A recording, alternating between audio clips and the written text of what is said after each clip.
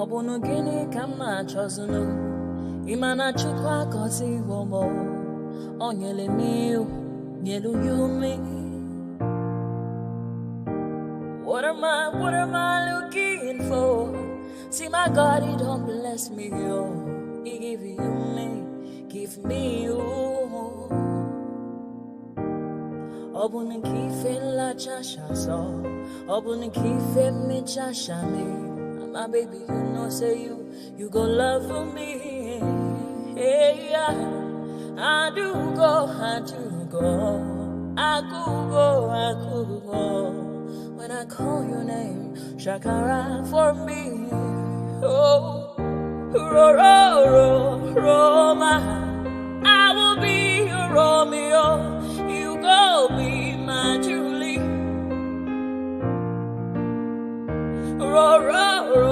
Roma, I will be your Romeo. You will be my Julia. Oh, give me your love and I'll go run away. Show me your love and I'll go use you play. Carry me, go me, I go follow you way. Follow you, they go. Maka Munagi, me and you. Okwa Munagi, my baby and me and you. Me and you, Aqua Monagi, my baby. Obuzi kife la chasha so, Obuni kife la chasha me.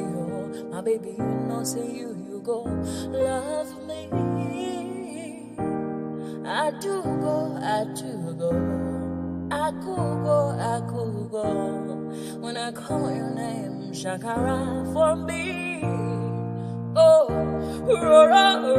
Roma, I will be your Romeo.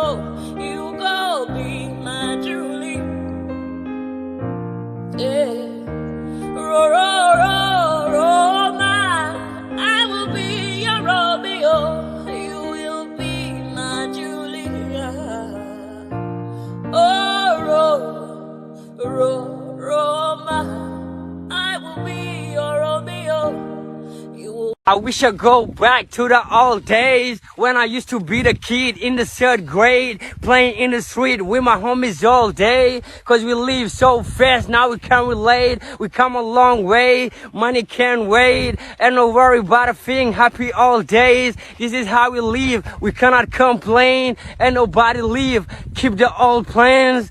Hey, when I'm better, Mingari Zuda Kari Party.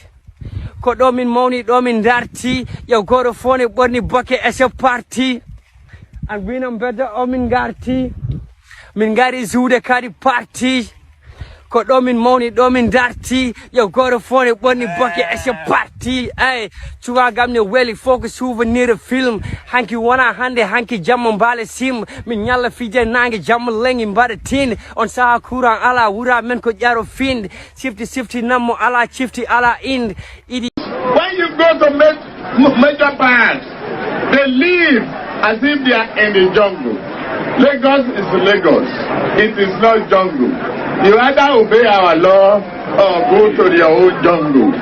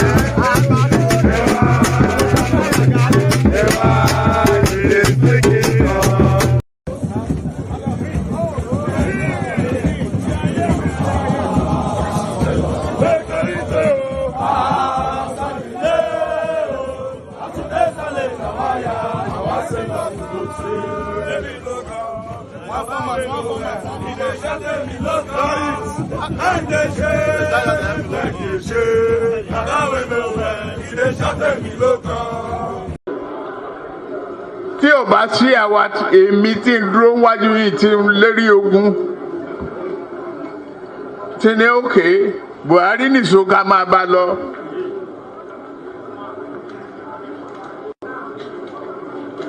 Kò lè di president. Ó ṣe kìíní olùlẹ̀, ó ṣe kejì olùlẹ̀, ó ṣe kẹta olùlẹ̀. Ó tiẹ̀ sunkún lórí tẹlifíṣàn pé láyé òun ò tún rán mọ́. Mo dẹ̀ lọ bá ń Kaduna wa rán ọ̀rọ̀ ẹ̀kún kọ́ lélẹ̀. Àdúró tiẹ̀ wàá dẹ̀ wọlé. Nǹkan kan ní pé o ò ní fọ̀rọ̀ orílẹ̀-èdè Yorùbá ṣeré. Ó dẹ̀ gbà. Àtijọ́ tó yẹ ti débẹ̀, mi ò gba mínísítà, mi ò gba contract, mi ì tọrọ ọbẹ̀, mi ì tọrọ gàrí, mi ì tọrọ fúra lọ́wọ́ ẹ̀, mi ì dẹ̀ ìyàwó ń bẹ̀. Ó wá ní lọ́tẹ̀ yìí o, Yorùbá ló kàn.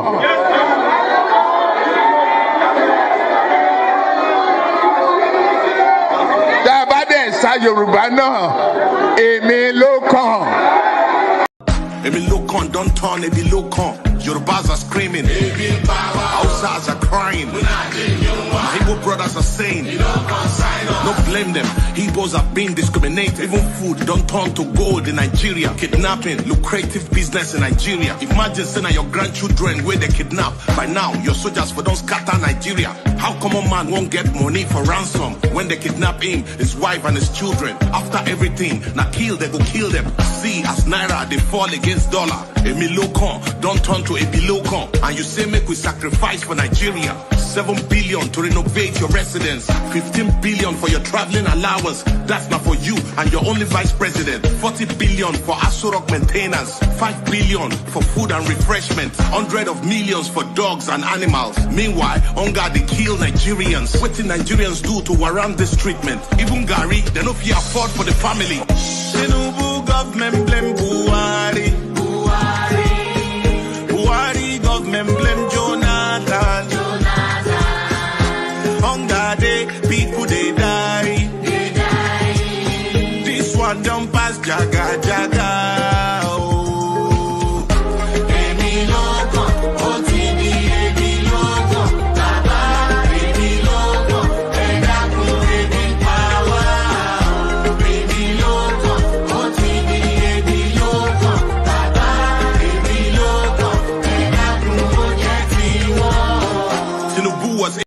I'm going to be president of this country, whether you like it or not, and I will preside over the affairs of this country, including presiding over you. I think you must start adjusting to that reality. The sooner you do that, the less chest pains you'll have when that reality comes.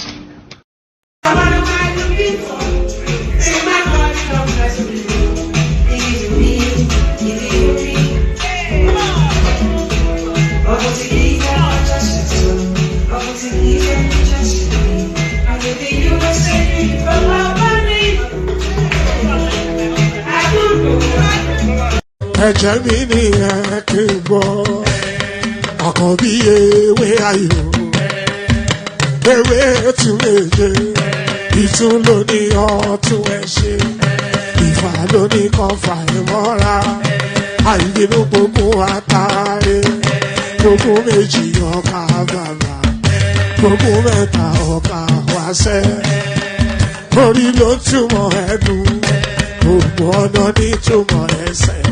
Akọni ìmọ̀ tú ìmọ̀ ọjọ́, ìmọ̀ èmi ni wọn kì í dálẹ̀. Bọ́bá lọ mẹ́lẹ́mọ́, wá fi jóye ẹlẹ́mọ́. Akọni bọ́bá lọ bèbèrè, wá fi jóye ẹlòkò. Bọ́wọ́ wọn bá tẹ̀lé, wá fi jóye aláre. Àwọn mẹ́tẹ̀ẹ̀ta parapọ̀. Wọ́n wá jọ ń pẹ́ mọ́, ẹ̀ẹ́mọ́ olóko jẹ. Wọ́n ń pa Akíntọ́lá, Akíntọ́lá ọmọ Ògún wọ́n pàdé ìyọ̀dà ọmọ àtàlàbọ̀bà àkọ́bí wọ́n pàdé ṣàtàdàdẹ ọmọ ọba Ìjẹ̀bú Mèrè aṣíwájú odògbólùkẹrẹ ajagun lólòdì ọ̀run tó bá ṣe pé tìyẹ tó bá ṣe pé tìyẹ náà máa ń darí jọ wí àpérò ní kún gbọ́wọ́ ọ̀gọ́ tí ṣìgìdì máa gbé àbẹ́tì ló máa ń gbé àyàn tí ìlàyàn ewúrẹ́ ọlọ́run dákun má padà lẹ́yìn ẹ̀ kó má gbàgbé ọ̀rọ̀ tẹ́ aṣíwájú ọlọ́run dákun má padà lẹ́yìn ẹ̀ kó má gbàgbé ọ̀rọ̀ tẹ́ àkọ́bí ọlọ́run dákun má padà lẹ́yìn ẹ̀. And there it is right there. Oh, why is it so dark? Let me see. Is that better? So there it is right there. Anyon tida, anyon ewure. So that means you are food for the gods. Essentially, what that tells you. So anyon tida, anyon ewure. So there it is. That's some sort of just exactly with that. So there it is. Good day to you. Good to be in your company. And how are you? Good day to you. Good to be. You know, when I post, sometimes I look at the comment section, see what's going on there. Good day to you. Good to be in your company. And how are you? Hope you've had a wonderfully glorious day. Hope you've had a wonderfully glorious day. So the day often caps off with your friendly neighborhood or your Alafima one man went to most. So as per normal, so we meet again around about the same time we do meet. So good day to you. Good to be in your company. And how are you? The usual protocol, click on the like button just as soon as you're coming in. So click on like as soon as I direct. So you should just be doing it so that everything is in tandem. So click on like, and then we should then see the like numbers going up commensurately with me calling that, giving that call to action out, inviting that call to action. So that's a call to action. You know, when they say something is a call to action, it's an invitation for you to do something. So when I say click on the like button, I am inviting you to do exactly that. So if you do exactly that, then that completes. So click on the like button. And if you're watching in watch back, please do the same thing as well. Still, it's all of these sort of things that influences the YouTube algorithm. So click on the like button just as soon as I'm inviting it now. Subscribe if you haven't done that already. Same arguments apply. Influences the YouTube algorithm and it expands the range of our conversation. So click on like and subscribe if you would please. So do that immediately and right now, like and subscribe. And then if you want to come and be an active combatant, if you want to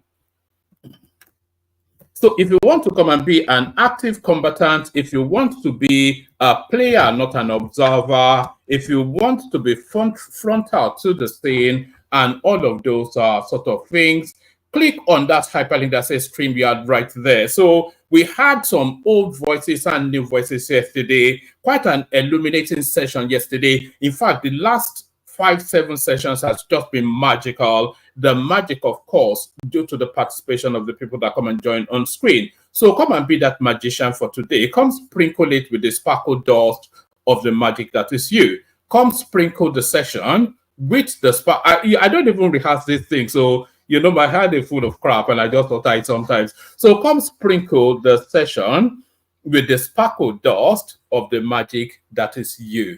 So come do that. So do all that. Like, share, subscribe. Click on the hyperlink that says StreamYard to come and be an active combatant. And then, of course, we've been inviting and you have been acceding the $ at the bottom of the screen. Click on that to supercharge towards the stream. We have the anticipation. And I'm using that word advisedly because we have no right to have an expectation, but we can anticipate. We have the anticipation of 5 minimum supercharges per session, which we have been hitting all the way through. So hopefully we hit it today. So you'll be the first to set us off with a handsome supercharge. So same principles apply to the Facebook followers as well. So you do the supercharge equivalent on Facebook as well. So like, share, subscribe. Click on the hyperlink that says StreamYard to be an active, to be a player, not an observer, to be a a footballer, not a fan. So do that, and the super chats as well. So all those nice and cozy things. So it's a bit like Groundhog Day these last few days. We seem to be, you know, those are offices where they have this revolving door, and somebody doesn't know that when you push the door, then you come out on the other side, and they keep on pushing the door, and the thing seems to be spinning round and round. That seems to be the news cycle over this last 3-4 days. So we're still very much within the space of the protest because, of course, the protest is the most important thing. It threatens the very fabric of society. It threatens the fundamental, it threatens the entity that calls itself Nigeria. So it goes to the heart of the nation, and the nation is just it is, I won't say it is gripped by it. That's probably the best word I can find. The nation is gripped by it, and so the news cycle holds it in animated suspension. So we're still very much within that space, but there are satellite pockets of other news that will be intermixing as well. So we're not a single narrative stream. So all of those things are in play. So book your seats now. Click on that hyperlink that says StreamYard. Come join us. So all those. So over the last few sessions as well, we've been playing quite a lot of video clips, and that seems to be chiming with a lot of our followers. So like the last 2-3 streams will be interspersing video clips with readouts. So some people like the readout, some people like the clip. So we'll intermix all of them telling the story of the problems that afflict Nigeria and the solutions embedded within those problems. So all those in place. So kick back, sit back, relax into it. The Eagle has landed. I've not said that for a while. The Eagle, we are landing. So that's Isaac right there kicking off the super chart. So kick back, sit back, kick back, take it easy, relax into it. Surrender yourself for however long the session lasts, knowing that you are on that roller coaster ride again. That is the one man went to more experience. So settle into it as we kick it off. So settle into it as we kick it off, and we're kicking it off with a sense of deja vu. The sense of deja vu, because we're still very much, like I said, within that protest space and activities within that space. Telecommunication companies working with federal government to limit internet access of Nigerians ahead of August protest. So this is Adegboruwa, the lawyer from the NSA space, speaking now to the latest installment of riotous behavior within the Nigerian space. So just off the back of that headline, then you will say the government are perfectly within right. So because they don't want the protest to succeed, because the success of the protest is the harming of the country. And by the way, the protest has started in some spaces. We'll get to that in a moment. But certainly the empire strikes back. Telcos working with federal government to limit internet access of Nigerians ahead of August protest. Adegboruwa. So, in fact, he beat me to it, because as early as 2-3 days ago, I was already having the thought that there should be communication. There'll be almost certainly a communication shutdown on that day, or from August the 1st. They'll just shut down everybody's mobile phone. And then, of course, everything starts to struggle. Senior lawyer Ebun Adegboruwa has raised the alarm over telecommunication companies plotting with Nigerian authorities to limit internet access as citizens prepare. Let's do that again.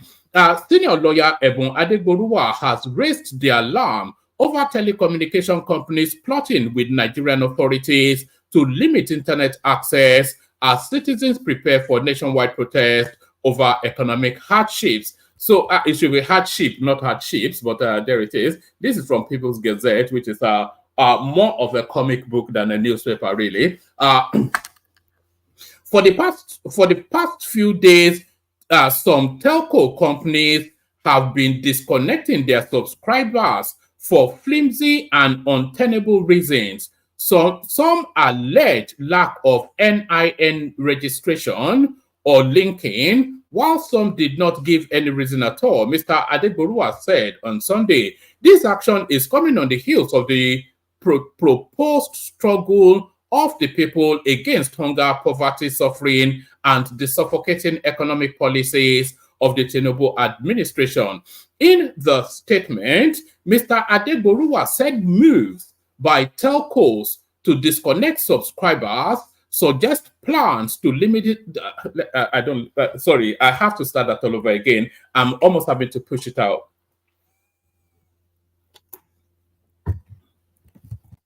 So this time around, at speed,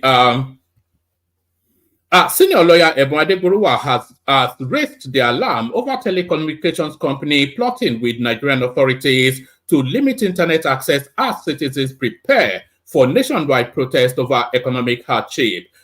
For the past few days, some telco companies have been disconnecting their subscribers for flimsy and untenable reasons. So some allege lack of NIN registration or linking, while some did not give any reason at all. Mr. Adegboruwa said on Sunday, this action is coming on the heels of the proposed struggle of the people against hunger, poverty, suffering, and the suffocating economic policies of the Tinubu administration. In the statement, Mr. Adegboruwa said moves by telcos to disconnect subscribers suggest plans to limit internet access to 3rd August protest.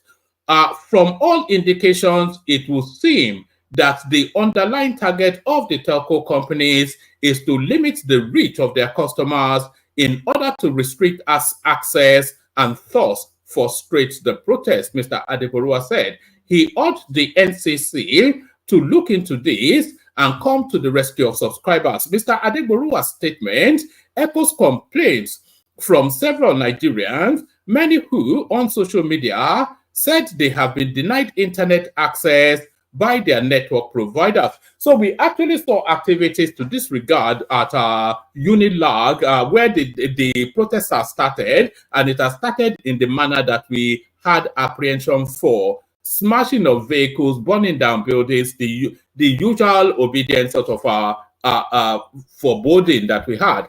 Omoyele Sowore, a vocal activist mobilizing for the August 1st protest on Sunday, warned that the protest could start at telco company offices should they continue to limit internet access to Nigerians ahead of the protest. So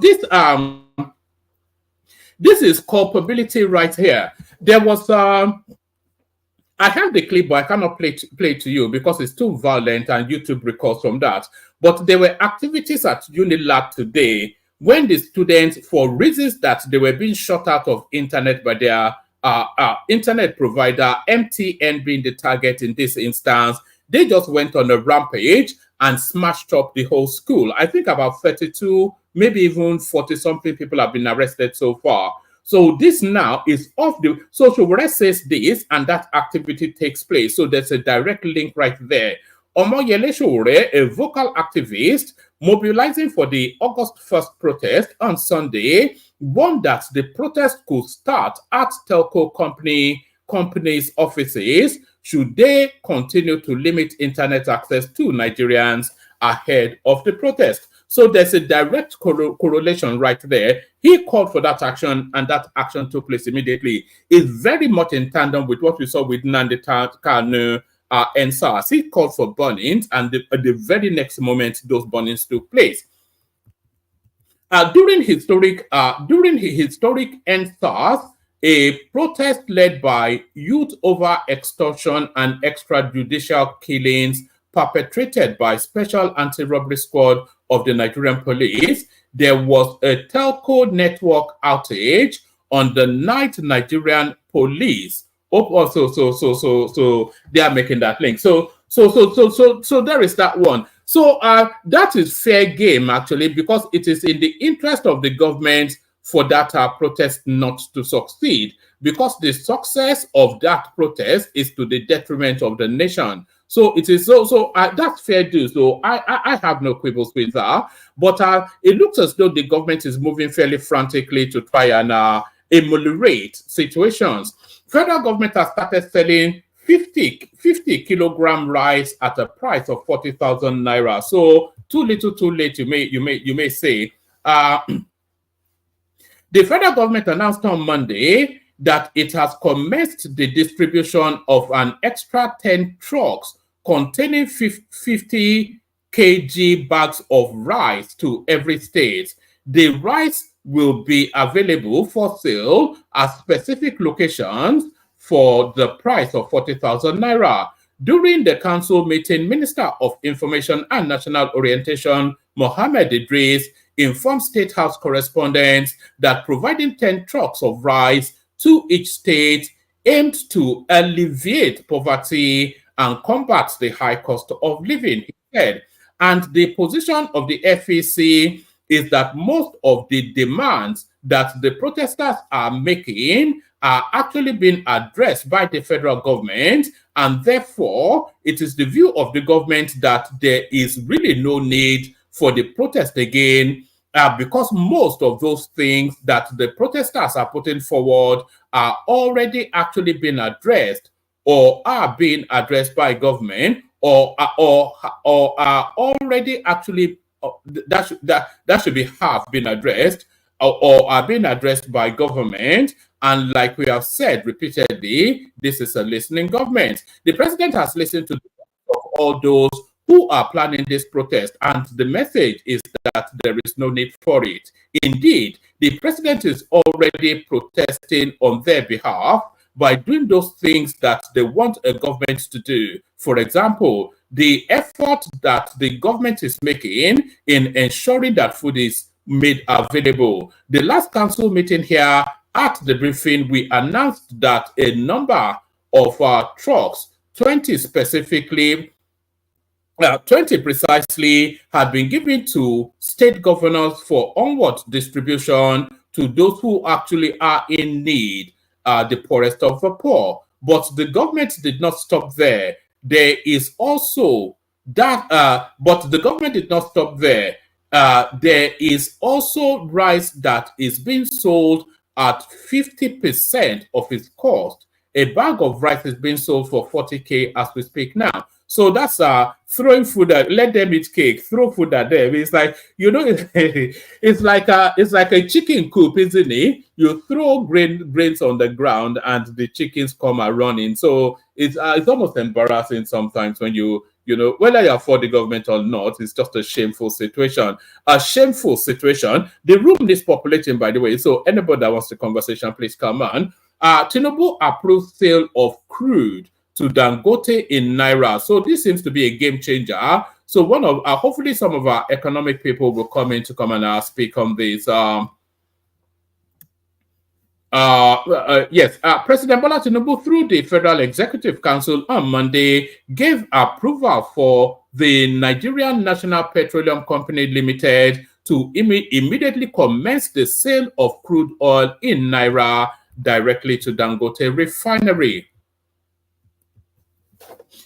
Special advisor to the president on revenue, Dr. Zach Adedeji, told State House correspondents after the FAC meeting that the strategic intervention is to enable the refinery, help stabilize the country's currency exchange rate, and restore price stability. The 20 billion Dangote refinery, with a daily crude production capacity of 650,000 barrels, started production in January, but has struggled to secure enough crude to meet its full operations. According to Adedeji, Dangote Refinery, under the arrangement, will sell refined product in the local market in Naira, as it requires approximately 15 crude cargoes per month, translating to an annual supply cost of 13.5 trillion naira, billion dollars rather. So we have to try and unbundle these numbers somewhat. According to Adedeji, Dangote Refinery, under the arrangement, will sell refined products in the local markets as in Naira, as it requires approximately. So they will be selling.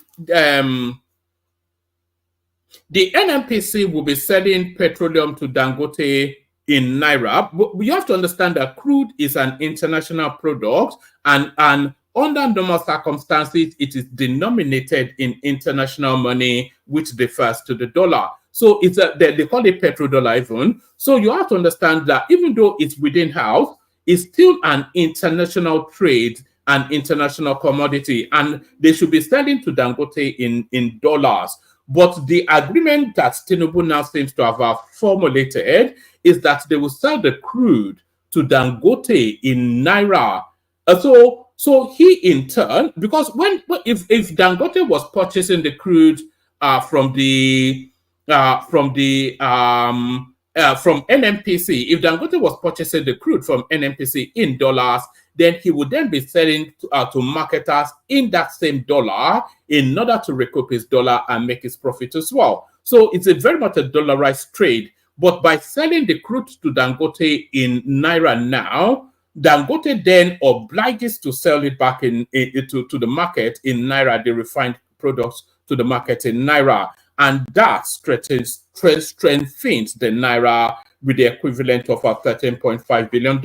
So unbundle that if you understand the mathematics of it. According to Adedeji, Dangote Refinery under the arrangement will sell refined products in the local market in Naira, as it requires approximately 15 crude cargoes per month, translating to an annual supply cost of $13.5 billion. NNPCL has committed to supplying NNPCL has committed to supplying 4 crude oil cargoes monthly, leaving the remainder to be sourced from international traders. Currently, these transactions are conducted in USD, significantly straining Nigeria's foreign exchange liquidity, the presidential advisor said. Adedeji, who is also the chairman of the Federal Inland Revenue Service, explained that the new approval by FAC also enables local refineries crude oil purchases from NNPC to be denominated in Naira at a fixed exchange rate for a minimum period of 6 months. So there's arbitrage somewhat built into that somewhere there. So this is just somewhat guaranteeing profit right there. A dollarized product are being pegged to a specific rate, irrespective of what the market says. So this doesn't quite read right. It doesn't ring right, and if it doesn't ring right, then it usually means profit to the business spaces. Adedeji, who is the chairman of the Federal Inland Revenue Service, explains that the new approval by FAC also enables local refineries crude oil purchases from NNPC will be denominated in Naira at a fixed exchange rate for a minimum period of 6 months. So that guarantees predictability anyway, whilst refined product sales to approved local petroleum marketing company is conducted in Naira at the same fixed rate. So for every 6 months period, you know for certain what the price of our crude would be, because there's a guaranteed sales price from the NNPC to the refineries. And then by that token, it also guarantees a sales, a marked rate to the market. So I hope you understood all that. It's convoluted, but also simple at the same time.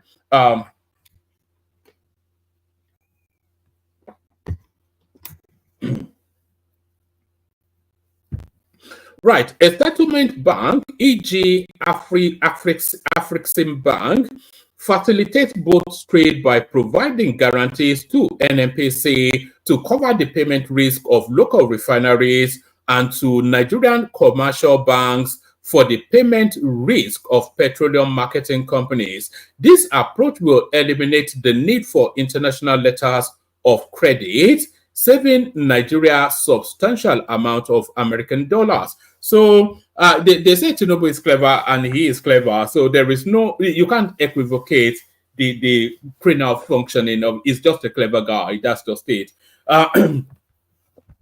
So Nigeria before the new approval utilized $660 million per month, totaling $7.9 billion annually. But with the proposed scenario, expenditures are projected to decrease to $50 million per month, equating to $600 million annually. So a savings from $7.9 billion to $600 million.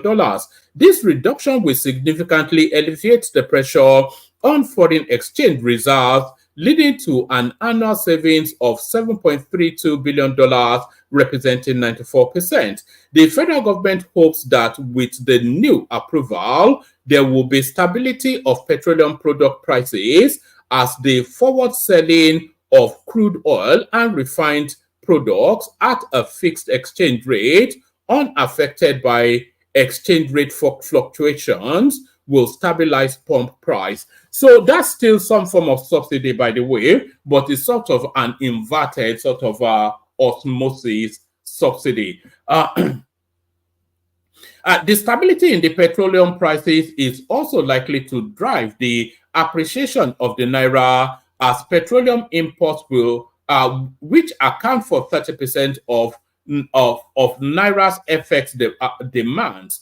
Other benefits of the new approval are that the strategy will eliminate government control and drive independence of the market, as aiming to eliminate government intervention in the management of domestic petroleum prices, whilst facilitating competitiveness and allowing for greater market predictability and stability. The model, subject to the settlement bank's credit approval, can be replicated for other refineries, facilitating the trade of 440,000 barrels reserved for domestic consumption and achieving energy security. So there's actually 440,000 barrels. I'm not sure if that is per month or whatever, or even per day. So there's actually 440,000 barrels reserved for the domestic market from the NNPC output.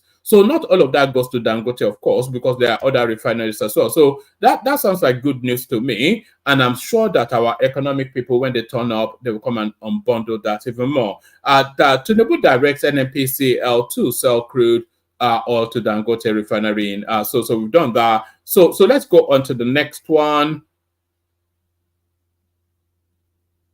All right, let's see. Do we? I think we may have just. Is that the last readout? That may well be the last readout. All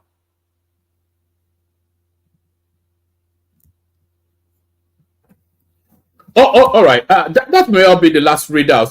So now let's now go to the clips and then see what we're making of them. Like I said, the room needs populating. So anybody that wants to jump on, do that. Jump on. Let me acknowledge your super chat. So keep the super chats coming. By the way, the room the platform needs lubricating, and the engine oil is supercharged. So the platform needs lubricating, and the engine oil is supercharged. I didn't even think of that. all the silly things I say, man. You guys must be fed up of me already. So now back to the protest, and the protest seems to have started early in some parts. So we kick it off with this. We had that guy in Jos telling us that oh no, I'm not actually starting it with that.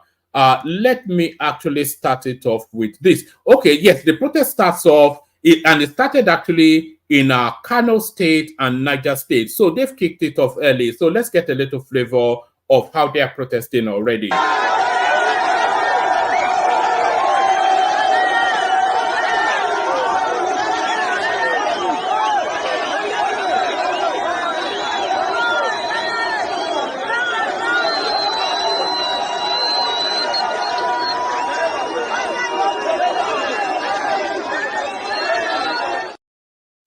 Right, I'm going to play that again. I want to draw your attention to something, because when I first saw this clip, there was a thought that came to my head.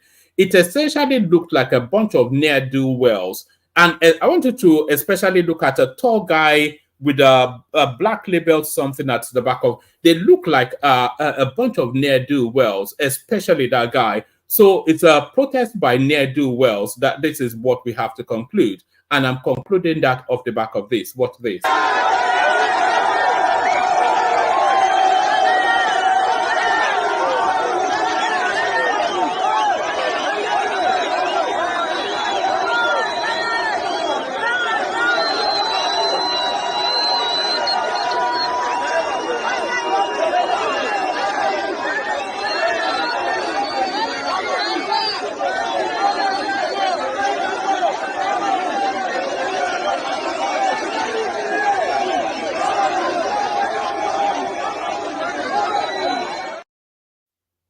So that's the protest kicking off in Niger State, but not only Niger State, not only Niger State kicked it off early. Kano State has also started. What this?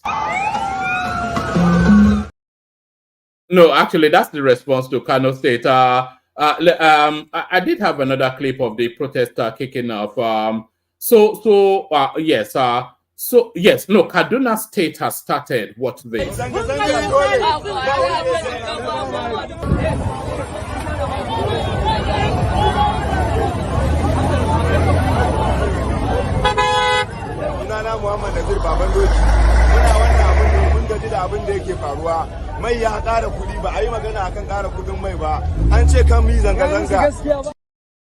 Right, essentially a protest by hoodlums and hooligans. But let me at least the start off with hoodlums and hooligans.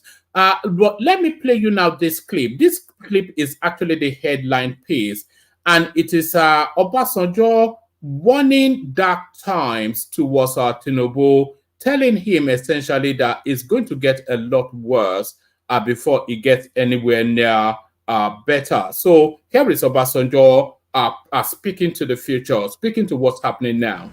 Warning about this. And all over Africa, we are all sitting on a keg of gunpowder because the youth, and there's virtually no exception in Africa where the youth are not angry.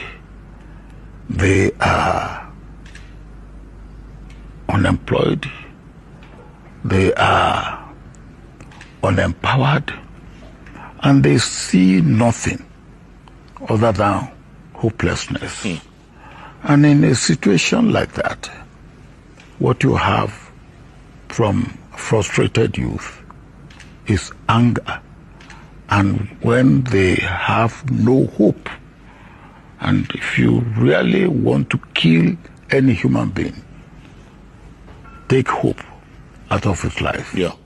And that is what is happening. And they have nothing to lose. And they have, well, if you have nothing to gain, you are jobless, you are not empowered, you are in poverty, and then you see your leaders, some of them in obscene affluence.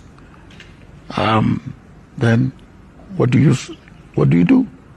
You are a human being, and the resources of your country is provided for that country by God for the benefit of all the citizens of that country. Absolutely. I remember in 2011 when the Arab Spring was sweeping across North Africa, and then you came to Kenya a couple of years later, and we were talking about that, and then you coined a phrase that I remember all to this day. You said, from the Arab Spring, there will be an African winter. Is this what's happening? It's the beginning. And if no adequate attention is paid to the needs of the youth in Africa, the autumn will turn to winter. And it'll be ugly. It will be very ugly for all of us. Tell me something, Mr. President. So there it is right there. The autumn will turn to winter, and it will be very ugly. So the autumn will turn to winter. It actually struck me as something out of Game of Thrones. The autumn will turn to winter, and it will be very ugly. So that is Obasanjo then signaling to signaling to Tinubu that it hasn't even begun yet. There will be tears before bedtime.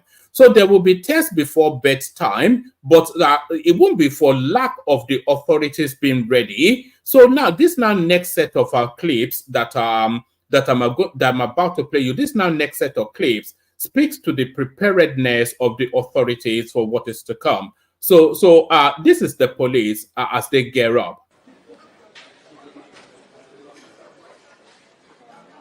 The planned protest scheduled for August 1st, 2024 across the country. We have been monitoring developments surrounding protest threats, while some groups call for violent protests, emulating Kenya's recent events. Others advocate for peaceful demonstrations. However, some individuals promote peaceful protests with violent undertones, raising concerns about their sincerity. We have our own history of violent protests in Nigeria. And I don't believe we have to look to other countries to note the dangers of unchecked demonstrations. We commend patriots who have withdrawn from the protest due to the apparent sinister motives and ignorance of those calling for violence. So that's the police ready. And it looks as though FCT is ready as well. And by the way, I predict that if and when Sowore gets back to Nigeria, he will be arrested at the airport and he will go through a trial process and he will spend a very, very long time in prison, if not the rest of his life. But the state is ready for him. Certainly, Yemson Wike is ready for him. So this next two clips that I'm about to play you tells you just how ready for Sowore Yemson Wike is. Watch this first. This sets the scene for the next clip. You know, there are politicians, they want to be in power at all costs. Who are these people who want to do protests? I'm just reading on social media. They have applied to me to grant the Ego Square.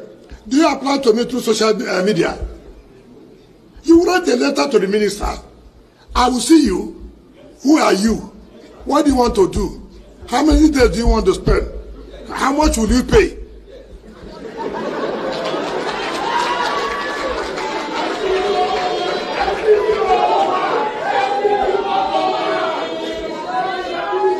Listen.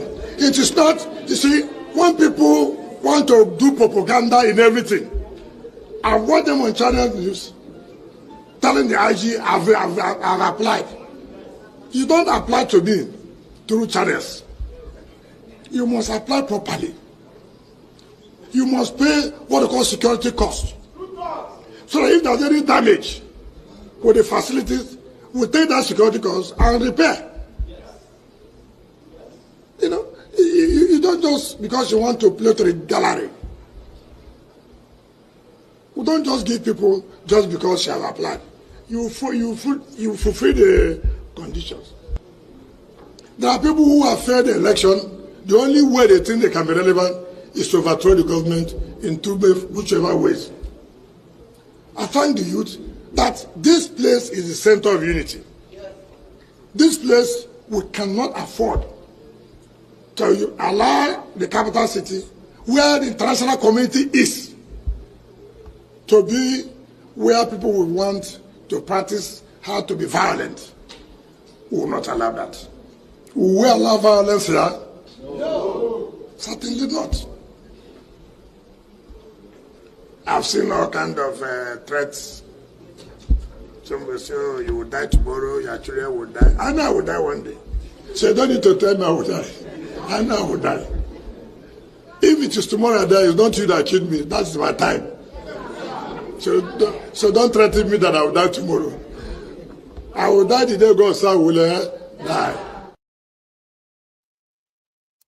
So that there it is right there. So Sowore has not even notified Abuja authorities that he wants to do anything there. So he will roll people out, of course, and they will be met with an AK-45.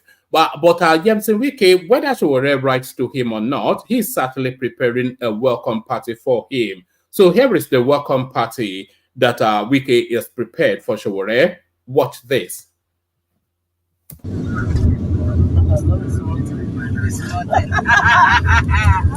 That never starts.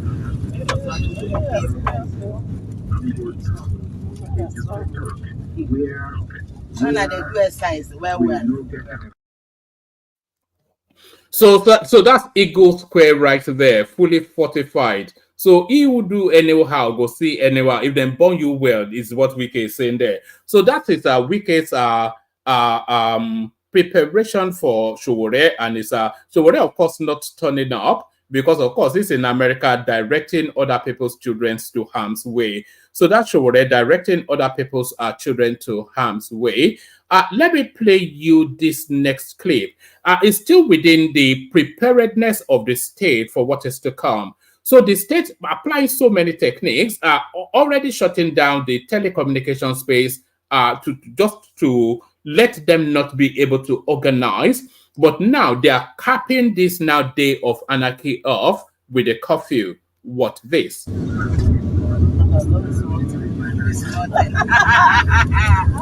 That never starts. Not that one, no. What this?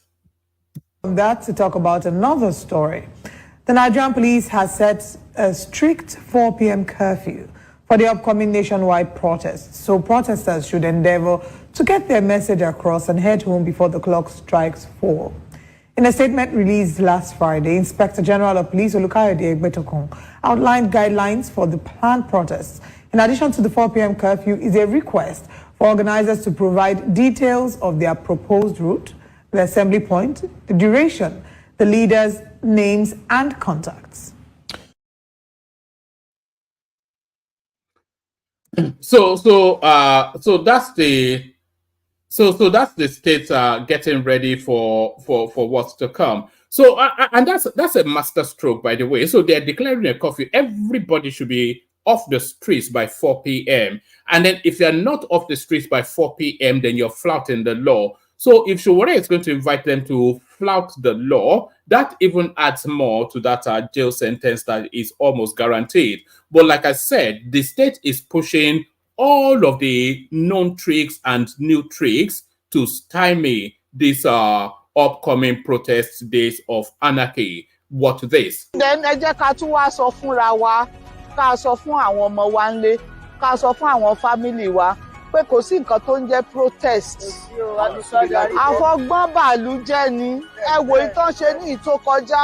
Ẹ wo gbogbo nǹkan ribiribi tíjọba ṣe tí wọ́n lọ dáná sun. Ẹ rí pé àwa náà ń bá jà, àwa là ń fara wa sẹ́yìn.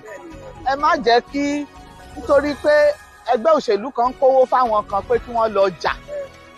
Ẹ má jẹ́ kí àwọn ọmọ wa kan torí ìbọn kan forí jóná kí wọ́n wá Shoprite tó wà ládé nínú Ògúnsànyà, èyí tó wà ní Ṣàngótẹ̀dó, tó wà ní Lẹ́kí, àwọn ọlọ́jà tí wọ́n fara kọ́ ń bẹ̀, ṣé wọ́n ti dìde padà? Àwọn ẹjọ́ torí Ọlọ́run ẹ jẹ́ ká bára wa sọ̀rọ̀, ká bá àwọn ọmọ wa sọ̀rọ̀. There is nothing like a protest in Lagos State because the government of Lagos State is making us proud. They are making us happy. They gave us sense of belonging. So ẹ jẹ́ ká máa sọ fún gbogbo àwọn èèyàn pé ìjọba ìpínlẹ̀ Èkó ó ń ṣe wá dáadáa. Ìjọba àpapọ̀ wọ́n ṣẹ̀ débẹ̀ ní kẹ́ tó sọ pé ìjọba kan ò ṣe dáadáa. Ẹ jẹ́ ó lọ́dún mẹ́ta. Orí nǹkan ti bàjẹ́ tẹ́lẹ̀ kọ́ ló ń bá wa. Yes. Ṣé bóun ni àwọn ọlọ́jà kan ní ọjà jóná ẹlòmíì ó dọwọ́ Ọlọ́run àti dìde ẹ̀ padà. Ọjọ́ máa bẹ̀rẹ̀ sí sanwó fún tí ìjọba promise for the next week. Àmì Ọlọ́run. But even no matter.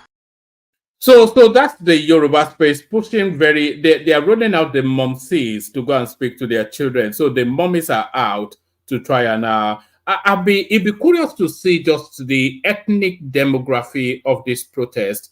I suspect that there'll be rogue elements of Yorubas in it, but I don't expect a real large complement of Yoruba people in it, because the Yorubas are speaking to the Omoluabis in their children. But are still within that government response. Let's hear a bit of Ajuri Ngalali. He's the spokesman of President Bola Tinubu.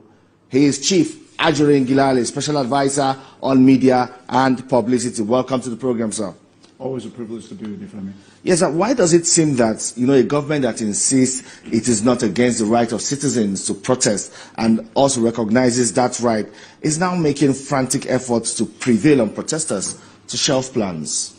Femi, let me first of all take this opportunity to put it on record that we have heard certain utterances from some members of even our own administration and indeed from some subnational entities in the country suggesting that Nigerians do not have the right to protest and that they would be stopped from protesting. I want to be very clear this evening in front of the nation in saying that there is nobody within our administration that has the standing, the command, any Nigerian citizen that they cannot peacefully protest and that they cannot peacefully protest in any part of this country. We are not in office to dominate our people. We are in office to serve our people. And this is the position of the President. His Excellency President Bola Tinubu has been very clear that the notion of peaceful protest is a central component of an effective functioning democracy. He cited the fact that as an activist, it was the power of peaceful protest, even against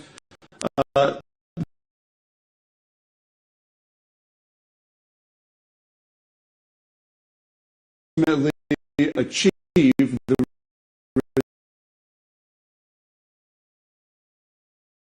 ground that would in any way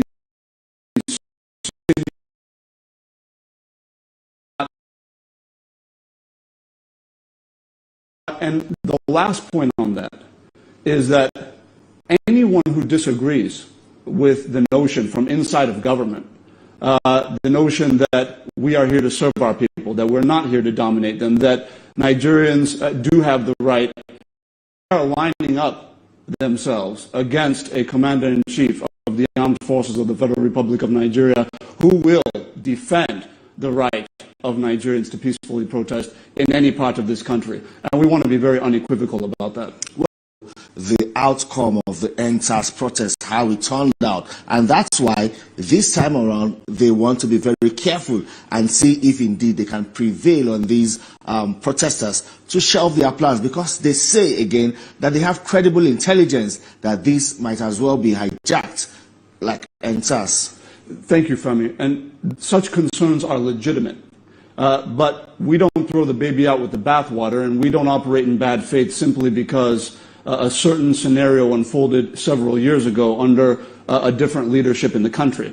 Our view is that indeed there are lessons to be gleaned from what happened in 2020, but that does not now mean that Nigerians who have lived through that experience, who understand that it is entirely possible for a peaceful protest to be hijacked by such mischievous elements and maybe political forces in some cases, that this now means that we cannot trust Nigerians to peacefully protest. I think Nigerians are very well aware of the fact that when bus terminals were being burnt down, they ultimately had to suffer the consequence of that. When there are services, public services and utilities that you were used to using as part of your daily existence, that you can no longer use for several months into years because of the actions of just a very few, just a handful of mischievous individuals operating within a crowd, I think there's a recognition on the part of our people that it is not in their interest for such activity to take place. When you have a micro, small, or medium-scale enterprise being run by a Nigerian citizen who's working from morning to night to make ends meet, and you have a protest movement that's been hijacked and people are now looting such stores and creating havoc around these environments, ultimately it will be that Nigerian citizen who's toiling, who's working hard every day, who's going to suffer the consequence of that. So our position with respect to the potential for a hijacking is about defending the right of Nigerians and defending their properties and defending, of course, their personal safety with respect to, working out the security, platforms and the security strategy with respect to how we're going to ensure that those mischievous elements do not operate successfully within what is a legitimate and peaceful protest movement. That does not mean that we are unaware or naive about the fact that there are political interest groups in the country who may seek to, leverage on the presence of a peaceful protest to achieve an ulterior motive. We recognize that. Our security agencies are on top of that. But ultimately, we believe in the wisdom of our people, in the principles and values shared by our people, and we believe that our people fully understand that it is in their interest to protest in a way that is in conformity with international. So there it is right there.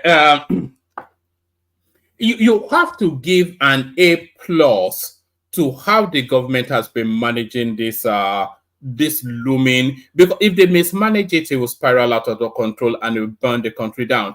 So they are removing just a lot of the things that are being protested against, and then they are managing the protest space, just putting a pen around it and then just ushering it. Have you ever seen how a dog sort of guides sheep? So they're sort of shepherding it in their own way. So the people actually leading this protest, if you want to know who the leaders are, is the government, because it is the government that's actually shaping the trajectory of this protest more than anyone else. And they are pulling out all the big guns in order to manage the situation. So excellent so far, but then of course it's after the event that we will then give them the scorecard. But in terms of how it's being managed, it's certainly being managed in the manner that you'd expect it to be managed. Let's hear from Fayose, his take on this. Watch this. Governor Fayose, what would you say? It's a difficult time in the country today, and there are a lot of people perhaps who don't even have hope of what to eat tonight. As your final word on the program, what would you say is a way forward? What do you think the government should do to alleviate the suffering of the many, many millions of Nigerians who tonight are looking for hope? Let me say this. Maybe this will now be a better way to represent my mind. I went to one state in the north, and I don't want to mention the name of that state. I was there for 3 days. In the course of my stay, I got familiar with people in that part of the government house that I stayed. So I sat outside and we started speaking to 1 or 2 people. And the gate man told me, he said, how long have you been in government work? He said, he has spent 26 years. So I said, good.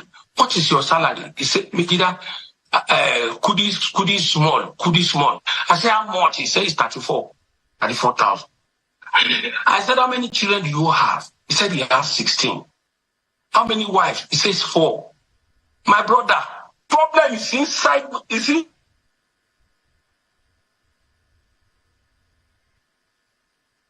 us. For God's sake. If somebody is earning 35,000, what can government do with 17 children? We don't want to be realistic. Another person said he has 8 children, 3 wives, and one of his wives is still expecting. They don't have to be done with our people too. Because when you have children, you go into government. A government that is struggling to survive. It's difficult. When you are asking me, what will I say to them? What will I say to a man who has 17 wives? All right, 17 children for our 4 wives. Yeah. Yes. We must sincerely thank you for your time tonight. I appreciate it. That's the former governor of Ekiti State, a 2-time governor of Ekiti State. He calls himself the Oshoko, the Onomole, don't get jollof rice. Jollof rice. Okay. All right, thank you so much. Governor Adele, thank you. I'm not sure the rumorless can even reach jollof rice again because the price of jollof rice is gone up. It's not getting younger anymore. All right, thank you so much indeed for your time tonight. So there it is right there. A lot of our problems, in fact, a good abundance of our problems come from the north. I think we all know that in terms of corruption, in terms of banditry, in terms of everything, a lot of our problems come from the north. And one of the key components of that problem is the way they breathe. Not breathe air, but breathe, B-R-E-E-D. The way they breathe like rabbits. How can one person have 16 children on a salary of 30-something K? You know? So and what future those children as well? So it's not a unique or peculiar narrative. He even has a small family compared to just how I don't know, man. They can't just keep it in their pants.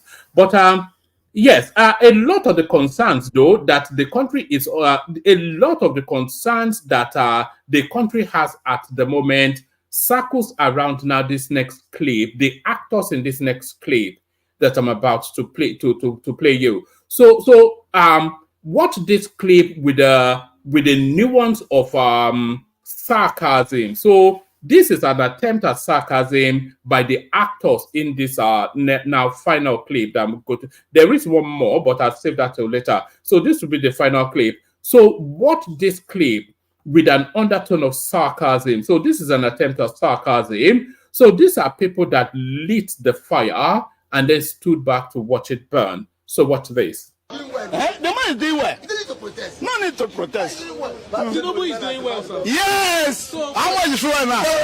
Tinubu, after 8 years. You will know after in 8 years. I tell you 4 years, you see the difference. Then you make 8 years, you make 4 years, you see the difference. So you will still vote Tinubu next election. Who I will vote? Who I will vote? You will vote him. Who I will vote?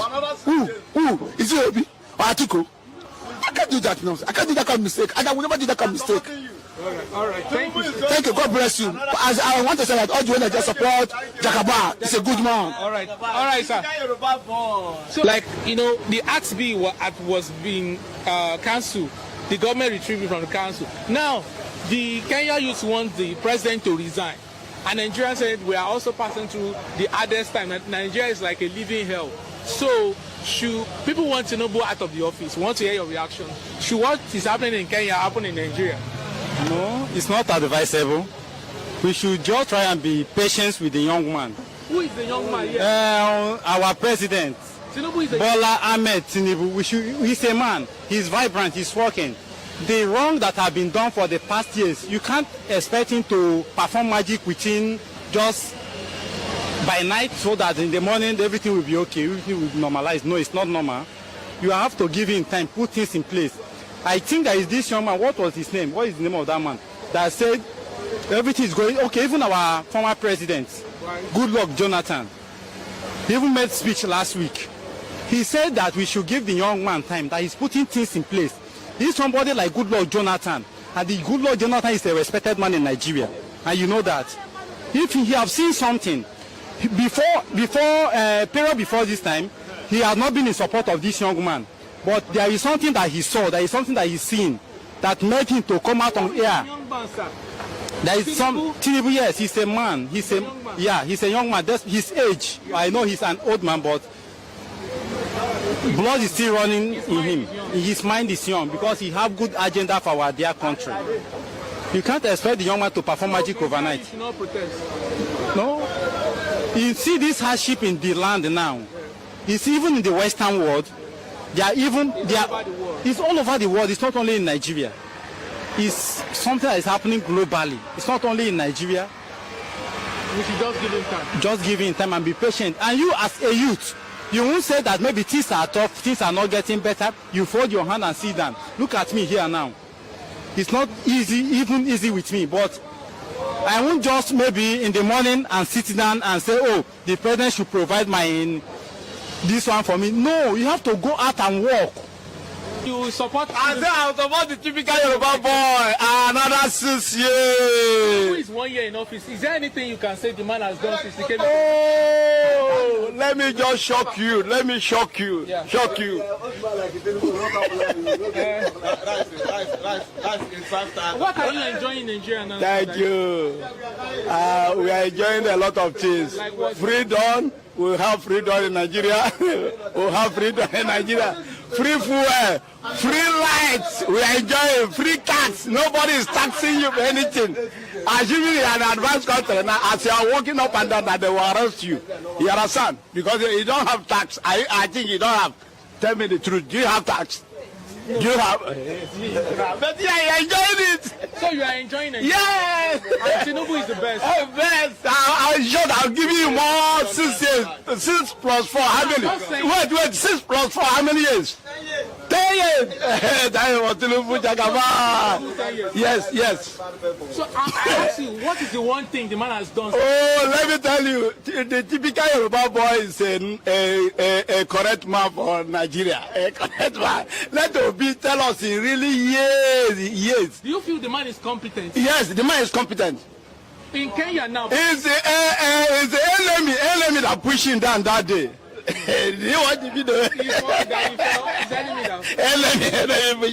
We've seen in Kenya where you came out to protest that. Can you protest? Can you protest? When they say, come, let's go and protest, your girlfriend now will tell you, no, my honey, you cannot go. No, I don't want to lose you. Your girlfriend will tell you that.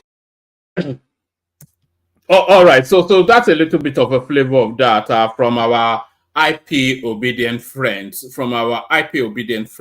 So whether that was sarcasm or not, Tinubu has a response which he has released to the media space. So Tinubu very quickly responds to that. Watch this. I'm going to be president of this country, whether you like it or not, and I will preside over the affairs of this country, including presiding over you.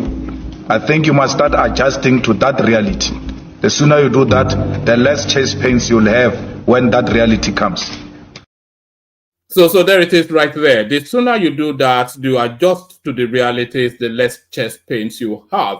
So it's enough to drive you to drink the Keggais. Only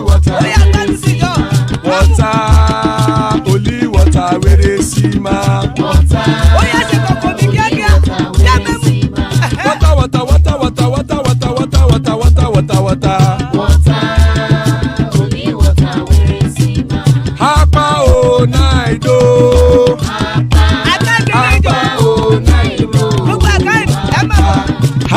You don't come oh.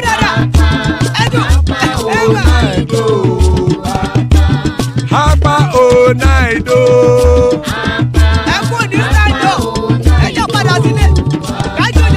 Oro keke elemu ye o.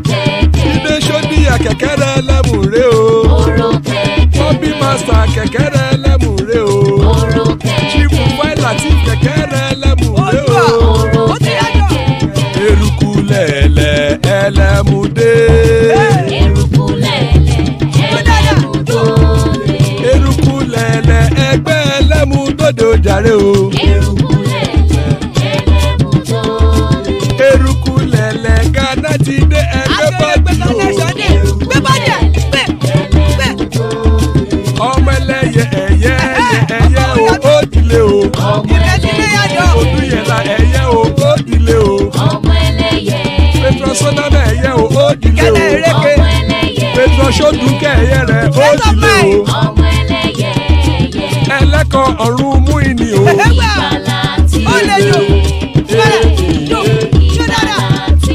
Àkùkọ ọ̀run mẹ́kọ̀.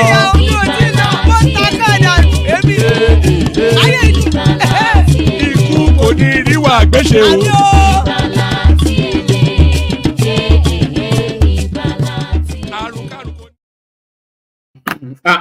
Pardon me, and there it is right there. Ikuko Neru Agbeche, may death have nothing to do with us. Amen to that on behalf of myself and you, my friends. The super chat space is still open, by the way. We're not seeing them streaming in the manner that we would like to see them. So let it rain super charts. Let it rain super charts as you welcome missives from Amsterdam, not Mrs. So I know you don't understand English to that level. Missives. I'm talking to you, Solly. So that's Solly right there. So good. Always a delight when Solly is here.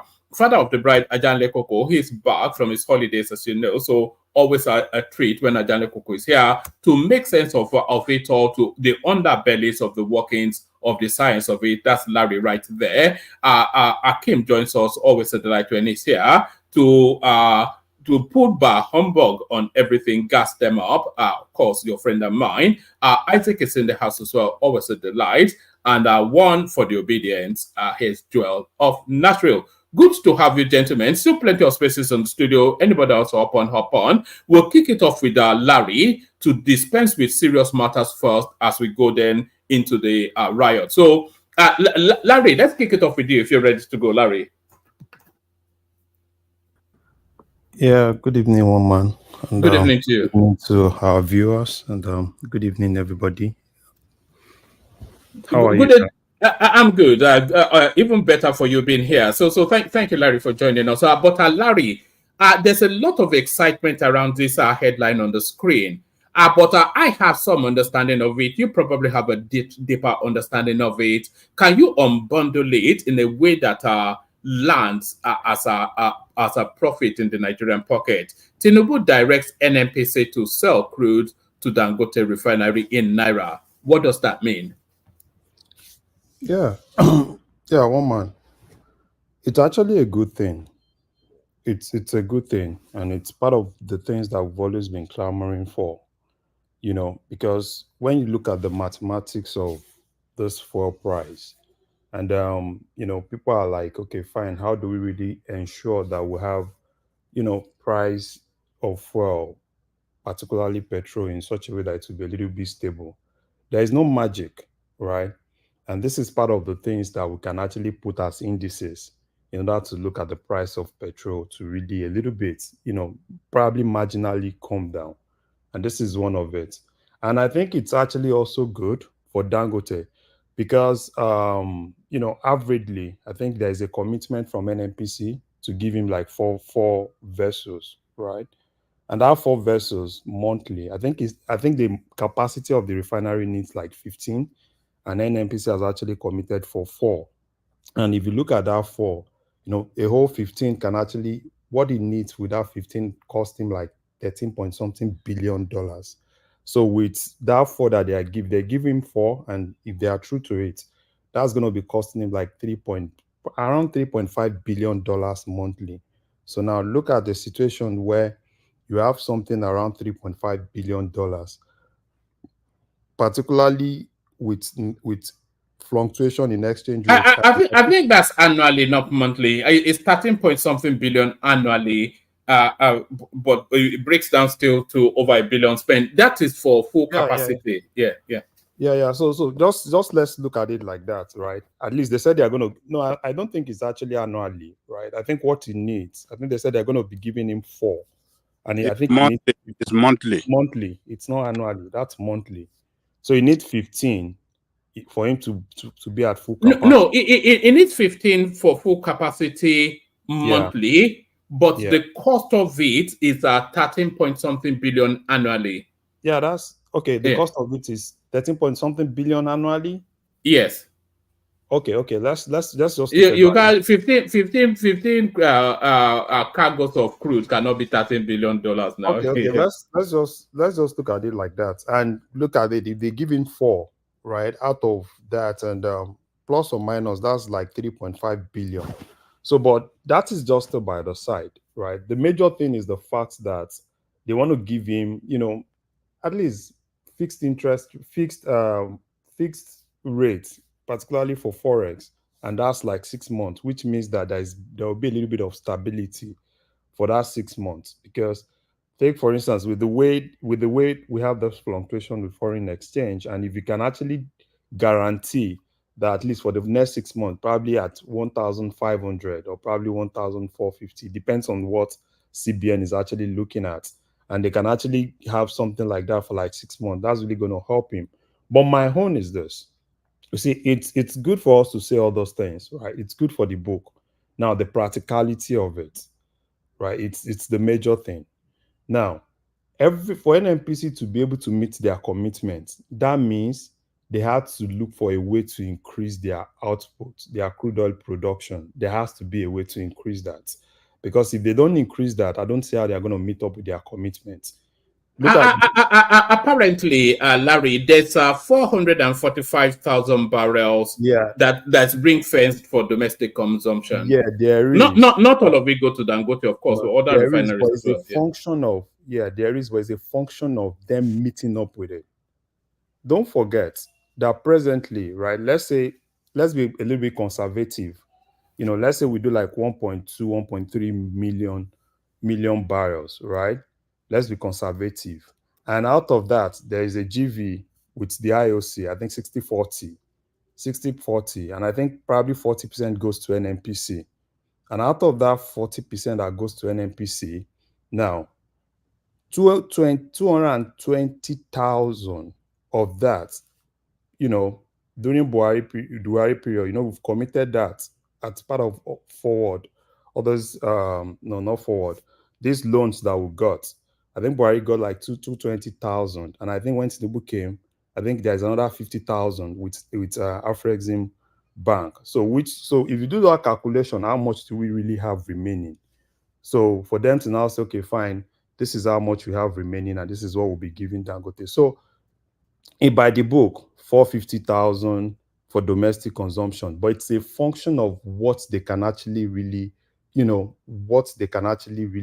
produce and what is left to go to Dangote and other refineries.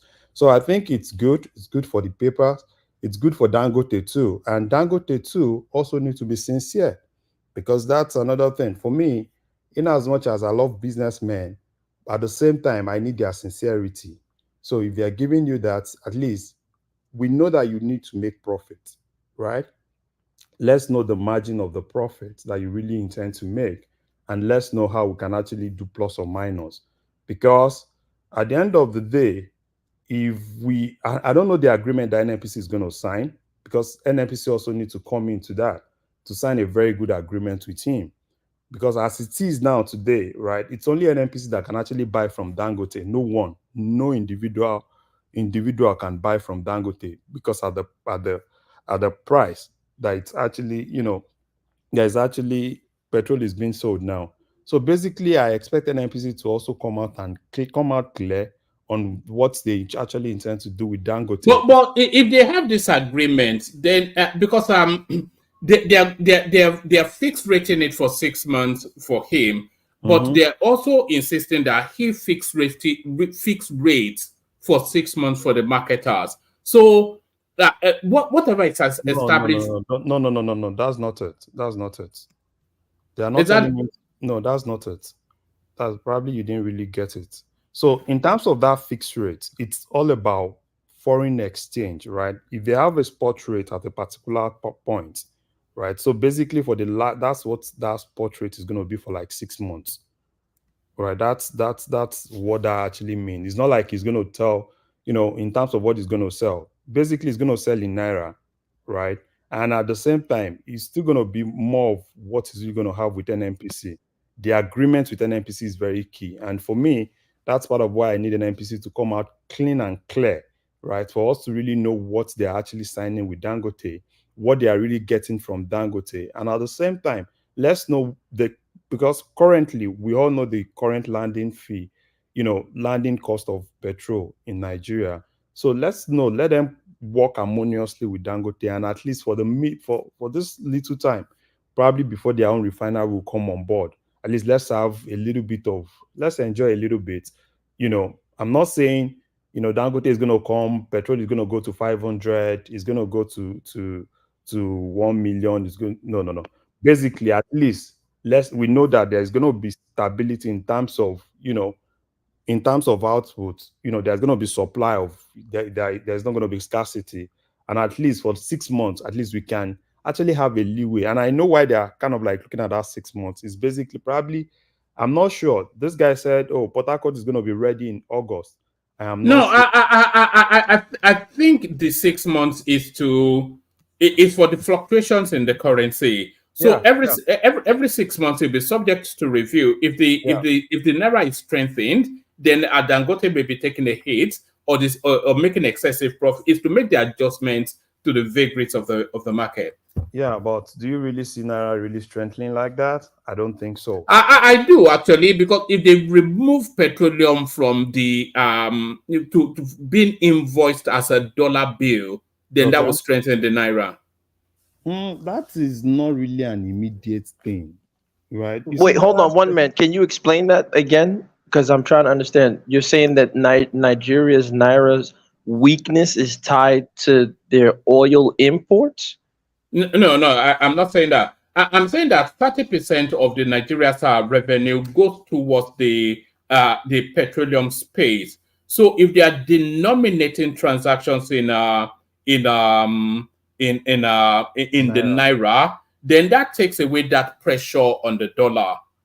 That takes away Nigerians. I think they gave us figures. There's about a 94% pressure being taken off the dollar just by denominating that transaction in naira. Yeah. So for me, right? But is Larry? Maybe you can help me. Is the strength of the dollar to naira the purchasing parity powers between the both of them? Is that tied towards Nigeria's internal consumption of fuel products, or is that tied towards global demand and Federal Reserve interest rates? It's tied to the foreign reserves. It's tied to the foreign reserves. The stronger the foreign reserve is, the stronger that currency is, because that backs it. And the lesser demand on the naira, on the dollar, then the stronger that currency becomes. And the biggest demand on the dollar is from the oil space. Wait, the foreign reserve in what currency? In dollars. So if Nigeria has more dollars, then the dollar will be weaker and the naira will be stronger? Yeah. Yeah, Is that's just that the simple analogy. is that not how it works globally? That's just the simple analogy. So let's look at it like this. Nigeria sells crude. Nigeria gets dollars. And presently when NPC does us, they get that dollars and they tell you that they are using that same dollar to go buy, to go import petrol. Now in this situation now, NNPC is now going to be accounting for the dollar. If NNPC is accounting for the dollar they get, rather than them doing that their normal mathematics plus or minus. Because at this point, if Dangote is buying in naira and Dangote is selling to us, at least then NNPC will be doing their transaction, which is the major transaction they tell us they do. They do it in naira, then we know the dollars that they have, which means that part of those dollars can actually still go to our foreign reserve and kind of like increase our foreign reserve, or probably easier to really inject into the market to kind of like increase foreign exchange, increase dollar supply in the market, which can actually one way or the other have some little marginal effect on the value of naira to dollars. So I don't know if that really helps. All right.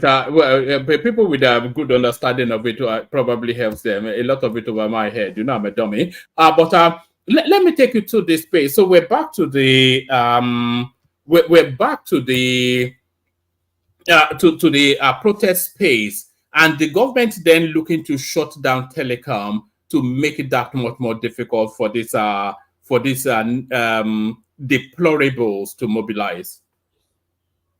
Woman, you see, some of all these things are just mere speculations, right? Because no, it's already played. It's already played now. So did you see what happened in UNILAG today? No. It's not because of protest, and I think no, it's because of the shutting down of the mobile system, of the telecommunication system. That has been in place before now, right?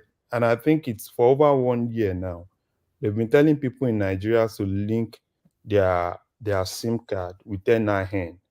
And I think what just happened was just more of the telecommunication companies implementing that. I think they've actually put a date before onto this, right, before today. And I think thereafter, I think NCC actually told them to reactivate those lines. You know, NCC came out and said, yeah, they should not cut people off. They should reactivate some of those lines. And I've seen a whole lot of people, Nigeria, we have this thing. When they say do something, we won't do it until probably the last day, right? And we need to just do this because most of the kidnappings that you see, you can't even track anything because you have a lot of unregistered SIM, a lot of SIMs that people use that you can't even link to anywhere. So it's not really because of probably the protest. Probably might actually be a little bit of coincidence. And I think they've actually instructed the telco to reactivate some of those lines. But Would that not be an inspired strategy, though? I'm not sure that I buy the coincidence. I think, because I think it was a technique used under the body space as well, that on the eve of that event, they will shut down the telecommunication system. Oh, man.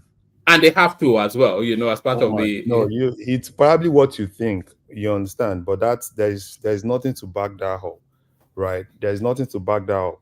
Don't you know that?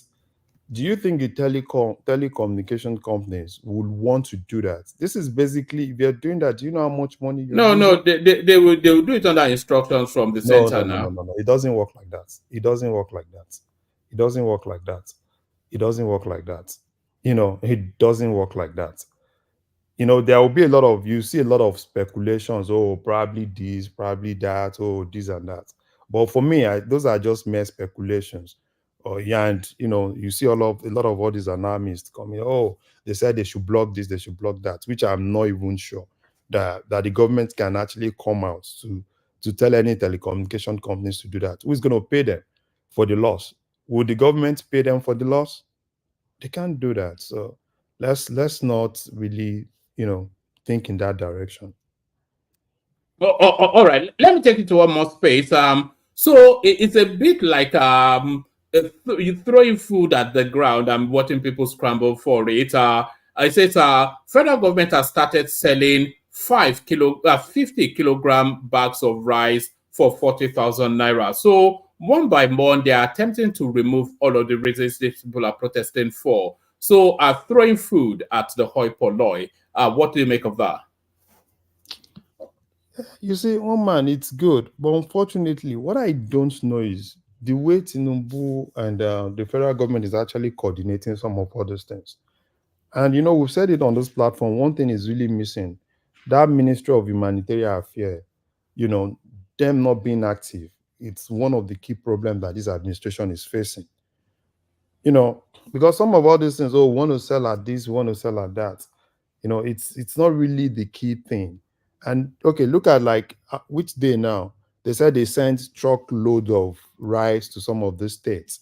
And what exactly we started seeing, they said they were rebagging, they were reselling and all sorts of things.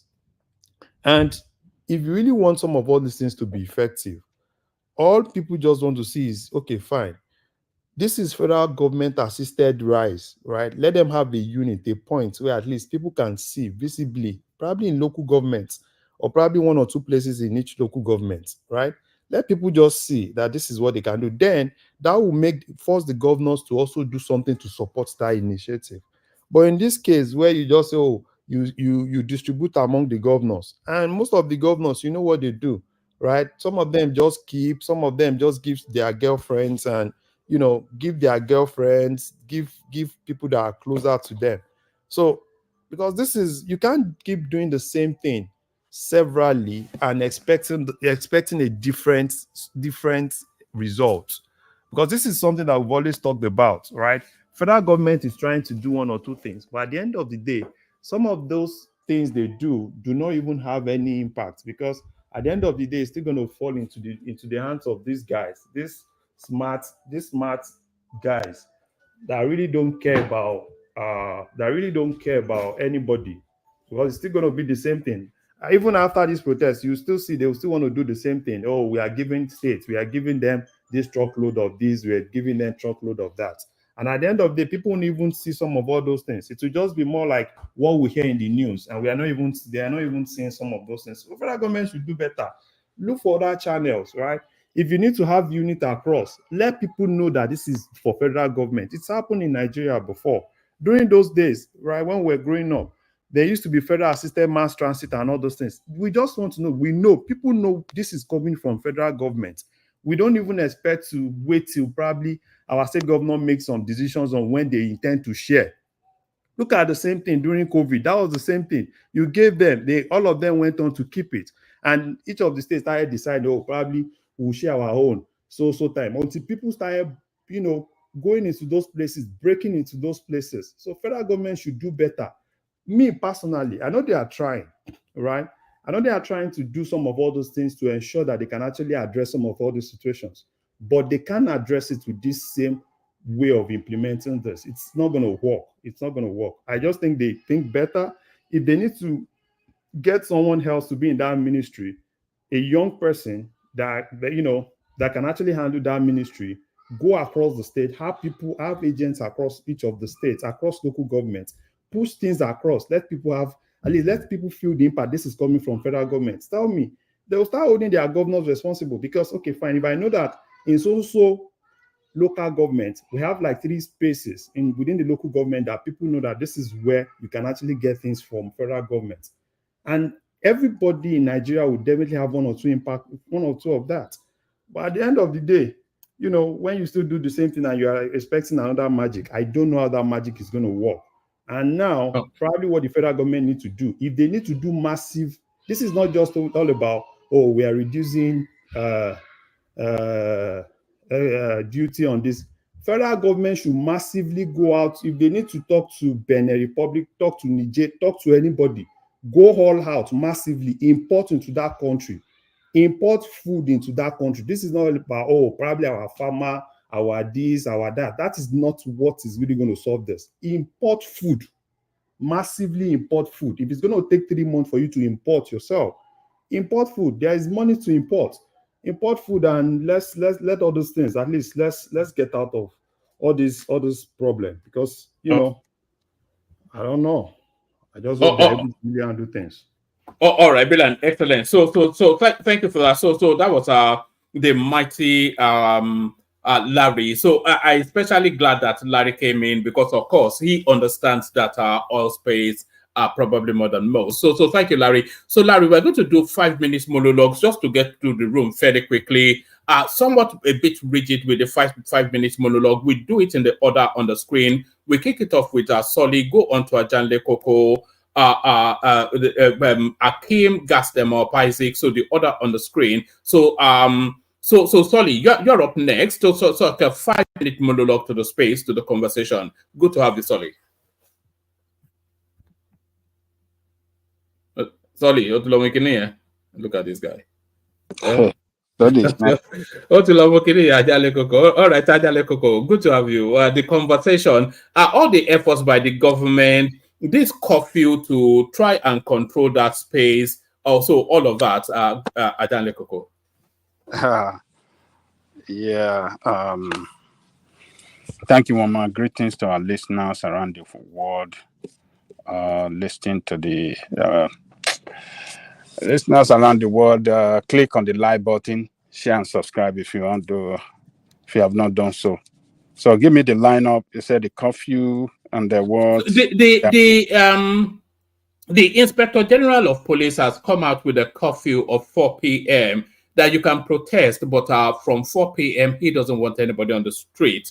So there is that. Then there's Tinubu signing off that the Dangote refinery can buy petroleum in Naira, which seems to excite the market space.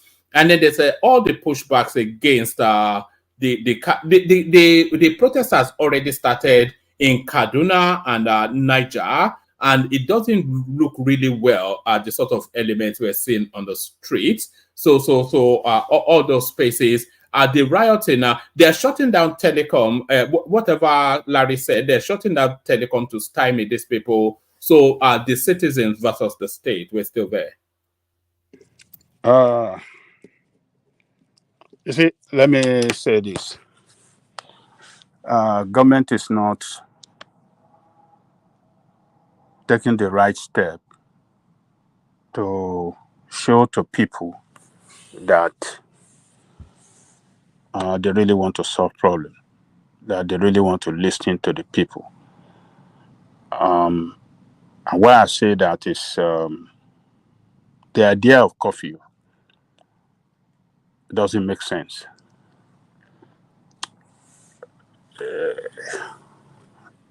They are the ones saying that, look, where the right. Is that not the expectation for crowd management, though? If there's going to be people demonstrating up and down the country, then there has to be some sort of control. You see, the idea of curfew, like I said, is a wrong step. It's not the right step. Like you said, they want to control the crowd and they want to manage, the situation. But people that do evening work, people that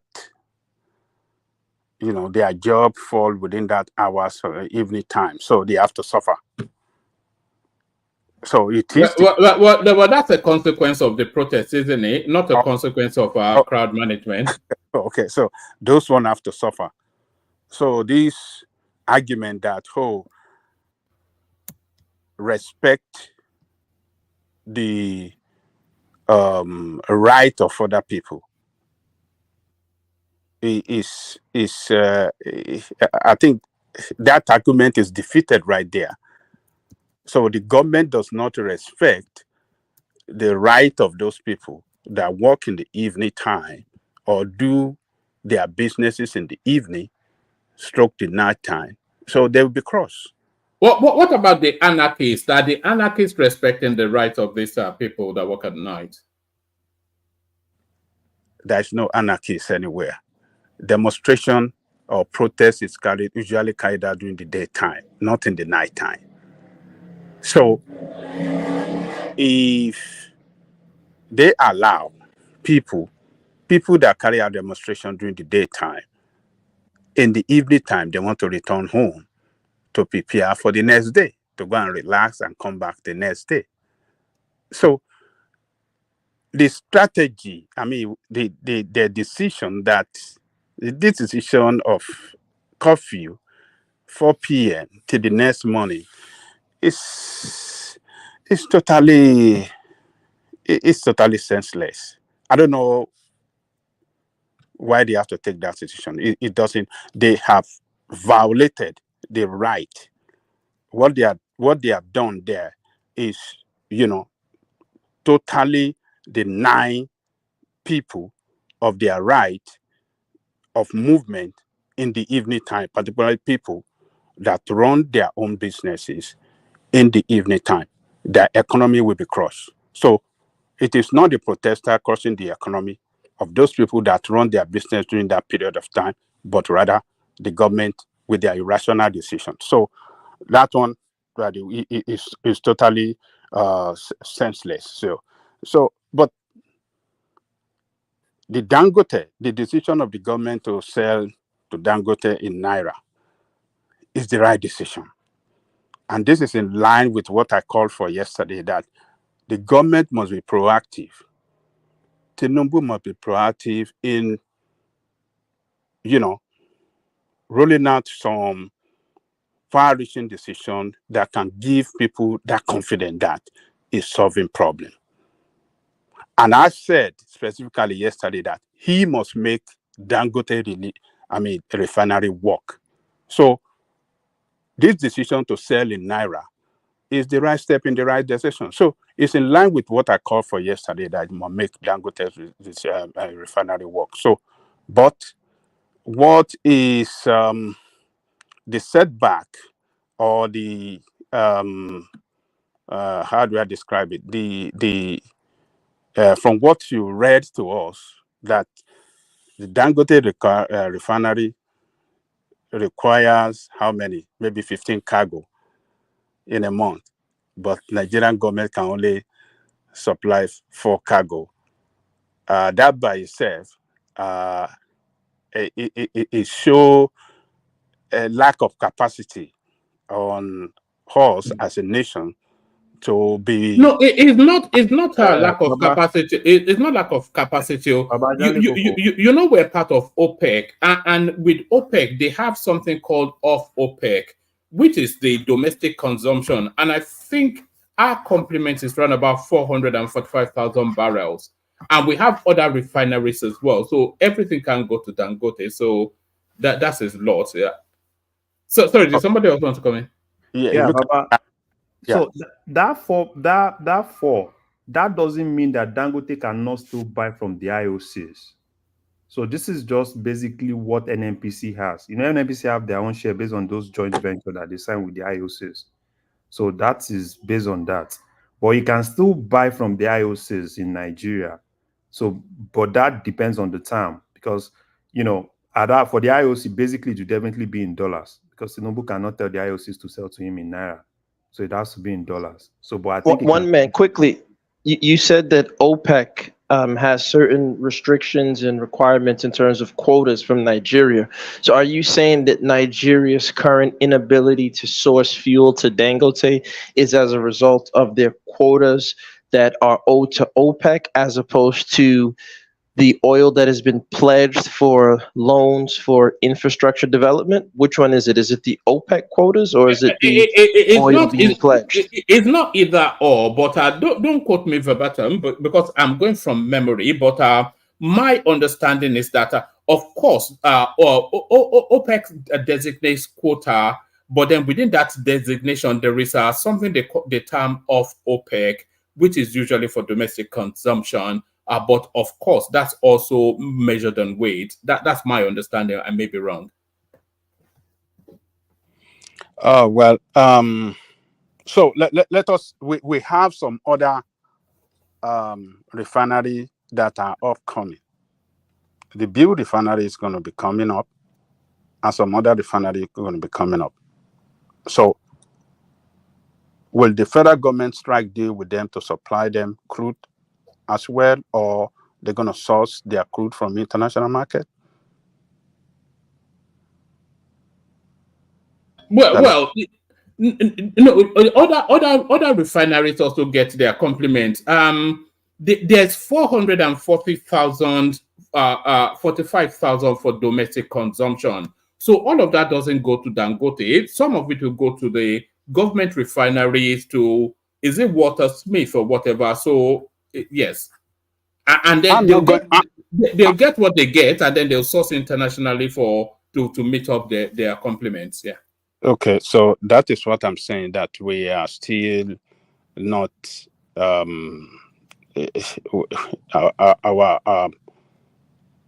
capacity to produce this thing to satisfy our demand is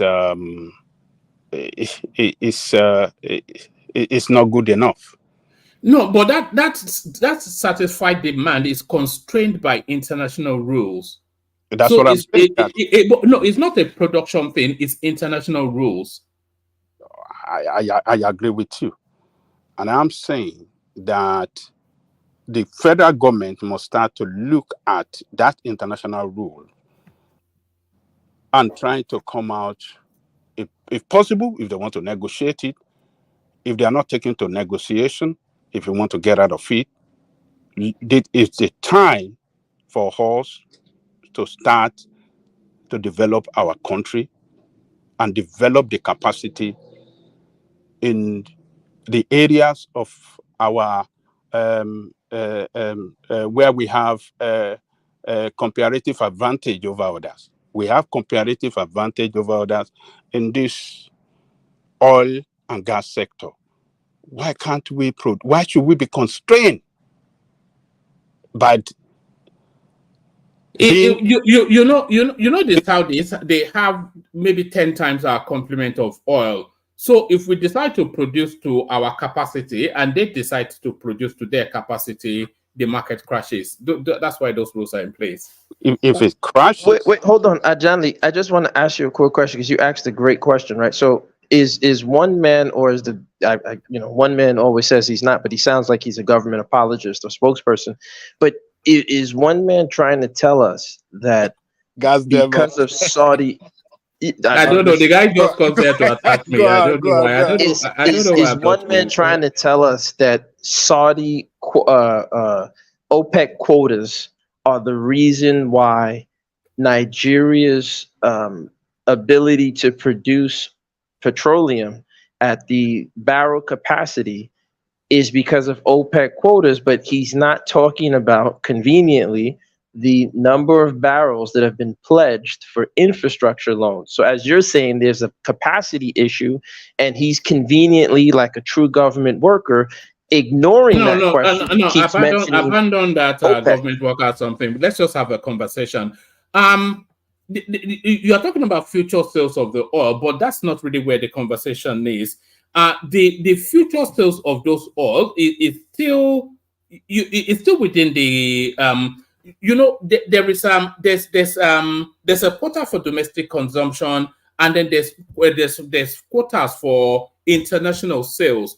So you can say part of the quota for international sales has been future pledged, but that doesn't at all impact on domestic consumption because the quota is already set. So then if that's the case, what am I missing? No, great that you just said it, right? So if that is the case, if the quota for international sales have already been placed and met by Nigeria, as you're stating, then the Nigerian government should have no problem flooding the local Nigerian and West African market with locally derived fuel from Dangote's and other refineries, because it's not going to touch the international market. Gas them up.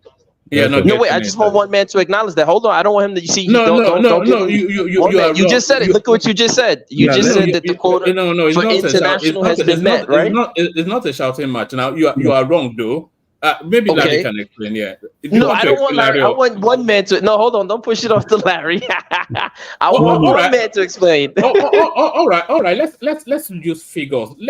Just for the purposes of example, let's say, for instance, the international quota for Nigeria is 1.2 million barrels. 1.7. Yeah, like I said, it's just for the purposes of the example. Okay. So let's say it's even 1 million barrels per day. So Nigeria futures sales 400,000 of those barrels. So they get that 1 million barrels per day, but then for their domestic consumption is 400,000 per day.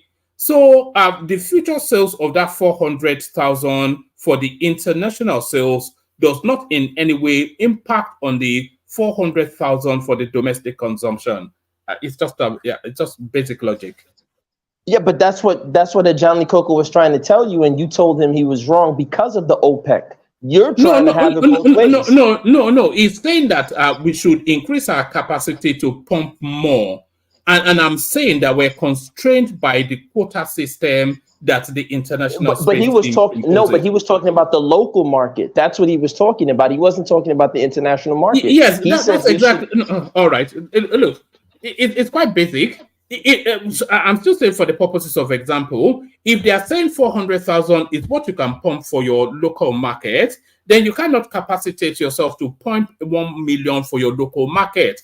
Because if everybody does that, then that local market immediately transmutes into an international sales, and then it becomes a mess. So that's why people agree to this quota. So the quota is already set for local consumption. But let Ajanle carry on so we can move on the conversation.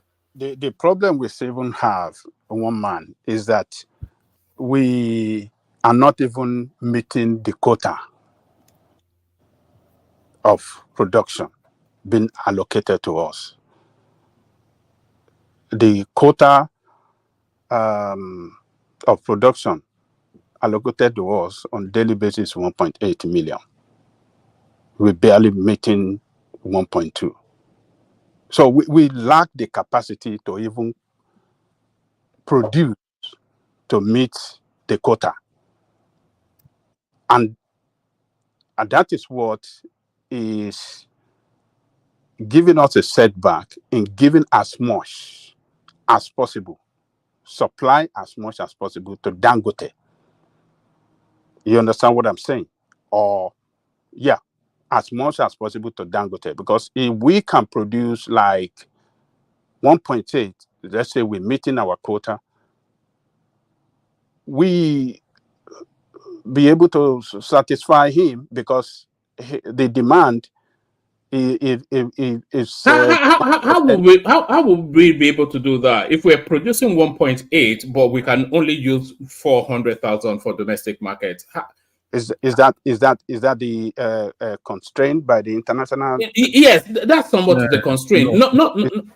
No, Oh, all right. That's not it. So when they say that 4.8, I think 450, right? That is based on what is in the PIA bill, right? It's a law that let's have this particular amount for energy security that is going to be kept for local consumption. So it doesn't really mean that we're restricted to do that, right? We can still have more, but based on what is in the law, that's when we are quoting that 450. But as of now, we are not even really meeting up with that 450 for that local, right? Because we're basically selling everything. Like, look at last year, they were supposed to give Dangote, in something in November. They said they couldn't meet up, that he has to wait till December. So that's why, for me, I'm more interested in, it's good for NNPC to commit to some of all those things. Are they really going to follow it up to ensure that they are really meeting up with this? Because look at the situation where NNPC have been meeting up with that every month since last year, but even particularly since when that law has been signed, that particular law has been signed, and they've been meeting up with it. Then we shouldn't have much problem now. But it doesn't really mean that probably it's OPEC that is fixing that 450 for us. It's actually a law by Nigeria that says, let's keep this. Let's not sell everything. Let's keep this as a reserve for our local refineries. Thank you, Larry, for that explanation. So that 450 just represent like a minimum that we should be able. Ajali, I didn't want to say that to one man because he's going to dismiss it and run to Larry. But I told him a few shows ago, I did a deep dive into it. Nigeria can produce at least 3 times more on the local market and for the West African market in terms of consumption. And most of it wouldn't even touch the international market. But, once again, one man just being dismissive. But go ahead. I'm sorry, Ajali. Yeah, one man. Don't worry, one man we invite you to London one day. He come and sit by his side to run this to anchor with him together. So one man, I think what the federal government has done to sell to Dangote in Naira is good, but for the reason that we cannot supply, we won't be able to supply. Satisfy his demand in totality. I don't see how that will really solve the problem in terms of the pricing. So it will help a little bit, but not much, because this guy is requiring his demand is 15 cargo per day. Is it per day or per week? Is it per month? Is it per month? It's I think it's per day. I'm not quite sure, but Larry, is per day. I think it's per. Yeah, but Baba, see, as we are talking pro Dangote, Dangote too needs to be sincere, because that capacity, right? It's not what Nigerian. It's not kind of like in terms of consumption. Our consumption is what he has is far above that capacity. So that's why, for me, I'm more like NNPC should say, okay, what exactly is the normal average Nigerian consumption of petrol? Now, Dangote, this is what we are giving you. What the things we give you, will it be able to cover what Nigerian consumes? Dangote can go and buy outside, right? If he still need, because he's still going to export petrol. and we can't even subsidize what he's exporting because he's a businessman. So I think NNP should be more interested in let them get the correct figure of what Nigerian consumes and then talk to Dangote based on that. Because if you give him 15, But Larry, I just posted in the chat? Dangote, he doesn't even have the money for the international oil. He's paying Dumerich up his, I don't want to say up his ASS as we would say in America, but it's up to his ears in Dumerich costs. He doesn't have the funds. He's tapped out because of the refinery. Remember, he took $20 billion to get the refinery. And now, so Tinubu tells him, okay, sell to him in Naira. But when he goes to buy it, then the NNPCL is going to tell him, oh boy, we not get any for you. So what's the point of even letting him buy in Naira? All right, back to Ajanle Koko. Ajanle Koko, maybe in about 3 more minutes. I want to move it around fairly quickly so that so we manage the interjections as well. Back to Ajanle Koko. Okay, so it's good. The update is good for the president that is trying to solve problem. It's good for Dangote as well because it's going to save a lot of money. I mean, some money, not too much, because you still have to rely on importing of this thing in hard currency. So, but at least let's start from there. Let's see how we can do better. At least it's something good that is now established that Nigeria will be selling in Naira to Dangote rather, and Dangote.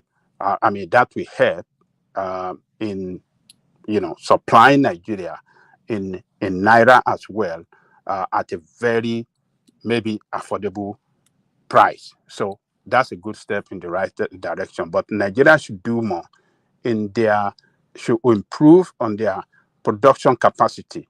When we are giving 1.8 barrel per day, but we are not meeting it, that shows that we are not doing really, really good. We are losing money. We are losing billions every day. Because the difference of 600 million barrel a day, if we can calculate it in dollar terms, that's a lot of millions of dollars, and that will translate into trillions of naira that we are losing on daily basis. That is not good for a country that really want to improve on productivity. So let me leave that there. Then on the telecom shutdown. Telecom shutdown is a wrong strategy too. That is not the way to manage, the situation. You want to control everything. You want to control the telecom. You want to control the media. You want to control even the movement. You want to control everything. Are we running a totalitarian government? Are we running a what do you call it? Totalitarian? Are we running authoritarian? No, government should let the telecom operate because they are operating under a very serious economic condition now. Now for them to want to now tame them on how to operate, that will cause a very serious setback on their revenue base, that they're going to suffer a very serious regard on their revenue base. It's not good for business. The loss they're going to record, is the government going to pay for them? It's going to have agreement with them that, we pay it off on a kind of tax relief. What kind of arrangement is government going to have with them on that loss they got to record? It is not good. It's a bad strategy. So Tinubu, like I said, he must be proactive. He must swallow his pride. The pride that, we are the one in power now, and nobody can stop us in doing whatever we want to stop. He must, nobody can stop us in anything we want to do. He must swallow that pride. He must come to terms with the people. He must start to roll out people-oriented program. program that people can see that, yes, this is a way forward. And like I said, they are paying, what do you call it, subsidy today. Come out clean. Bring back subsidy, petrol subsidy. Cut the price of this thing down. Manage it well. Make sure that corruption is not injected into it. And let's start to have economic that can work together. This petrol is the driver of every economic activity in that country. When it goes up, when the price goes up, every other thing, prices will skyrocketed to the high heaven. When the price is low, it boosts economic activity. That is just the way it works. That is the way it works all over the world. When Trump was there and the price of gas was very low, transportation owners were making hell of money. Businesses was going very good for everybody. But now that we are buying gas at high, look, it is a very easy thing to do. It's not that too hard. Tinubu is not going to lose anything for telling Nigerians, come out and tell us, look, we have removed subsidy. It has not worked well. It has caused hardship on Nigerian people. Economic activity has suffered. People's businesses have suffered. This is not the way. On the way forward, this is not good for our economic development. This is what we are doing. Let people know that, yes, and start putting things in order that economic activity can work well for Nigerian people. So the police that are saying no curfew, curfew here, curfew there, they are not even talking, they are saying different things. In Lagos, they said, oh, people can come and organize, come and congregate in one place, and you don't have to go on the street, but come and choose a very a place and gather yourself so you can do your protest there. In Abuja, Wike is saying it's not going to open the Eagle Square, the property of Nigerian people. Bring it to Majaleko. Yes, give me 1 minute. It's not going to open the Eagle Square for Nigerian people to operate. To protest. Eagle Square that belong to Nigerian people. That is it is. Don't show military style of governing. This is democracy. They should come to term. They should bury their what do I call it? They should come to term with the people and negotiate and dialogue with us and let us have a way forward. Let me leave it there, one man. Thank you. All right, brilliant, excellent. So we go back to the 5-minute monologue, and I'm going to be somewhat rigid with it. Interjections allowed, but make it just a snapshot ones if you have to. We kick it off with Asole, who I think is ready for us now. So Asole, as I said, I'm going to be a bit rigid only because people are waiting and I don't want them dropping off. So you kick it off. Then from you two, Akim, gas them up, and then we go through the latest as it's on the screen. Soli, you're up next. They should wait and give me extra time. But anyways, from the analysis of other people, I can see that the only people that are benefiting from this agreement with Dangote is Dangote and the governments themselves. They are just using it for headlines issue. How is this helping the average man? How is this helping the average Nigerian? When you say that people are suffering, some people will come here and say, oh, nobody is suffering, nobody is hungry because their auntie at home is not suffering, or because their auntie did not send them message that they are hungry. Meanwhile, the country has over 200 million people and at least 70% of them are in poverty. That's almost 150 or maybe even more than 150 million people. This is why the government is running helter-skelter, because if the protest starts and people continue to come out, they will not be able to control it, and that will be the end of Nigeria. What is with this MTN people cutting line? We all know who did this. Then you are now lying that you are going to sell fuel to Dangote, this one and that one, pretending like that one will bring down the price of fuel. Fuel is now 1,300 naira. If people did not have nothing to lose before because of the previous fuel price, now you've now doubled it. Now they don't even have anything to lose. You know, you've pushed them so far that I will not be surprised if not this protest, the next protest, you will see soldier and policemen protesting with the people also. Because this reminds me of Romania's situation when the Romanian people got fed up and tired because majority of the population could not eat, majority of the population could not survive because some people that were abroad, their auntie and uncles could eat in Romania. That did not stop the whole country from revolting. It's very delusional for you to think that Nigerians are not suffering. We were here on this panel last year when they said Nigerians were one of the happiest people on the planet. Then all of a sudden we started getting down and going. Now we're one of the saddest people on the planet, and I was happy. And one man asked me why I was happy. I said because reality is now dawning on them. You know, and it's just going to keep on getting worse and worse. Me, I thought Nigerians were just going to accept it, suffer and die, you know, because I said millions of people are going to suffer and die with these implementations that they are doing. Yes, in the long run, it might work, but now, millions are going, but these people, they are Nigerians, they are not going to accept that death. They are going to come out and scatter everywhere. All this curfew is a plan by the government to, you know, because they know Nigerians will not follow that curfew because, you know, they have coconut heads. They don't used to hear word.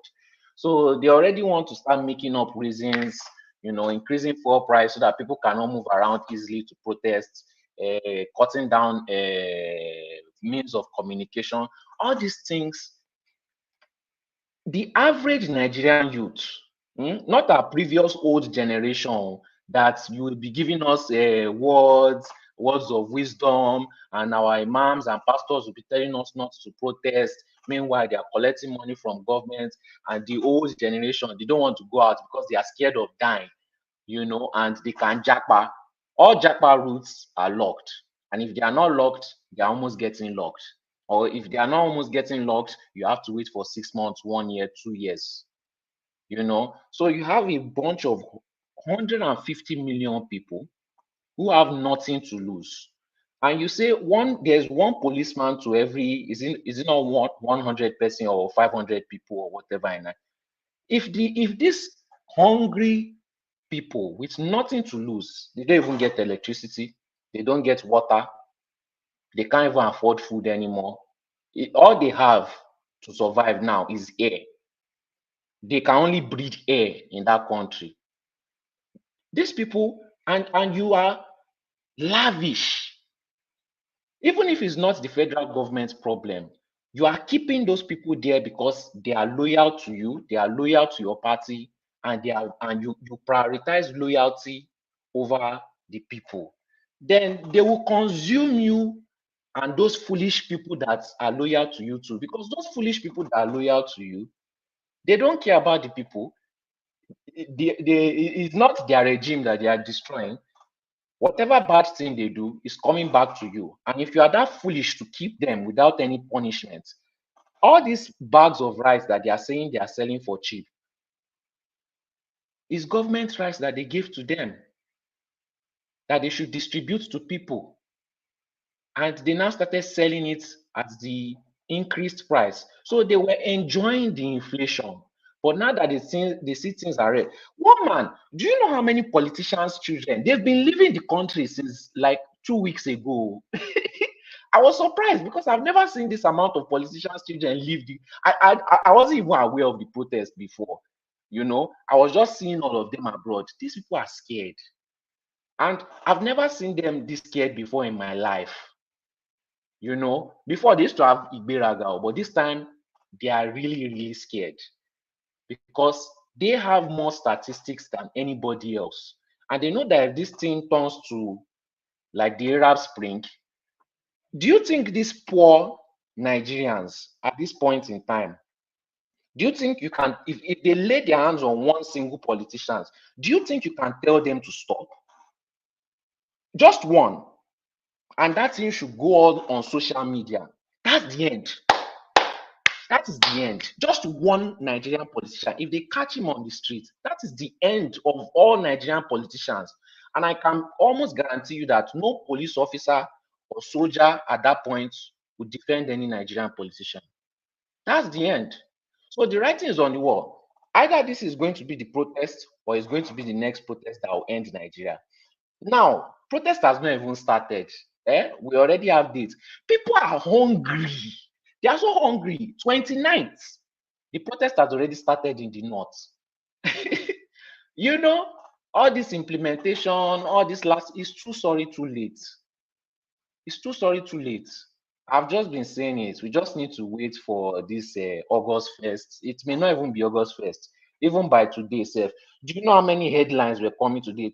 Today is the most interesting day I've seen in Nigerian news. So many people begging, so many people pleading. Even Wike that was fuming and foaming from the mouth now is now pleading and begging. They are even saying Youth Association for Igbo Land, this one and that they should not protest. Once the protest starts, they will not be able to control it anymore. And that will be the end. You can't give them money because you've made the money useless now because of inflation. You can't give them food. All they will do is eat the food and come back to protest because they know that there's no more food. If protest is what gave them the food, why would they end the protest? You know, you've turned them into violent beggars. So they are just wasting their time. This Dangote, this thing is only benefiting Dangote. Fuel price is not going to reduce because Excellent analysis, brother. Excellent job. They are not giving him enough fuel to make the fuel price come down. You know, and these hungry people, they are looking for solution now. They want solution now because they are about to starve to the point that they will soon die. And I won't be surprised if who is starving to the point? What's all this alarmist whatnot? Who is starving to the point that there's nobody starving in Nigeria? One man. I can address that very quickly. It's not even just that. Look at wait, sir. Can I address him? No, just 1 minute. There was this false situation today. Do you know that there was a video of people in Abuja and they were driving for almost 5 minutes and the road was blocked? It's not only hungry people that are angry. There are people that are working that cannot afford to even survive. What do you mean they cannot afford to survive? Sir, can I quickly address this? See, there's abundance in Nigeria. What are you talking about? Can I address this, brother?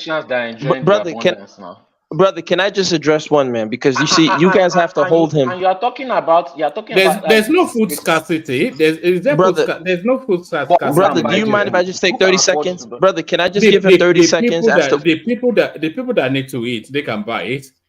The food has to be sold to somebody. Somebody's buying it now. Brother, let me just tell one man the problem that he's having. This is the problem. Today, one man, I got on the downfall, right? I got to Oshodi. So normally, once you get to Oshodi, which I know you will never do, you're one of those guys who hides away in the estate somewhere, or you just ride around in the UK. When you get to Oshodi, if you want to go to Alagbado, there's certain prices. It pained me to see a mother having to lap 3 children in the downfall. I actually paid for 2 of her children. I said, don't worry, I'll pay for the 2 children. Something from Oshodi to Ikeja. That's a new phenomenon. Is that a new phenomenon? No, it's not a new phenomenon because you don't get on these downfalls. That's why I'm saying I know you don't do it, and I know most of the people on the panel don't do it. Is that a new phenomenon? Hold on, one minute. Hold on. Don't ask Larry. No, I'm holding you to the fire. Don't try to get Larry to save you. This is you. I know that you don't get on those downfalls. You don't get in those kekes. You don't get on those bikes. So you don't know to see the look of the pain. I saw a man today standing. The man was begging, please, I'm trying to get, I don't want to say what bus stop, right? Because I don't put my business out there, but he was trying to get from one point to another. You don't see that. Okay, for example, hold on, one minute. Wait, 1 minute. Let me give you a price. Let me give you an example of a price. I went shopping Literally, if you're going from Oshodi to mile 2, that shouldn't be more than 200-300 now. Well, let's just say 400 now when Buhari was there. It is now either at night 1,000 naira or 700 naira. People don't have that money, one man.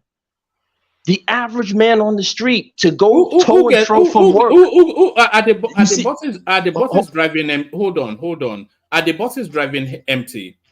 There are a lot of people walking. If you go to Computer Village, you're not let me answering answer your question. I'm answering your question. Are the buses driving empty? The buses are not driving empty. People are making do, and there are people who are also walking. That's why I can tell you don't go through the streets of Lagos. If you go at Oshodi and you see they've finished the bridge connects you to Computer Village in the evening at 5 o'clock. Stop hiding in your estates and living with the rich people in the UK. Come down to the streets where the people are. You'll see hundreds of Nigerians, thousands of Nigerians trekking that bridge because they can't freaking afford it. Stop with these policies. So I don't want to take the man's time, but one man, get out of that UK bubble, come down to the streets and be with the people. All right, back to you. It's just alarmist stuff, but back to you, Solid. Same thing with what that politician said. Once they get into their ACTV, they get to their house, electricity is working, they open their tap, water is coming out, they forget the pain and struggle that they used to go through before. Same thing that is going on with Nigerian politicians is what is going on. Look, I wanted you to just I wanted you to just flow because I wanted to manage the time. But is there a known country where the rich are not insulated from the poor? I don't. Sorry, can you rephrase? New York City. When you get on the trains.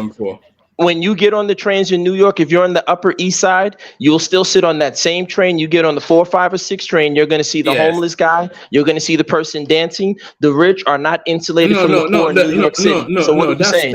That's too solid. But if you get into your air-conditioned SUV and you drive down the road, you see the poor all over Nigeria as well. But but that's not the point. The point is, no, it's not alarmist. The point is that, for example, in the United States, in the UK, the poor are able to access services that are provided to them from the government. You, like most Nigerian elite, don't provide those services. Ditto Nigeria. You don't provide those services, and you support the politicians that don't. Just settle down. It's solid start turn one. And then what you're saying is not actually aligning with what's known. There are medical services in Lagos that is accessed by a lot of the poor. There are both. So take your family there the next time they get sick. Well, you cut your cloth according to your cloth, isn't it? All right. So there is no egalitarian society where everybody lives in a common pot. But sorry, bring it on so that we move it around. The main point is that people are no longer living in poverty anymore. They are now living in abject poverty. You see that foolish previous Ekiti governor that was saying that, oh, some people are having 4 children with 16 wives and blah, blah, blah. His main concern was how the person's family is living, not how much he's paying the person. You know? I don't think you got. I didn't want to even interrupt you, but I don't think you got the point that he was making. Somebody is on 35K per month. He has 3 wives and 16 children. So imagine the life. So now imagine that same person on that 35K per month, but with 1 wife and 2 children. So imagine the sort of lives that that. Did you tell that to Abiola? Did you say Abiola should shut down his semen production? That's them up. We're not doing heckling sessions here now. Let's the guy. Solly is quite capable. He's not an idiot, so you understand. So let him address it. Yeah. Well, you can use that one as a defense, but is there logic to it? What Fayose was saying. I did not say there's no logic. That's why I said that you can use that as defense. But it would be very foolish if you have a gatesman that has 4 wives and 16 children and you are still paying him 34,000. Either you sack that gatesman, or for your own security and your own life and safety, you increase that gatesman's salary. Doesn't matter whether the gatesman is logical or not. It's just So being you security increase his conscious. salary because he couldn't plan, he couldn't do family planning to his economic bracket. Okay, we'll see how the protest goes. All right, Then brilliant. you will see how hungry people are. Well, you know, you will see how swiftly an AK-47 bullet flies as well. But and then you will see how much the population of Nigeria has grown. then you see how quickly it can be reduced by bazooka guns. But And then you see how resilient Gen Z is.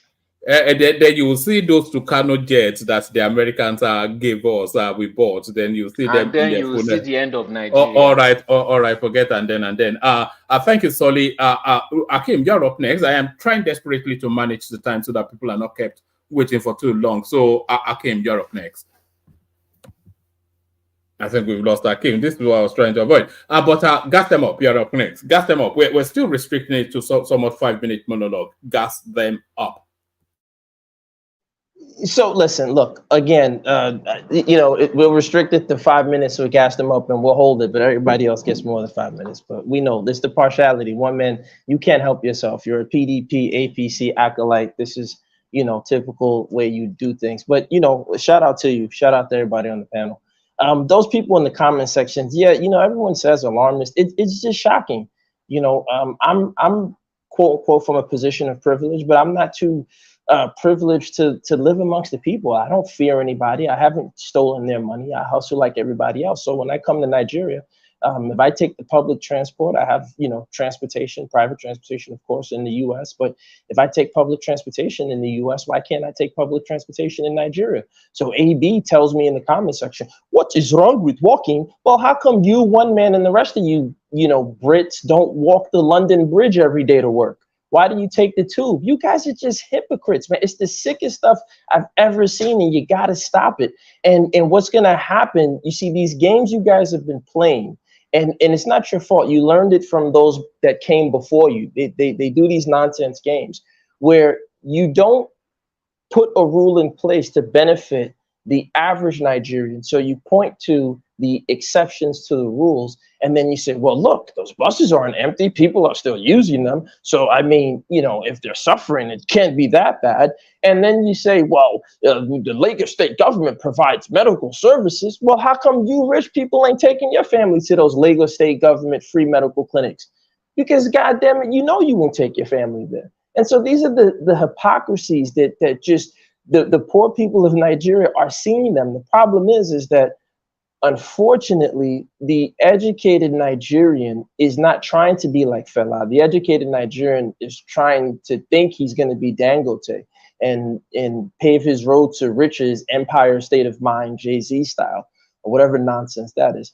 My whole thing is this. Look, it's the funniest stuff in the world. Tinubu, the first thing he does when he gets into office, he says, the subsidy is over. But how come, Tinubu didn't say the salary we pay our senator is over? Everybody says it. The subsidy is a scam. If you look at the economics, because if you look at the externalities and the demand and the supply, what we're seeing is that there's a glut in the market. And so the subsidy has to go. In every free market economy, you can't subsidize. But these same clowns who tell you not to subsidize are saying this in countries such as the UK, such as America, such as Sweden, Switzerland, where they're heavily subsidized, extremely subsidized on a consistent basis. Petroleum is not subsidized in the UK. I didn't say petroleum. I didn't specify petroleum. I said that the UK provides subsidies for essential industries for their people to enjoy. And unfortunately, Nigeria, over years of the type of thinking, like persons like yourself, not an insult, who didn't put the right policies in place so that the average Nigerian can afford and enjoy the services of the citizens of Nigeria. The only thing that the Nigerian person could really point to that they were enjoying as a subsidy was the petroleum subsidy. Now, was there corruption within the NNPC? No, that's not true.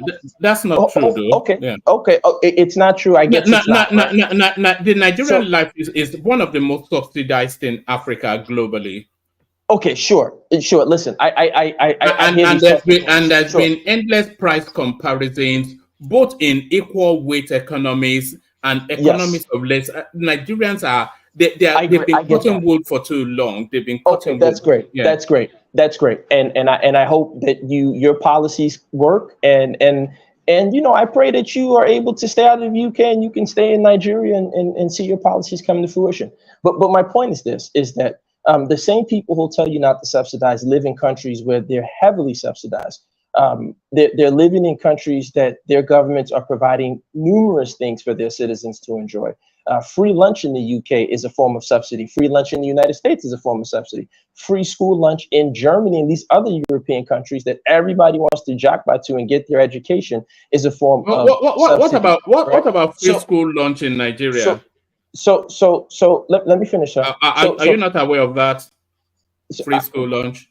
Sir, again, if you're not sending your children to those schools and letting them eat that free school lunch, don't talk to me. Now, my point is this: Trump is not sending his children. The wealthy don't send their children to free school lunch. That's great. Trump is not a Nigerian. My point is this: is that you are using denominations that do not. Anyway, carry on. To you, they don't. To you, they don't. You are propagandizing. It's just propaganda. You're absolutely right. I am propagandizing. You know how heavily the agricultural sector is subsidized in Nigeria? It's extremely subsidized. Thank you. I agree. I'm not here to argue whether there's subsidy in Nigeria. I'm trying to tell you that the subsidy that the Nigerian, I'm trying to tell one man that the subsidy that the Nigerian people received and felt most was the fuel subsidy. And to remove and from I'm saying them, you're wrong. And okay, great. So I'm wrong. That's good. But you don't walk the streets of Nigeria. I can tell. Right? That's my point. So at the end of the day, this is what I'm saying. Nigeria now, right? Yes. My point is this, Ajali. You do us a favor. Yes, sir. To one of these schools, elementary schools, and if possible, if you can shoot the video, ask them if those children were served free lunch, free meal. If I have the time, I will see if I can. I'll try. If I have the time.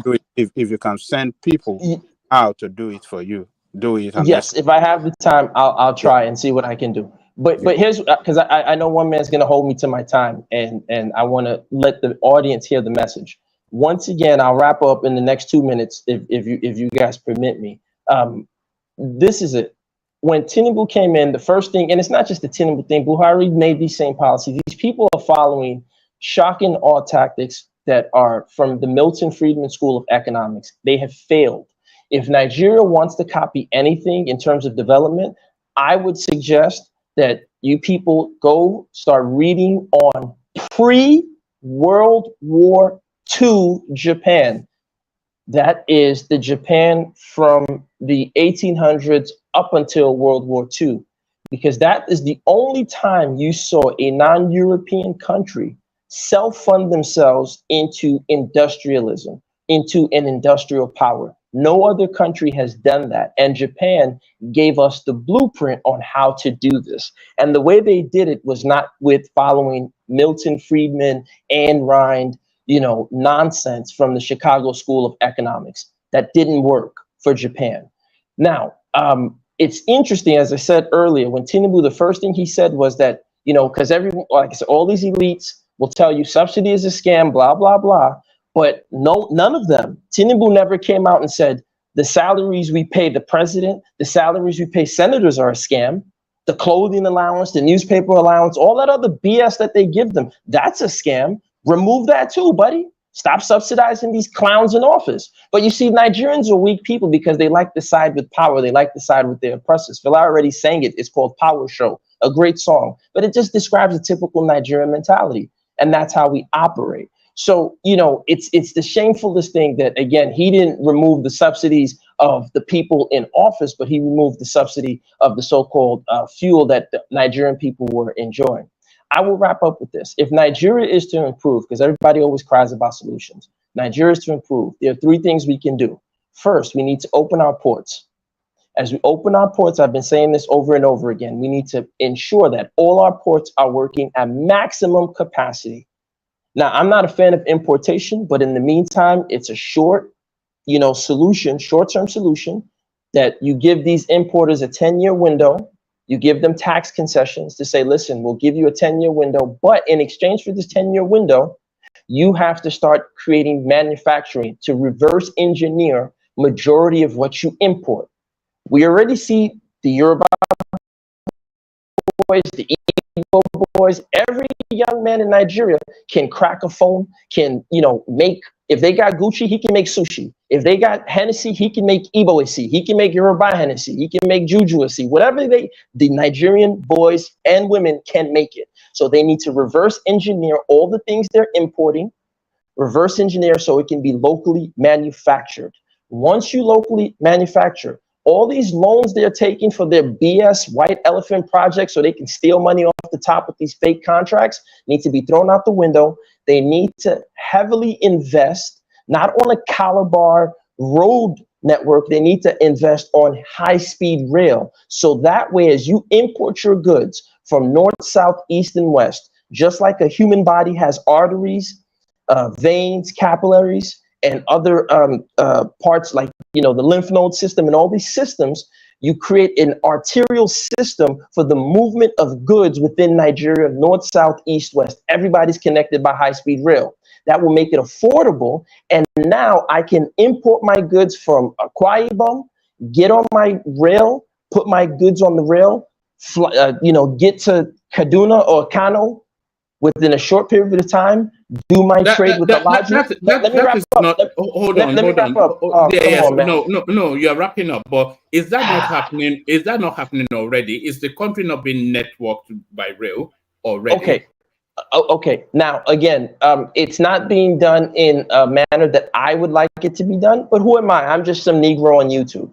I'm only saying this so that the audience can hear it, take what they want with it. If they use high-speed rail, not the small, not the type of rail they're using, we're talking high-speed freight.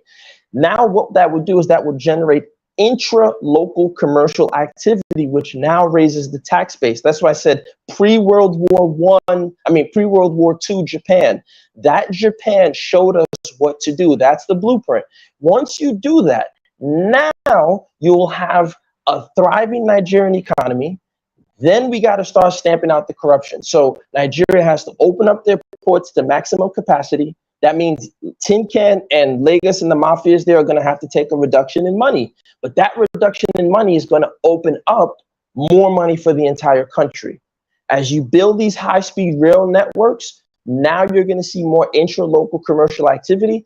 Then you won't have to worry about an IPOB. You won't have to worry about a Yoruba movement, a Niger Delta movement, Arewa. You won't have to worry about any of that because people will be so busy making money and doing commercial activity. You don't have to be scared of a protest. Nobody will pay it attention because people will say, man, I can get a job, I can feed myself, I pay taxes, and I see where my tax money is going. That can be done in Nigeria, people. Let's stop being lazy. Let's open up our minds and let's stop following these criminals in office who give us BS narratives, telling us to do as they say, not as they do. And I yield the mic.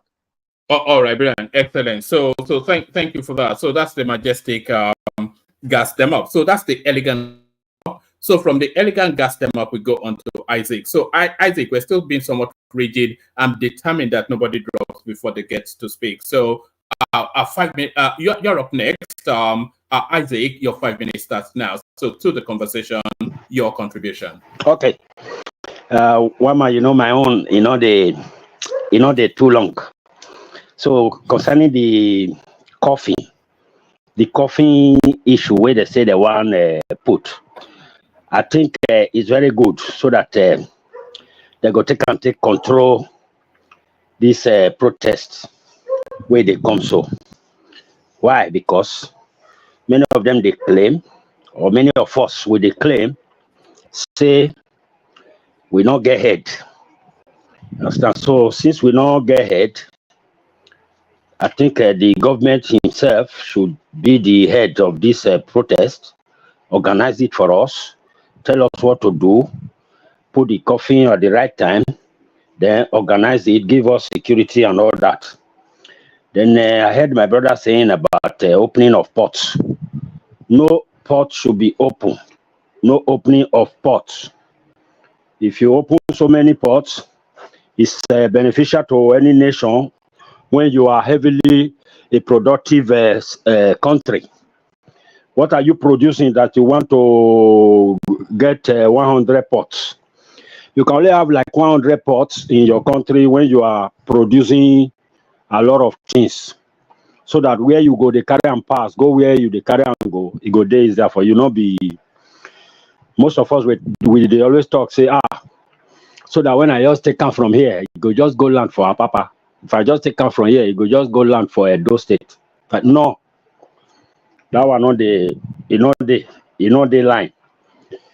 When we don't restart to they produce, like all this China and all that, then we go to open more ports.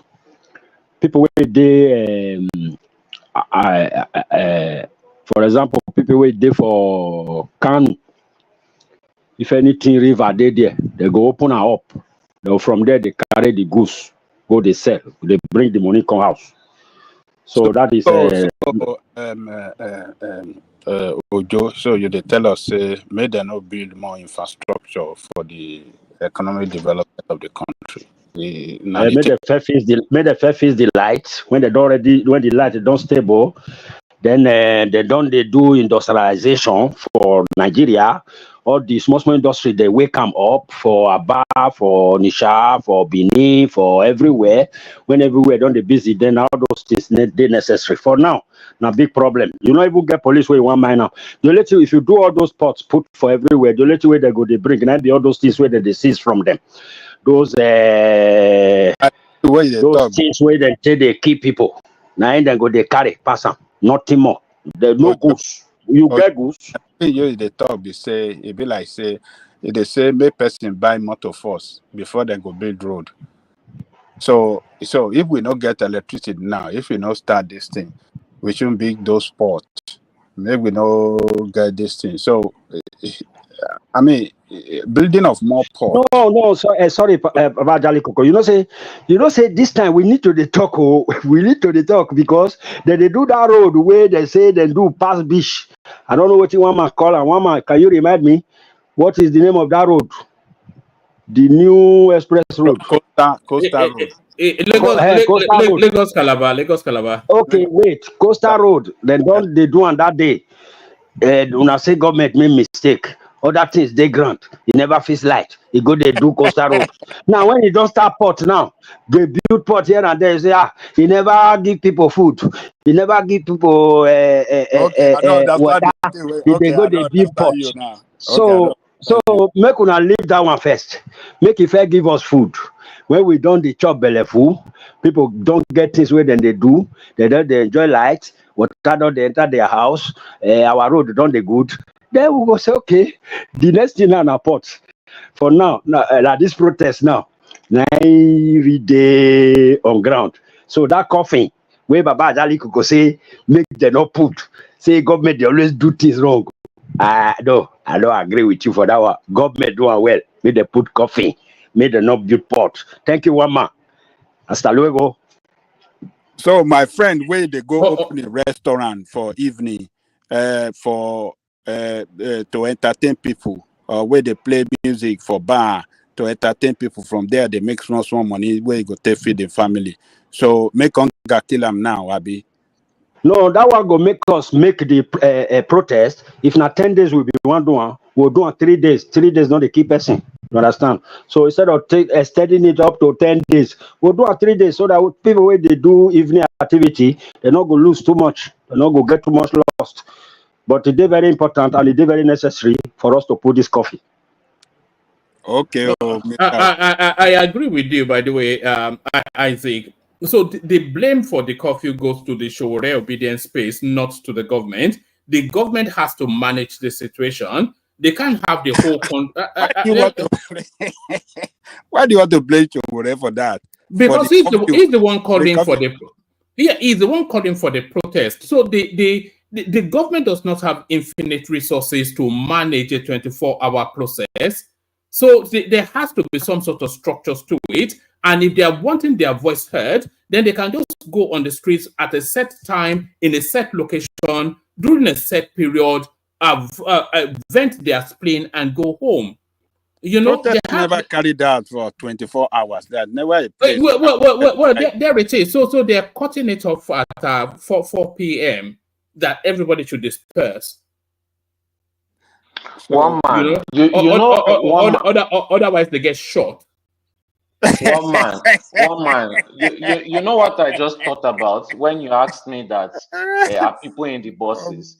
When you look at North Korea, those people are enjoying their lives, but their buses are always full.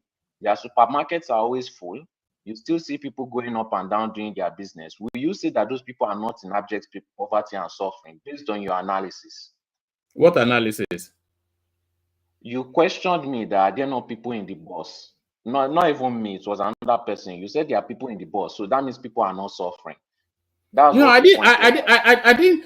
You know, people are. You know, we get all these narratives that the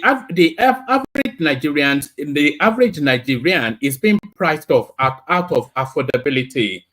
But then the market seller sells food. Somebody goes to buy it. It's not just rich people that are buying food, because it's not. Hold on. It's not just rich people that are buying food, because it's not just rich people that are eating food. So the transporter rolls out his bus. The bus is not even for rich people. It's for everyday people, and those buses are filled. So what is and they're talking about lapping on buses. When has there never not been lapping on buses? People lap on buses since time immemorial. So I'm not quite sure what the thing is, but will you consider people in North Korea suffering? Because North Koreans too are going through the same thing. They are lapping in buses. They are buying food from the markets. The market people are still selling food. Everything. I don't know the circumstances in North Korea, so I couldn't really speak to that. But what's the point you're making? My point is they are having the same struggle as North Koreans. And if you believe that North Korean people, if you believe that Nigerians are not suffering, then you should also believe that North Korean people are not suffering. I just want to hear it from I'm not saying that Nigerians are not suffering, but I'm saying that there's somewhat of an alarmist that the whole country is one breath away from collapse and death every single minute, and it's anything like that. But let's go to tonight. Man, if the UK citizens lived like Nigerians, if you took any UK or American or Swedish natural born citizen and you dropped them in Nigeria and told them survive as a Nigerian from now on, or if you switched the way that Nigeria runs their government and ran the UK or Sweden or the United States the same way, it would be chaos. The citizens of those countries would lose their minds. There'd be a revolt in the streets tomorrow. So what are we talking about? It's interesting that you keep saying it's alarmist, but you yourself would never live in the UK if it was ran like Nigeria. I'm not sure what that parallel is, but of course. Yeah, it's just it's alarmist stuff. But I'm not sure if Tunaja is still with us. It's very unlike him to be so quiet. Tunaja, you're up next if you're still there. Tunaja. Yeah, I'm here. My goodness, are you really there? My goodness me. I was expecting you to bring out the guns and the army as soon as you came in, but I'm not sure how much you've heard of the conversation, but the floor is yours. Yeah, thank you. Greetings, one man. Thank you for having me, and greetings to all the panelists, the chats, and to the viewers. I think Larry spoke more common sense than most, actually, surprisingly.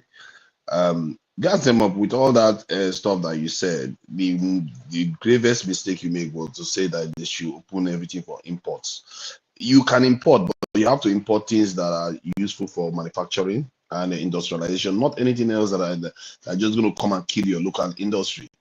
And it has to be controlled. But isn't that what I said? That's exactly what I said. You said with the agreement that the traders themselves will transition. They will not transition. Why would they transition when they are making money importing?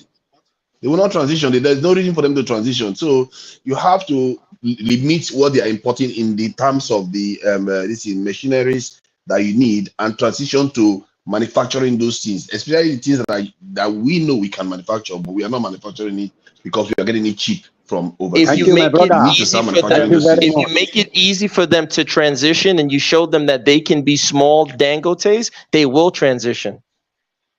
They won't. Why would they do that when they are making money easy? Why would they do what Dangote did? Do you think that what Dangote did is easy to create wealth from actually offering people value? Why do you think most people are not doing it? You think Nigeria is not very ripe for so many areas, so many Dangotes to emerge? They're not doing it because they have easier means to make money. They will just take the license, go and take it to buy petrol and bring it back to Nigeria, sell to Nigerians and make quick money. That is the name of the game. Nobody wants to do any hard work. You have to create an environment that So enables Nigerians them are to do lazy. that. So Nigerians are lazy. It's not Nigerians, human beings take the easiest route to make money. Why would you go through the hard route to create wealth? So how did Japan do it in the Meiji Restoration? Because the Japanese didn't open everything floodgates for importation from all over the world. That's not what they did. They copied what the Europeans were doing. This reverse engineered it and start producing for export. Did you not hear me say the words reverse engineer? I said that like 5 to 10 times. That's why I didn't fault you on that part. That part is correct. And the same thing Larry also said. But the part where you say import, just keep importing, then they will change their mind and start actually. But if I block the imports, but you know Nigerians, if you stop the imports cold turkey, it's like a drug addict. No person stops a drug addict cold turkey. It's very difficult. Just look at the subsidy. I'm not saying you raise tariff. You keep raising tariff. You're not banning import. You are raising tariff so that you take that extra income you're getting from there and use it to fund subsidize local manufacturing.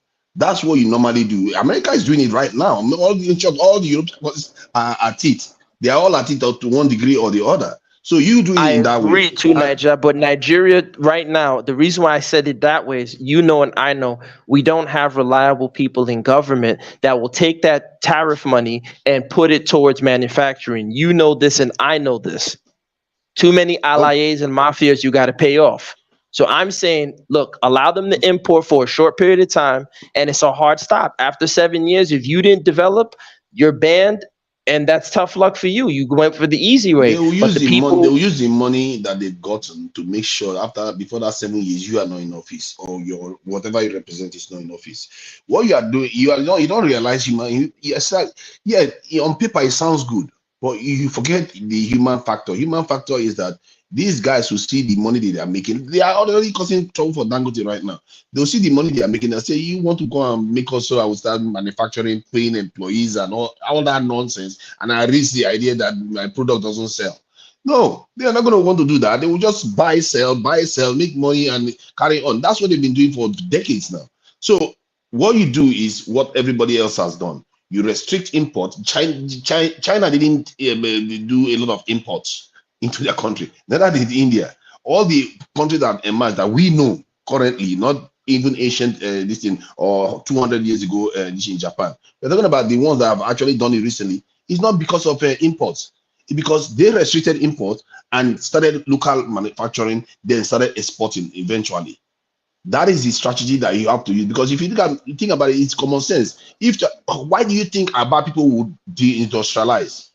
Aba people will not in this thing, what do they call it? They will not consciously deindustrialize, but because they saw they were cheap goods in China that they can come and sell and make quick money, they started downing to the thing. The federal government went there and told them stop manufacturing, stop doing all this. No, they saw the incentive of making money quickly. No, but you have to say the truth of what happened. It wasn't the quick money per se. What happened is that the structures started to fall apart, right? So it's impossible to say I'm going to open up a manufacturing, whether it's a large scale or modular manufacturing, if I don't have power. If I don't have electricity and consistent power and good roads, there's no point in building manufacturing. So like you said, the human factor, the next best thing is, look, man, just import these goods cheaply and keep it pushing. So the Nigerian government has to do their part to provide power and good roads. Now they have no reason. So if I give you the window to say, listen, I know you're an importer, you're addicted to this stuff. If I stop you cold turkey, you're going to resist. So here's my compromise. We're going to provide power on a local level. We're going to make sure you have roads,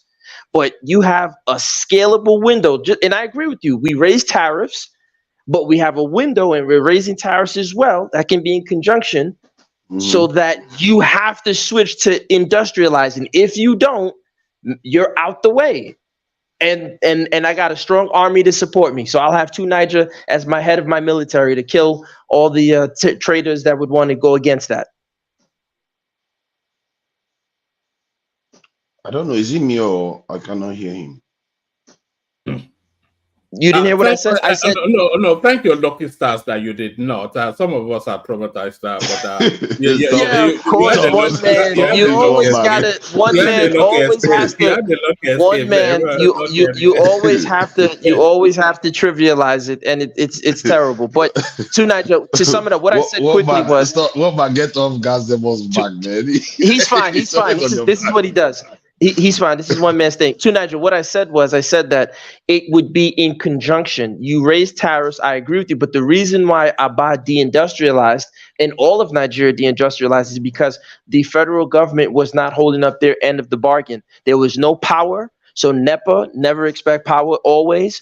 And then the road started to be dilapidated. Right. So once you had that, it made no sense for you to waste your time trying to create a factory or a modular factory to manufacture goods when you could just import them cheaply. So what I'm saying is I agree with you. I'm not saying flood your market. I'm saying import, provide them the electricity, provide them the roads, and say, listen, you have this window. We're raising tariffs, but part of the tariffs are going to be used to make sure you have electricity, you have access to natural gas and power, whatever you need to make this factory run, so you can start making, the Yoruba version of Hennessy, the Igbo version of Gucci. You got to make it local. And that's the fight. The only part I disagreed was with the import thing. Tunaja, let's do this. I'm going to reset your 5 minutes. I think people want to hear your monologue. So your 5 minutes starts now. So let's hear from you. Thank you. So regarding this Tinubu directing NNPC to sell crude oil in Naira, I think that's a very good thing. It's a very interesting thing. But we have to pay attention to if Dangote is actually selling the petrol and the chemicals back to Nigeria in Naira too. Because if it's the other way around, that is diabolical. Because if you give them in Naira and they sell back to you in dollars, that is theft. But if they give it back to us in Naira, that is genius. Because you've cut out all the stupid foreign exchange that we've been spending for decades now importing petroleum. But they are not now. You didn't hear what they said. They are just giving him just enough. For example, he needs like 16 barrels to feed Nigeria, but they are giving him like 4 barrels just because of that headline. It's not really going to change anything. Dangote is just going to make a little profit off Nigerians, then the remaining 3/4 is going to buy it from foreign investors and sell it to us in dollars again. The only person benefiting is Dangote. Dangote does not need 16 cargoes to feed Nigeria. It was just an example. It was an example. No, he only needs 16. That's the capacity of his refinery. And the capacity of refinery is way, way bigger than what Nigerian consume. Yeah. So the idea is we have to pay attention to that detail because our governments, they are very used to stabbing us in the back. If he directs that they give Dangote crude oil in Naira, then we have to get the petroleum products back in Naira too, because the idea is to avoid us spending our foreign exchange on petroleum. If we can eliminate that, then you can see the Nigerian space start improving. We have more money now to do more stuff with the dollar that we own, and for one, we will not be borrowing a lot of dollars anymore. So that will be an improvement, but we'll watch the space on that. So in terms of some of the stuff going on in Nigeria these days, looking at Nigeria on the ground and seeing the way things are, I think the reason why people are a little bit agitated now, I think one man was trying to say that, the way we are suffering and stuff like it's not that different from what is going on out there. People have suffered that before. It's true. But the change, the speed of change is quite heavy right now. And people are feeling it. And this is why the government is even concerned that if people show up on the street, it may be worse than they expected. because they've changed so many things very quickly in 1 year, and they have not seen any major benefits from it until the government starts showing something that they've done that is going to mean people's life will improve. People are going to, if people end up on the street, especially in the north, they are not going to be able to control them anymore. And the Tinubu government will be in trouble if that gets out of control. Because this issue of cost of living now. They are already out in the north, by the way, to Niger. They came out in Niger and Kaduna today. You see? And you see, they are going to show up there because they are going to feed it more, because there's a lot of this in drought in terms of food. And the cost of food is just going through the roof. And if you look at what in Nigeria right now, everybody is just, they just seem to be complaining about this stuff. Everybody is complaining about it. Like, what is this?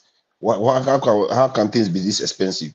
People are looking forward to sell their houses because they cannot even maintain themselves with money that they are making from rent anymore, because they just feel like something is so wrong that they want to leave. And many people want to leave. It's unbelievable. The amount, it's like all Nigerians now, they get a chance, they want to leave the country, or they want to find a way to do something. It's just not a healthy environment. And I just hope that this government, what they've done, my goodness, I just don't know what is wrong with them all. And I think all Tinubu supporters, you really have to ask them, what is wrong with you? How did you manage to screw this up so badly? You have 4 refineries, you didn't bring all of them online, and you lied to us that you're going to get them online since last December, and you still didn't do it till now. You had Dangote, you still didn't support him. All these things would have made the lives of at least Nigerians, even if they are suffering, they will be hopeful. They will be prideful. They'll be saying, okay, it seems like we're heading in the right direction. If this goes wrong, it's on the table of that president. To be fair to him, Tinubu has always said it. If everything lands on my desk, he knows he is the one responsible for all this mess. I hope he doesn't start giving excuse now that when the trouble happens, that it's Nigerians are faulty, because he's the one that created the situation. All this talk of Nigerians obedience are costing us. No, you created it. As a matter of fact, Peter Obi got it right. He said, who created the demonstration? It's the government. They are the ones creating the environment that is creating this movement. You create an environment, you don't communicate with people until you have to. You are just playing the spokesman for the presidency coming out to speak. Where was he? Why is he not briefing Nigerians on the state of the economy every single week? Why is he not doing that? He should be briefing us what's going on with the refineries, what's going on with Dangote, what's going on with this in the exchange rates, what's going on with food prices, what are they doing? He should be telling Nigerians all these things, giving them hope. But no, do you see him giving them hope? Because you know why he doesn't do that? Because he will be found to be lying to people. The next time he comes out, they'll call him out. The last time I saw that guy on this in the TVC, I think it was October. He said, no, it was around August. He said, the Port Harcourt refinery is going to come on stream in October. October. He said he promised it's definitely going to come on stream in October. Last year. Now we are heading into August again, and nothing. These people, this is the problem. So let's not blame Nigerians for it. All they can do now is manage the protests. If I was the government, I would just tell my security forces strictly, because some of these security forces, they too are dodgy. You would tell them, if people are protesting, agree a route that you're going to take, then protect the protesters. Because if you allow hoodlum to join it, good luck, because it will backfire on you. If you think you're trying to control the crowd, there are elements that want to overthrow the government too.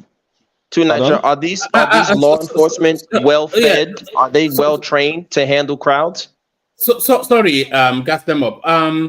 That you were saying if they allow miscreants to infiltrate it, but I think the miscreants have already infiltrated it.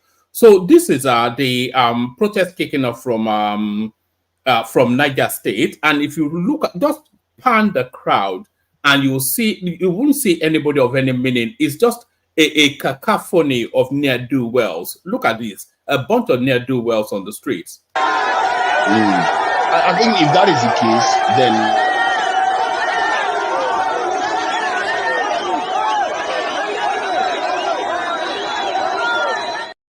so there it is. Yes, the lunatics have taken off. Why do you keep calling them ne'er-do-wells? 80% of the population is ne'er-do-wells now. Is it not? Yeah, but he would never say that about the Senate. He'll never say that about any of the government officials. But you see, this is the I mentality of don't know Nigerians. understand why it is surprising They to you. create These are the poverty. hungry people that we're Exactly. talking about. You Majority of create the poverty Nigerians, and this cry, is then the them. poverty people lash out at you. The government creates poor people, These then you people get are angry wicked. that the I poor tell you, people lash out. see, the other day I was in this shop with an Igbo guy that was selling the stabilizer and all that kind of stuff. He too owns a stabilizer. We watched the shop and his own stabilizer failed because he couldn't control the Nigerian current, and there's voltages. And if you look at Nigeria, the type of stuff these our leaders have done, my God, if we knew, we are going to rip them piece to piece.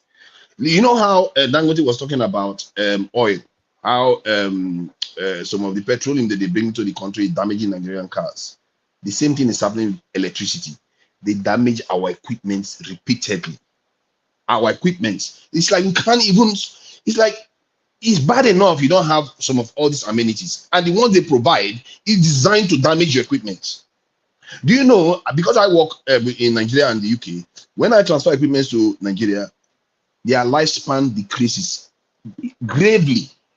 I can be using a PC for 10 years in the UK. That same PC, the same time I bought it, I'm still using it in the UK, but if I send another one that I bought at the same time to Nigeria, it dies. Like they just keep dying because the voltage is terrible. Can you imagine that if you scale that up over millions of people? To Now Nigeria, decimating them. according to one man, you're an alarmist. You're making up stories. According to one man, this is These are alarmist facts. These are propaganda. facts. See, these are facts. And the person, people that said you have to buy stabilizer, you have to have an inverter. You can keep buying things, you have to have UPS to prevent damage to your equipment. These are things other people don't have to do. Just like we have to have burglary proof. We have to have this gate man. We keep buying things that other people don't have to buy. They do all those things efficiently. Our government refused to recruit into the security forces to prevent other wastage. They refuse to invest in this thing, Two more minutes. electrical this thing, so we prevent that kind of damage. They refuse to this thing. It's just simple things that they're supposed to do. Even petroleum, to make sure the petroleum that's coming to the country is good grade. No, they won't even do that. They are killing Nigerian cars, killing Nigerian equipment, killing Nigerians all over the place in terms of security. It's unbelievable some of the things these people are doing. So sometimes when I think about it, the gravity of some of the things they are doing to their own people, man, I don't blame when some Nigerians want to truly rip them to pieces. That said, I know that anarchy is not going to benefit us. I know that. Niger, 2 more minutes. I think Larry wants to interject you. So take the interjection and then you start to round up. Then we go to Ekene and then Des. Okay. So to Niger, now let's focus more on the solution now. Forget about Tinubu kind of like, remove subsidy, he did this, he did that. What do you think the government can do now, right, in order to, at least in the short time, solve some of the problems that we have? The biggest punch, I say, is have Dangote refinery supported so that it starts producing petrol for Nigeria. That one takes Nigerians will feel better Let's say because they that will one. see Let's say they've taken a step in that one. That's one. Then create 2 million jobs in the security sector. As a matter of fact, I actually lost somebody recently. That person that I lost their own mother to insecurity again, terrorist attack. Then the son, went on to lose his life just recently again, and is due to be buried actually today. So it tells you the craziness and they are not. And this person was serving the country. He was serving Nigeria when they are losing their life like this. So to let you know that there are a lot of people doing a lot of good work out there. The idea that Nigeria is just full of people that are just doing bad things. No, there are people doing good work. If you leave your stuff somewhere, somebody will bring it back. People are generally willing to do the right thing if they have good leadership. So the point I'm making is that you create 2 million jobs to secure the country. Let me just hold you on that 2 million jobs that you said. Create 2 million jobs in security. So how do you think the government will create 2 million jobs in security? Will they kind of like force people to go into security, or probably they just have to like motivate people to go into it? Because we've always been saying these things. Oh, create 1 million in security. Let everybody go to army, go to police and all those things.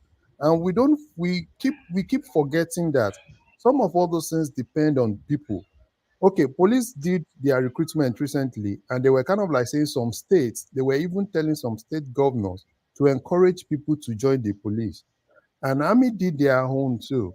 So, but it's for we can say, oh, create 1 billion people, let all of them join this, because we don't have a policy that can actually make people go directly into those places. And if you say today, let's say governments open 2 million slots, people come and join police. I can tell you that for them to even get 500,000 people joining will take a lot of orientation and reorientation. So, But Larry, can you say See, why that's the let case? me explain to you. But Larry, say Let me why just that's explain happening, something. Larry, because they all don't pay right. them good. All right, bring it Let me. to Niger Yeah, so we can. thank you. See, the truth is that people are actually bribing to join these institutions, not to mention being incentivized. You don't know how, if you know Nigeria, I've seen people that are trying to bribe to join the Air Force, bribe to join the army. I know they are, because you know what those people provide? They provide you sometimes a home. They provide you, they give you money upfront. From what I got, they give them over 1 million upfront when you join. Then you start training. They give you all kinds of different things, and you have a privilege. You are in a protected position. So people pay to join this. People don't understand that this is the truth. If you open recruitment, 2 million will join overnight. I'm telling you, and there are people. We have experts that they have been retired that they can bring back to train these people. And then we will stop hemorrhaging billions of dollars. Let me finish my point. We will stop hemorrhaging billions of dollars that Nigeria is losing every year. We are losing a minimum of 10 to 50 billion dollars every single year because of insecurity. And if you plug that gap, support the Dangote refinery, support local refineries, restrict some useless importation they are bringing to the country, then just watch the Nigerians do the rest. They don't even have to micromanage Nigerians, because if you give them the right environment, even the diasporans will start running back home. They will come and invest. Then when the diasporans are coming back, what makes you think other people are not going to come to, because they see now that the country is safe, secure, and stable? Who wants to go protesting when they have that kind of environment to work in? Even a retired colonel, when I talked about this to him, him by accident came to this figure that I told you that is needed to secure the country. He was saying, we can't do that. But if you need to do that, you need to have 1 to 2 million. I said, that's what we've been talking about. You didn't hear? We've been telling you that you need to recruit more to secure the country. But they are not doing it. You have to pay them a good salary and provide them benefits to make it appealing for you to want to join security. For example, pay them. I agree with you, but look at, for example, pay in the tax. United States, I don't know about the UK, I know about the United States. You join the army, you get bonuses, you get all kind of things. You join the Coast Guard, whatever military institution. Aside from that, if you go and join your local sheriff's department, you join your local PD, these are good, well-paying, oftentimes union-protected jobs. If you looked at the average police officer in a small town in the United States, they're heavily militarized. Compare that to our local officers who are asking you for ruja and give them small shandy. Their eyes are dirty for road. Come on, man. Like, we can't tell them to go join when this is how we treat our law enforcement. Got them up. We still got about two people on the screen, one person in the background still waiting to talk. So with all those useless people that we described that we have now, Nigeria is not entirely running rampage with this insecurity everywhere. You go to the airport, you find that you're secure. You travel, most of Nigeria is relatively secure. And who is providing it? These few that we have. If you have more of them, Nigeria will be abundantly secure, and you have people start wanting to invest and open business. You know how many businesses closed earlier because they are worried about security? There are so many areas this thing affects so many aspects. Not to mention the stress Nigerians go through because they have to always think about security all the time. Let's not give the amount of benefit that comes from it. We don't realize it because we've been conditioned to be living like this for such a long time. But all is in the hands of this current president. If he promised he's going to do these things, the way it is that I don't even have to incentivize them to do it. They said they were going to do these things, and I knew if they truly did what they said they were going to do, Nigeria is going to be better. I said that Tinubu would have been the greatest president Nigeria has ever known if he did these things. But I'll leave it at that. It's up to him. Thank you. All right, brilliant, excellent. So brilliant, excellent. So Ekene, you're up next. So Ekene, to the conversation, your contribution. Let's hear from you, Ekene. You don't sleep. What about you, Des? Des, hopefully you are there. Des. Yeah, one man. I don't know if you can hear me. You're always on the move, Des. Yeah, I'm just coming back from California. I went to the match, the Arsenal Chelsea, Arsenal Man U match. That was yesterday. And Now you slept over. yeah. All right. Who won? Who won? Everybody was watching. Even Pansat actually streamed from the match. He joined Oh us from yeah, the I match. heard it. I'm like, oh shit, I should have like, if I had his number, I would have contacted him. But Nobody has yeah, it Pansat's was number. It's a funny character. Yeah. it was a good match. Man U lost, but they still won in PK, so it was just there.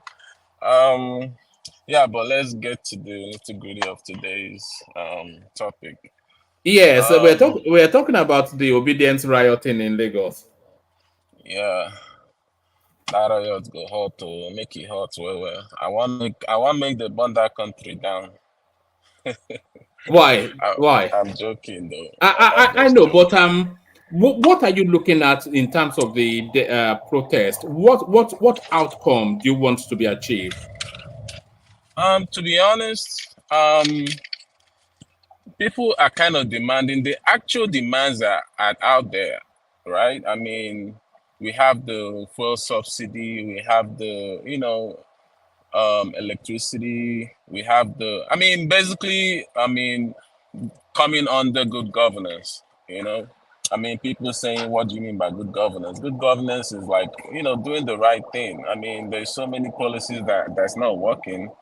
I feel like, if I'm telling the truth, this is Tinubu's doing. You were given a month. I heard it was a month, notice that, hey, we're gonna do a protest. I don't know why Nigeria has this mentality of doing something late at that minute time. And that is what I feel like is happening. Like, they gave you a month to actually start taking steps, showing people that, okay, I'm taking the right step, to actually help you guys out. But for a month you've been making matters worse, and I don't just get it. I don't get it.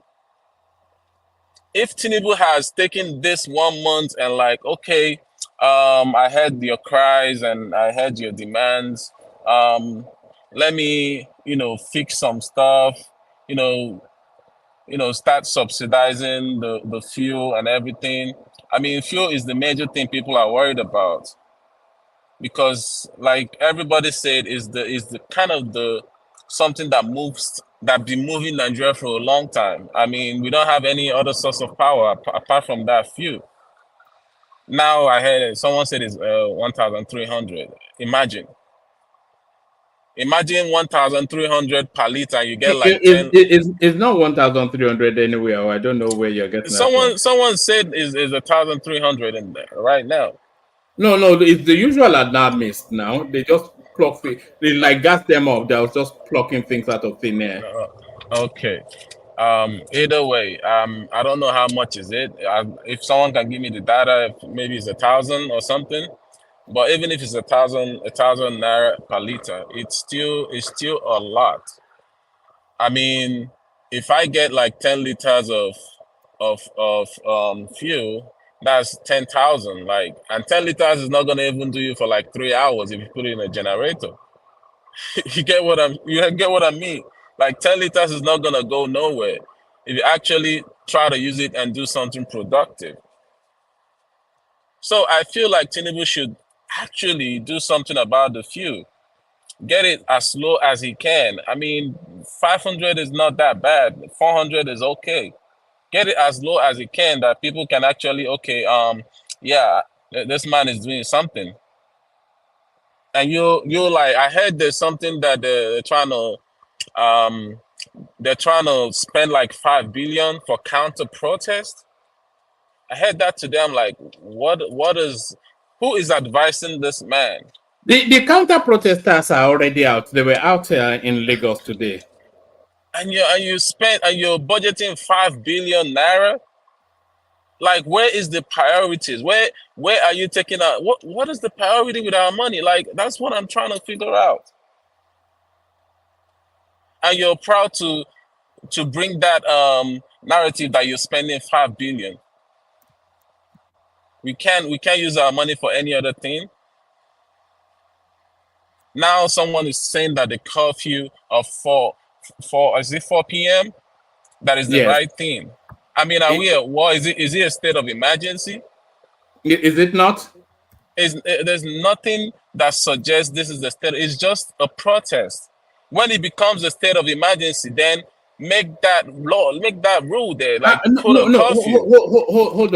Hold on. You're talking about a population in excess of 200 million people, and you're talking about 75% of those 200 million people being young people. You're talking about a nationwide protests to take place in every single state of the federation, and then you're talking about a security complement that is less than 600,000. So how are they going to manage it unless they put some restrictions on it? I'm not saying they shouldn't put restriction, but 4 p.m. it's crazy, man. Like people will not even listen to that time frame that you're giving. It's just 4 p.m. The light is still out. Then they will get shot. That's the problem. That now you're gonna make the matter worse. So he's just trying to dig. How are they going to make it worse? How are they going to make it worse? When they shot them at NSAS, they went back home. Don't kid yourself. This is gonna be totally different. If you're trying it's always going to be totally different. It's always the same. If you're trying to tell yourself this, I mean, we already know how the Northerners are. If you keep shooting them, they're like, "Hey, I'm going to Allah." So if you think that it's gonna be the same, I mean, our Southerners can just run away and all that. You can't do that to the Northerners. We know that. That's not happening. Do that, then you're making the matter worse. Are they bulletproof in the North? They're not bulletproof. I'm not saying that, but they're not scared of that like we are. They're not scared. So I'm just saying, you gotta do something with. Like I said, I don't know who's advising Tinubu. I don't think he has any sense. People that are advising don't have sense. They keep making that doesn't work. I mean, you're starting to play like a guitar. You're losing your way. Can you hear me? Oh, the network is bad. Can you hear me? No, you're good now. Carry on. Oh. Okay.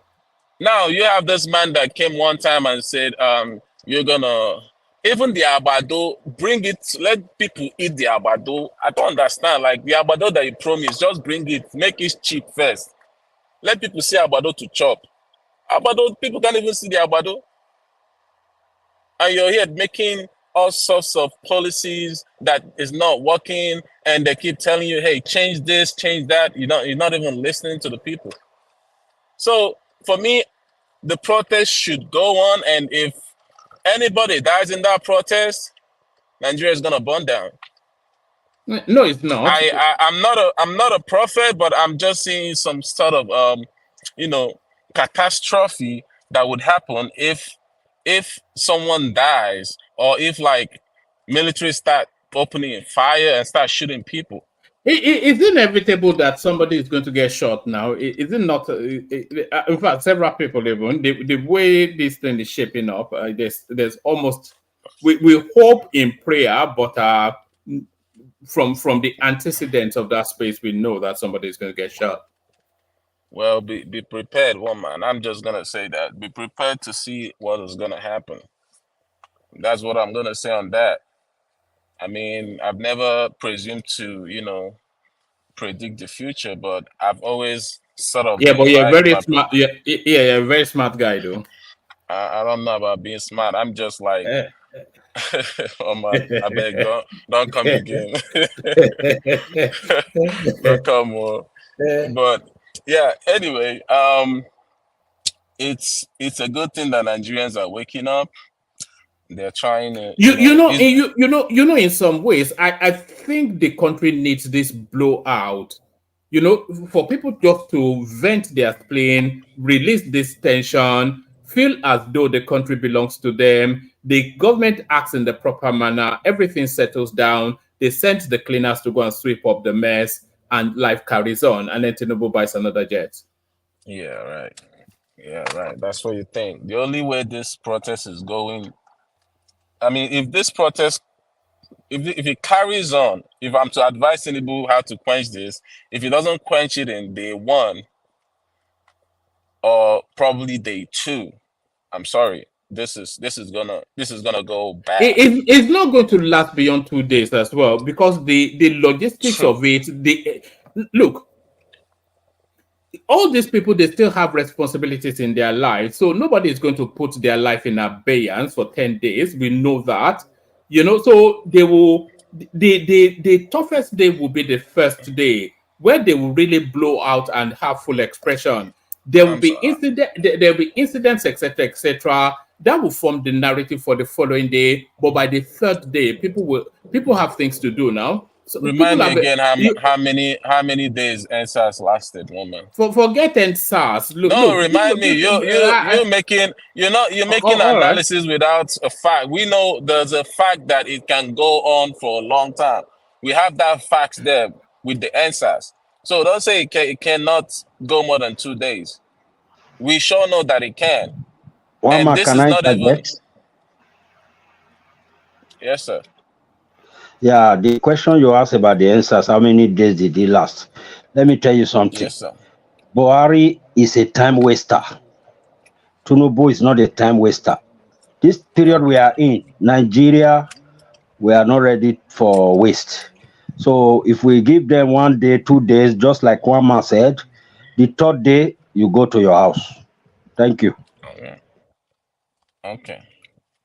So Tinubu is not a time waster. That means you're suggesting is you start shooting people in day one, right?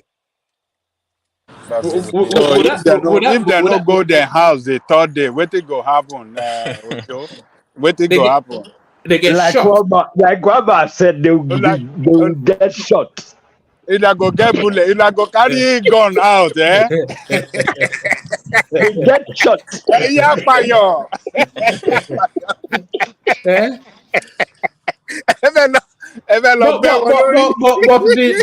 the instructions to the security agencies to be is leg shots, not just incapacitate them so that they can carry the memory for the rest of their lives.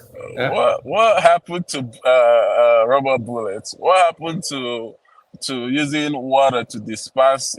There's a lot of means to actually disperse crowd. Why would we resort to the live fire? That's what I don't No, understand. there is nothing known more effective to mankind than an AK-47. It gets the job done. It gets the job done. It gets I the job done. guess.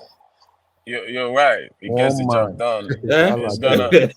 It's gonna get the country I'm only done. joking though, by the way. I'm not advocating violence. So, maybe I should shut my mouth. It's gonna get the country done. Is this fine? Let the people calm down. That's what I would say. The police people should actually, I feel like they should follow the protesters, wherever the route is. If someone is trying to destroy whatever, that is when you come in as a law enforcement and actually do your work and try to stop that person from vandalizing the properties and everything. But once the protest is going peacefully, I don't see any need. I don't see one single need that someone would give an order to start shooting. If that happens, a lot of people are gonna come out in mass. People are not gonna come out in mass because it's not gonna be like I said, it's not gonna be like NSAS people. Oh, you do that, everybody's gone because they already expect it. What I'm telling you now, they already expect that they're gonna get shot. They expect it. But they're still coming out regardless. So even if you do that whole shooting stuff, it's not gonna work. Yeah, what, You know, guy, you guys are really, one man. yeah, It's not. you are putting people in harm's way. This is just It's not anybody about putting people in harm's anybody way. that gets shot anyway gets sparked in Shore's doorstep. All Yeah. these things is all about Shore. Des, do you know on a lighter mood, right? Most of the chaos that will happen in this protest might not even come from the security agencies. Most of them, particularly in Lagos, with what I'm hearing, might even come from business owners. And that's why for me, I support if okay, maximum probably 6. Let there be curfew by 6. Let everybody go back. Because major thing that you see in Lagos is looting starts around 6, 7, 8. That's when they start Now looting. that is reasonable. That is reasonable. That's why I say And 4 yeah, p.m. is not a reasonable yeah. time. And That is just what I said. a lot of I'm people not were saying really caught unaware during EdSARS. If you go and look at Surulere, a lot of business owners were caught unaware. And I think this yeah. time around, what I've been hearing, particularly with business owners, is most of them are even saying they want to stay. You want to come loot, then we'll die together. So, and there's, you see, particularly what is actually happening now, right? You see a lot of people that want to take advantage of that to loot because people are hungry. There are a whole lot of things. Some people are even targeting some shops that are closer to their house, full shops. That's true. So it's a whole lot of things. And I'm very sure that, people that were caught unaware during NSAS, I'm very sure this time around, it's fire for fire. Before you loot, we'll die here. Everybody die here. So I think it's better, probably the security agencies, if they can actually control the situation. 6 p.m. If you don't go your house, anything where you see, they should just carry big this thing, pack everybody, go and put them somewhere. 6 p.m. Go your house. Nothing where you they protest for 8 p.m. Now a thief you be if you they protest for 8 p.m. A thief. You won't go steal something. No, you're right. You're right. What you're saying is all good. Like I said, the government should, I mean, be reasonable sometimes. I feel like I said, I don't know who's advising Tinubu is not doing a good job. 4 p.m. is not the right time. It's the sun is still out, for crying out loud. I don't know. Like, how do you expect people to just go home? That is when the actual protest should. People are now coming out. People are just done with kind of their business or whatever, closing shop. I'm joining this protest. You can't just say, "Oh, I'm stopping this by 4 p.m." It's not gonna work. I mean, if you're trying to get a reasonable time, I'll say something about 7 to 8 p.m. You know that 4 p.m. it's based on intelligence. Do you know what 4 p.m. is in Nigeria? I don't know. It's Enlighten me. Igbo hour. Igbo. So, You you know trying to all see these what people. hour again? They have been fully, charged up with alcohol and weed by then. So anything after 4 is Igbo hour. So I don't know. they want the amugos off the street. That's what they I want. don't know who smokes weed at a 4 p.m. on the hot sun. I don't know about that, but I don't know. Maybe you join them sometimes to know what their thing is. You're a bad man, but Nigeria needs to work. One man. I heard the tariff, whatever the national grid went bad again. All these things are the problem that Nigerians are. I don't even know how this stuff. I feel like someone is going there to actually tamper that the national grid every single time just to get money to fix it. This kind of reminds me what I used to do to my parents. When I was still trying to be smart. I just go and remove the switch in the TV and tell them that that the TV don't spoil. Bring money, bring money. They go carry money, give me. I go just go buy 10 naira switch, the fuse, put them back. TV don't they work. This is basically Nigeria. You know, um, they need to start fixing things. One man, Tinubu, buckle up, man, buckle up. I hope you do. Although I don't even. There's nothing upstairs there. We've gotten the mandate. Try All right, you're bringing playing on. like a guitar again. And there it is. I think we've lost him. All right. I think we've lost him. So let's do this. I'd like to bail out if Tuniger is available. Are you there? So I'd like to bail out if Tuniger is available. This early. Yes. You know, I'm just feeling one kind of funky way. But unless Ekene is there, Ekene, are you there? No, Ekene is not there. Let me bail out. Tuniger is available. You hold the fort until Thomas is ready. So Tuniger, let me bail out. Sorry, one man before you go, please. Yeah. Kolata, are you there?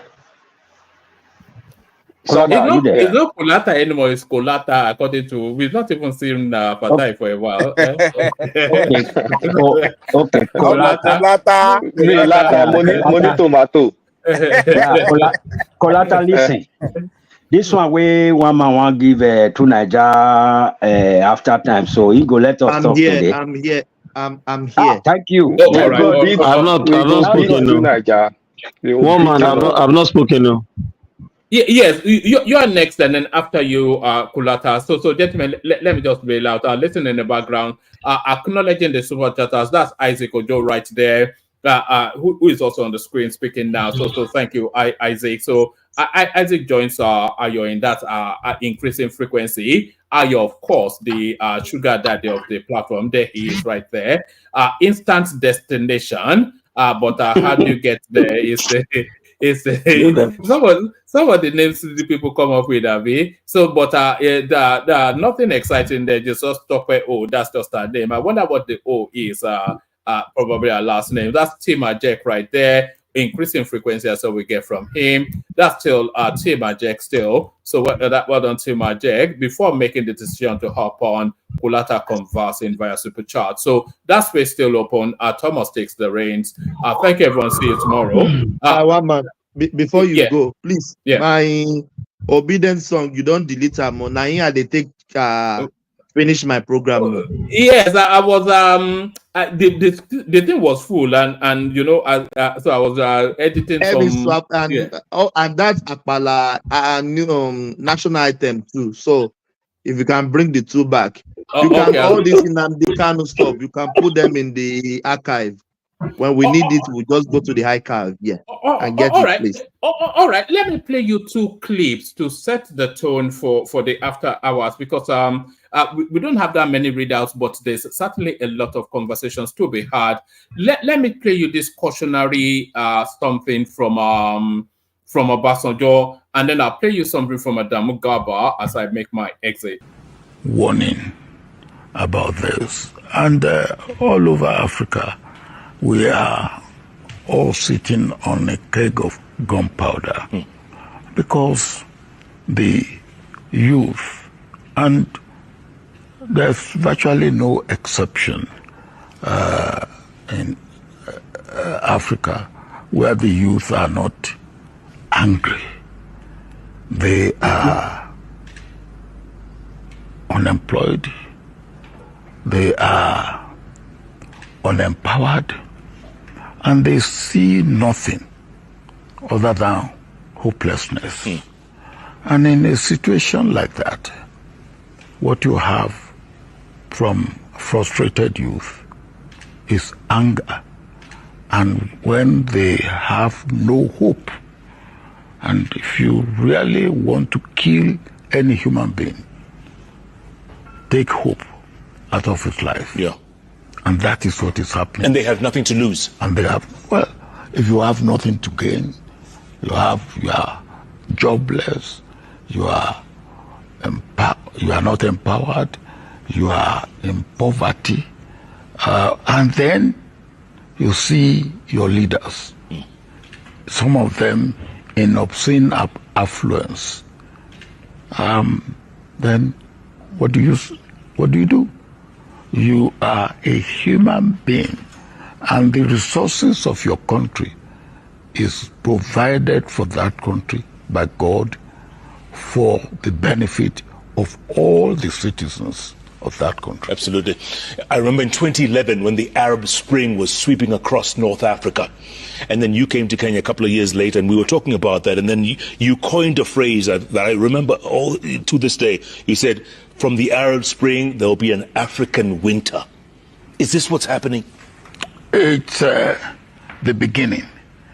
And if no adequate attention is paid to the needs of the youth in Africa, the autumn will turn to winter. And it'll be ugly. It will be very ugly for all of us. Tell me something, Mr. President. So it's quite striking what Obasanjo is saying there, because what's going on in Nigeria now, you are going to see it very quickly cascade throughout the rest of Africa. The life of excess that all these people in government have been living for all these decades, I think the people have had enough. And that's what we're seeing. So the people have had enough. And I think the Nigerian space, they've picked up on that as well, that the people have had enough. You know, you are telling people, they're telling us that people are literally eating grass.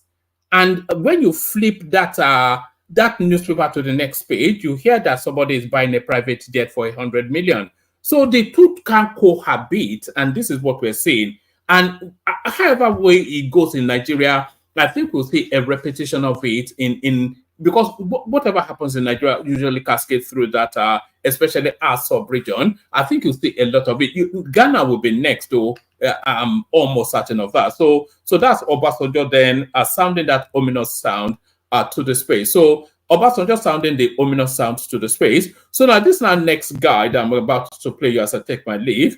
We've had him as a guest on here before, but this is what he has to say to contemporaneous matters. Yesterday, I made a pledge that I am going to disclose my findings about the situation that is facing Dangote Refinery. If you notice, since the situation happened, I was literally trying to understand the complete story before taking a side, because these things are not emotional. They are strategic, and also you are supposed to be very objective based on the outcomes of all the situation that led to the situation we are facing today regarding the refinery. I want to refresh back our memory very little to the signing of Samoa Agreement. I'm sure all of you remember the Samoa Agreement, right? Where it generated a heated debate about LGBT rights and so on and so forth. This is just the social part of the agreement. When you look at the economics part of the agreement, among the 6 key priority areas, there is something called sustainable development and another one called climate change. This sustainable development and climate change, when you look at the expansion of the discussion about the climate change, is a direct attack about any fossil fuel industry. So anything that is having fossil fuel that is going to be against the climate change rules, it also applies that once a country ratifies this agreement, they must work against any fossil fuel industry in their land. Number 2, there is a standard model that is also being promoted by the US and Western interests that is called ESG, environmental and social governance. All this thing is also tied to the so-called climate change and renewable energy system, whereby it is trying to force the transition of energy from the fossil fuel system to the new renewable energy structures. So this global interest that is being pushed by BlackRock, advocated in the World Economic Forum, is targeting any other country in the world and measure their successes in compliance with ESG by less utilization, consumption, or even production of fossil fuel materials, like the Dangote Refinery, for instance. The third, again, is what is called the Inflation Reduction Act of President Biden that he signed in the United States. That Inflation Reduction Act is targeting every other country where they are using fossil fuel as an industrial asset to force them to stop getting the dollars they need or the investment opportunities they need from the dollar-denominated markets in exchange for them to get more dollars. So if you are consuming fossil fuel or utilizing fossil fuel and producing fossil fuel, you are now declared as persona non grata. But if you want a non-fossil fuel industry, renewable energy structures, the US has the technology and the capacity, so you align with them, they give you more dollars in exchange for these industrial items. And that is why the US deindustrialized Europe, particularly Germany, because of Inflation Reduction Act. Because of Inflation Reduction Act, you see crisis between US and France in terms of the economies. And that is why France started even to, tow the relationship with China so that they can still continue to leverage on this opportunity for trade in exchange for yuan and euro, in order to bypass the Inflation Reduction Act of the US and remove themselves from the dollar hangover. So we as Nigeria, we have ratified Samoa Agreement and we have also signed the ESG model agreement. And the fact that we need dollar for development, for us to get these dollars, we must be in compliance. And without us being in compliance, we cannot get these dollars. And without getting the dollars, we cannot fund our budget. Without funding our budget, we cannot grow. The government will now be faced with challenges, and then you have issues. So the problems that is affecting Dangote Refinery is beyond local issue. It's an international issue. That is why you see the dichotomy between the BRICS and the NATO. The entire BRICS countries are the ones that support the fossil fuel and support the natural environment as a factor of production, man and woman, fossil fuel for energy and other things, while the NATO and West believe that those things should not exist because of their Inflation Reduction Act, ESG model, and the Samoa Agreement that is pushed on Africa, Pacific islands, and Caribbean nations. And the fact that most of our crude oil refining comes from Europe, it paid them to enforce these policies on us so that we can kill our local refineries for us to export our crude and import their refined product. But as long as we remain within the basket of this agreement, there is nothing we can do. Mr. Thomas, are we going to watch the only way for us is to align with the countries that accept the fossil fuel. If today Nigeria is a member of the BRICS nations and the BRICS alliance, Dangote Refinery will have functioned successfully and nothing is going to happen. Why? Because the BRICS did not agree with those terms, don't support the ESGs, don't support the so-called climate change activism, don't comply with the Samoa, the agreement, most of the content of the Samoa agreement, and thereby allowing us to breathe and industrialize. The whole trouble you are seeing today in Gaza, that Saudi Arabia is put at the center, is because of Saudi oil. Once the Israel are able to take leadership of the Middle East, their job is to make sure they suppress every fossil fuel denominated sector in that area. And that is why the Saudis are fighting hard and fighting back. So Gaza is just a window of power and control and demonstration of dominance and capacity and also the willpower. So we need to understand that the global political dynamics is changing. Thomas, what's going on? As long as we remain with our Western alliances. Thomas, are you there? Mr. Thomas, are we going to watch everything? Excuse me, something is playing. But it sounds interesting, though. Let it play now. It's full of propaganda, Jare. What is a propaganda? You think so, Larry? Ajale Koko, please, please. When video is playing, you don't have right to talk over it. Come on now. I'm not talking. So if the video is 1 hour, we should watch it. If the video is like an hour long, we should watch it. My brother, it is not by force you want to wait. You can exit. That is disrespectful. We are playing something for the world, and you are interrupting it. It's Thomas, not only you that is listening. How long is the video? It is just 8 minutes. It's about to finish. You may not like what he's talking All right, about. then We can finish it talk if it's against 8 it. minutes. One, Thomas, finish the It's video. Let almost us finish. finished. Let us finish watching it now. It's very interesting What is the video. hurry about? Come on now. Okay, continue, Thomas. Continue. I've stopped it, Ajali Koko. I don't know. I don't know. I get No, upset. continue. Play. You say it's almost finished. It's Let's done. It's done. I'm done. Ajali Koko. I'm done. Okay. Oh yeah. Let me play something that will kick it off.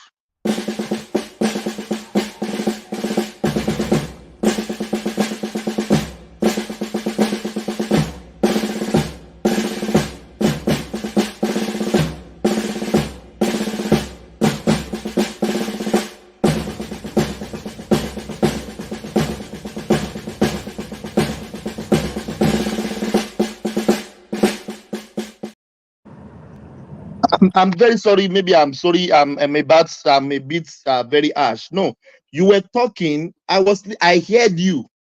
Since I didn't respond, you know that I wanted the video to play finish. Please, let's have some decorum. Let's calm down, please. Ejo, to your long, Biko, please. Ejo, please, I beg you, please. Let's calm down and let's just follow the instruction and let everything go. Please, I beg you, please. Thank you. I think who is speaking, that person should finish his talk. Then we bring Larry. After Larry, I'm sequencing it now. Please. I'm supposed to be the one to talk. Larry is No, sorrow Larry now. has It's talked. cool. Larry Ṣé Larry that have not spoken. Is Darati? Is Darati? No. Darati, you just came in. Yeah, I think No, it's I've been Kolata's around. No, I've been around for a long time. Eh. Oh, It's been no. He even said it. Yeah, I did the night shift, I've been so in I the just woke background. up. I've been in the background. Yeah, I that's was right. at the I background. didn't know You know, I didn't know who was speaking. I just woke up from my sleep. So let's what do we do? Yeah, if we Let have Kolata, Darati let's speak, take it. then Kolata will speak after him. No, Ekene Kolata will stay go there. first. Ekene is there, sir. But Ekene has Yeah. not been Let's responding now. Yeah, I think it's Kolata Kolata, is here now. Dorothy, and Yeah. Okay. Do we have Kolata? He's on the screen. Yeah. Hold on a second. You guys continue. I'm on the call. You're on the call. Yeah, that's all right. Yeah, let's go to who else came before Darati. I always like to sequence it. Nobody cannot come and then we'll just abandon who hasn't spoken. Yeah, I think Akim has spoken. Who has spoken? Who has not spoken? And Darati sorrow. Every other Ekene is not. It look like Ekene is sleeping. Akim, that one is sleeping. Let Dorothy speak, and then when Kolata come back, he can speak after him. Yeah, that's all right. Yeah, let's go to Dorothy. Yeah, then Ajali Koko has spoken. Yeah, because I didn't know who has spoken. I just came. My system is on, but I was sleeping. Emma, don't ban me.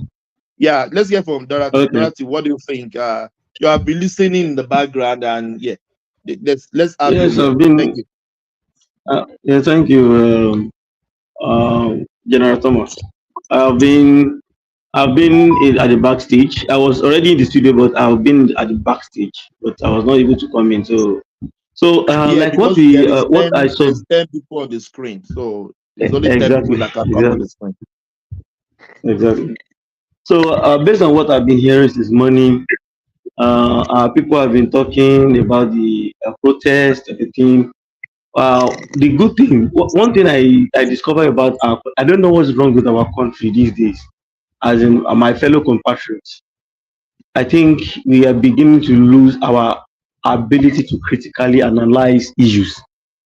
When issues come on board, we pander towards propaganda, we become an alarmist and stuff like that. I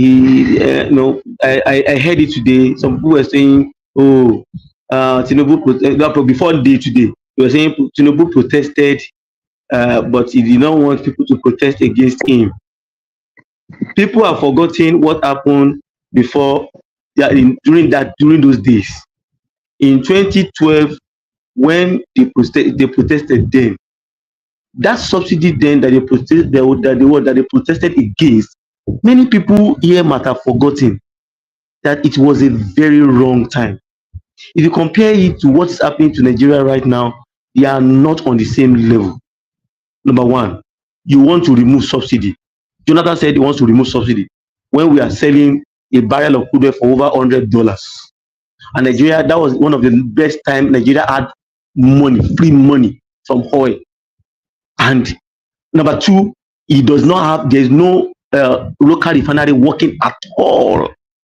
Don't forget that they already sold that refinery to Dangote and they already collected it back from him. So it was not working. It was then they began Shopee program. You remember what happened to Shopee? The person that was manning Shopee, you all remember that he resigned when corruption said want to destroy his name. I want to remember the name of that man. He resigned. So it's a different ball game, and we were all here when the Minister for Finance then, Mama Okonjo-Iweala, said they kidnapped our own mother. She said it at one university convocation in the US that they kidnapped our mother because of subsidy, and this is the same subsidy that Nigerians are crying like akara and bread for. They must continue. People that are chopping us must continue. They must kill us until our brain begins to work. Somebody was saying that, oh, but they give subsidy in other countries. Well, of course, we have many countries that are socialist democracies, but these countries are what? They are productive economies. Canada is an example. It's a socialist, more of a socialist democracy, but they are productive. I should ask you, are we that productive? No. The answer is no. So if we really want to live life like the UK, the US, Europe, Sweden, and co, don't you think it's better? I put a question to gas them up the other time, and I think one man also had that mindset too. One time like that, you also discussed it on this platform. That isn't it better that we use that subsidy, that 7-8 trillion naira that we are using to pay subsidy during Buhari's regime, to fix our health care, to make health care affordable, available for everybody, like NHS in the US, in the UK, and other European countries. Is it not better that we use that to fix, use it to explore our gas and make sure that transportation is okay for everyone? I remember very well that we can do all these things. During Najimobi's time, when he first entered there, I remember then there was a time that I took my mother to the world. All the Oyo State government workers have access to what? Have access to a bus, and at different position. If our car has a problem, I help her drop her at that particular station. She enters, and I take the car to the mechanic to go and fix it. The automobile electric engineer to fix it. So we can do these things. Why can't we make our subsidy, run it to make sure that we are able to get student loan like they get in the US, they get in the UK, they get in Europe? Why can't we use it to get our transportation fixed? Why can't we use it to get our food system built up? Why can't we use it to get our healthcare, insurance? Let it be top notch. To at least, if it's not at par of UK, US, at least it can move towards a particular level that we can say we have something reasonable. I should ask us all, since you have been enjoying that useless subsidy, that some people, you can see that they are doing what they are doing to Dangote. What did Nigerians achieve? You are still dying. You are still living in poverty, and you still want to continue with that nonsense. I think our demand should be that, Tinubu, you promised this. You said you are going to do this. We are holding you responsible for this. Do it. Not that we should be saying that you should return that subsidy. It's utter nonsense. Nigerians have been dying when there was subsidy. Our hospitals were not equipped. We can use those money to fix our infrastructure better and connect the dots. And I heard guys them up talking about, and we're already setting the stage for many of these things. It's not as if we're already starting some of these things. So I think Nigerians should think in that manner. The protest, as for the protest, is it good? Good, because let me tell us. Let's be fair with ourselves. That protest has given back to something reasonable in the last 10 days. In the last 10 days, the budget for the minimum wage has been passed. The funding for it, which is the budget for it, has been passed. The bill has been passed. The budget has been passed. The president has ascended to it, meaning they are going to pay it very soon. So if you all understand how government works, government is not just the way we normally talk here. They gave the government 30 days. I was hearing somebody talking about, you think government is just the way we run our families? It's not.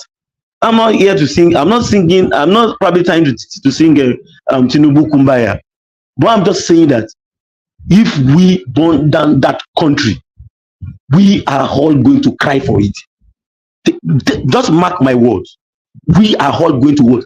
Cry for it, including everyone on this platform that was shouting. I was on this platform last week and I said it that Tinubu must redeem himself. He must find a way to fix Dangote problem by force and by fire. And today, he already did that. Today, he already did that. This is what everybody has been talking about here. And I called him out last week. And he already said, oh, you are going to be giving Dangote the opportunity. What is the consumption of Nigeria, according to our refinery what's it called, capacity? It's around 450 to 460,000 barrels per day. So if we can give Dangote and some other refineries that oil to produce for us and we sell to them in Naira, it helps our world economy. At least it removes that useless money that 13.5. I hope we are all here when one man was reading that word, news line, that Nigeria we are going to be spending 13.5 billion US dollars to bring in fuel. So you look at it, $13.5 billion.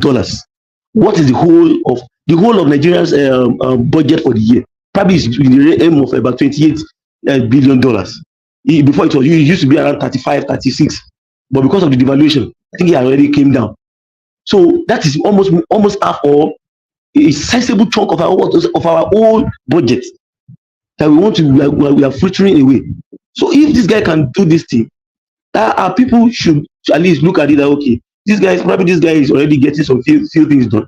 They can find a way to push the something to protest, probably a bit, or they just do it in light mode and they don't destroy things. Today, Nigerians are already behaving so far in a very awkward manner. You know, I stand with the people on this. The cutting off of the telecommunication NIN thing is long over. They have been talking about this thing. Let's all be sincere with ourselves. But the timing wrong.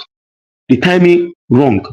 Because apart from the protest, people will think that, oh, they are cutting off my livelihood. Without phone, I will not be able to do it. Probably you don't know that Nigeria is much more digitalized than many other Western countries. Probably we don't know that Nigerians, an average Nigerian with his phone, he has the capability to do a whole lot of things with his phone. So if you are cutting me off, you have technically destroyed my economy, my personal economy. And you see what people did to MTN office today. They pulled down the fence. So they pulled down the fence. And I want to believe that sent a very strong message to the Minister for the economy, digital economy and communications. And I think he spoke to the president too. They quickly reversed that decision. You know, because they were the one that gave that deadline to the telcos, the telecommunication companies to take down those lines. So they quickly reverted themselves, and I think everything came back because people were already pulling down the fence of some MTN offices. I saw it on social media. So we must know when we say that things are getting wrong. Do we think that it's going to be overnight? We're going to fix this problem. I bet it with you. Dorothy, that I have to stop you there. I saw the video you're talking about. It doesn't connote with any protest. What happened? It's not protest. Yeah, but Dorothy, I just get annoyed sometimes when I see how we had. You wanted to do your NIN or BVN update in MTN. They said the crowd is too much. They are trying to control the crowd. And the next thing is for people to put down the fence.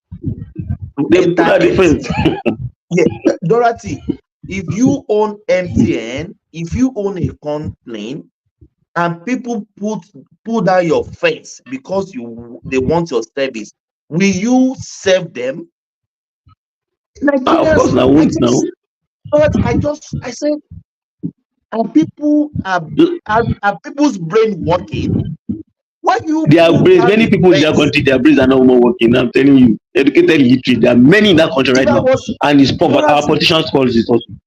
if poverty, Dorothy, if I'm the MTN office, I will never attend to one person on that day. Even though I know they will not repair my fence, but that day I will not attend to anybody. It's just, I was just thinking maybe I even thought it's the protest that is going on. And after I listened to people, they said they want to update their hand BVN, and you have to pull out the fence of a company, of a private company, which is not the problem of Nigeria. MTN is not the problem of Nigeria. I don't get it. I don't get it. I don't get it, my brother. Very You know, annoying. Thomas. You know what? You know one thing. You know one thing. See, one of the days I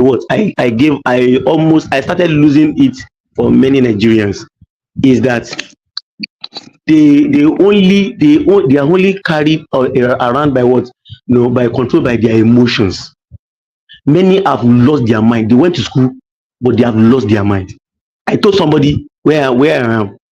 Do you know that in the Gambia they just upgraded their coastal road from a 2-lane express to a 6-lane express? That coastal road is the live wire of the tourism sector in that country.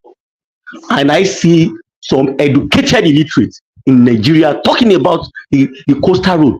Do you know that there was some guys right now, that guy came from Kenya, he moved, he spent 2 months right now in Nigeria. Now presently he kind of organized something with other content creators, and they are touring the whole of West African coast. Do you know that all the other countries in West Africa has a super coastal highway? And Nigeria, as big as we are, we do not have it. Speak to the amount. I don't have problem with that. Speak to probably the way they do some few things about it. But telling me that we don't need it is the highest and the gross hypocrisy I've ever seen in my life. I don't know whether you live in the United States, you live in the UK, you live in Europe. I don't bloody care. A small country, all the small countries in Africa that are on the coastline line already have coastal highways. And that is the nerve centers of their economy. And somebody wants to do it, and some people are telling me, and that's when I begin to reevaluate the brain of our people. But I know the government also played a role in some of those things too. Because you look at the NIN thing, the NIN thing was not supposed to be that difficult. Many of the people, government officials, that were not held accountable also for the shenanigans, the corruption that goes on within that space. I want to register my NIN. You will ask me to pay money. You ask me to bring coke. You extort people. You intentionally delay people. And you know that Nigerians also, some of them will not also come out on time. Those are the reasons why people will not actually link up that thing. Corruption entered into it at a point. Problem. When things is being released to the people to do it on time, Nigeria will never do it. We won't do it. We won't do it. They will wait for the last, maybe to the last minute. Maybe they want to cut off their line. Their line is not going to be working anymore or something. Exactly. Dorothy, I'm in Australia. Our hand when it started, I'm already here. What do we get? Nigerian embassy in our capital, like Abuja, in Canberra. What did they do? We're supposed to travel to Canberra to do this thing. Do you know what we do? They did. They came down to Melbourne, to Victoria. They choose 3 days and 3 locations. And we did our hand, and that is it. I have my hand now. I've had my BVN before I left. Before, when I came to Nigeria, I did my BVN. So I had both now. Very easy, no stress. We thought we were going to travel down to Canberra to do it, but they came to us, came to Melbourne, which is Victoria State, and they choose 3 days, 3 locations, and with all Nigerians here did their own. If you don't do your own, then that means you have to travel down to Canberra. But everyone try their best to find the 3 locations and 3 days, and we did it. Exactly. So that's how it is. and Also here, they do something like that here. So you look at it with the Thomas. If they cannot bear with MTN, and of course I already said it that the government caused it also, and the government workers, you know, those two, they also delayed some of these people also. We cannot put the blame totally on the people. The people also have some. That's some. You know what happened now during the election period too? How they delayed people from collecting their card and stuff like that. The voters card and so on. You know the corruption in the country, and you see, I stand to be corrected. The most corrupt human beings in Nigeria. If anybody can, if you like, argue with me. You see, I know what's up in the civil service. The most corrupt human beings in Nigeria are the civil servant of Nigeria. Just nobody should just argue that. You see, but because you can be the minister. They will tell you that we will set you up and make sure you get kicked out of this place. They are so powerful, and if you dare them, look at what they did. That doesn't mean that they are so powerful. But you saw what they did to Wike, and what they did to Umai. You saw their God. You saw their God. So yeah. So so civil servants are more corrupt than politicians. They are stealing money more than politicians in that country. Sir, we have billionaire corrupt civil servants. No, hold on. If you don't know, that's what I'm telling you now. Hold on now. Compare them, civil servant versus workers across board. So who is more corrupt than the other? I'm telling you, I'm putting this to you, sir. You cannot steal a dime, one kobo, you will not steal. Let the PS not know about it. Let the directors not know about it. Civil servant is more corrupt than politician. Okay. Where were you when Auditor General stole over 100 billion naira? So I'm asking you, sir. Hold on. Who are the accounting officer of each? Hold on. When we talk about the state, who is the head of the state? Is it not the governors? The governors are the head of the state.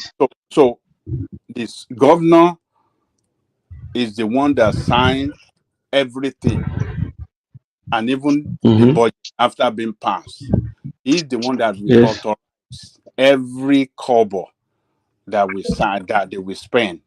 How do you want to hold civil servants responsible?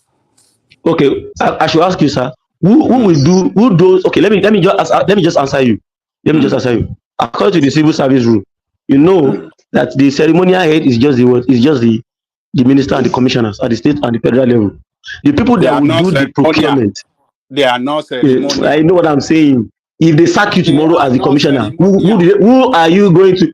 Who is going to run the procurement process? Who runs the procurement process? Hold on. I am asking you, who runs the procurement process?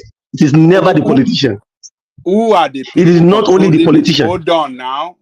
Let us have this thing. Who are the people? Who are the people in power controlling the procurement process that you are talking about, or the contractor? Who brought the contractor? Who are the people behind those people that get the contract to do the job? The people that, like I said it. The people that are on ground. Don't forget the directors, the PAMSECs. They have been there before you. So they know the people that have been doing the work before. So politicians just leave everything to civil servant. Do it the way you like. It's not going to leave. I'm saying that they are in court. I mean, they are in bed together. They do it together with themselves. Or at least if there are 10 directors, at least half of them must be on board. 2 to 3 or 4 or 5 must be on board with you to be able to corner something, to be able to corner a particular part of that money. Because they're the one that will keep the books. You're not the one that will keep the books. All I just want to let you know is that, look, when you're not the one that will keep the books as the minister. You have to sit down and receive the books from them. You can give them order, but they will be the one that will bring the books to you. Let me tell you. All I want you to know is that when we are making statement today, I mean, our such a statement you just made is like you want to hold politicians responsible for the woes of their country, and not, you want to hold civil servants responsible for the woes of their country, and not the politicians that are elected by the people to run the country. They are both in the game. I'm not giving the politicians the breakthrough. I'm telling you that they are both. But what many of us normally do is that we normally, you see, the people that we Babaja, the people that we interface with, it is not the minister that will do your NIN. No, I hope you know that. Babaja, it is not the minister that will do your NIN. It is somebody from your home state that will do your work. That will do your NIN. Don't let us digress.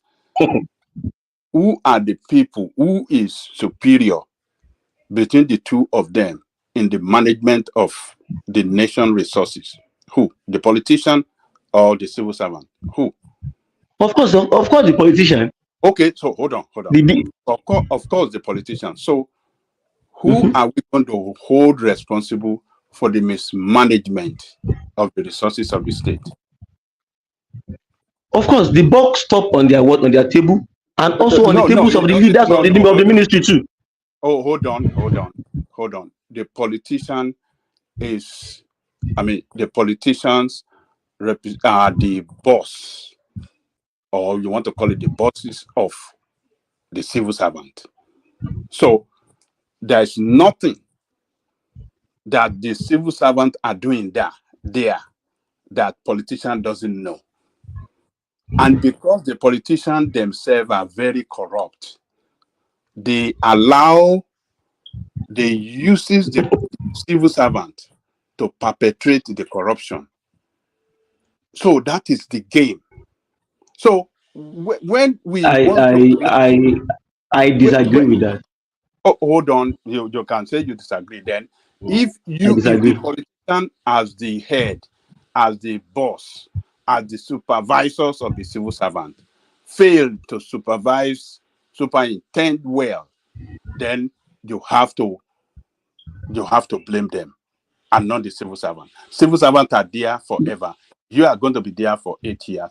If civil servants are not doing their job right, you are given the mandate, the authority of the state to do your job in the best way that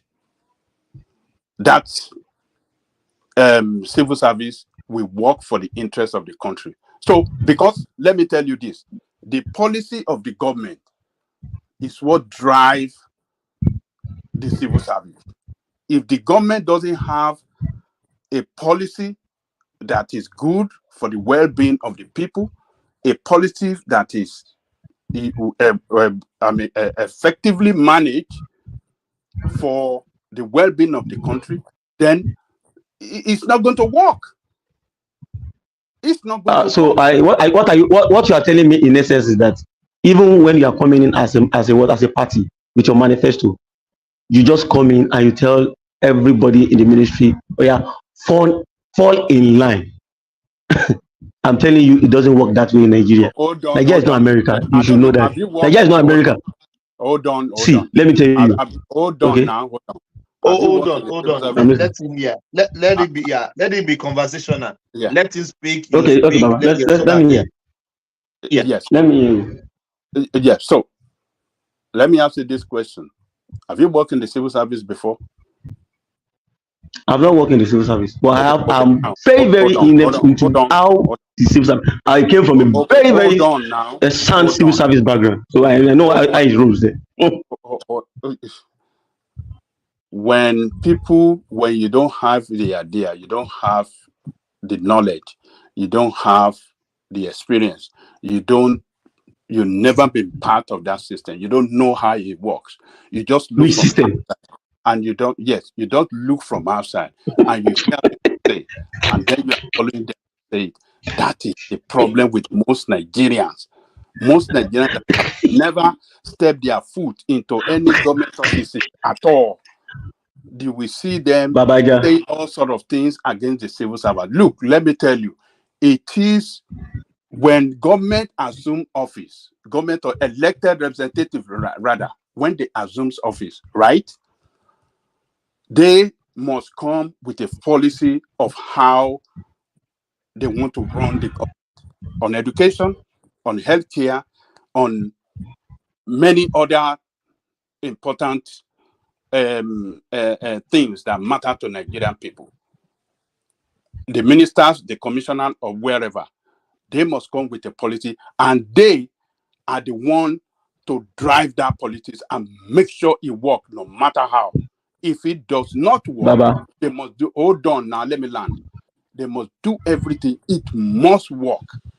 If it fails to work, what is responsible for the failure? They must look for why it failed, and they must find solution to that problem to make sure it works. That is the, and if the ministers or the commissioner in the state are not doing their, they have the assembly. That is why we have the assembly, people's assembly, to come and oversight function, oversight responsibility. That is why you see the assembly must come to carry out oversight and see where the problem is, and when it is necessary to invite people for hearing, they invite them and know the truth why it is failing, and they will do their job if to by carrying out auditing and investigation in each ministry. They have to carry out that investigation. So what I'm telling you, when the politicians are corrupt, the civil service will not work. So what I'm telling you here is that it's the problem is with the politician and not the civil servant. Civil servants are not the problem.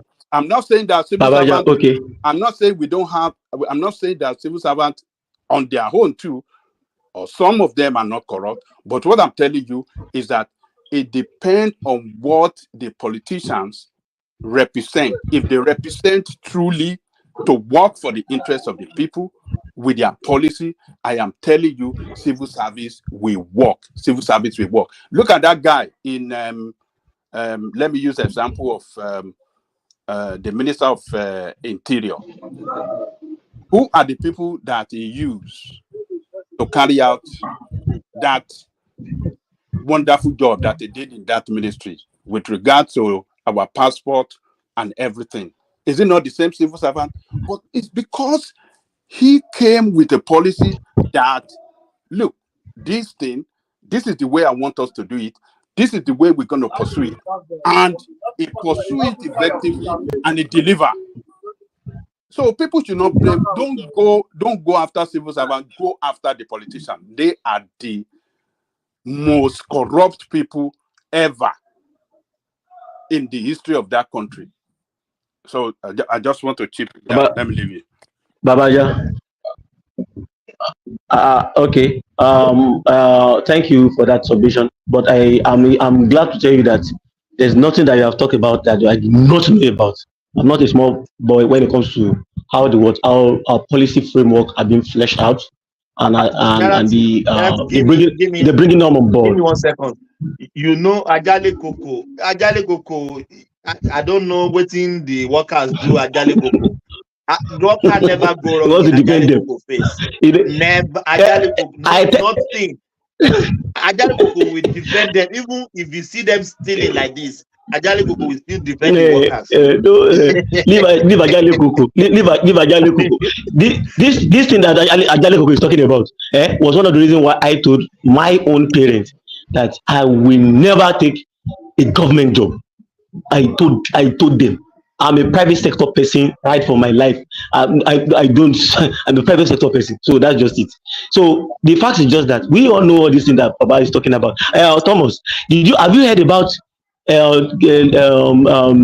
this same civil servant telling you or shouting that kò jẹ́ ká jẹun mọ́, gbogbo nǹkan gbogbo bí ta ti máa ń jẹ, gbogbo tíkẹ́ẹ̀tì ta máa ń tà ta máa ń ṣe gbogbo ẹ̀ ló ti cancel.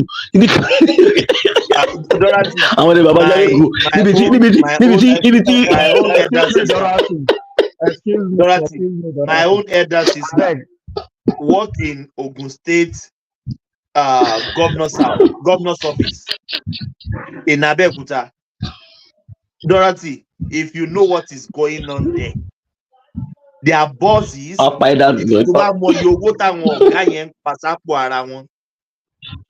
is going on in civil servants, in governor's office? They are billionaire civil servants. Billionaire civil servants. Thomas, you saw Umahi now. We all saw Umahi here. We all saw Umahi, as bold as he is. we all saw him. One man played for us. And you know one problem? Actually, what Babaja Leko said should have been the right thing. I saw this guy did it. Ajimobi showed them pepper. He showed them pepper.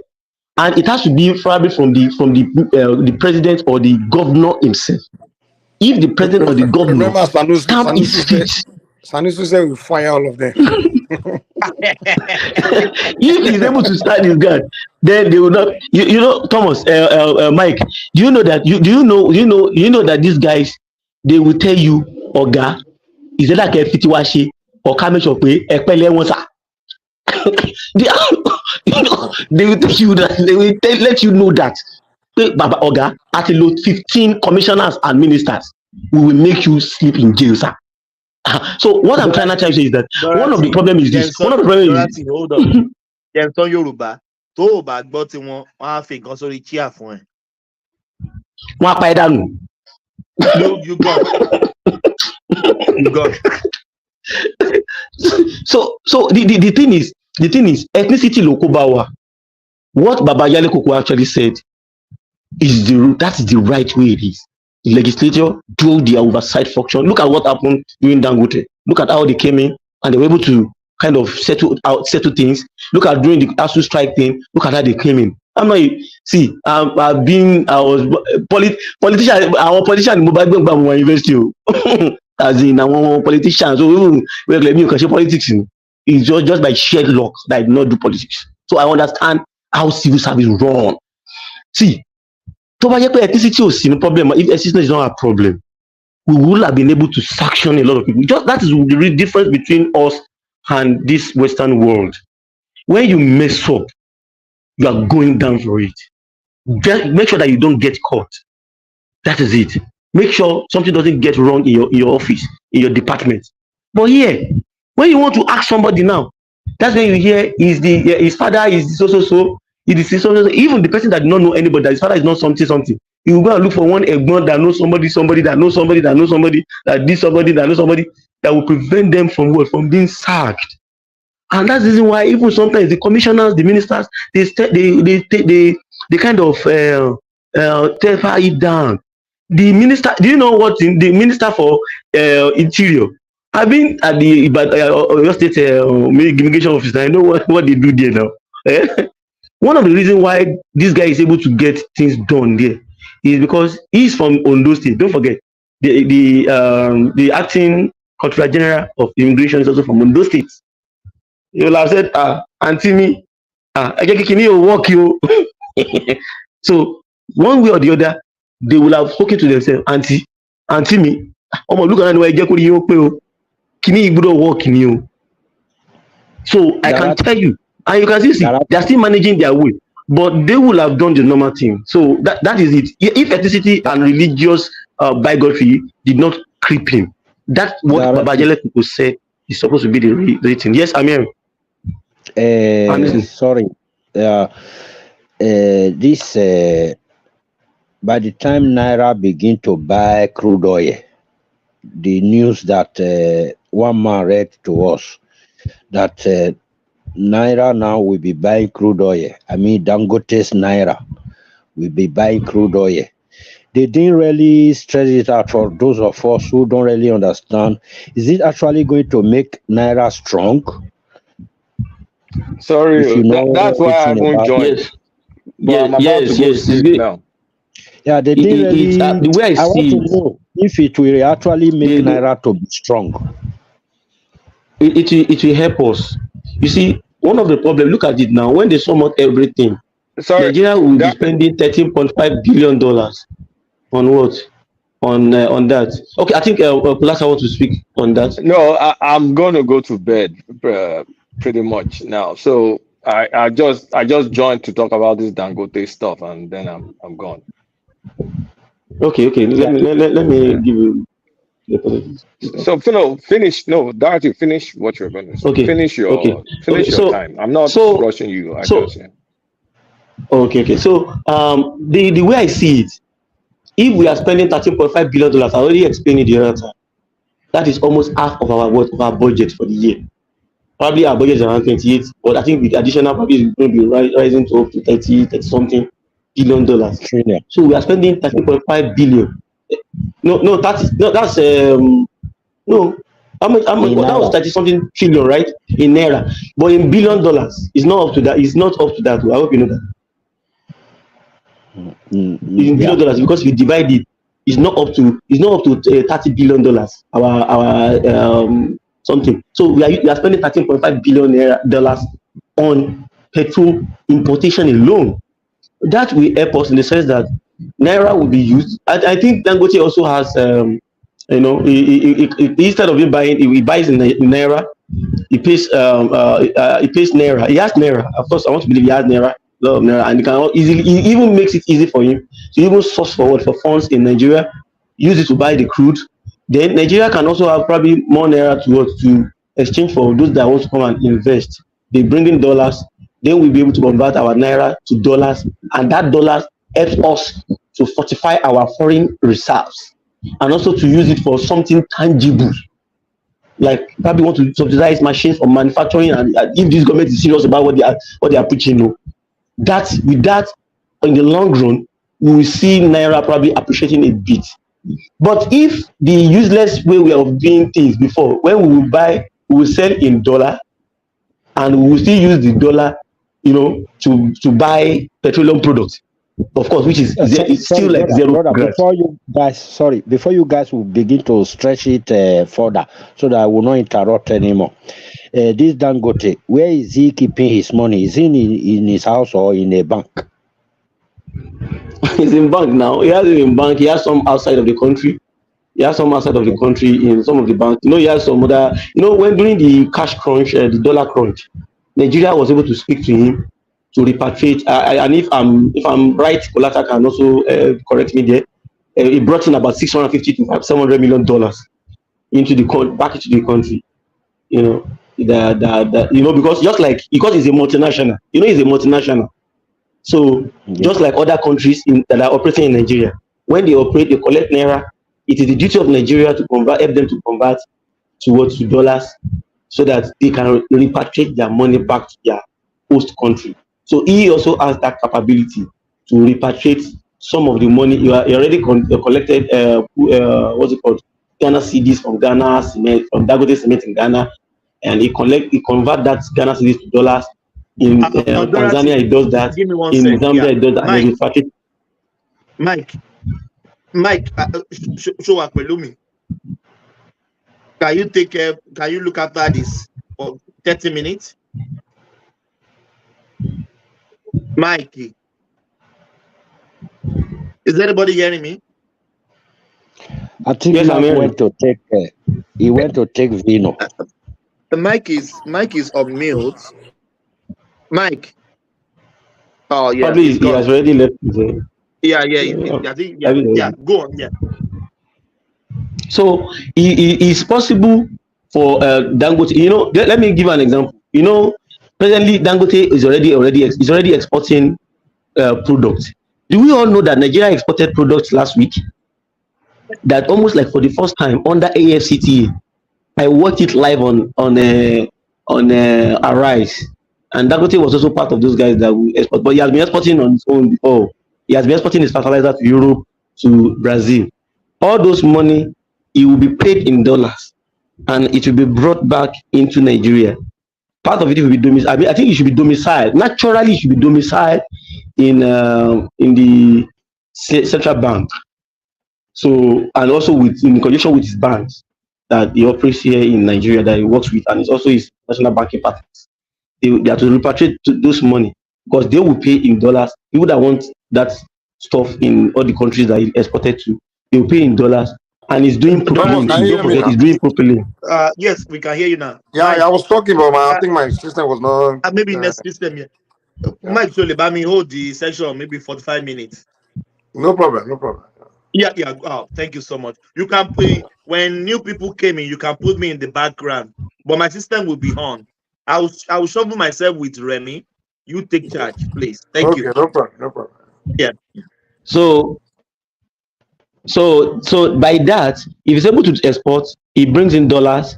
Then also, apart from the 444, because the government is saying that Tinubu is saying, give him the 450 million, the 1,000 barrels that we need for our personal consumption, daily consumption in Nigeria, or as in split it between him and some other few refineries that are already working, so that we can have that. At least the price can probably a bit come down a bit. Then the excess, because he will source the other cargo from other countries. Then those ones, when he sell it, he's going to sell. He buys in dollar. He sells in dollars also to them. The dollar comes back to the country via his company. And at the end of the day, that we, because that's one of the things we have been talking about, production to from consumption, right?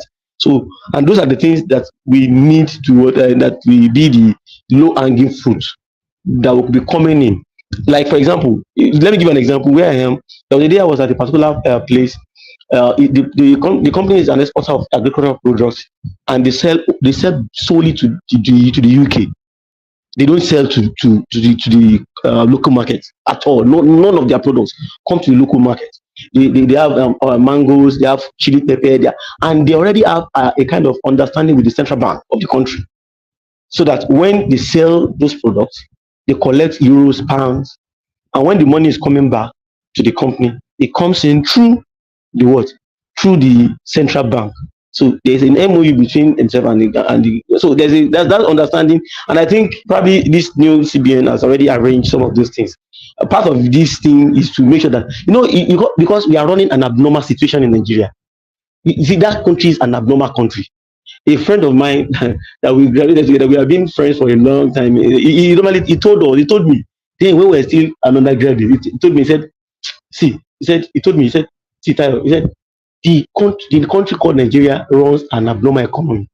That's the reason why many of the policies that has been used in other countries that worked, it's not working.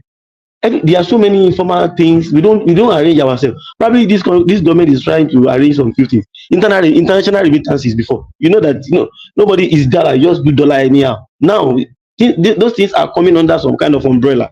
So we are beginning to get some people getting checkmated a bit, like the way they do in other Western countries. Before you do 1, 2, 3 transactions, they are already at your doorstep. Get the right intelligence. They are already at your doorstep to arrest you. I was come and tell them what you are doing. But we don't have those such things. People bring in dollar, people do a lot of things. Look at what this guy was talking about. People can even steal dollar, convert naira to dollar, and what and take it out of the country via local airports. From the local airport, they stop dollar, they take it to other countries. Imagine that. We are so loose guard. So, and we'll blame our leaders too. We have to blame them for that, because that's one of their work that they are voted to do. So with time, Nigerians should know that all these things that we are crying out for, it's not going to come down like that. It's going to be a stepwise thing. Low angry food, fine, we can say low angry food, but it's going to take some time before these things start to cascade down. I am of the opinion that if the minimum wage comes on board by next month, by next month, it will help the purchasing power of the people. It will help the purchasing power of the people be able to buy some things, and so that circle, and the other state governors also doing their own thing, and we continue to give them. Like for example, now if they do this protest 1-2 days, let them shift and say we are coming back for you in the next 2 months. We want to come and see what you are doing again.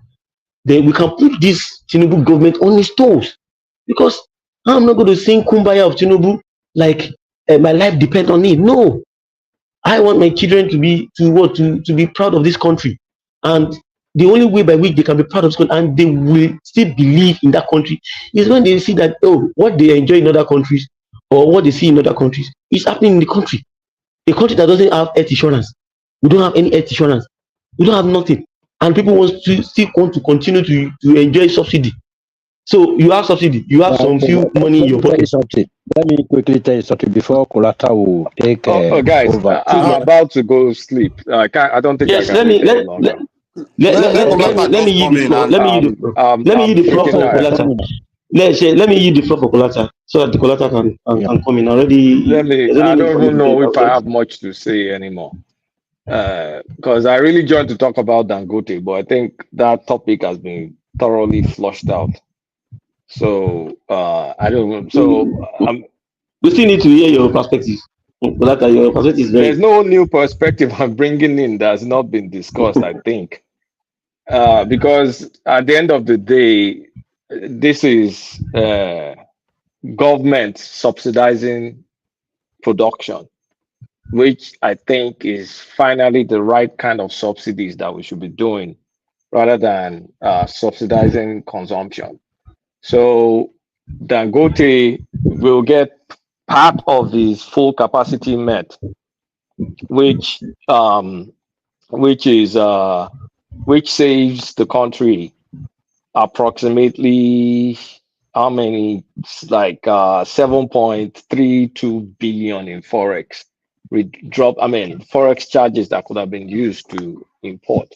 So that will stabilize. That first of all reduces the demand for forex on the demand side.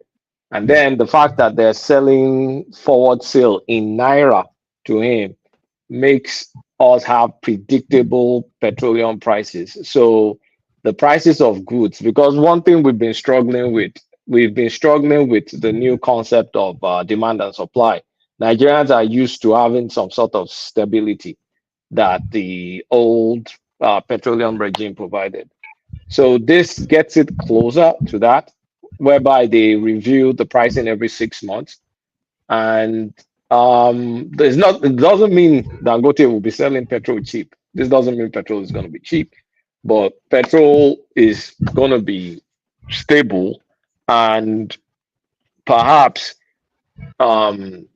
since we're subsidizing dollars for Dangote, it may be able to sell it relatively close to what is currently being sold. And so I think it's a win-win, but there are issues, areas of concern, in my opinion. Sorry, Kulata, can you explain how it can be sold at this present price, very close to this present? I think you can sell it at this cost because they're going to offer, since it's Naira, that they're going to sell it to him. Is it not dollar equivalent of the Naira? No. So it's going to be a subsidized form. How much are they going to be selling to him? They've not said that. 600 Naira, 700 Naira? Sorry, it's going to be a fixed rate, which they have not yet. They've not said the particular one. How much they're going to start with. It's not going to be at the international price. No, it's probably going to be discounted. Originally, Dangote will have preferred to get the subsidy in crude, so he can as well just go and refine it and export it. But this deal is sort of like a win-win, both for the government and also for Dangote, because first things first, Dangote is going to be trading directly with NNPC, so there's no IOC in the mix. And we have this 450,000 barrels per day, which will be shared. The mistake is we only have 450 barrels per day that will be shared between Dangote, NNPC whenever it comes on, and the modular refineries, if BUA comes in too. So we do need to increase our production capability and maybe revise these local content numbers up. I've not read the PIB bill to know how much, if this local content is fixed or it's variable based on our production. But by the time we have more refineries come on stream, then we need to definitely revise up this stuff. But my own concern is, all right, you give Dangote this crude in Naira, and for one reason or the other, we have enough petrol. What stops him from exporting and selling in dollars? Or what mechanism? Yeah, of course, that's what he's going to do now. Yes. What that's what he's going to do, collateral. So I think don't want to. he has more win. Colata, uh, sorry, he has more win than Nigerian as a whole. When you look at it in the long run, he's going to win more, and Nigeria is going to cry when that time comes. Continue, sir. Well, we can't say. I want to first trust him that he's going to do the right thing, right? First, trust but verify. But I'm just looking at the deal, like my area of concern, because what mechanism we've not been able to track how much crude we lift every day. So how are we able to know trust if Dangote has met? Because see, Dangote is you're gonna give him how much does he need? They're gonna give him his refinery can do, let me look for the numbers. His refinery can do 650. 650. They're going to supply him how much compared to what he need from what his We capacity. don't Not know like because the 450 is going to be shared, so we don't know how much they will give him. okay, sorry. You Okay, shouldn't get now more than $400. the refinery requires 15 crude cargoes per month. NNPC is going to be supplying 4 crude cargoes monthly. So the to make up the difference is going to import crude. So is he going to restrict or for him to price stuff well and they're not kind of like paying him cash subsidies? He needs to use these 4 crude cargoes that they're going to intend to supply him to satisfy local demand, and then the rest is international pricing. Now, NNPC being useless company or agency or whatever we want to call it, how are we sure NNPC can meet this Dangote's demand? Because NNPC can use mouth to commit to you, but when it comes to delivering, they'll start making excuses. Please, that's the question I wanted to ask you. You know, I wanted to ask you the question before you made this statement that this stupid and useless NNPC. Whenever we are saying Dangote will go and buy, we will say he will go and buy from NNPC. So what is Nigeria on inside? Are they supposed to buy from Nigeria now? Well, it's what's fine. The difference between NNPC and Nigeria? Because NNPC is Nigeria. Concern me or Nigeria won't concern me. In this deal, the closest to Nigeria is NNPC, though NNPC is supposed to be an independent company. And this deal, since it's local content, it has nothing to do with IOCs, right? It's just going to buy directly from NNPC. But NNPC is not a reliable source of crude. That's my problem. Because when NNPC cannot supply him, then are we going to be forced to cut checks and pay Dangote directly? Because, okay, NNPC as well, it will be contract. It will be enforced by contract, actually. So let me dial it back. So if it's enforced, you have a contract, forward sale. So NNPC is mandated to supply Dangote with how much, whatever cargo, 4 crude cargo oil. So if NNPC reneges on their promises, then Dangote can probably sue them. If it's going to be enforced by contract. So, okay, let me dial back my anxiety. But NNPC,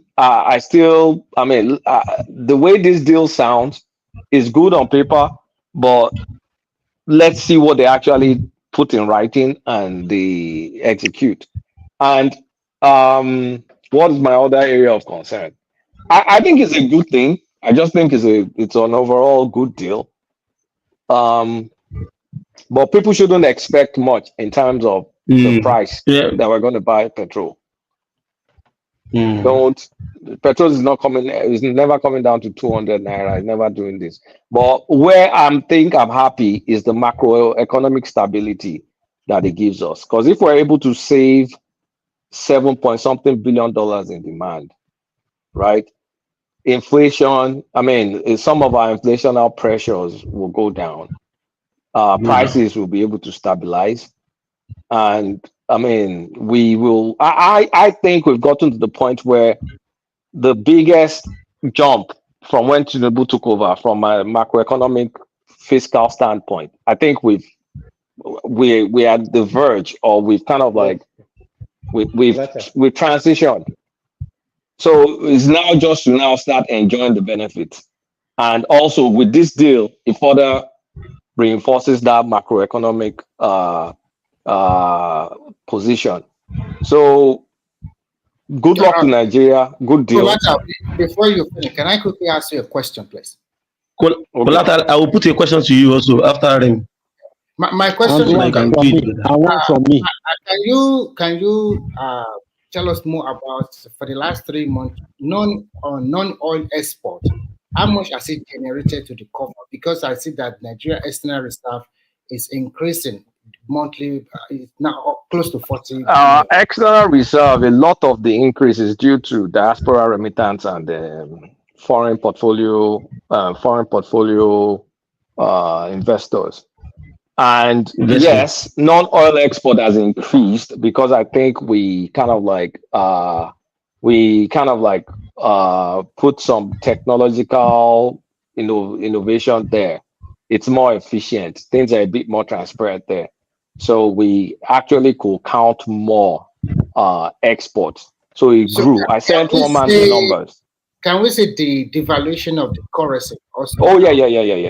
Devaluation has helped in terms of balance of trade naturally. That's what it's designed to do.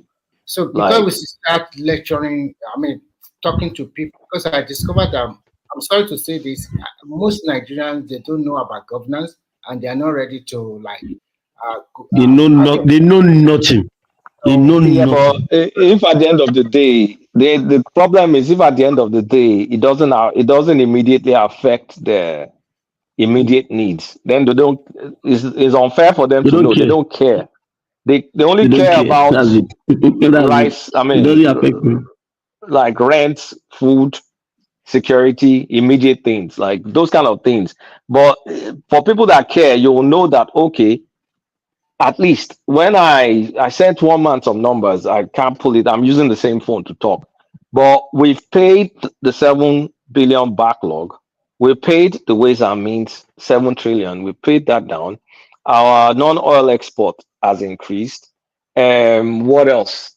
Our reserves is growing, and the rate of increase in inflation has reduced. So after a while now, inflation will start reducing.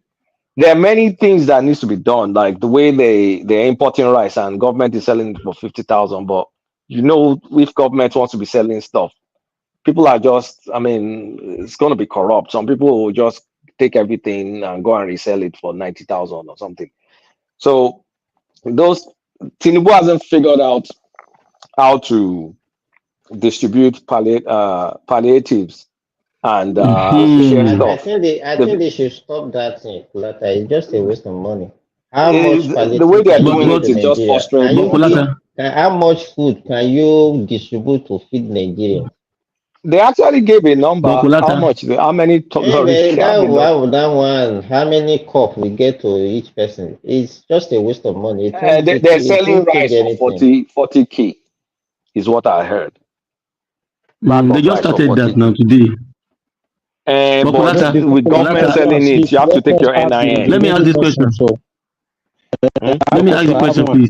Kolata, if based on what Nigerians are shouting about, that they want immediate succor, if you are to advise the president, what will you advise him to do in terms of immediate needs?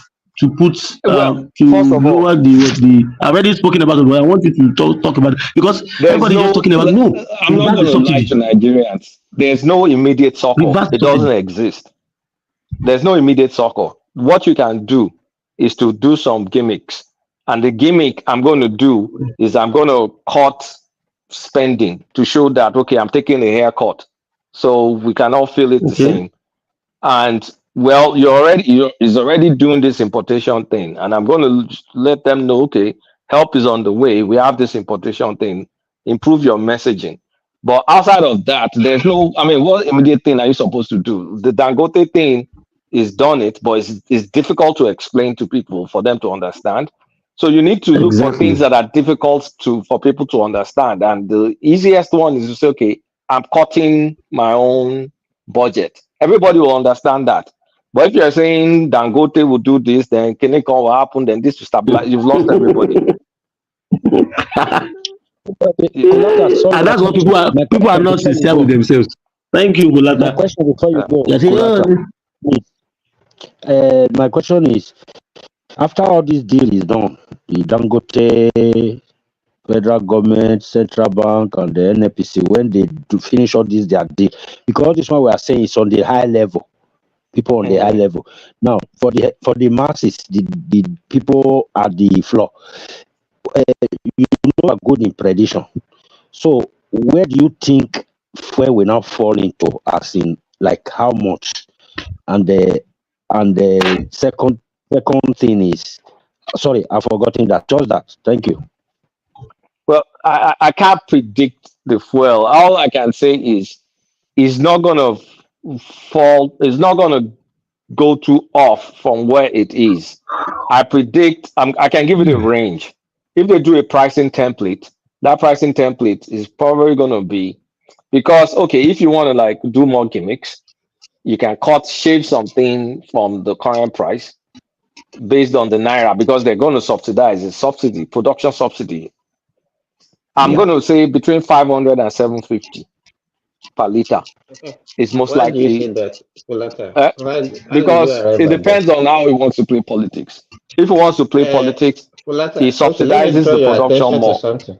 Present price now is at least averagely, you get it at 700 naira presently, because there are some that are still Is it selling that. 700 or 600? I don't buy petrol in Nigeria. I don't I know. say average because you see some places they are selling for 800, some are selling for 690, some are selling for 600. You understand? So some are selling for like 7. So it's a range. It's between actually 550 to 800 naira. So that's why I say okay, average 700. Now, okay, now before the removal of subsidy, we were not even getting the I think the price was around 180 or so before the removal of subsidy. But after the removal, it goes to like, let's say 600. Now, with the devaluation of the naira at this present price of 700 naira, what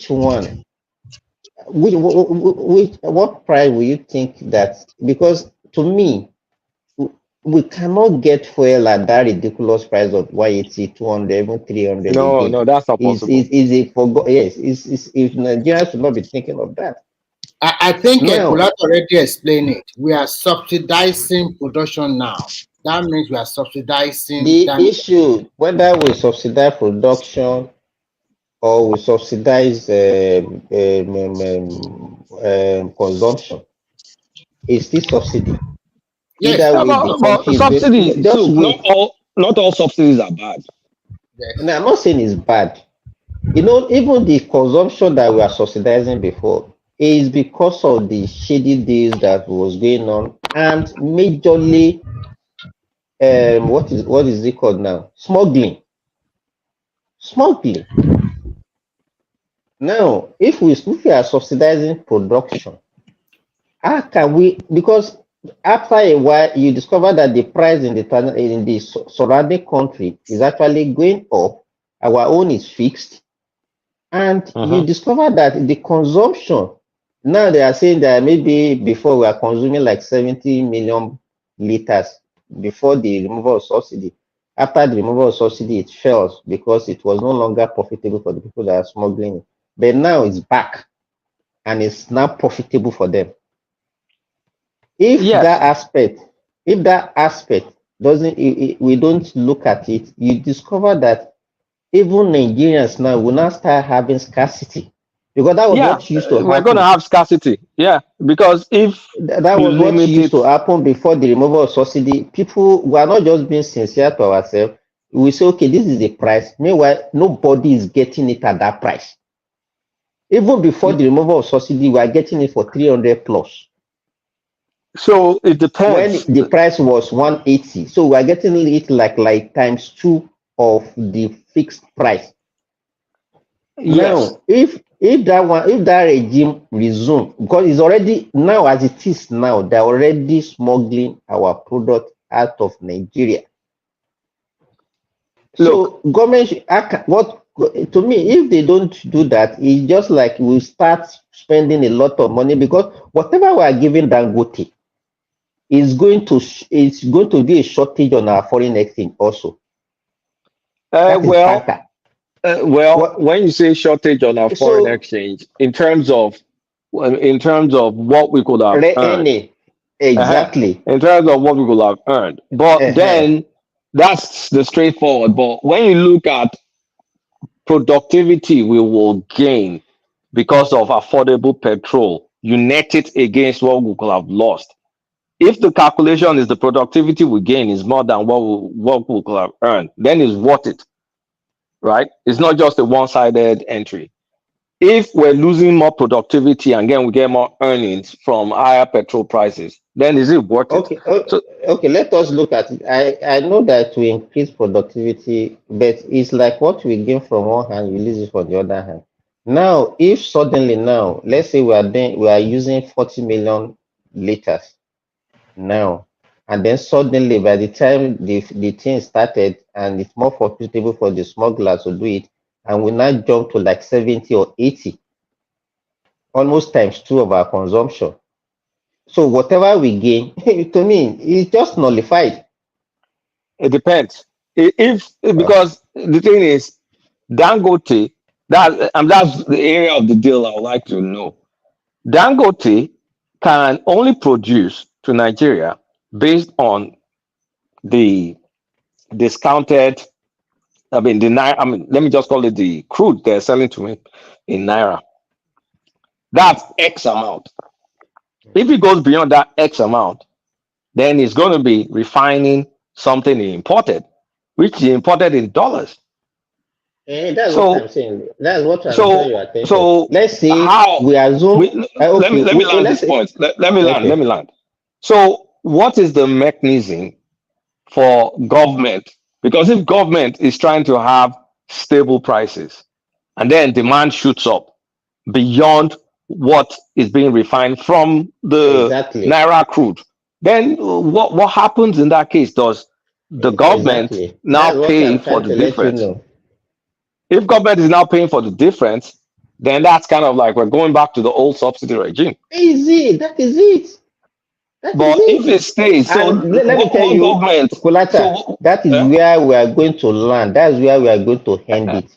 It's going to increase astronomically. Believe me, unless we are able It depends on how they if they police, decide to if unless they we are decide. able to police our borders. Uh, yeah, that's where I'm going to. If they decide to say that, okay, since we're doing this and we can't afford for this all those old shenanigans to happen, then let's ramp up what happens in the border. Or, I mean, Dangote is doing a lot of forward integration. So if Dangote is the one selling in just his gas stations, no, that's not possible. The marketers will have to buy from him. But if But Assuming Dangote is selling in his gas station, then Dangote can control if anything gets exported, or the exports will be less because you have to buy in jerry cans or something like that. You won't have people diverting Kulata, tankers. With what I have observed in Nigeria, I'm very sorry to say this. I think if they want to do that, they can only achieve that with all those how will I say, multinational or Oil local, marketers.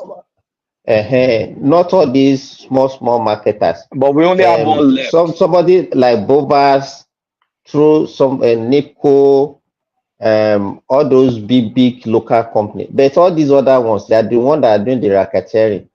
Presently, you discover that if you want to buy from Bovas, you want to buy from Nico and all those big local um, marketers, you buy at 600, 650. They are the ones selling cheap petrol now. But the other local marketers, they are the ones selling around 800. And they're the ones that usually takes this thing out of the country because Yes, they are not even interested. I They think are the not interested in regulators what happened in should Nigeria. come in. The regulator should come in Because let me tell you, it's a syndicate. If you don't know what is happening, it's a I syndicate. know, Even the regulators, the but at so-called this regulators, present, people fight to get job in all these regulatory agency at this because present they make a situation, lot of millions from it. Simba, at this present situation, what Tinubu has done is the right thing. Because you have to create the need of the nation. Nobody says not. Let me tell you, there is no all the policies that have been rolling out. They are very good policies. You Yes, yes. understand? But But unfortunately, Nigeria, we have a lot of Nigerians that are ready to look at the loopholes and latch on it and take advantage of it. That's it. well, you have a very good point. But I think at the end of the day, according to the interior ministers, he said that they have purchased a lot of drones and they can see what is happening in the Nigerian border. He even mentioned more than 600 of our borders. They are using drone Is to make Kulata still there? Kulata, I'm are you still still here. there? But if you are using drones, Kulata, do you remember what used to happen during the military regime? That they will use the military people to follow tankers.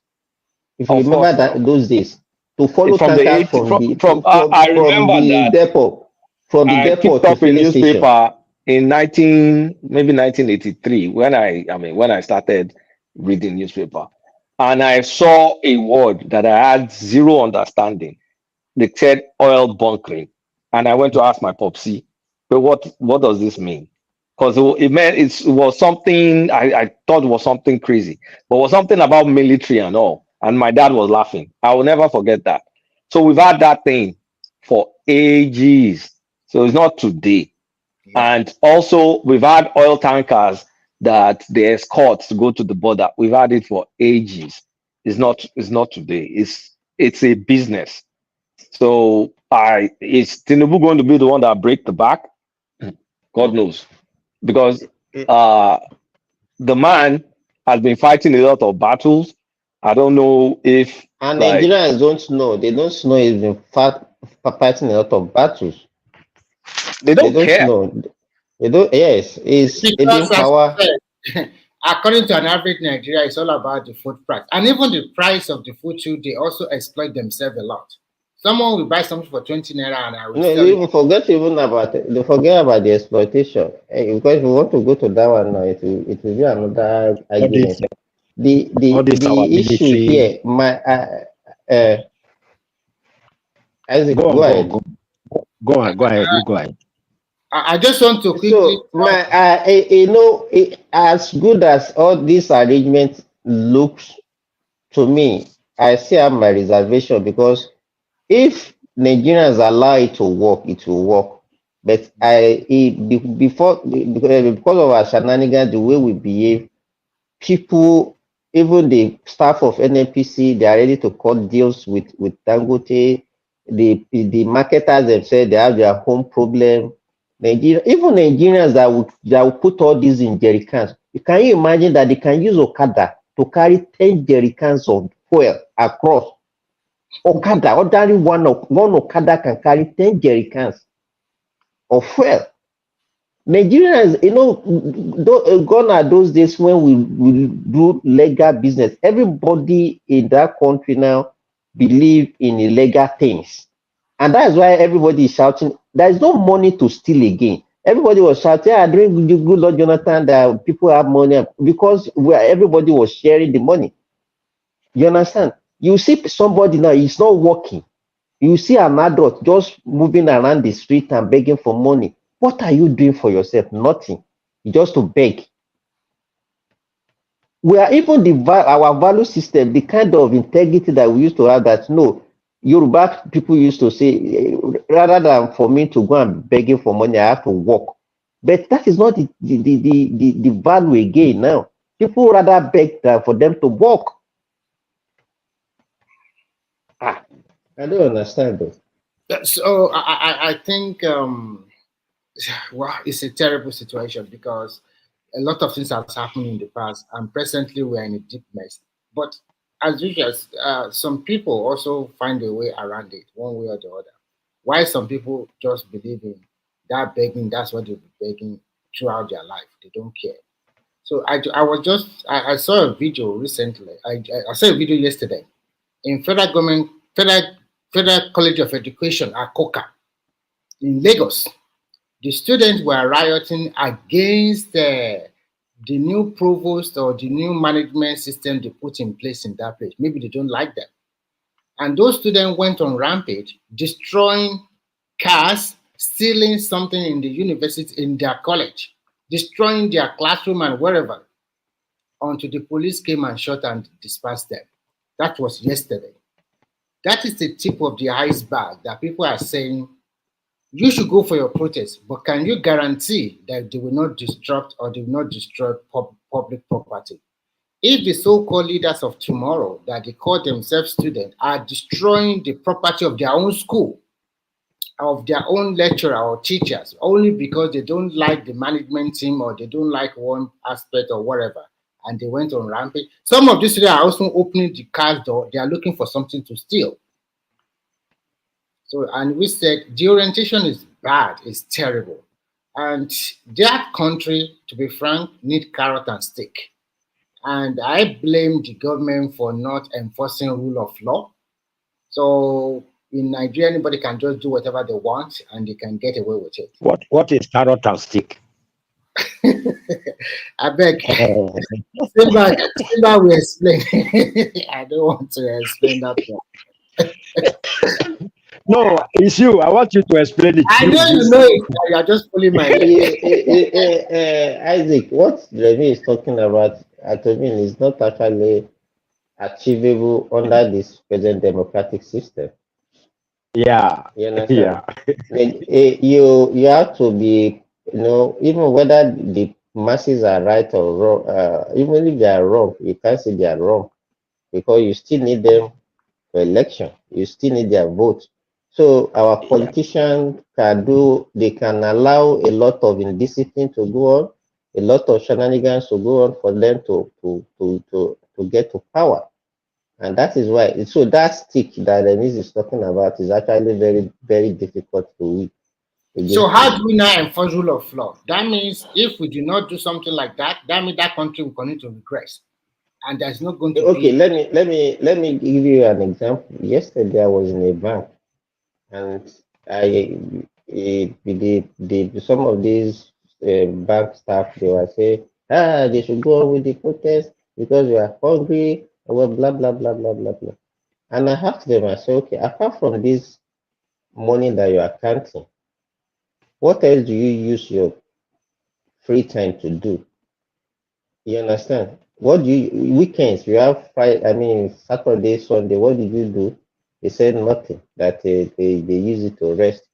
And I look at them, I say, okay, you people, because even the diaspora people, they are not giving the people at home a right orientation. How many people in diaspora actually work for 8 hours for just 5 days in a week? Isaac. You want chops and sand? You want chops and sand, Abi? You need to work extra hours. Hey, are we telling the people at home that no, we only say we are living good in abroad. In fact, they give us free money, they give us free food. That is what we are making people at home to believe. You see those Nigerians, especially those in Europe, whenever maybe during disaster, they give more. Hold on, let me wait. You will see them going online and start, especially during that COVID when they were giving in Europe now, where they give everybody some pallet, whatever, cash, it's not even everybody they give that money. Some stupid Nigerian went online doing video, say, look what they give us here in Europe. You these Nigerian government, you guys are useless. Kiniko. Now you start that's Mike, that people with Italy be that too, like Italians be that too. Nigerian Italians.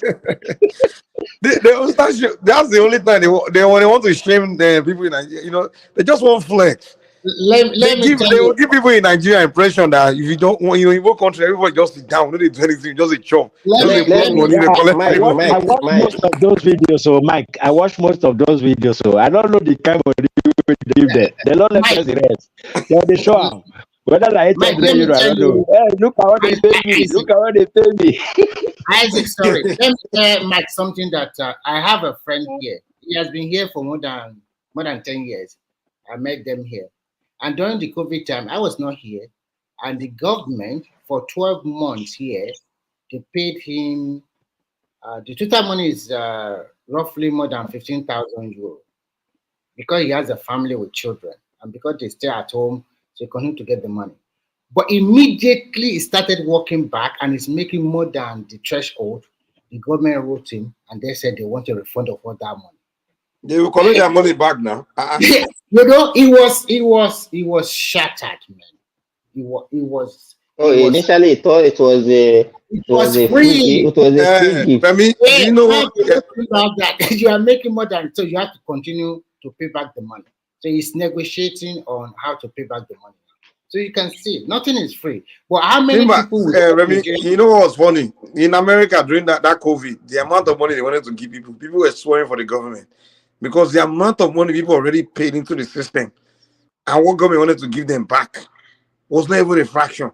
And again, they were even saying, "Oh, if you have paid this amount, this is what you get." And people are like, "How much you put in? How much the amount of work paid in taxes you pay and everything? This is what you are giving us back for." So people actually, what they are giving you back in America is something you already paid the government. But these people in Nigeria don't know that. They just think they just give you more. The money the government is giving you is something government just made from selling natural resources, and they are giving people money. They don't. The money, the welfare money they give the people is what the people already pay the government. Yes, some Nigerians, especially from Canada, they are in Canada for 1 or 2 years, and before you know it, they already posted. You see me, I arrived in Canada under 1 year. I already have my own house. I already have my own car. You are not telling them, how did you buy the house? Or how did you buy the car? Is it your cash? Did you pay all the cash? You don't tell them. They don't tell them. They will talk as if they just lie. Don't make 1 million. Yes, Don't buy house. It's like you just come to a country. Because let me tell you, what happened is the kind of language that you people use. Okay, my whole house, somebody, maybe the house for 30 years, that's when he's going to pay for mortgage. He will not tell them that the house is paying monthly on that house. My house, my car, which probably you are not the owner. As far as I'm concerned, you're not the owner. If anything should happen to you today, you lose everything. Simba, wait. Let me just put this one. Let me put this one. Mike, listen, this thing I want to tell you people now it's like over 25 years ago. Then I was in Nigeria. It was only my elder brother that was in Europe then. Not now that all of us are here. He was in Spain then, but now he's in Germany. He's planning to go back home because of his age. He came to Nigeria. We were all in Nigeria then. We were sitting with our dad. He came after the visit. After 3 days, he made an announcement to my dad. He said he bought a house in Europe. Hey! My dad and my mom were dancing. My mom was rolling on the floor. My pikin numbers for Igbo land. So it was when I got here after some years, and I saw that the house he's paying it small. He couldn't even pay it. They taking the house. They don't forfeit the house. I mean, they took the house from him at the end. He couldn't continue, my brother. But when he came and told us that time, we were all in Nigeria. We didn't even know what is happening. I bought a house. Hey, everybody come and see party.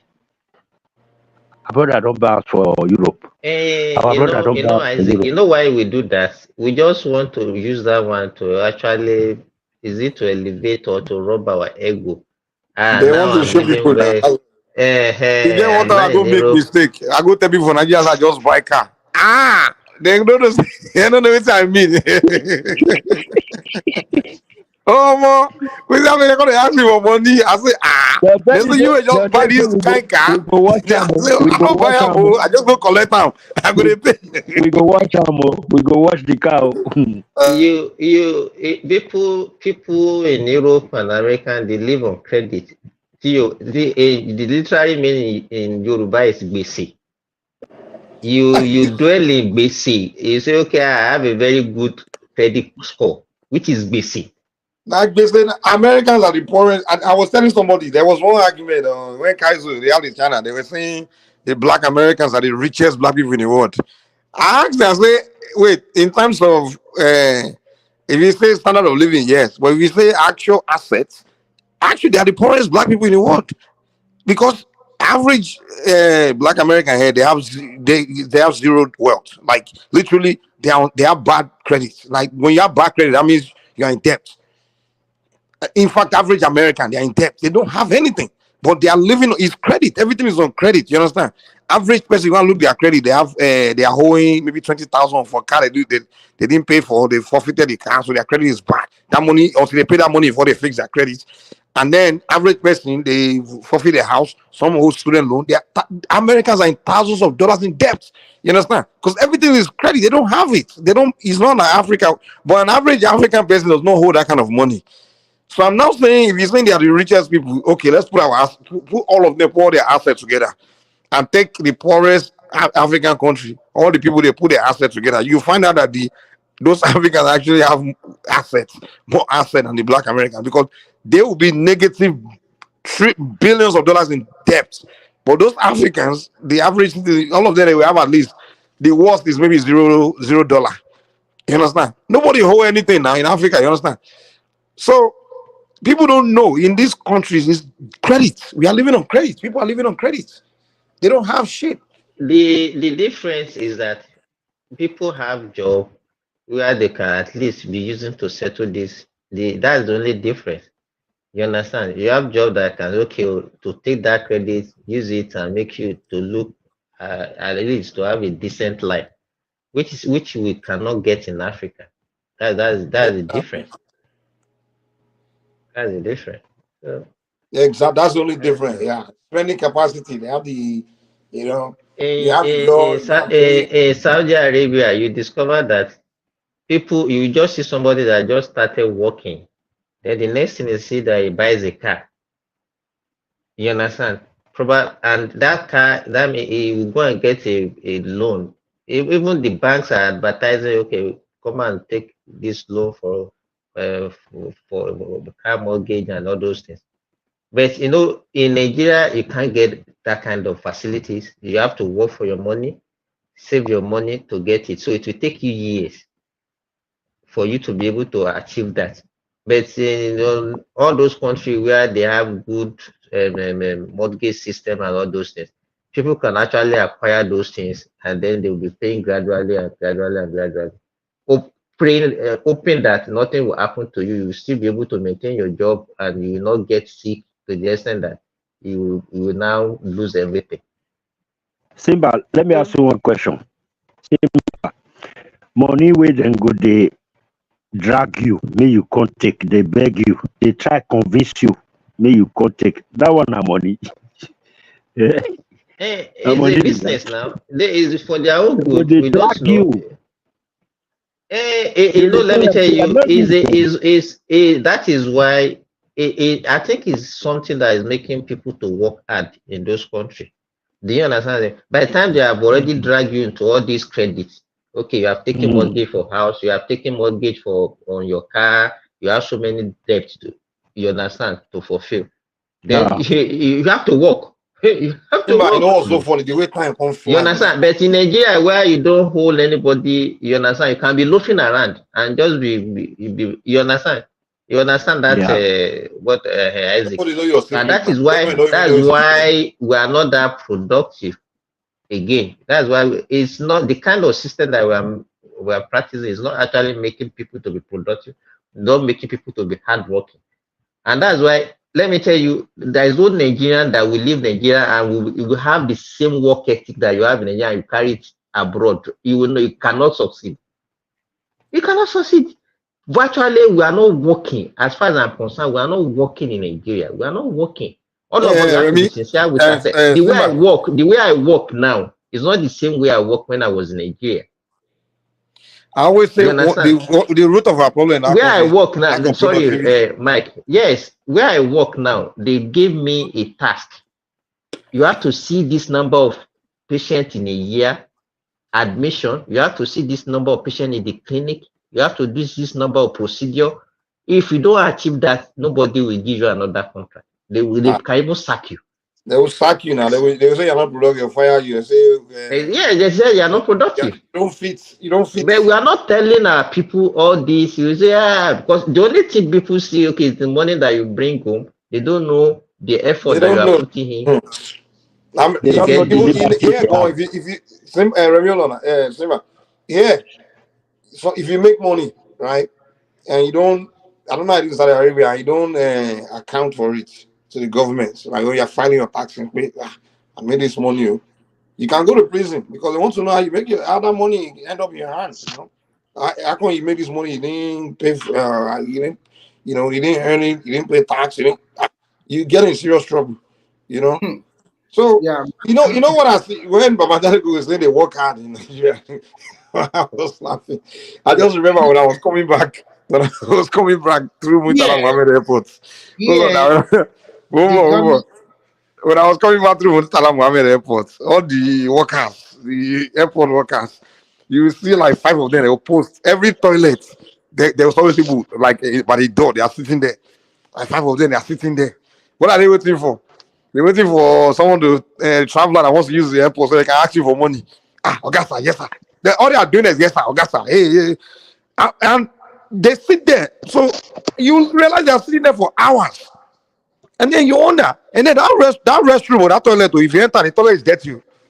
And these people are sitting there. Are they employed to clean that toilet or they're employed to sit there and just ask passengers for money, whoever is travelers for money, So that's I'm like, this is an example of lack of productivity. There's no way in America they will hire you and you'll be sitting down. If we are hired to clean toilet, they will tell you that toilet we must clean every 30 minutes, even if it's not dirty. The fact that you are here, you have to be working. There's no one hire you to sit around. You have to be working. There's something to do. They will find something for you to do. Imagine with all those people who are working all around during their clock, that airport will be looking sparking clean. Like everything that things will be so orderly. But you go to the airport, it's chaos. People are employed just to sit around. But Mike, on the other hand, we are not saying the credit system is not good. It's also good because it also helps you to plan your finances very well. There was a time I want to change my mobile phone. I have my cash, but then I said, okay, I was not asking, oh, what option do I have? And I said, okay, if you give us this phone, then if you get another one, you can spread the money for 2 or 3 years. And that has a very good question.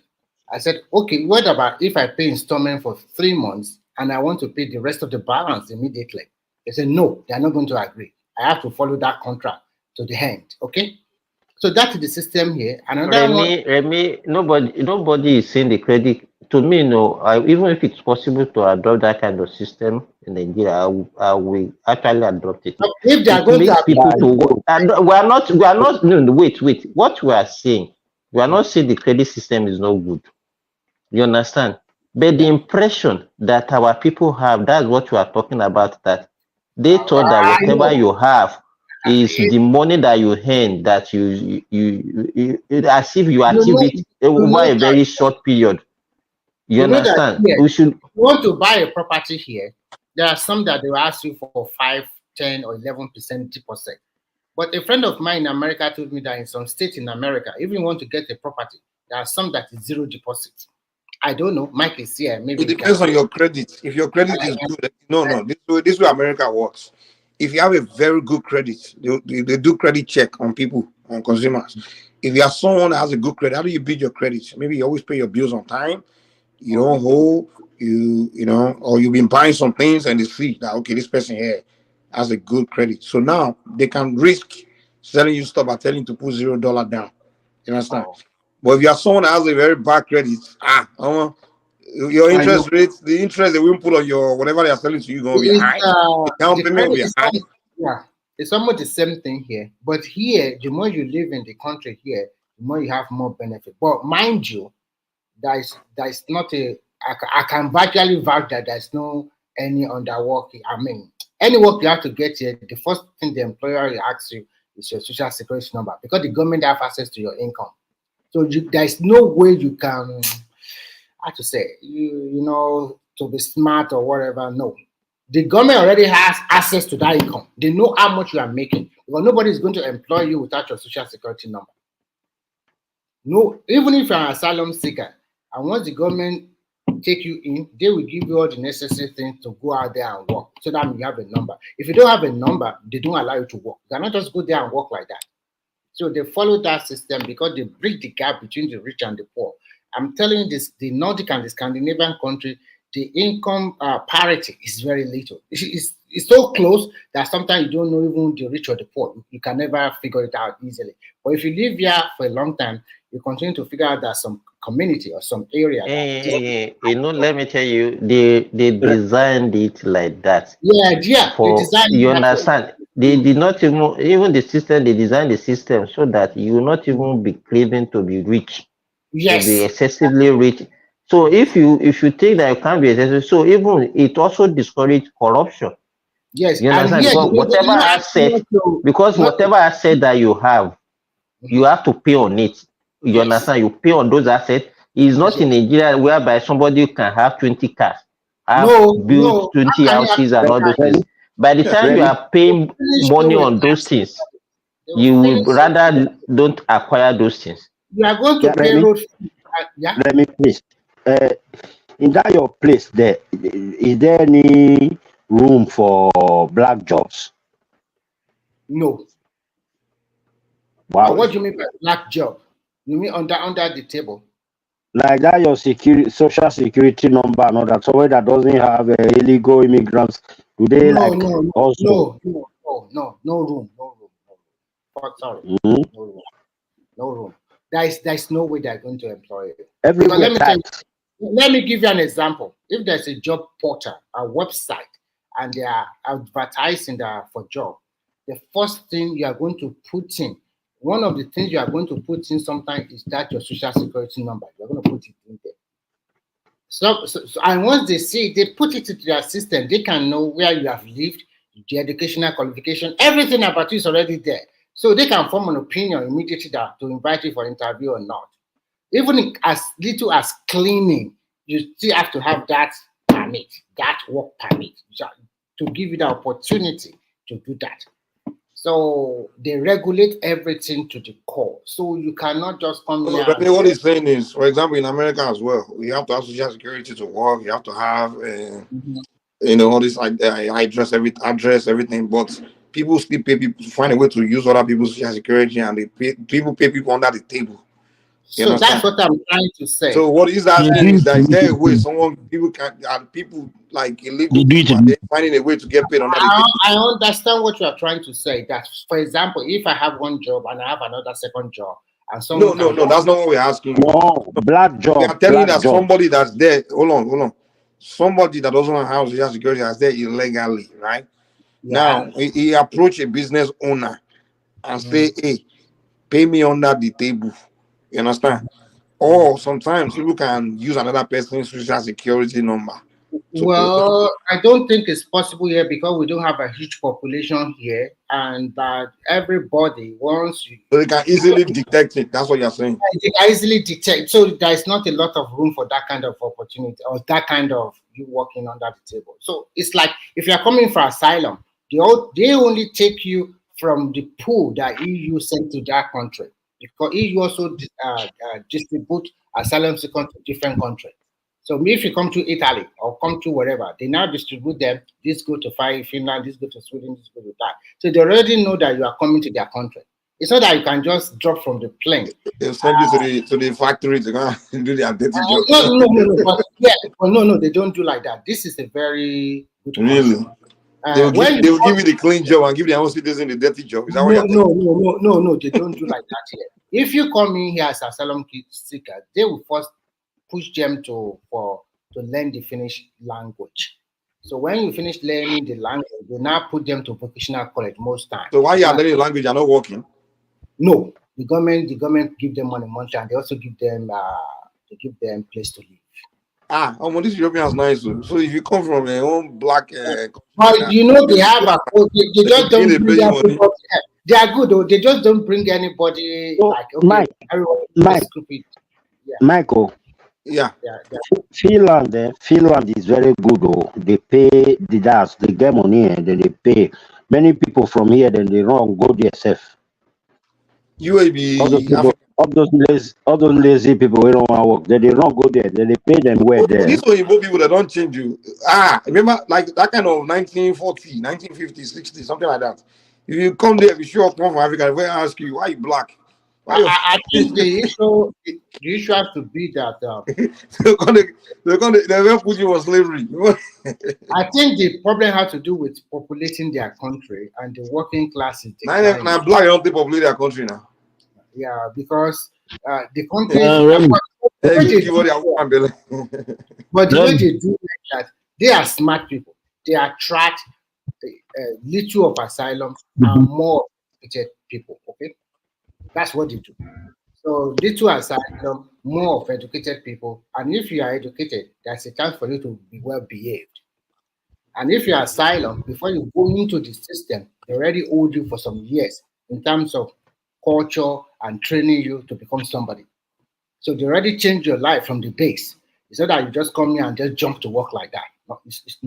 They have a very good system. What about starting a company, all those things? Is it easy to do that? You cannot just start a company from your America. Sometimes you have to come down here, bring in your money or something like that. Then you can get whatever you want. Because me, I don't believe in this working thing, man. I just can't work, man.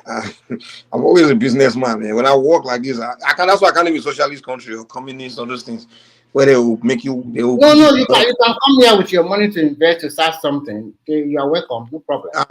Yeah, I mean, you see that America. For me, I'm always a businessman. I don't believe in. You cannot think about the capitalist system where you are going to be making huge profit like that. They will regulate you, okay? That is there. And you have to pay a fair wage. You have to pay a fair wage. Remy?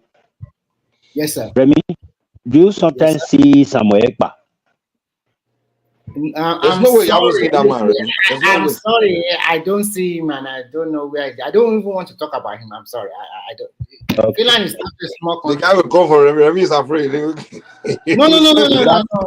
I'm not afraid. It's a small country now. They will come meet now.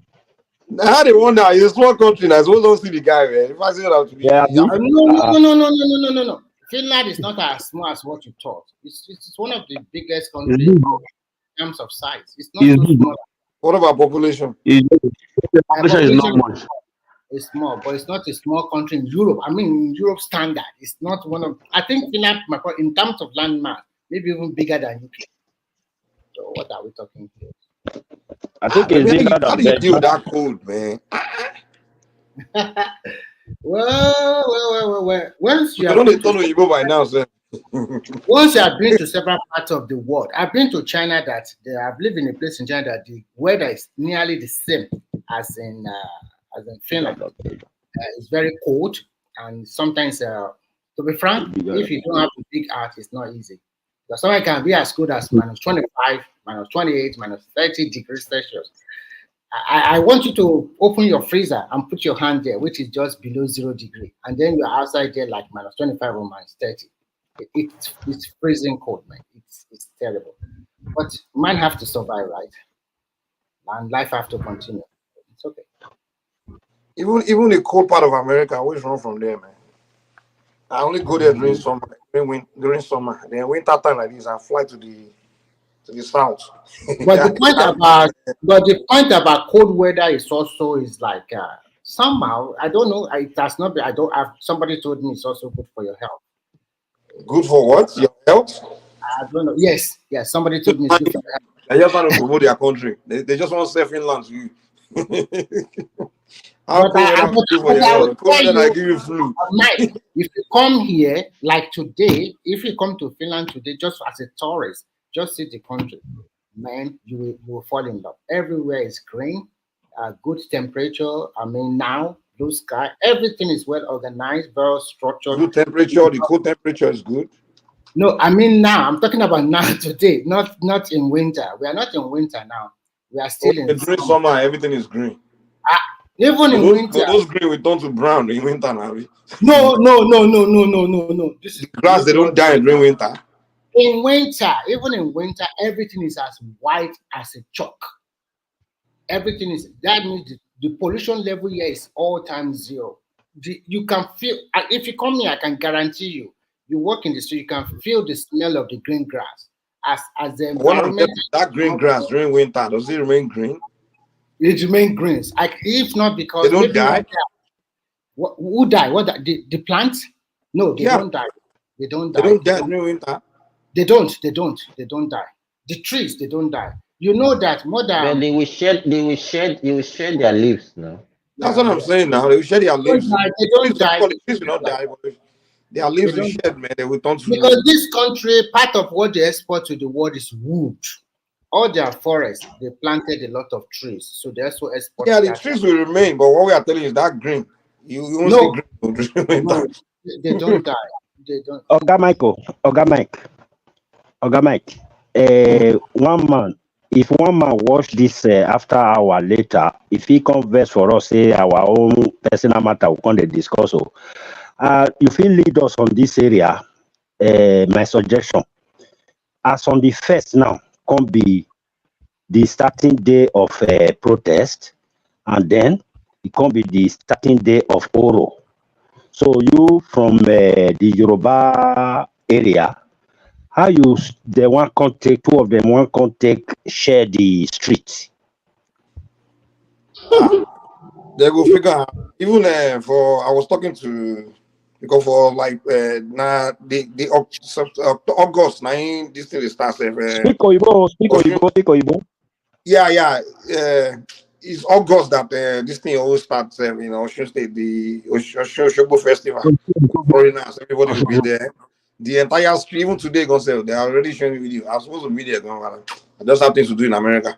The whole street when they are doing the Ocean Shogbo Festival, the Ocean Festival, for 2 weeks, everywhere is now the festival, nothing else. So I don't know how the protesters will now come out in that side of place. So people they are saying protest cannot take place here because the Ocean Shogbo Festival is like a sacred festival there in Shobo, So their protest is ruled out in that side. But then the Lagos zone, they are doing the whole rule. So well, we go start negotiating, Sha. But Mike, yesterday there is a protest. No protest in Lagos. Yesterday in Lagos Island. Did you see the Yeah, they video? are doing no rule. They're born you a good. Well, I So don't know. I they're not going to manage We through have and The protest in Lagos wait, only take Remy. place in place like to be honest with you, you only take place in place like There are Amuwo Dolphin, or maybe VI, those kind of area, like where the all those Yoruba populated area like Lagos Island, Mushin, it won't happen there, man. They forget it, man. It won't happen there. but there is If it will the happen, it will protest just be has something started. really The peaceful. protest has started in some places. even you In know what? Lagos, There are some people that they barricaded the road to Abuja, and if you see this, there are so a lot of soldiers in Abuja now. Okay, they just like if you are going to Abuja, the security is up to top level 5. So there are so many vehicles lining up that want to go to Abuja, and I guess some of them will just stay there for a lot of long hours or whatever. So they did you just see Eagle Square? come Did you off see Eagle Abuja. Square? Eh? Did you see Eagle Square? Yes. The one man showed Of to course, us. there are so many soldiers in Eagle Square already. So who is going to go and protest there now when they have about 500 soldiers? Because Wiki did not grant them permission to use Eagle Square. He did not. No, And they apart wanted from to that, use it by force. Eagle Square out of yesterday, there are more than 500 soldiers already camped there with so many guns, so many stuff, and it's You going to be. don't understand. Remain, just calm down. What we are saying is that the government of Abuja government did not allow them, give them permission to use the place. And Yeah, they I know. said no, that they have to use it by force. That's why they militarized the place. That's what I'm trying to tell Simba, you. you know the mistake the protesters made. They didn't do it like the NSAS where nobody they didn't the NSAS was not announced. Everybody just saw the day government were caught off guard. You understand? So by the time government knew it was happening, it was already happening. So for the security agencies to organize to try to it was like kind of like but this one they announced it weeks ahead. So now the for example, in Lagos now, the people that are the oppositions, like especially the Southwest people, we already know what happened, that Kanu situation. We know that, okay, there are some ulterior motives. So the opposition already organized themselves too. And then the security agencies, the governor is already organizing people. So the government is not prepared for them too. So whatever they would do is not going to be, they will not succeed if they were trying to burn down the country, because now they already announced it. So the other side is ready for them. The only place I may feel sorry for is where they come from. If they are dumb enough, say they want to start burning down their own regions. That's the only thing. Like place like key places where government assets are, like Abuja, Lagos. I don't see any chance of anyone putting anything down, because the government there will be ready to, defend their assets. But Yeah, states this that is what I maybe end think. up experiencing This is something what. terrible. Hmm? Yeah, sorry. This is what I think is going to happen somewhere like Lagos and Abuja. I believe that on the first, early in the morning, maybe around 5. I believe military men will go to people's houses, knock at their door. Once you just open the door, yeah, let's go and protest.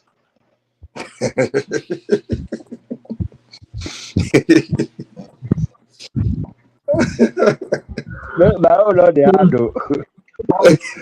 Mike, Mike, Yeah. Mike, please, when you travel to Nigeria the other time, about 2 weeks ago, so 3 weeks ago, Mhm. what was the situation of things in Nigeria in terms of how people are coping with the condition of the thing, with The the hunger, inflationary pressure? the hunger. Honest, And so, honestly, I didn't see anyone starving, or the people were still living normal. I had to be asking people like, "Hey, what is this we are?" Hey, though people admit that, yeah, prices went off. They just didn't do their some complain, but they are still doing their thing. They're still living normal. I didn't see anybody with rib cage. Like on, you hear people talk, and people are dying of hunger. I didn't see anything like that. In fact, I didn't see a situation as bad as 2000 or 90s. Average Nigerian is malnourished during that time. Average the only yes. place during the 90s, every Nigerian was malnourished except like Ajebo people. That time we know we be Ajebo, they are the minority. Everybody else like Paco, you understand? Because now Gary they drink every day. If you be Mm, poor man, or you be there was no middle class during the 90s, 2080s. But today, almost every Nigerian mm. are well fed. You hardly see Paco person. You see some Paco, but most people now they chop, but they are still poor. You understand? So I didn't see anybody looking malnourished or even not eating. The people are still doing their life. The only thing they complain is the price go up. But the funny thing what people don't understand is when they say inflation happen, inflation also means more money for some people, because you way they sell something, they Yeah, don't increase your exactly. price. Now more money they make now. So so all these things people are crying. Yeah, of course. Even in America, when inflation comes, people complain. Now we complain. Well, hand life. But the only thing is saying the Nigerians in the diaspora, like those ones, they've been like that. They just don't wish anything cool. They Mike, I just hate the think I country. think I think social media is what is actually also. There's no doubt that okay, situations are hard, but it's not as if you see people on the street, saying they are hungry and all those things. People, People there were is doing food in deep fest. I Nigeria. went there now. I was during a good festival, and everybody brought come out around masquerade. They threw their party. Even I means am that I in went to do my Nigeria own now. festival now. I I threw went out. party. Everybody I am in was doing their Nigeria. thing. Dorothy, I am in Nigeria. I went out yesterday. People are just going about their normal businesses. The ones that are doing Okada are doing their Okada. The ones that are driving taxi are doing their. Everybody is just doing their normal work. But People see, they I are doing went. their I normal unfortunately, work. went The only thing they can round. just say is okay, the price I gone went up. round the It's not whole like of before. Ilorin yesterday. The issue here is this. Let me tell you. And that is why when we are talking about the credit system in the developed world has been No, the no, no. Let best. me. There's no where even go for that self.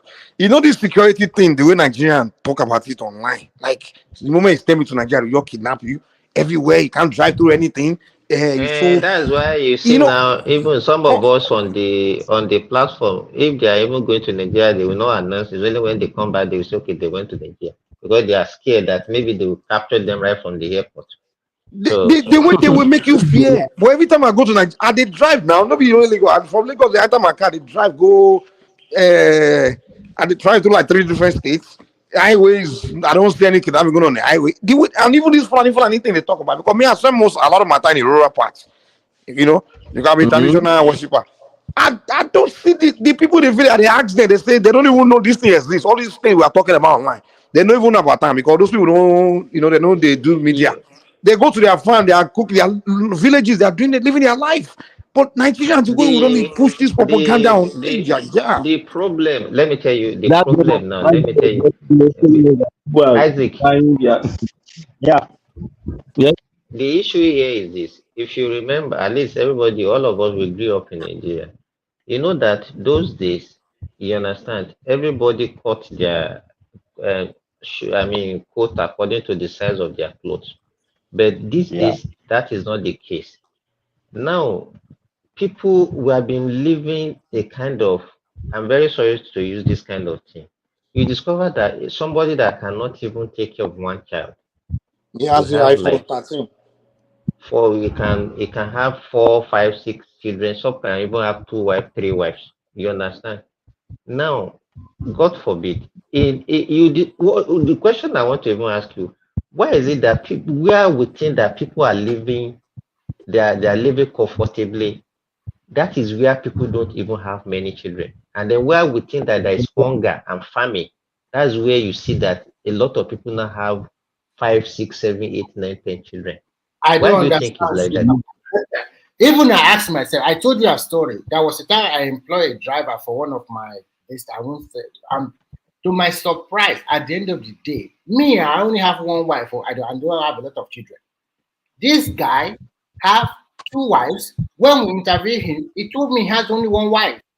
But later, when he started misbehaving, I discovered that he has 2 wives, 8 children, and also have 2 other girlfriends outside. How much is the salary? At the end of I- I- the day, not get any profit. Isaac, if you are as you are in Spain,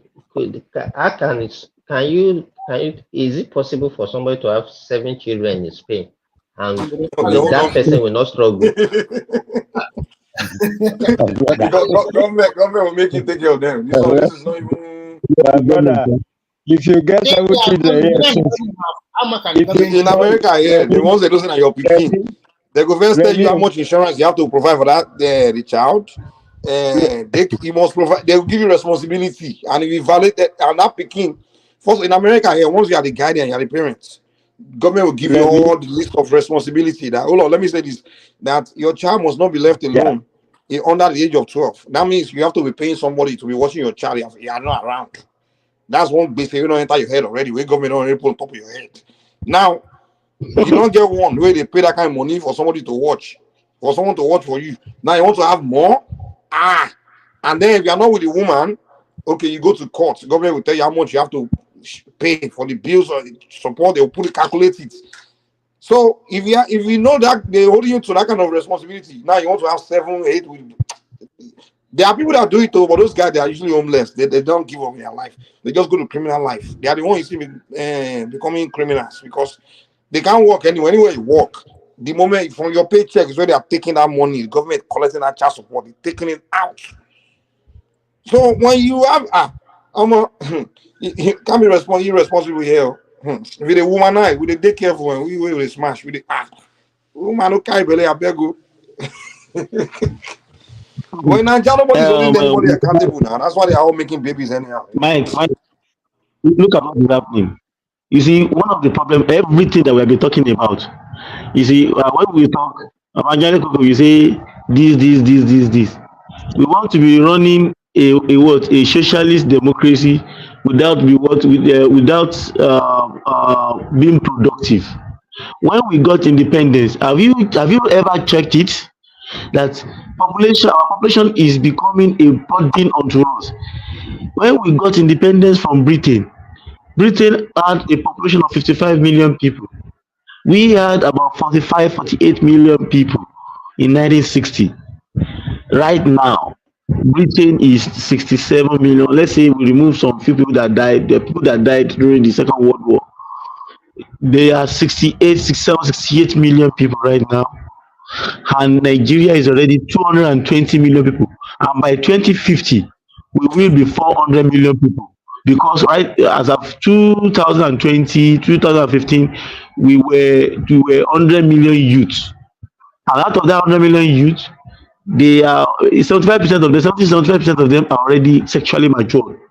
And in the Sorry, next five, brother. 10 years, which How many million you said we will be then? How many million?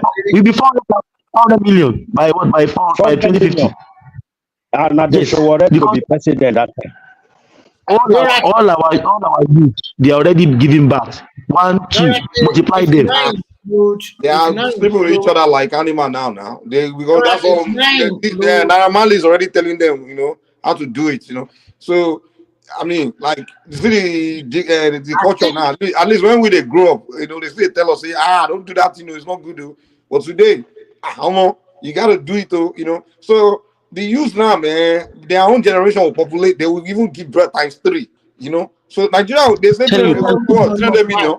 I so. predict 1 no, billion 400, by 400 by 2050. By 2050, 400. I By think what? By this with this culture we 2035. are practicing now. We will be 1 billion. Trust me. Go I ahead, think man. this new By the generation, I time we don't are think they like by the having time we children. are 400 million, by the time we are 400 million, I believe people like Showore will be able to govern the country that time. No. People like you, Isaac, where you don't Showore, travel all Europe, all your children that you have in Spain, Italy, everywhere, they also lay claim to Nigeria. You have not seen nothing. You are not even talking about diasporan children that belong to Nigerians.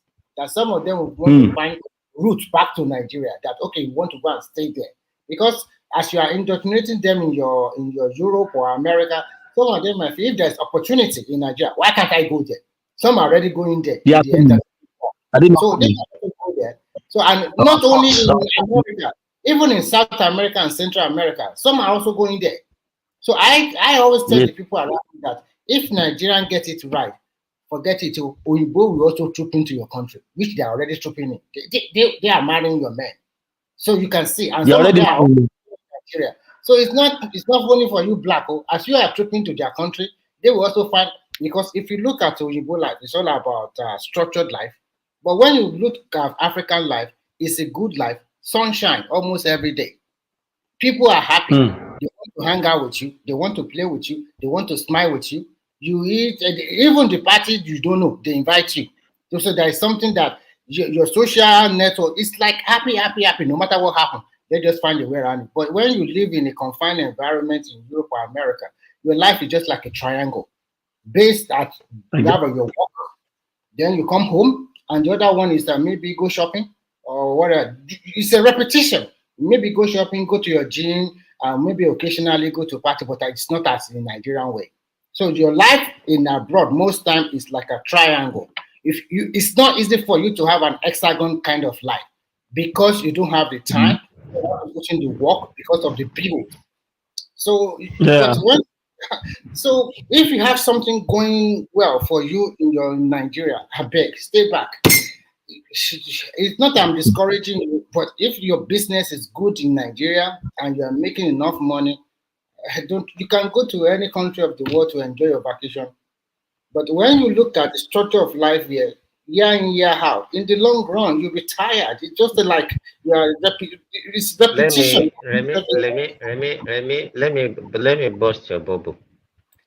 In Saudi Arabia, I have this doctor that came in with his wife and 3 children. First of all, the 3 children for 4 years that he stays in Saudi Arabia, they could not go to school because one, they can't go to regular school because they don't speak Arabic. Two, so he has to send them to international school, which are very, very, very expensive. We could not afford it. So what most of the people in Saudi Arabia do is that they say the children should be attending school online. I don't know whether online is a school. I don't think how can you say you are doing school, primary and secondary school education online? What kind of interaction are you having? Who are your classmates? How do school goes beyond teaching you ABCD 1, 2, 3. It's not good. Whatever what you remember about your school now is not about what they taught you. It's about the relationship that you have, the It's kind about of the play, the kind of experience of the school itself. experience. Exactly. Now, So the wife, you're the one, the wife was not working, so she has to remain indoor every day like that, like that, like that, like that, like that. Then all of a sudden, the woman started misbehaving. Depression started setting in. He was enduring, but after like 2 years, he has to pack all of them, and even him has to return back to Nigeria. And that is the story of so many people. The story of so many people. You understand? So, because you know, the problem that we have is that we always look at money, money, money. You understand? It's only But the money that answering we. all things now. You Una understand? It's only welcome. money. I don't Okay, understand. Madam Zeta, you're welcome. Oh. Una welcome. So, Madam Zita, you are welcome.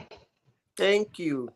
Yeah, sorry, before Madam Zita will say things to us, I want to. Yesterday, I had a dream. I dreamed that these Oro people, that's why I was asking that question just now. I dreamed that these Oro You see people, all over dream? yes, they dressed like this. They dressed like this masquerade people. So they were beating disobedient people, flogging them. You know. Welcome, Madam Zita. Thank you. You see, Simba, that thing you are saying, the first question I would have asked is, do they make good money in Saudi Arabia?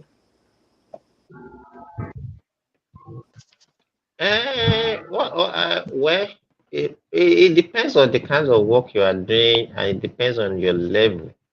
You understand? People that work with their oil companies, they make a lot of money, and the kind of, because it's like those ones that even they can't even say they're in Saudi Arabia because they have their own city. They do whatever they want to do. They are free to do whatever they want to do. If you're a professional, because Saudi Arabia is not like Dubai where they accepted all sort of people, and that's why you don't see the kind of shenanigans that Nigerians do in Dubai. They can't try it in Saudi Arabia because they will Saudi not no even be allow there. They them head to. you Saudi. They will not even how allow this them to only come for in. professionals, Let me engineers, They tell will you, not. doctors, let me tell yes. you They will how not. smart people do it. You see, when you leave Nigeria, most people leave Nigeria without planning. They just believe that if they leave Nigeria, everything will be fine. That's not how it works. If you go to a country where you make a lot of money, I used to tell people, in as much as most people don't like United States, which includes me anyway, they are liberal in a way. You get your wife a school in the United States. Let her go there with the children. You buy a house in the United States for them. Shikina, your children will go to school free. Your wife will go to school. Why you make the money in Saudi Arabia? You don't need to keep them there. I know a lot of people who did that. But madam, will your wife accept? Because women are different. Some women will do their husband. Shebi, I don't discuss this thing here before. I think in Doomson's class, we discussed it. When you want to marry as a man, you should marry somebody you have the same vision with, the same dream. Because women, in as much as most men don't see women as anything. Well, let me tell you something. If you have a wife who supports your dream, you will fly. Number one, there is a kind of joy it's going to give you that your closest partner, every little step you make, you say, yeah, correct. Yeah, correct. It gives you a kind of excitement and motivation. It boosts your ego. You feel like a man. But when you marry a woman that your dream is actually repelling to her, and everything you do, you are doing it to get her away, then you're in a big trouble. So we should, well, Simba, let me tell you this. This thing I just said, I'm talking about marriage. When you talk about will your wife agree, I don't know whether that one is a marriage. But what I'm talking about is men and women who are married. Okay? Uh-huh. So any other thing aside that, I don't think it's a marriage. If your wife will not have dream that will make her children grow up in an environment where they will have a better education, no matter what, and her to grow in her career, then I don't know what to say. But unfortunately, that's what you get these days. I don't know. I So why don't know would a why is it woman like reject that. that? A lot of them will say no. They want to stay. They want to stay with their. Stay with the man Mm-hmm. and be doing what? And be protecting him against other women. Exactly. Oh, oh, you really think if you live in the same house with a man, he will not cheat? Is that what it means? Then you must be a That's Let what me they fool. let me think. Zita, Madam Zita, what you are saying, you might be looking as maybe you think that what you just said is not something that is very common. No. That wisdom is very scarce, and you You see, can't find it in so many. You can't find it in so many people. Believe me, it's a Simba, rare talent. Simba, let me tell you And something. even let me tell you, some other ones that you I think that even people broke to my heart for Madam Zita because this thing you are preaching, some women, the way they think, you will Do survive. you actually date Without. those women before you marry them? I understand. I have a good one. I'm lucky, but some of other cases, oh my. No, I'm just asking because when you we all have to be smart. I think with one or two occasions I have shared my story on this platform. What I cannot tolerate, I should not manage. And what I tolerate, I should not complain about it. That's the way I live my life. You see, when you are having a relationship with the opposite sex, mark when the person doesn't want to. There must be a common ground. Two of you should always find something in the middle. But if you notice that it's either is her or it is you, you shouldn't go to that kind of relationship. You should always find something in. There must be something in the middle. And any marriage that doesn't have anything in the middle always collapse. You must have something in the middle. You take some, I take some. We drop the rest in the middle. We'll be fine. Why would they, by the way, why would a woman go to Saudi Arabia and stay at home for 2 years doing nothing? They would rather take that. Let me tell you, either way you look at it, Madam Zita, one, so most of them will still say they want to stay with their husband, as Isaac said that they don't want to, the police, they want to be policing their husband. One, even I've seen couples of people also that did what you do, what you actually say they should do, maybe get a house in UK or move their family to UK or US. But at the end of the day, it doesn't work out. But they discover that most of these women now, by the time you leave them alone in those places, what they will be doing, I've seen a colleague of mine met a man on his wife when he went to visit. So what can you say about that? You see, have you ever heard the word, and I don't mind, it's a devil workshop? It's the devil's workshop. Most men don't know that. By the way, why would somebody be house marry a wife? I really don't like that word, housewife. Honestly, sincerely speaking, keep your wife busy. Keep her busy. You will enjoy her. keep her busy. If she's an understanding wife, you will enjoy her. She will go to work. That word, understanding, Madam Zita, is very important. That is the word. That's the word. Continue, Madam. If she's very busy, she wouldn't have time for most of the time because she'll be running out of time. But most men don't know it. One thing you should understand is that women are created to be busy. It takes a very deep thinking person to understand this. But Madam But, Zita, we have a lot of...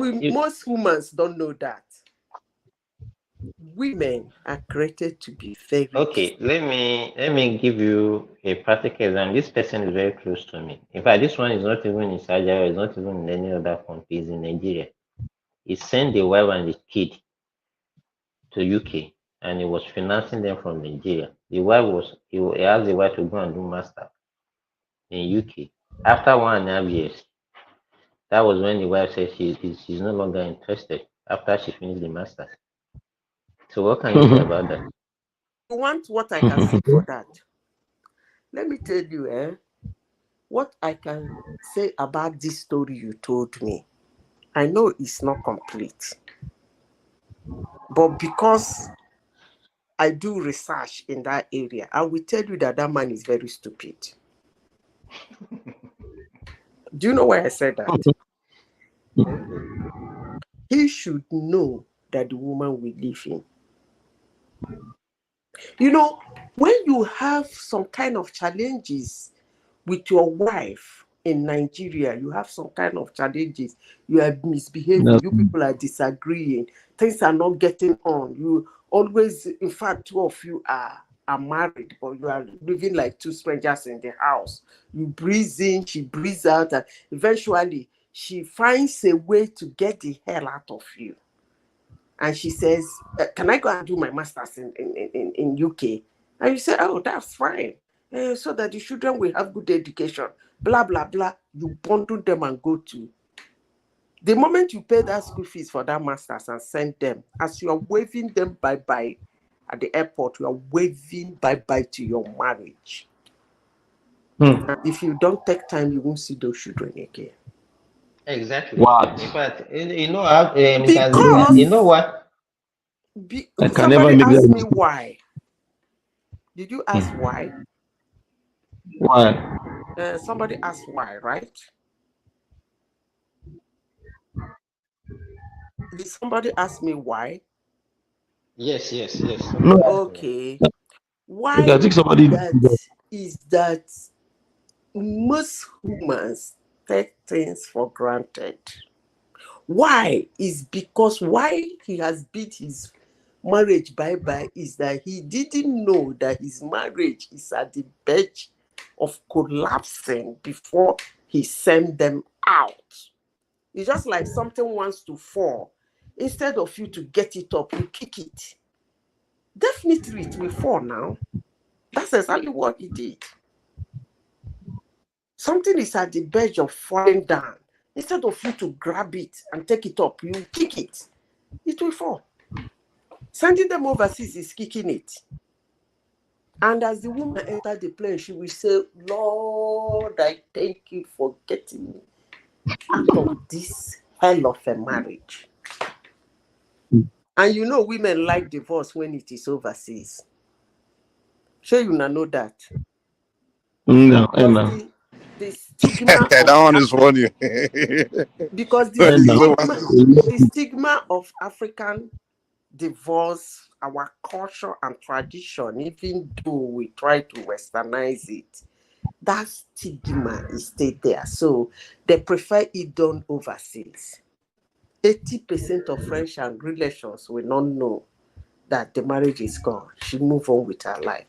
I know a lot of friends that did that. When you call them, hey, in WhatsApp, where are you now? Oh, sister, you didn't know. 3 weeks ago, I relocated to Canada. Oh, wow. What about Collins, your husband? That one, you still the call that one. I don't leave him now. I said, what? I don't leave him. So most women prefer doing it overseas. The moment they leave, you are gone. So you should find out the woman you are sending overseas. What is the level of the relationship you were having with her before you send her overseas? So the man a foolish man. I'm not saying he's foolish for sending his wife overseas. No. Don't get me wrong. You know, I say a lot of nonsense. After some time, my nonsense will make a lot of sense. I'm not saying he's foolish for sending his beloved wife overseas, but I'm saying he's foolish not to know that the marriage is ending. Listen, I don't know how to talk to you guys. So, you see, women like to be dotted on. So, sending your wife overseas to go and do her master's with your kids, giving them a better life, probably buying a house for them in the UK, which you know, living wherever, standard of living is better. It's a kind of dotting on her, showing her love. If it's in a real relationship, that woman will love you for life. But when you don't know that everything is gone and you decide to send her to the UK, she's taking it as a payment to get back at you and tell you bye-bye. Madam Zita. They here. Yeah, Simba, that's a message to your friend. And then what Madam Zita is trying to tell you is that you should tell your friend that the day the woman left, that was the day she left. Thank you, Madam Zita. Mm-hmm. That's serious one.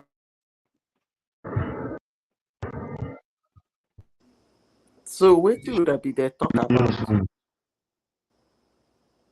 Madam Zita, we were talking, so although Mike we put you through, although we were actually concerned about the same date, the commencement of the Oro and the obedient protest in Lagos.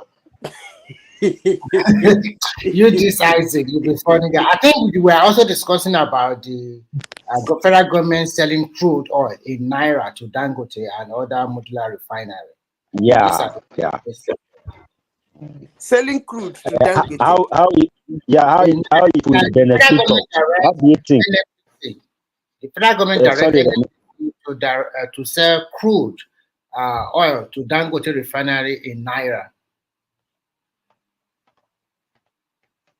Hello. Okay. So what's wrong in that? No, I mean that is what we are asking. How is it going to benefit Naira? You are breaking off. I can't hear you. No, we're just asking now that they want to sell the oil, the crude to Dangote, pay with Naira instead of dollars. How will that help our Naira? I thought we've discussed that before here. Floating the Naira and currency have power where they in their kingdom. It will help the Naira now because you are making Naira stronger. In fact, I don't even know why Nigeria is doing that. Nigeria is a very big country. All payment and expenses in Nigeria should be done in Naira. Let that person go and change it to whatever currency the person wants. Both foreigners working there and everything should be paid in Naira. Instead, if the Naira depreciate, they can add the money. They should give them the equivalent in Naira at every point in time. That way, Naira will be a beautiful bride. The moment it becomes scarce, the moment it has weight. That's all. If everybody is looking for Naira now, it becomes a very heavy currency. That's why dollar is soaring, because everybody is looking for it. So that those white men that comes to Nigeria with a wallet, they can start carrying Ghana must go. Do they pay them in cash? So why are you saying Ghana must go? Do they pay them in cash? What Okay, I'm okay. saying is I that understand. you should, they should be paid in naira. Every transaction in Nigeria should be in naira. That's what I'm saying. That way, you make the money like scarce. Not scarce in the sense that you can't see it, but the demand for it will be high. The moment the demand for it Madam Zita, becomes high, it Madam Zita, will spread. let me tell you, Nigerians, we are not serious. If you come to Nigeria now, they don't even spray naira in parties again because they know that okay, government will say okay, they are mutilating the naira. They are now spraying hard currency, dollars, euro, Mm-mm. pounds. That's why they are Because the spraying. person, no, because the person that put the law of not spreading money is stupid.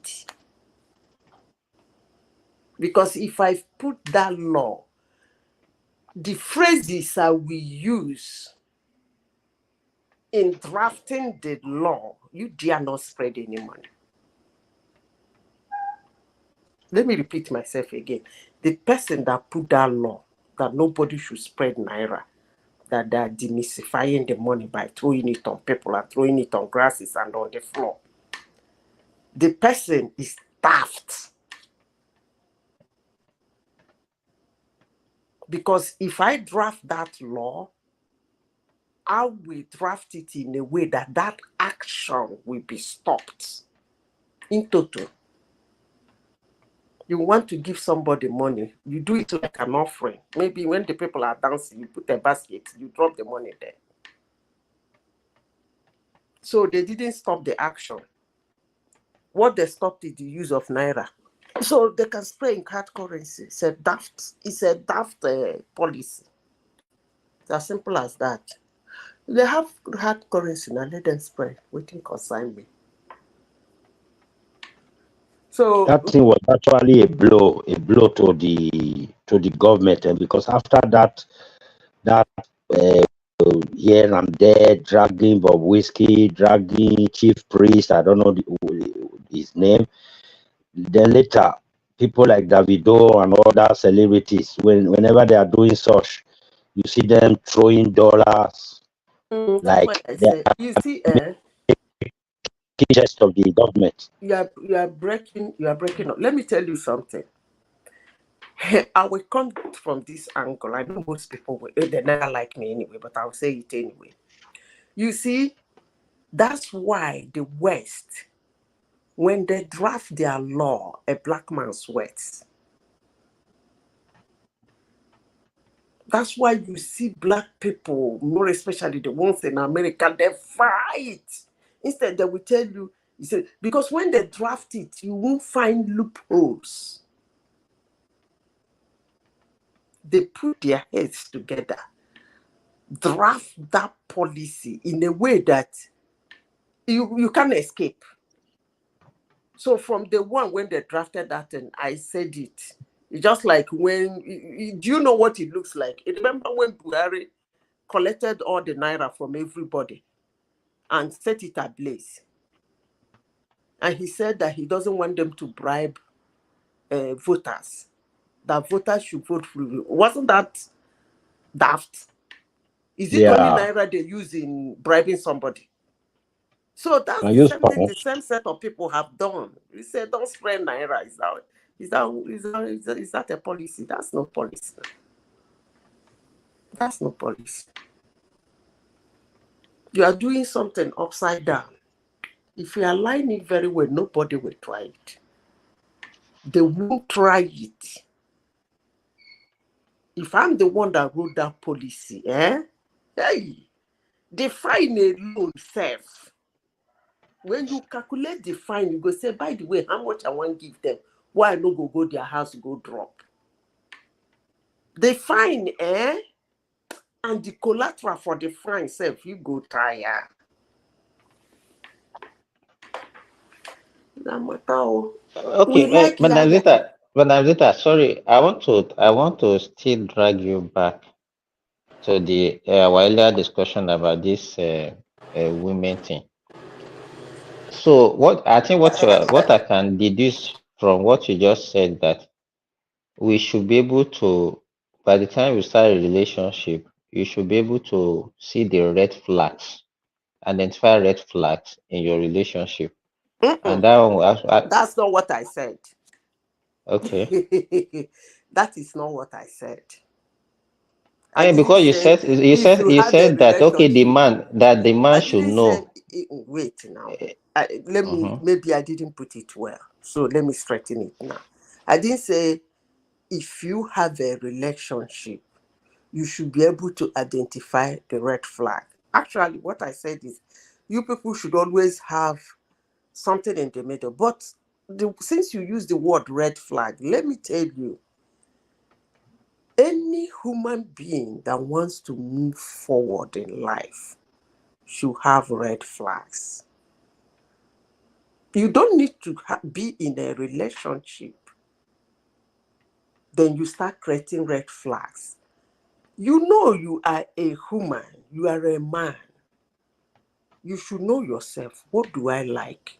What don't I like? I don't know if some people sit down to ask themselves questions as they grow up, or you just growing, doing business, going to school, making money, getting a job, making money. No, sometimes you sit down and ask yourself questions. I've been able to throw a question at a married man, and the man said, I don't really know what I like in this thing you asked me.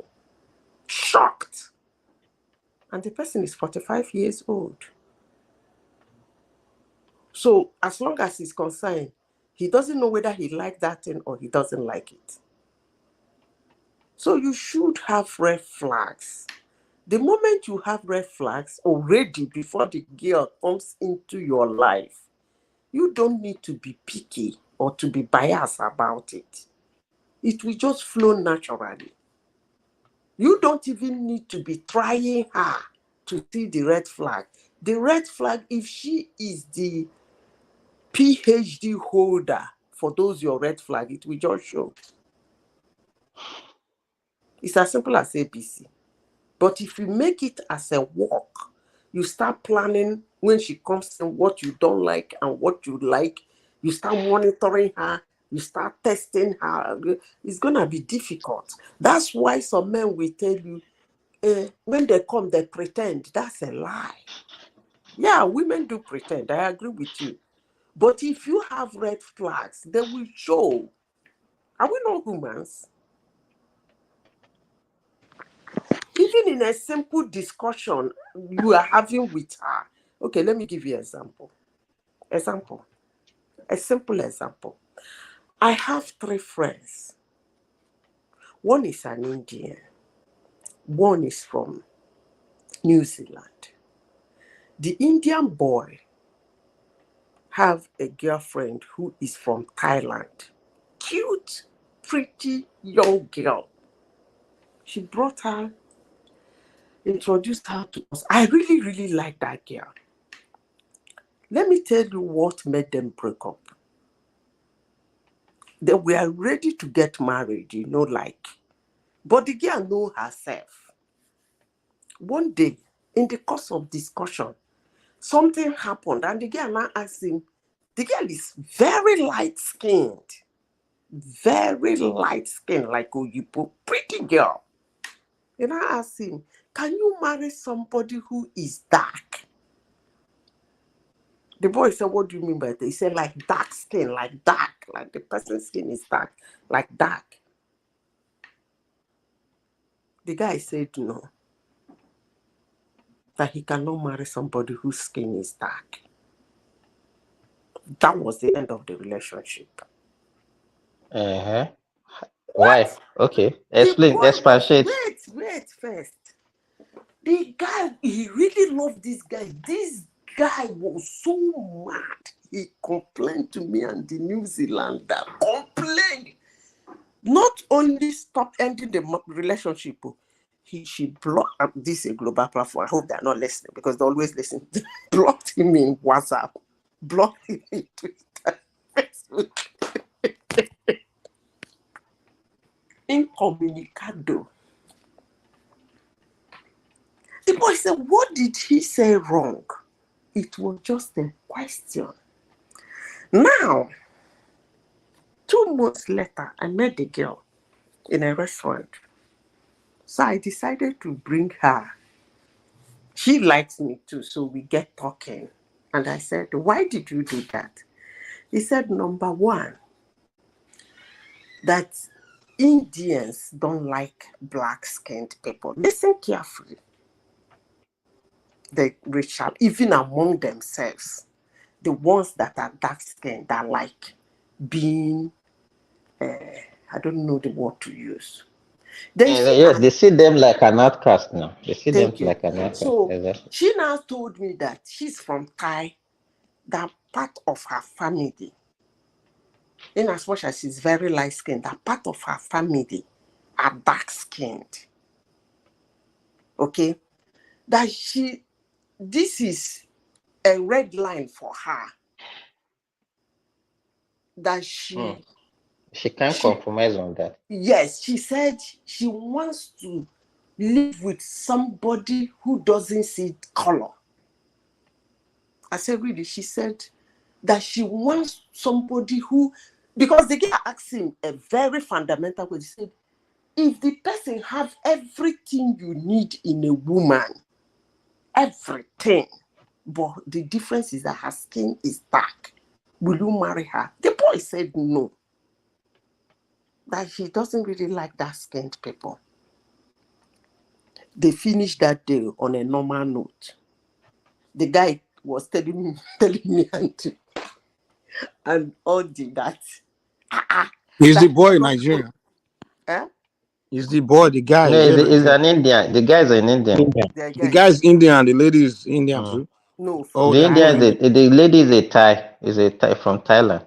Oh, so he said he didn't know. He didn't know that anything happened. It was when he got home. He was like, hey, I got home. The thing didn't go. Hey, I got it. Was the younger brother. I said, guy, this girl is like, he has blocked you. It was like, what? Try Facebook, no way. Try this, no way. Couldn't reach her. The girl told me, no. That's a total red flag for her. And this is a 2-year-old relationship.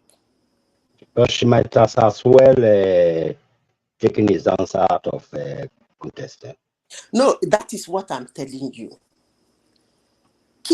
Have your red flag already. Remember the question. And the girl was telling me it is not today, it's not that day.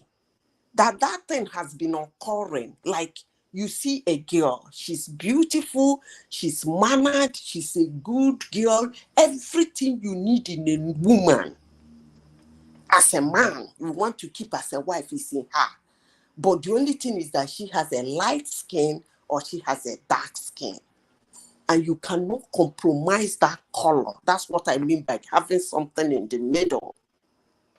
And the guy said, if that girl has all that, and it's only one thing that she doesn't have, that's that middle we are talking about. And the man said no. She said that's a red flag for her. I tried to talk to her. I noticed that she's very intelligent. She said, this is being too far. That's okay, let's leave about the color. What about other things that he will put a decision on and will not want to come to the middle? That was why I left her. I couldn't argue on that. So that's what I mean by you having your red flag. All right. Let me chime in real quickly. Can you guys hear me? Yes. Go ahead, PT. You are welcome, my blood brother. Is that Prince Adi? The spiritual man. My blood brother, yes, you are welcome. Yes, thanks, Isaac. But So do well yesterday. don't bring spirituality into this, Prince Adi. We are not talking about spirituality here. Okay, Simbad. Isaac, he left me with those two demons yesterday, and he ran away. Demons or So, devils. Abdul, and who is And the other guy? Biggie. And Biggie. Biggie, yeah, Biggie. no, yeah, no, no, yeah. no, Prince Daddy, you know what happened? You know what happened? When I saw that we're already four, and I said, okay, instead of Prince Daddy to leave me with these two devils, I have to leave him. Yeah. Simba, regarding the person I guess your friend or the family friend you mentioned earlier that took the family to, was it America, and and he stayed behind. So I was gonna ask, did the guy? Well, Madam Zita said it's not a red flag to look for, but the guy, was there something wrong? I mean, in hindsight, is he able to say that, oh, there was something going on that he didn't pay attention to before he allowed the family to travel to the States? And that's why I ask. It's possible that they might not know that. Women are very, very cunning. And Madam Sita is there, is a woman. She knows that. Maybe there's some things that those women can hide a lot of things. And maybe they're already having issues. We men, we are careless and we don't usually take a lot of things serious. Mhm. Mhm. And even what I'm saying now is not even only it doesn't happen to one person. At least I can mention on my tips about four doctors. Four doctors. In fact, there was another one, the wife is already in Canada. He was the one that uses his account as a proof of fund and everything, funded the whole trip to Canada to go and do masters.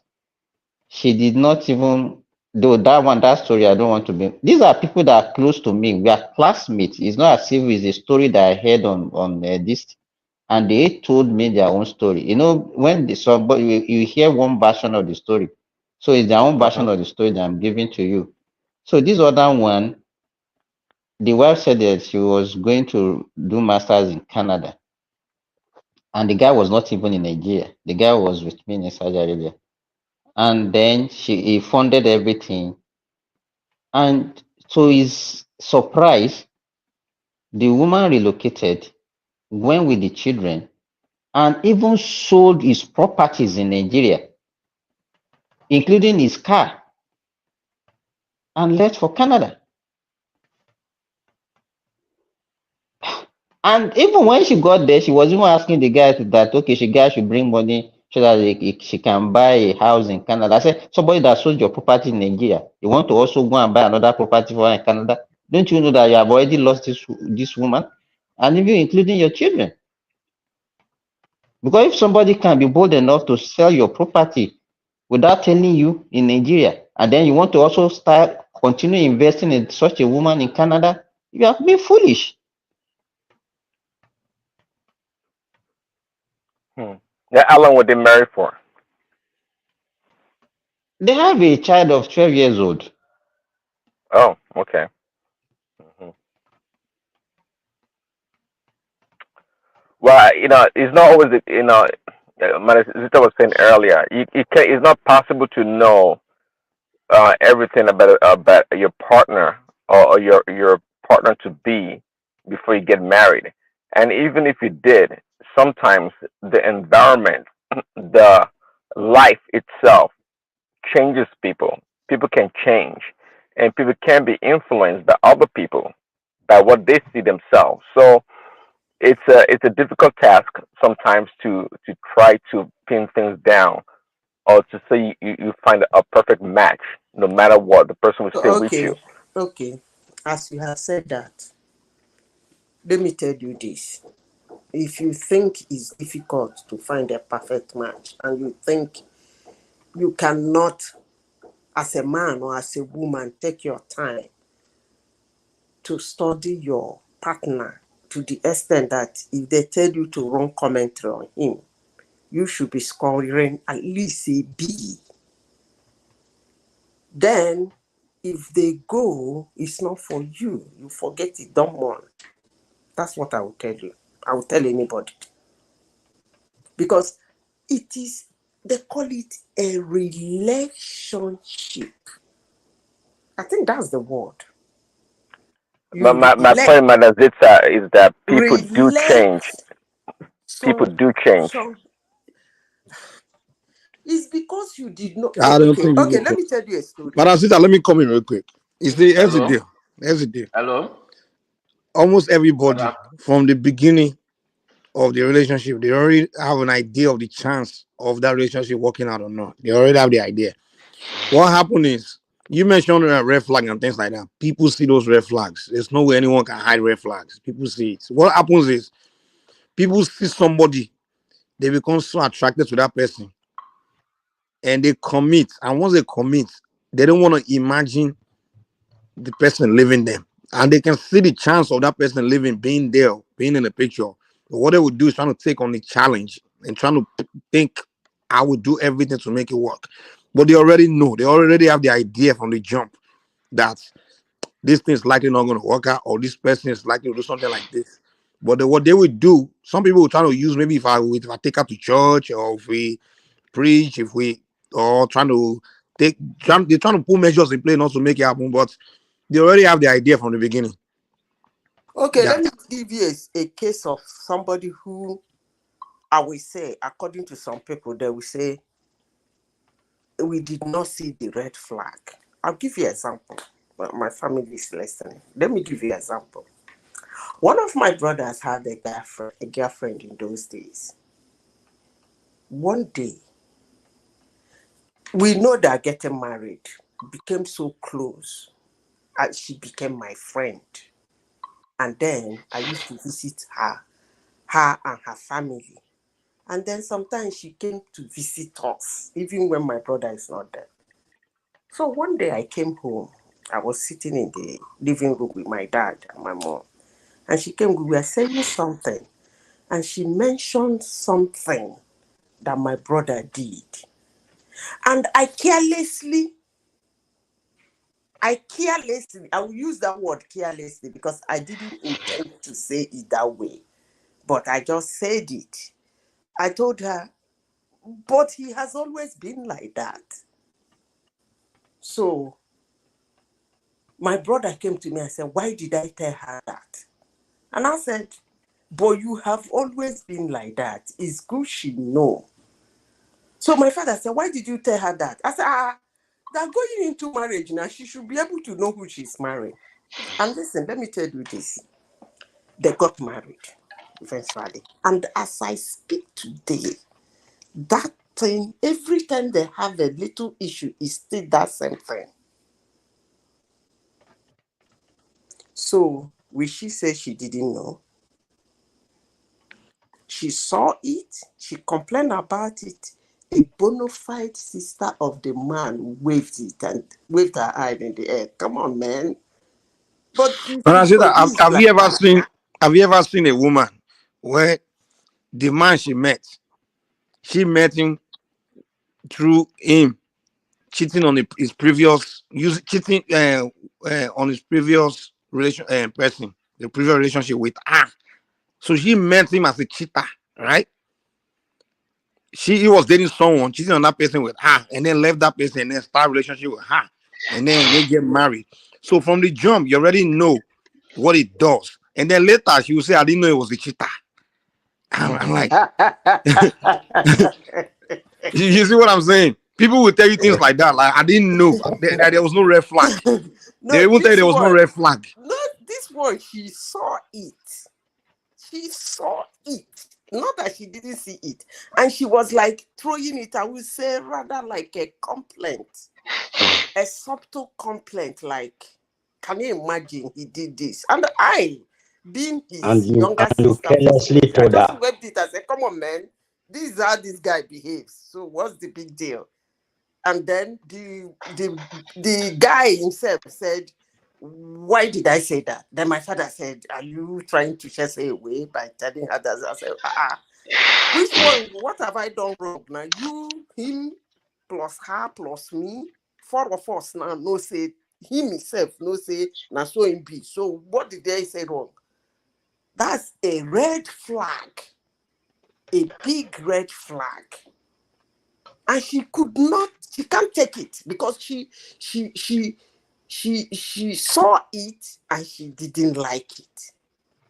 But Madam Zishan and Mike, sorry, are you now seeing what with the question that Prince Daddy asked, that people you want to neglect the environmental and peer group influence that can actually change human being?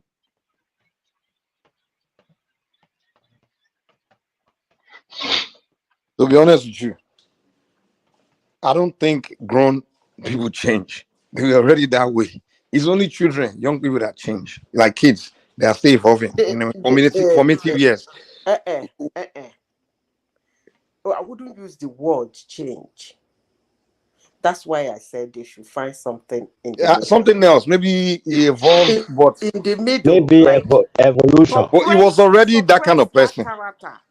You can suppress it. Yeah, grown men and women don't change, but you can suppress that character. Well, if you are, I don't know what to say, but let me leave it. But you can suppress the character. Yeah, you can suppress. You can be disciplined and make mature decisions. You can make good decisions. Thank you. Yeah, that's what I'm saying. But that character is still in you. You understand? It's like someone like me. I get angry. Okay, if something is but okay, as a let me tell businessman, you. in a professional setting, I'm not to control suppress my, anger, all those things. So yeah, go ahead. Let's say you have a woman. Let's say you have been living together. Maybe she has never been alone. You understand? Always, and this is somebody that cannot actually maybe stay without. Let me use. You know what I want to talk about? I don't want to use that language. Maybe it might be this thing. She's always doing it with the husband. Yes, regularly, like that. Now you are now relocating this woman, maybe because of work. You say, okay, you have to go to UK, you have to go to US. I'll be working, then I'll be financing people from here. And how can you know that kind of person? Because that character is already suppressed. You can't know that this woman cannot survive without you for 6 months, 1 year. And it happens. But that has nothing to do with change now. A change will be like maybe in the past, you used to leave her alone and she never did it, and all of a sudden she's doing it now. That would be change. But what you're saying is that thing you hold on. complained, that thing, the example. The question is, before you guys met, when she was alone, was she able to not do it without? You understand? That's the question. Where before you guys met, was she someone that could go a long time without doing it? That's the question. You can't say because this is the first time you are separated for a long time and she did it, it means she changed. Maybe that's what she's always been. She didn't change. Just that same opportunity never present itself. You understand? But in as much as I want to agree with you, I just think that it's not that straightforward the way you are Can I come into? Can I come in, please? Simba, let me just say I want to ask before I Madam lose Zita a question. let me okay, let me before I lose my thought. Simba, what I said is that as a woman, I'm not saying before you get married, as a woman, draw your red lines. Those red lines will keep you. Those red lines will protect you. Those red lines will guide you. If you're a woman, you are growing up, you like doing that thing, but you draw a red line and tell yourself, no matter what, if I am married, it's my husband though. Whether in day there, no day there, I go use hot water.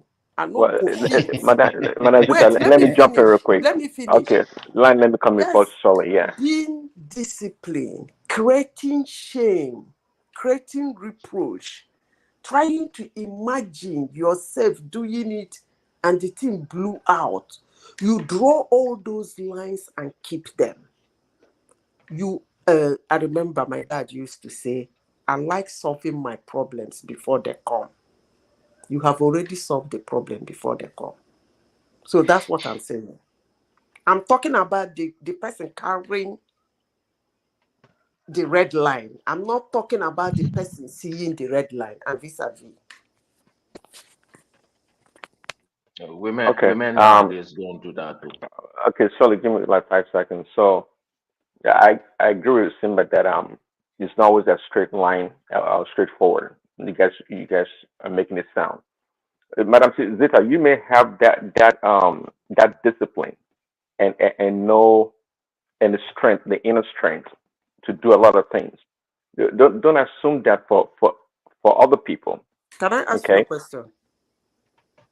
You know, before somebody, sorry, it's not that I'm cutting you short. Before somebody finish a sentence, I know where you're going to. That's why I just come in. I'm sorry about that, but I just have to come in because I don't have much time. Do you think anybody was born with discipline?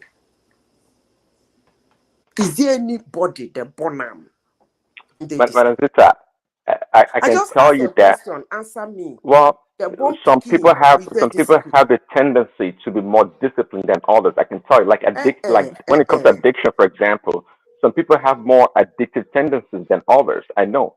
I know. So it's not always straight line, borderline. I Okay. don't know. I don't. We learn how to be disciplined, You be but what you want to be if you want to be.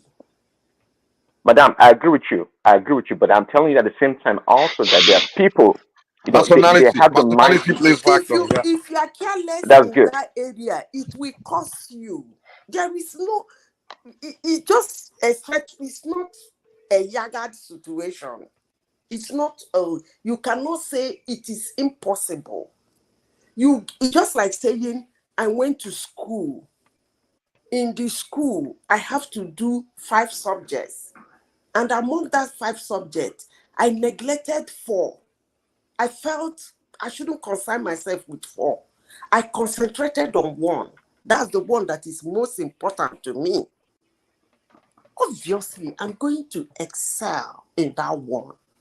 And that 4 might cost me my graduation. That's exactly what you just said. So saying that you are growing up as a child, you don't know that you have to discipline yourself in certain things. Definitely it's going to cost you certain things, and that should be fine with you. It's as simple as ABC, because I remember growing up when I was very young, 9, 10, my father used to use that word careless. To me, he was overusing it. You got to be disciplined. You have to be disciplined. So one day I tried to read the meaning. I couldn't get the meaning. I asked him, what do you mean by always saying somebody has to be disciplined?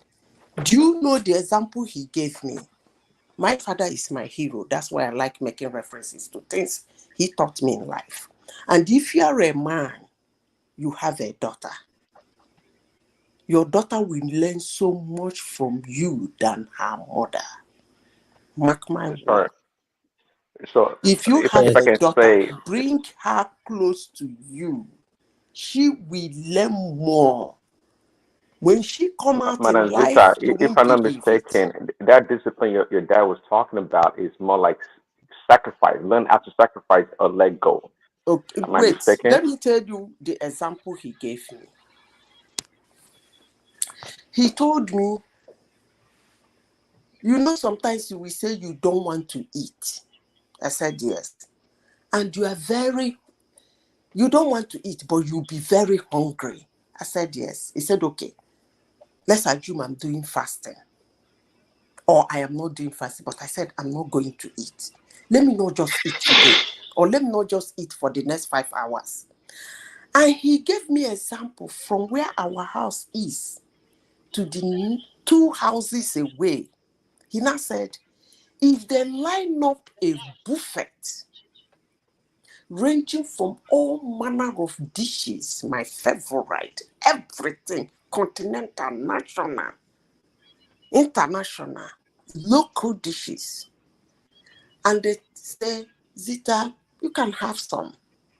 And I walked through from the beginning. Remember, I said I will not eat. Remember again, I am hungry. And I walked from the beginning of that buffet to the end. Look at all those sumptuous, inviting arrow, and I looked at them and said, no, thank you. That is being disciplined. That's what my father told me.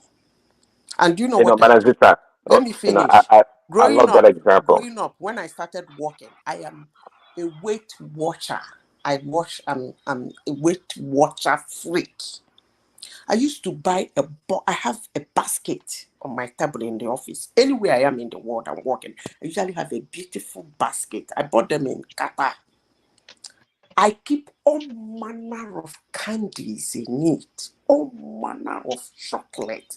From everywhere I travel, I have boxes of chocolate. I like eating chocolate. I can dictate the best chocolate anywhere in the world. I keep them in my table, but I don't taste them. What am I doing? I'm disciplining myself to lose weight. And if you see me after 10 years, the way I look 10 years Okay. ago, that's the same way I'm looking 10 years after. So okay, I got it. See, I love that example, and I've actually been in that situation many times where I say, if I was fasting, I say I'm not gonna eat. It doesn't matter what kind of food they bring around me. Free food, the best of choices of food. My mind is already programmed that I said I'm not eating, and I'm not gonna eat. But now this is the problem. I know That's some people discipline. that That's I discipline. know. I know.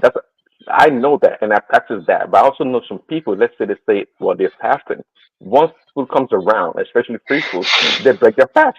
They break their fast and they will eat. Now, again, Mike mentioned personality. Personality has a lot to do with it. Not everybody can hold on to their own word or say something and follow through. It's not for everybody. So, we have to, um, when we not pass judgment, but people are just different. That's my point. Some people have it's called the will, the will to follow through. We all have it at different degrees, in different degrees, right? And not everyone is able to exercise the will fully. Some people can easily compromise. At the end of the day, it comes down to compromise. That's what it comes I down asked to. you a question that you did not answer me from the beginning. Is there anybody that is born with willpower? That's the question I asked. If that is important to you, if growing up, what is important to you is for you knowing when to say no, knowing when to say yes. That is But Madam important Zita, to you. I'm very You sorry. develop it. You develop it, but we are not brought up the same way. We didn't, Exactly. that's why I ask you, what about let me tell you, the environment you grow up, the kind of parent that you have, the kind of group that you keep, those are things that will make you as a person. And it's not constant, it's not a constant factor. And the It person you varies from want to place be, to hold places. on, hold on. You talk about family, you talk about friends. In all these things you are talking about, you have removed yourself. What about you? What do you want to be? Since the thing is not inherent, is something that you formed, and what as a human being you learn those things from the environment. That's what we are talking about. Since you are the one that says that it's not something that you inherit from people, it's something that you develop over time. My dear, anything that is important to anybody, I believe if something is important to you, I'm there to guide you step by step. What I've learned with that, Madam Zita, is that I can't be using what my own situation as an ideal. I can understand where you're coming from, but you should also have this in mind that you are I can't hear you. Can I ask my gives question me now? Ask it now. so it gives me that leverage for me to give people to understand the situation where some people are coming from, and that's why I cannot say Two totally people condemn who if I see. cannot understand themselves living in the same house. I don't think I should bother myself trying to keep them together. That's all I have to say. Okay, sorry, you You can go want to ahead ask with your question? question. Ask your question. Okay, there's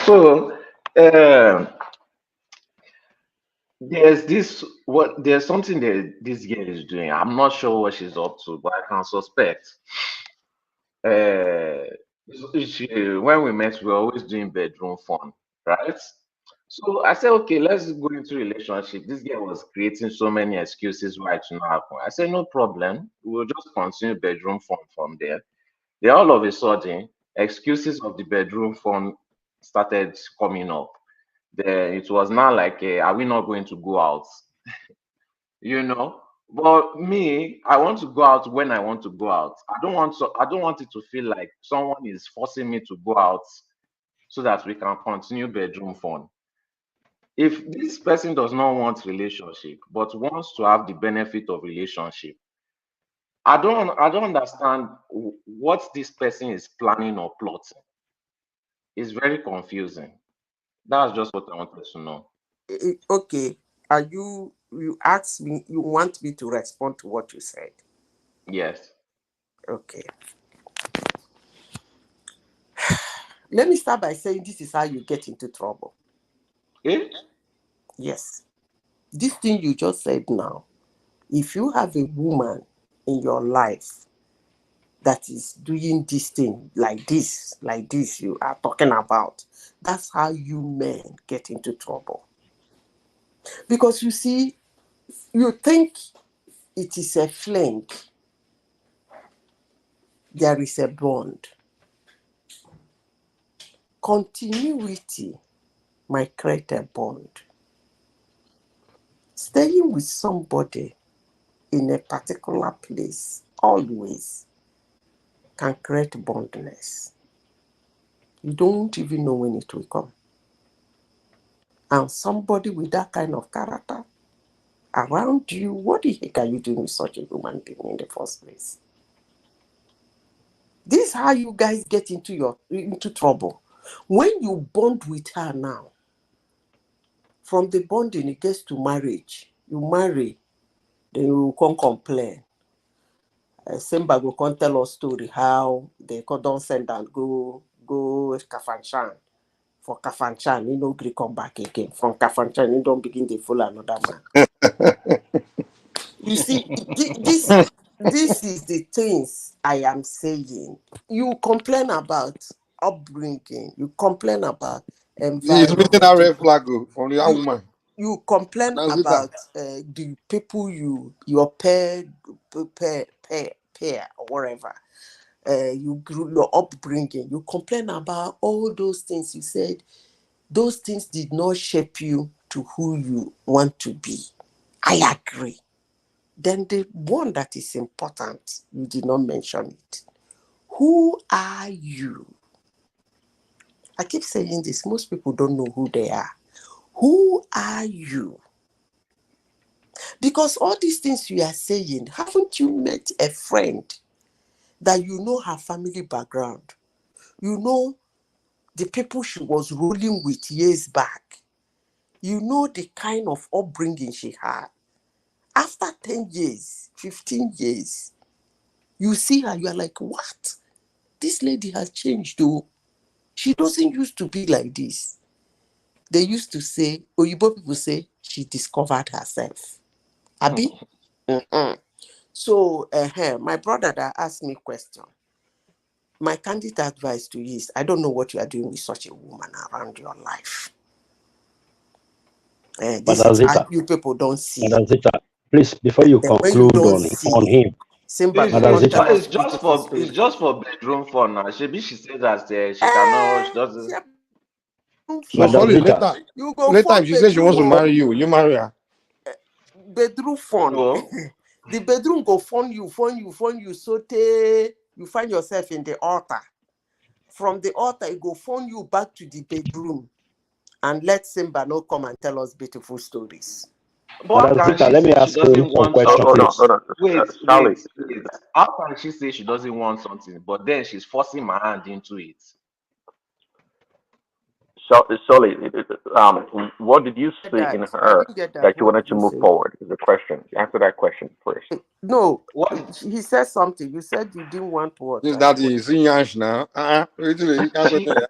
I suggested relationship. She gave excuses, but Uh, uh, she's you, trying you, to you, you, force. you- okay, wait. She, Is anybody here getting the picture of what I said?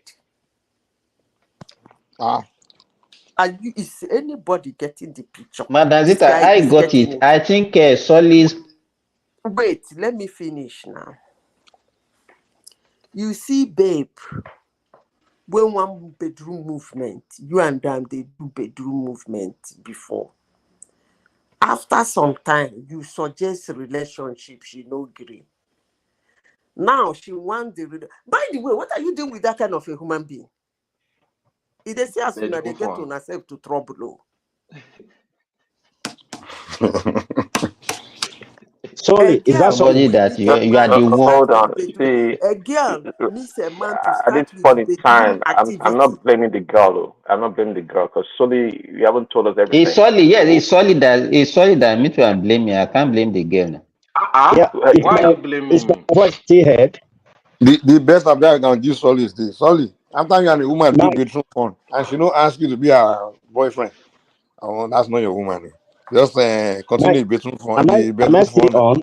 No, but Am I what I'm still on? saying is what I'm saying is now she doesn't want to One do voice, please. bedroom phone on until we do outdoor activities like going out to eat or Other going one out a to the story. museum. Now bedroom. The decision for So, woman so they sorry, I want to conclude. ask you some question. Sorry, do you mind sharing the age group of this particular person? Age group. Is it about 20 to 25 or 21 to 23 or 25 to 30? 21, the person is 20. Okay. So so the guy is right. She's not ready. Man, that's Solly lingerie. The man, that's Solly lingerie. Okay, just a play, he's playing around. Solly is not serious. No, I'm It's serious not now. serious. I'm Oh, serious. Because I serious. know Oh, you are serious. not 20 now. I mean, you are 20. Candid advice. Sorry, Sorry. can You know, somebody hear say me? You don't need, Madam I Zita, sabi talk leave with this Solly alone. Leave this Solly alone. You He's just not a I'm carry being serious your fellow. alone. serious. Why are you saying leave me alone? Can I'm anybody talking hear about me? something serious. I Solid. What so is serious about what you just said now? can I Solid. finish? What? I'm talking about something that is Okay. happening. How is that not Solid. serious? Solid. So the person said they want to continue only bedroom phone, and I said okay, no problem. Now it's not me that is losing anything. Let's continue that. Are You are you know sure you are not losing? Do you have the energy? how am I losing? What am I Wait, losing? wait. Let's be serious. I think someone is about to get into trouble. I bind it in Jesus' name. Wait. First of all, it's a bedroom activity. You get into bedroom activity, she's not ready. But you No, she's want, ready. huh? She's ready. It's the relationship that the person was making excuses for. I now say, okay, you are making excuses for relationship. No wahala now, no be me go lose. That let's just continue the bedroom activities since you are making excuses for relationship. Then Sally, What did you ask the Sally? Did you excuse? ask her what she Hold wants on. in a Now man? somebody is I about mean, to get into When I was trouble. a young guy, that's the kind of girl me I would like. To. Ah, See, we'll just go. You are not the only what one. is the No, I excuse? second it. Go What see is what the Allah. We'll just do it. excuse? I mean, bedroom. That's all. Yeah. I can't hear What what is the Madam Zita. excuse for the relationship? Is it that she doesn't Oh want? no, she's saying that after 1 year she's going to move to this place because she has to go to school. This one and that one, just But she's some giving you bedroom activity. yes. Okay, let me tell you something. I know somebody who married a girl at 18. Do you know how he married a girl? He said he wasn't looking for a wife, but he was matured enough to marry because then he was 28, 10 years older than the girl. He said he met this girl and then told her, I like you. The girl was laughing. They keep meeting. They keep gisting. One day, now ask the girl, I want to go out with you. Do you know what this 18-year-old girl told him? If you are not marrying me, I'm not going out with you. I don't want to go out with anybody. At 18, she's ready. She doesn't want bedroom activity, then go to school, then come back to school, then excuses of relationship. She's ready. So it has nothing to do with her age. Again, if we want to talk about her age, at 18, she shouldn't be doing bedroom activity with one man somewhere. But what I want to warn you is that you will get bonded. You will get bonded though. You don't be surprised that when she leave, you go chasing her. And before you know it, you find yourself in the altar. And before you know it, Simba will come and tell beautiful stories. Your own story. Eh, Because you won't be Vanessa, able you to have tell turned her me Okay, own. to wait, wait, storyteller wait. now. Let me Simba tell the you the current. storyteller. Wait now. Let me tell you the current One of my situation. friends called Solid. So now the current situation is that normally me, I don't contact her. She's the one that used to contact me. But when she contacts me, I used to arrange the bedroom phone. Now I'm trying to arrange the bedroom phone and she's making excuses. Now she wants to be planning things like dates first, or let's go to museum, or let's go out and do something first before we do bedroom phone. So in my mind, these are things that okay, when you are dating someone, you do. So if you don't want to date, why do you want to do dating things first before we do bedroom phone? It's Mazam like Zita already No, said no, this. no. she's Hold on. trying to bend my Hold on, heart. Sully. Please, Guys, let me she's a step good in. player. Hold on, 1 second, Remy. Even a whore, Sully, likes to be treated like a lady. Okay? Did you get that? I think at the end of the day, Say that line again. Say that line again. I didn't hear you. I said even a whore wants to be treated like a lady. yes. Sully doesn't know that. I think What Sully, the I hell are will you trying to say, advise man? you. What are you trying to say? Sully, let me advise Sully. I think No, that girl. hold on. What I'm That trying to say person, is that that person asking me to Sully, it question. sounds kind of Can strange you that you want to do please Hello, things like hello, let him go. explain Let's hear himself. one voice now. Let Prince Daddy land the point he's trying to make. hello. Somebody is asking me question at the comment section. He wants to hear my take. Come into the studio and ask me the question. Send link to that person. Let the person come in and ask me the question. I will answer him or her. Okay. Those one they So don't have let that me. now. They won't come in. Colleagues, Sully, I think what is playing out here is very simple. The person you are dealing with, she's a smart player. She already lock you 50% because she knows that you like that bedroom activity. And you also mentioned that you prepare the bedroom even before she comes. That's a good move from her. So she already locked you 50%. Now she Why wants to lock you. shit, Remy? Remy, this man, you guess rest, man. Now she wants to get you 100%. Let's go out. Let people know us. And you don't want to do that? Do you get it? Control the. Yeah. So if you like her, just go for it. You like the girl from the way Should you they are going. control the situation, man? No. Sully, you need to go and sit down with your uncles. That's the mistake of these young boys. They don't sit down with their uncles to get Yeah. game. They want to learn on their own. That girl is smart. No, man, and Sully, you are in totally. I'm telling you, you like her. No, I'm And not kidding total. She's not the only one. There's even another one. This one I didn't even know she was a virgin. Oh. So it's bedroom How activities, could you not know that, man? is when I met her that she told me, or when we're about to do it. I didn't even hear her very well till I So did you saw. confirm it? Did you confirm it? I confirmed Did you it. I confirm it confirmed or it. you just after believe that, it to say you like what you do now. And after that, you I like con- what you are doing, and you are preparing ahead. Come on, you are in love, man. no, now this this one is another only, babe. this This one is only, this another babe. only. Sully, you So big go back. That this boom, babe, man, yo. right? This babe, she works a lot. So when she's out of work, it's usually in the evening, and then she will message me for bedroom activities. But one thing I noticed is that after work, she tends to smell. So I told this girl, okay, one time after work, that how far she should shower before we do bedroom activities. And that was the last time that she ever contacted me again. Ah, But because you she said still watches. But she still watches my story. Oh. How did you present it to her?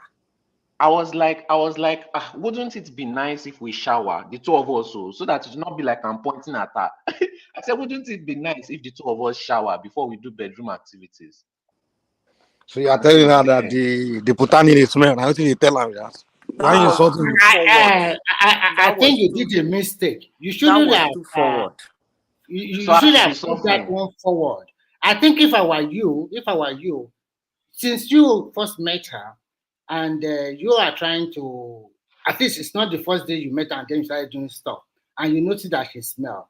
If I were you, I would just take her to a shop and just buy a deodorant for her.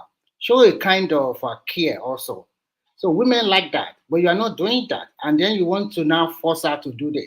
If you buy that deodorant for her, like a roll-on and a small perfume or whatever, she got your message. It's so simple. So She you might need to not be get the coached. message. You need to be coached. You need to be coached. Oh, I told She you. might same bad. She might not get the message that way. She Okay. comes to your house after working for you people Yes, to do bedroom activities. yes. You are talking to Mama Z. You don't like her body odor when she come because of too many Sometimes. work. She has sweated several hours. Most people are like that. There are several perfumes and body deodorant and soaps and detoxification soaps in the market. If you truly like her, and that is the only thing about her that is repelling you, maybe it's your red line. Then the first thing you have to find out, can this thing be taken care of or is it permanent? Very important. Then you go buy a set of this, buy a set of this, buy a set of this. When she come, you don't need to tell her, let's go and shower. You give her one set and say, I got this for you. Go and try it. Let's see how it smells. Madam Zita, sorry is not being sincere. There's no woman in the world that will come back home after working many hours and not go and shower first. This is a It's just distraction. not No, possible. no. I believe Solly. I believe Solly. But Women, sorry, you are living in Europe, right? Yes. And she always came back. That means that person have a probably body odor, not from the work. Can you clarify that? Does he have a No, it's body from the odor? it's it's from not the even a matter because of body odor. it's not all the Women have time. to shower, man. The time that What? she doesn't go to work, she doesn't smell. Oh, okay, maybe from the It's kind of wet. work. It's sweat, yes. Mm. So since then, she did not contact me again. No, she just used Because to you watch were my rude stories now. from That was afar. rude. You are rude. You are rude. You You didn't do women, is you didn't everything very that you well. two people used to take personal. So I don't know. I don't know. No No, matter you how would no matter how Oh, nice somebody see, is. you Solly, would have gone. No, no, Solly, no, was he no. the first bedroom activity you guys were about to do, or you guys have already been doing it? No, no, we've been doing it consistently. In fact, it was getting too much. I was already tired. Maybe you said you have the energy now, so you are tired No, of it. but this one was messaging me every day, every day, every day. This guy, So this Solly is a playboy. I don't mind, don't mind It's a Solly. This playboy, but guy it's not the Solly, is smart this Oyibo playboy. women or It's not a smart playboy. He is Oyibo, not. yeah? Nigerian girls, in fact, black girls in general, they don't used to give me any chance. They used to look down on me. Somebody is asking about arranged marriage. Why are you laughing? I'm not laughing. That is, Mike, I Mike, was you should just know that laughing. it's Oyibo now. Come on. He said he's walking. The Oyibo girls are they are easier to deal with. It's only if you can't get along with Oyibo girls, then something is wrong with you, man. Because No, those ones are like the I didn't most. say I have problems with them. I'm just mentioning some issues. In terms of getting them, it's not a problem. Black girls, when I talk to them, they are always so aggressive. They don't used to give me chance. They always look down on me. They always insult me before I even finish my sentence. They just think I'm, That You is have to learn common to in talk now. Europe. That is common in Europe for black women because they Oh, first really? their priority, the number one is to get, especially if they are like working and want to get their papers. So they have a structure like I get a rich white guy, maybe elderly person or older person than them. So you are not in that strata. So they Because already. the black men in Europe have a reputation of being refugees. So which No, woman no, go no, Europe? no, no, no, So they no, go no, date no, refugee. not because of reputation. I tell you the truth. Most men in Europe, it said that later they settle that they bring their wife from Africa, or maybe somebody introduce somebody for them. But if most of them, if they find a white woman, mostly the white woman is always a little bit older than them. So that is why you are not seeing all these black girls. And if the black girl is single, she'll be looking for a white guy that is a little bit comfortable because she wants good life. And she doesn't want that struggle that she's going through. And also meet you, you're also going through the same struggle. So you are not in that strata they will consider. So that is So why. So now Solly Igbo men cannot they offer control them now women on anything that side. apart Now from wow. bedroom. The only thing Solly can offer is bedroom phone. So That is why and I they asked don't the want age of that. the girl. I asked the age of the girl she's He talking has about. he has nothing to offer apart from that. Well, most black girls, Ah, if around wow. 21 to 26, I saw them like they all go out with rich white folks so that they can drive these I expensive just say Teslas. Igbo girls and they love black men and they are like this. Yeah, they do. They do like black guys. They do like black guys. But sometimes people that like black guys is that it depends on where you also go. So, sorry, can I ask you some question? Do you frequent bar and clubs? Do you go out? Are you very social or you are the indoor type? Yeah, I would say 90% indoor type. So that means your selection is already limited. But when you Yes. go outside there, I'm not the bad type too. But if you socialize more, you have pool that you can choose from. But you are the indoor type. So you see those indoor type will come to Madam Zita said something earlier on, and I will agree to that. Solly, I think you need to seek advice of a very reliable, responsible older women. Older Than women. you can't. Yes, how about No, older no, men? no. they will. Sorry, No. Simba, Other. maybe you are maybe that's where you said got it wrong. No. What? If Let me you tell you. no. If you're a young guy, Somebody like that. you need to Just hold on. go and Just sit down hold with on, Mike. older men. Now they are the one that They will will guide be you. no. They will be able. Not just any older men, no. The men that are successful with women. A Those are woman the will men be you need able to to sit tell down with. you the character of a woman, a other woman than a man. Let me tell you, they know themselves.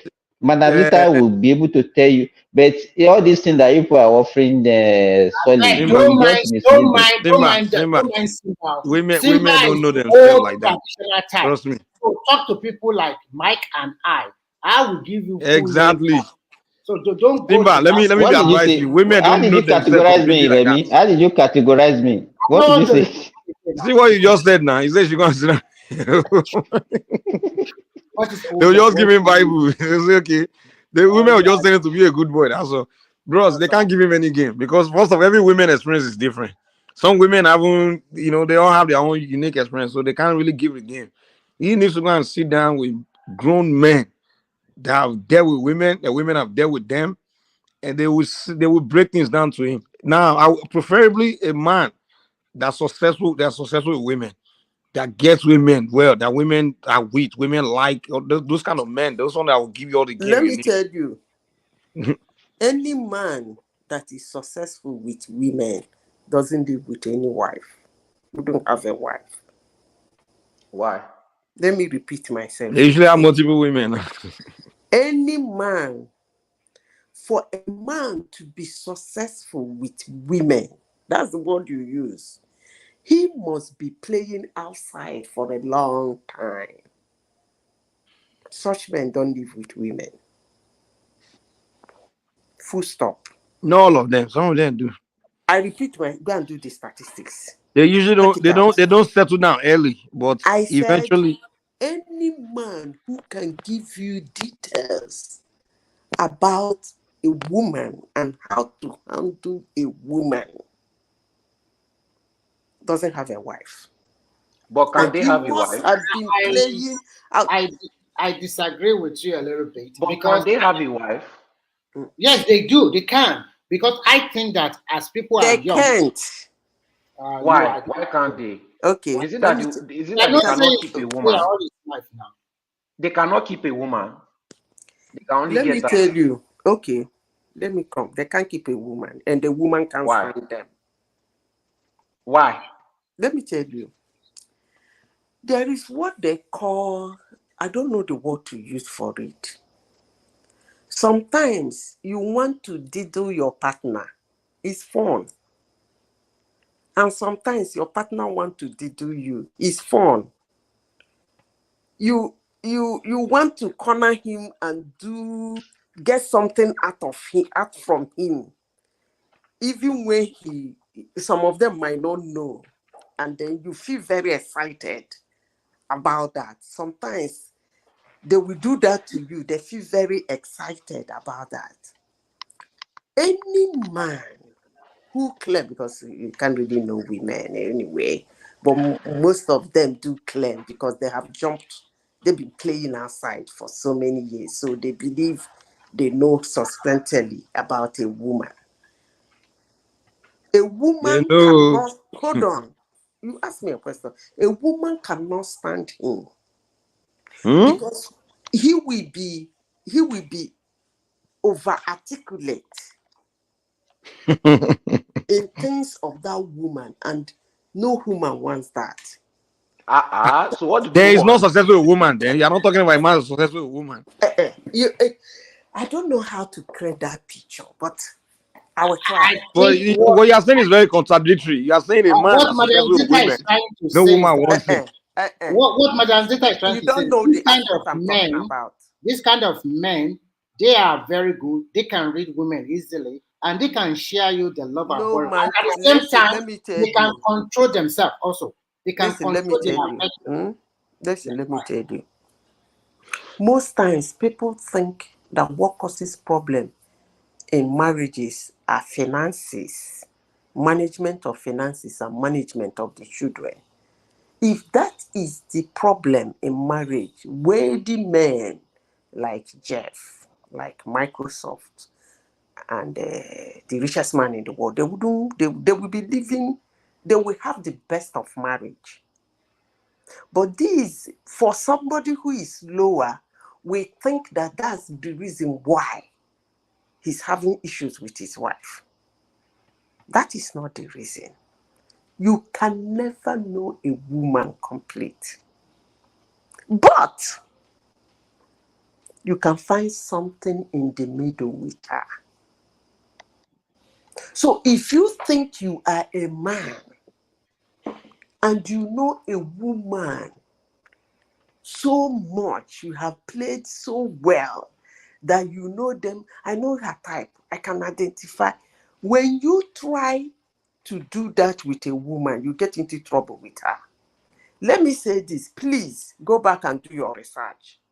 Any man who claims to know women so well does not live with a woman. I rest my case. Check them out. Madam Zita, I know men, there are no women. So Maybe you can't tell They don't. me. If You you can't see tell any men. man living with a woman, go and ask her. You He will tell you you, you, know you these can't. women. We know they know them finish. You can never see a woman Men is. that know women very well, they figure it out. Trust me. How would you know by the way, We know the nature of let women. me I'm let me not saying tell you all women something. have the same personality, Okay, but the let me nature try of to women, be. once a man figure the nature of women out completely, he has figured it out. That's let me it. try to be comic. And that's what I will advise sorry to be doing. Go and figure the nature of women, and you Okay, got it figured out. let me You be. won't have but problem. wait, what should I Can I do comment? about that girl? What Can should I I do comment? about that girl? Okay. Just Hello, gonna know nature of women, then you won't be hello. Which asking all one these of questions. them? Which one of That's them? why. That's why I say you Which go and one sit of down with them? men. They already figure the women Okay. out. The nature of The women. one Okay. that They will I break know it. is the first one. Is the first one that no, Solly is no. talking It's the about now. second one. The second Can one I that say So you had like something? the smell second one, issue. right? Can You I like say I the like all second something? of one them. with you. I like all of Mike, them. It's a lie. You Once you like know the the second nature of one. women, you can know what they are Mike, thinking, Solly is not and ready. you Solly know is how not to ready. respond. Mike, Your let me response be. like this, then she'll be following you up and down because Mike, let your me response be. to them, like last one, she go. Mike, yeah, I let go me ahead. agree with be. Mike. I Let agree me be with Mike. comic a little. Sorry, Eh? sorry. My Hold on, advice to hold on. you. Let me be comic a little. Go and take your Mike, Bible from Isaac. how can a I man? wanted to come in. Oh, Okay, let me just say this. How can a man claim to know somebody who was created when he was asleep? Other one are Bible. Okay, fine. I rest my The case. knowledge is there. In fact, people wrote books about it. So I don't know Okay, if whether sorry. I was asleep or not. I can go and read about it. There's the nature of Sorry. women. Sorry, Trust me, you need people are to reading books know about it. Solly, go and spend Sorry. time in the library. Go to section. what is happening to Solid. What is happening to Solid? You have Pick up children. artists. They're writing books about nature of Yeah. women. Once you study, you understand it. No, From me, what I I You don't will get, have problem. you will no longer be confused. How bring my Let me give Solly my own. Let me give Solly I my don't own have advice. problem. Oh. I don't have problem with getting girls. It's after the bedroom activities that Wahala used to start. because you are the indoor type, you don't want to go outside. You must Let know me what. give my own advice. Okay, Sorry. go ahead. Solly, you know what? My own advice to you. First, you have to stop fornication. You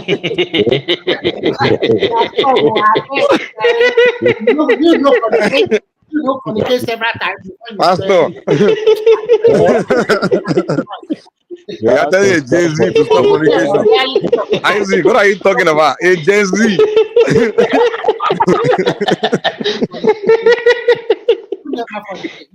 Isaac, you want to kill somebody this morning?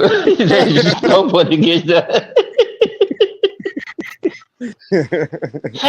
Solly is still young, and I think he can have best of experiences now. Because the biggest mistake men do, I will tell you, if you don't have that experience when you are young, especially from 18 to like 25 or 27, you don't have all these experiences, and you don't have go out with a lady outside, fight, settle it, go out, have a lot of breakfast. I mean, what I mean is that some of them, they don't want to date you anymore. So you discover by the time you are ready for marriage, especially at that time you are successful. Sometimes if you don't have all these past experiences, it will count against you because you have money that time. Maybe you have a good car. Even if you get married, you tend to look And out that will for be carryover now. Remy, you you will have a carryover. do it more. You do it more than you are supposed to do when you don't have nothing. So that is why it's always good to have these experiences when people are young. Date as many as you can. I know you are in your prime. Because you are in your prime now, there's tendency for a lot of Don't women. listen to Remy. If you start dating as many as you can, you'll catch STD. That thing is not good though. Okay, I think he said he has two and he likes the two. But I don't think you necessarily have to do a bunch of dating to figure this thing out. Whatever we can say, you can even learn from other people's mistakes. You know, the thing is, my own advice. Let me finish, Simba. From what he said now, he said he's good with women. And that means Solly is not telling us he has He's good with women. Solly has come to adapt this platform with his women. Okay. So that's why you see some men after they get how did we married, get here, Isaac? Can you imagine? We're talking about something. But we are here talking about teenagers' problem. Solly, in this situation, are you saying from Dangote oil business to talking about teenagers? Are you saying Solly is a teenager? Are you saying Solly is a teenager? But Solly, from my own personal these are the issues a lot of teenagers deal with now. I will advise you to Uncle, my girlfriend though. Solly, I will advise you to go with that first one. The one that is asking you to go out, museum and theater and the rest. And I can say that for you. Remy, leave first one and second one. There's no first one, there's no second one. We've been dealing with Nigeria problem. Now we come to Solly's problem.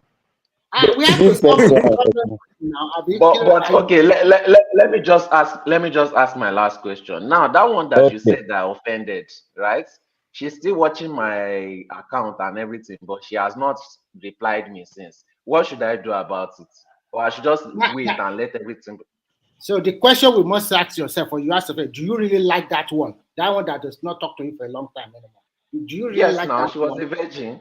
She was a virgin. Okay, so you prefer that so one? Is it virginity that is your problem? Is it because you asked me which one I prefer. Which one do I prefer?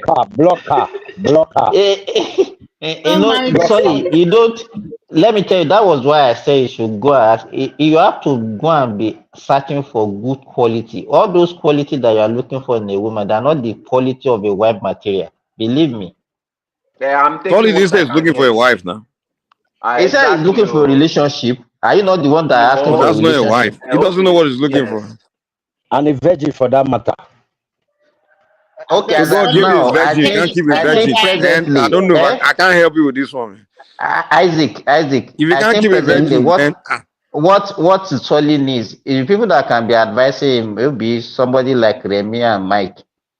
When he Yeah. grown up, when he's ready, he should come to people like us and She Prince come Daddy to and us. That's Madam Zita. exactly, exactly. When you grow up, you can go to meet with our pastors and the rest. Then, but for now, Solly, take it easy, enjoy your So life. they will help him look for virgin. What should I do about this person that I've offended unknowingly? You can see, let me tell you this thing. It's like this guy is worried though. He's worried about I'm not worried. So It's just I think that he I really don't know likes what to do. one thing about it, the girl block you. The biggest mistake, No, she didn't block me. She's still watching my account. She's but watching on she's my not screen talking to guard. she why do you say just she's ghost watching your she account? just but ghosting she's is not ghosting talking him to for you. now. She's ghosting you. Yes. You also ghost her. Mm. You also ghost her. Don't watch her platform too, or wherever. You don't She go to her doesn't. She TikTok. doesn't even post Maybe she anything. forgets something in your house. She No, Yes, forget she her necklace in your house.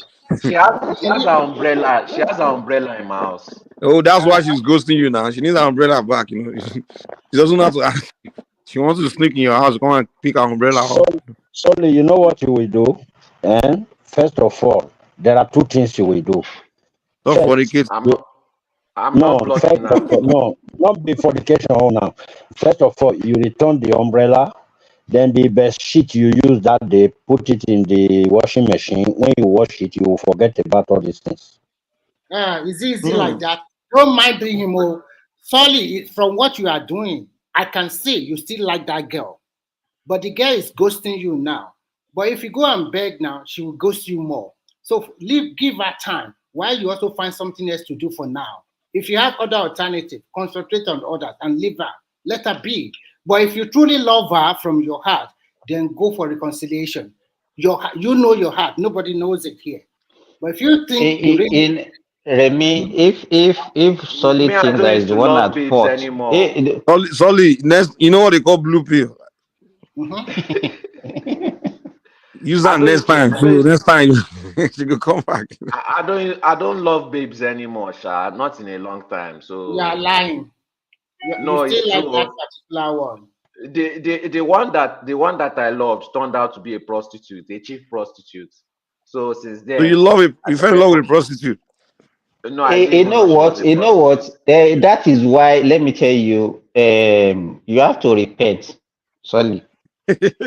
The kind of things that you are looking for in a woman is not. They are not the. I mentioned it earlier. The quality that you are looking for, things that you are looking for, they are not the kind of things that you should be looking for in a woman. If you are actually interested in a relationship, but if you just want to be playing around, you can continue.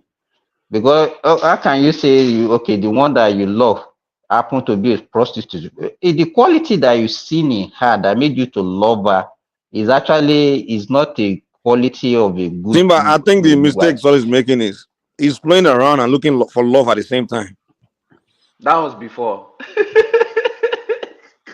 That was before. Now I'm just taking whatever I get and just living my life. Well, why are you catching feelings then? If you're just No, taking, I'm not catching feelings now. They are you can't be confusing me, involving. You and can't be involving your feelings when you are dating. If you want to, no. There are some things that women now. There are some things that they will do that will not make sense. So I'm just asking questions to get solutions. but you got to know. Okay, what do you want from the? What do you want in a woman? What do you want? Like, Consistent bedroom activities till I'm tired. okay, then go for that. So what's all these questions you're not asking about? Why did she do this? Why did she do that? But some They of shouldn't them need worry to about what they play are doing. games Focus on now. the bedroom and leave it. That's it. Hmm. If you got to know what you want and focus on it. If you want bedroom activity, focus on bedroom activity. Forget what else she's doing, whether she's going to school tomorrow or going to this thing next day, or forget all what she's thinking, what she's not thinking. Just focus on your bedroom activity.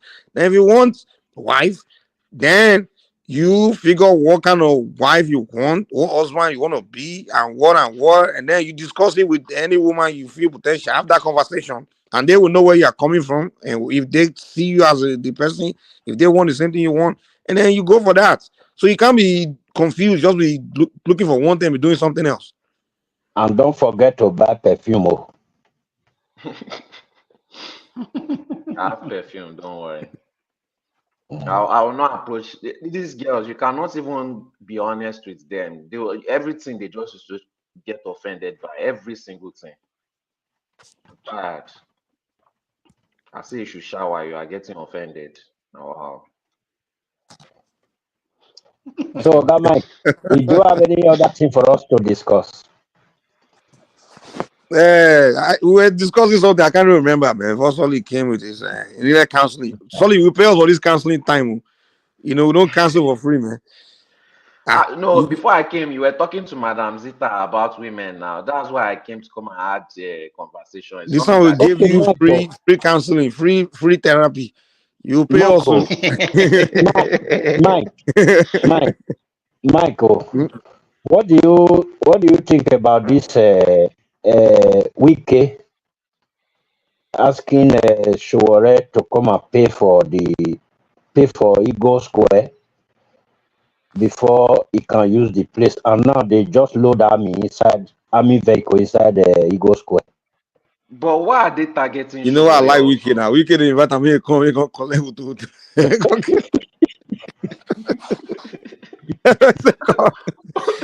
I like that guy Wike, man. We can organize army ready because Shore come and do your protest. The president now. You want me to just flog down? I think we can like the vice president. The three major, I mean, leading oppositions that are talking actively, the three of them are not even in Nigeria now. Ojushowori is not in Nigeria, Atiku is not in Nigeria, Obi is not in Nigeria. Obi is not in Nigeria? Obi is not in Nigeria.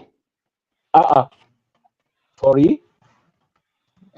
Is people, they ask him to leave. Which protest? Maybe they will come back before the first. No, I don't think Shore wants to experience what DSS put him through. Not in Nigeria. Atiku has long gone back to Obi is already in London. As I'm telling you, Obi is already in London. Where is he? No. Obi was on the weekend with Alex Otina when they make some pronouncement 2 days ago. He on his way to the airport now. On his way to the airport. No, that video is old. That video is not yesterday. It's about 4 days ago. With Alex Oti, right? You know they were repeating the video. Escaped. It's been 4 days. One thing I don't like people about is that if you truly said you love your country and you want to be a future president of your country, why don't you be in the front and lead the protest? And a lot of Nigeria that are instigating people to go out there. Of course, anybody for that mental human right. But some people in diaspora, sometimes they also instigate them that burn down. We cannot take it anymore. Anything you can do, we'll support you, we'll give you money. But you are in that, you are abroad with your children and everything. You are safe there. You don't care anymore. But you want the country to be burned down. And Showore that has been leading protests for a long time. I think this is the most important protest that is supposed to be in the forefront. But Allah is not there anymore. He will be coordinating through Zoom. Come on. Yeah, Remy, you see one of the things we say about the road to leadership. Although that of Showore, I will excuse him because he has passed through a lot. But for Atiku and Obi, you see the road to leadership we've been talking about. They are the same people. There are people who follow them that will come to social media and begin to reference Tinubu that he was in the protest of 2000 or whatever. He on the what do you call that? Their Mogeto, the group he belonged, mentioning everything. He was chest out during Jonathan. He was marching on the street with the people. That is the road to leadership. Now, Yes. And they're Obi is chicken now, supposed both to of be them, especially checking Obi out. and Atiku. Especially Obi is That Obi supposed to and be the Atiku chest, supposed to lead this one. They the chicken chest out. of this And then when everything is protest. okay, you want to come back and take the glory. What do you mean? You say you want to lead. God, Lead who? I don't know. I don't Cowards understand. don't lead. That's not You don't see leadership. where coward they lead their group. Yeah, that is not leadership at all. And to be frank, a lot of our organization have already backed out of the protest. Some don't even who are the leaders. How can you say you are doing protests and then you have like 6 to 10 different lists? Which one is the government going to take? Or the one you are, I don't understand. And I think that if Obi or Atiku have led this protest, it would have been better. At least we know who to take if something goes wrong.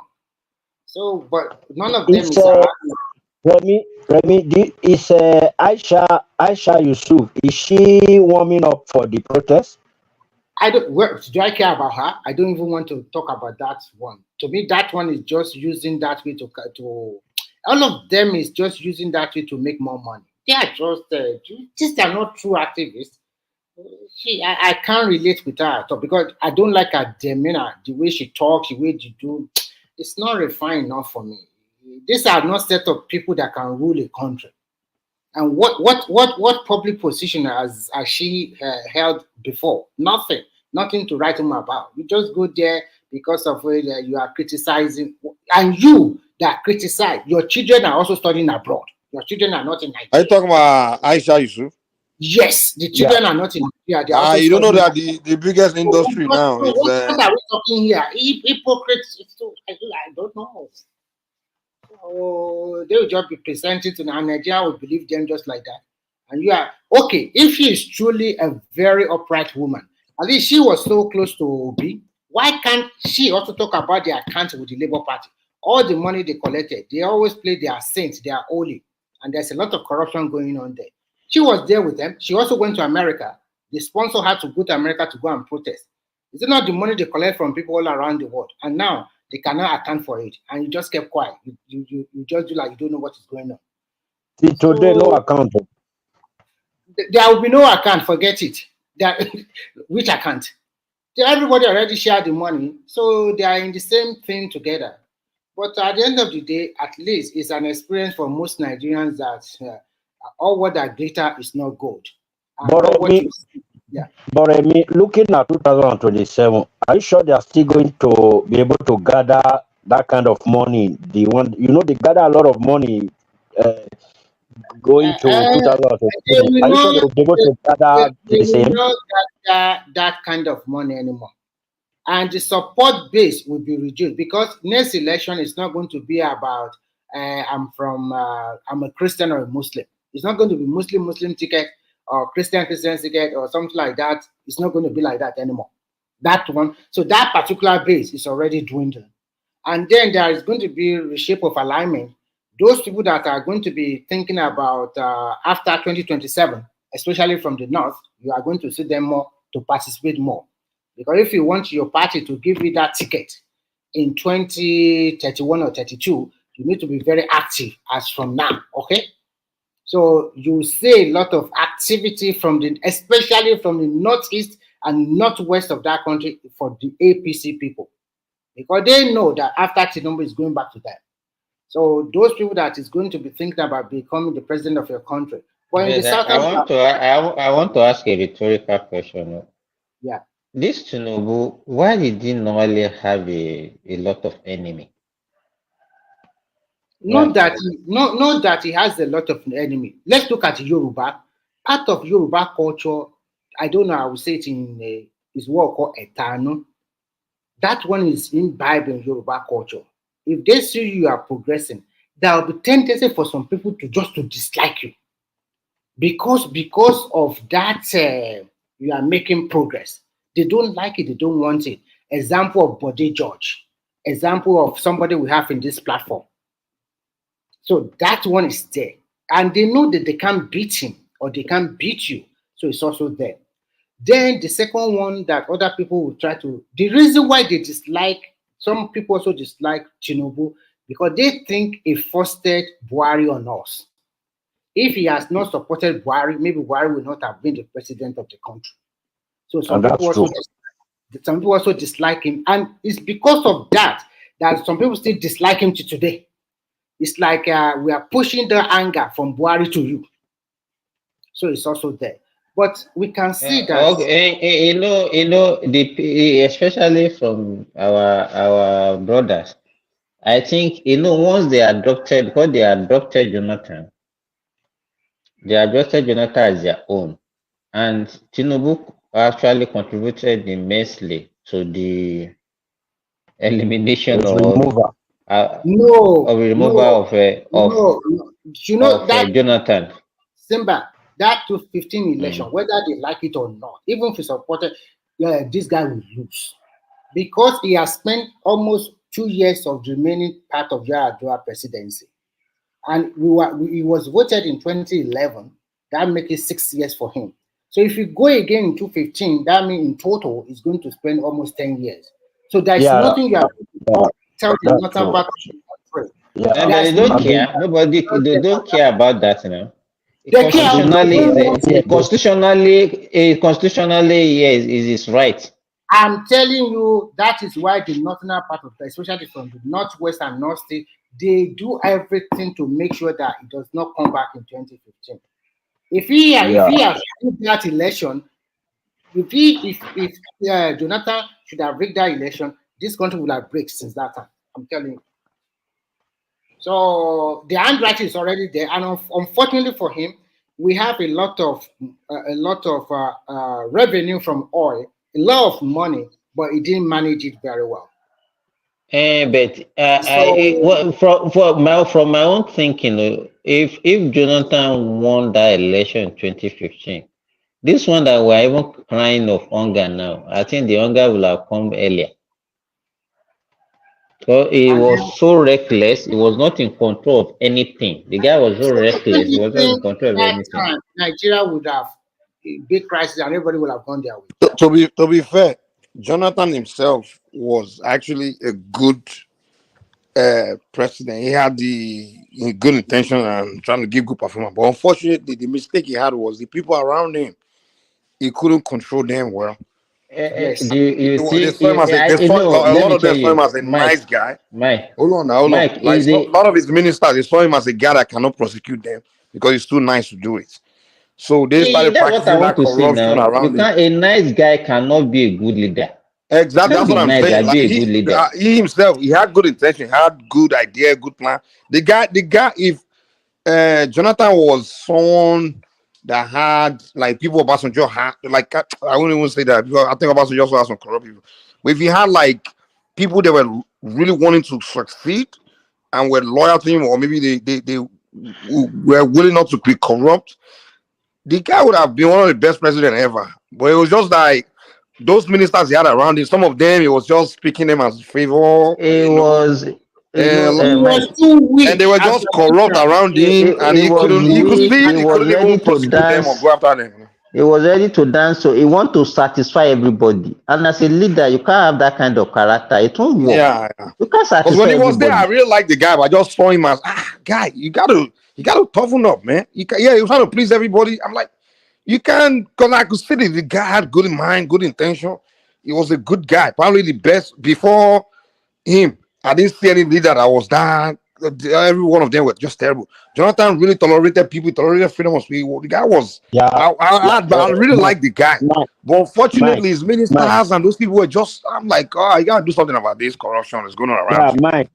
My Jonathan was really, like you described him. Even he refused to fire his wife, even when his wife was doing all those.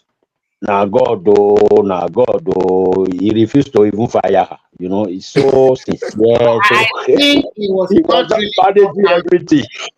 Yes, he was not really And there was a concerned. time where a journalist asking like, "Hey, they're accusing this person of corruption. These things. What can you do about it?" And the guy said, "No, our problem is not going after the corrupt people. Our He said problem is to stop stealing is take away not. the." I'm like, "Come on, I can't say that now." He said our problem is to just find a way to remove the what do you call it the ability for them to steal the thing. I'm like, you can't remove the ability, man. They will still figure a way to steal it. Tell us that you want to go after them or stop it or something. But I just felt like the guy just left it open for them to steal, man. Like I'm like, that was the only issue with Jonathan. He That was was the So only issue. defending it now. He was defending corruption now. yeah, so that's what I always crave for, the idea of a Madueke, gradual. the first thing she did was run away. So that's why I always crave for the idea of gradual resource control. Because if every state is the one controlling their resources, all those people go to Abuja for this big contract, that contract, our minister controlling, blah, blah, blah. This thing will reduce a lot. But as Nigeria pans now, you can still see that people still want to, like, any minister during Jonathan era, after he was defeated, look at how much money that Madueko stole. That woman, a woman for God's sake, it's a lot of money, and oh God, and and people in overseas, they are protecting her till today. So and even Sorry, under who is our so Minister of Finance now? which one? The very present Minister of Finance. Who is he? What's his name? It's Wale. That one is Wale Eduna. Is the coordinating minister. Wale Okay, my question is, because in most of our ministers, that Minister of Finance and all that, they always take a lot of money. How is Tinubu's ego eyes? How is it on most of these ministers? Is he The only really thing, checking them? the only thing about Tinubu is that Tinubu can fire you without you even not noticing it. So he is not slow in taking big decisions. He can take And so they are careful. That's why they are careful. So they are careful for that angle. So Yeah. it can sack you anytime. He does not care too much about that. We cannot say now that they are highly corrupt until maybe they are also out of office. But for now, I think from what we are seeing, at least we are seeing a pocket of development little by little. Our external reserve is increasing, and the loan they said they are going to give students is they are giving them. The highway, they are constructing it. And soon in August, they will start to construct from Akwa Ibom end of the coastal highway. And is it not yesterday, they flagged up some road from all the way from the east to Abuja. And there's another one that will pass through Elisha. So many roads that they are going to flag up the next month, so that they create more employment for our people. So, but I still believe that we should work toward gradual resource control, where the state create where the resources they have in their state, they can make money by themselves. So this way, it will reduce corruption a lot. Now, anybody will not be shouting, they are using my money for another state, or they are using oil money for people that does not have nothing at stake. They don't give nothing. So this way, we help the country in the long run.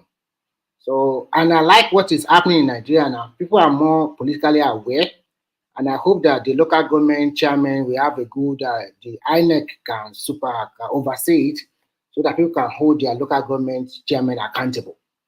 So the state government, local government area, that's where we really need to, the people really need to begin to ask for accountability for it. Isaac, I want to ask you a question.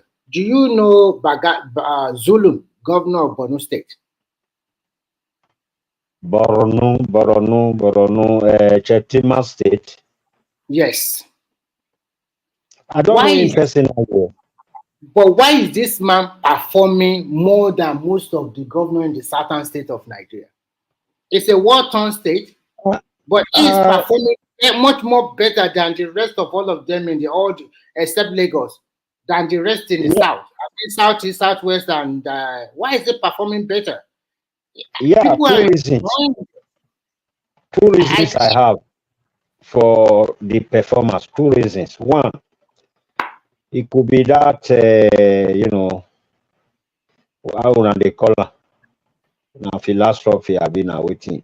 You know, it could be that person where he get mind to just do good for the people, and then it could be that person where they build up in political career. Maybe in future he won't come begin, because all these people then they fade away now. After me, I dey look and say after Tinubu right now, there is no really structure on ground, because the people where like vow say we must rule this Nigeria, now this Tinubu be the last person. Yes, It can't be like say once Tinubu do in your come out now, and no nobody, it just be like Nigeria they libre for anybody. You understand?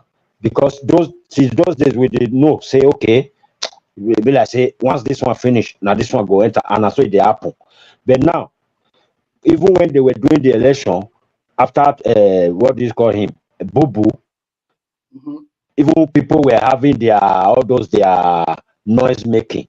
Many of us we know that even Tinubu, before he said the Milocon, those who really know what is happening in that country know that it's not going to escape him. He's going to be the one.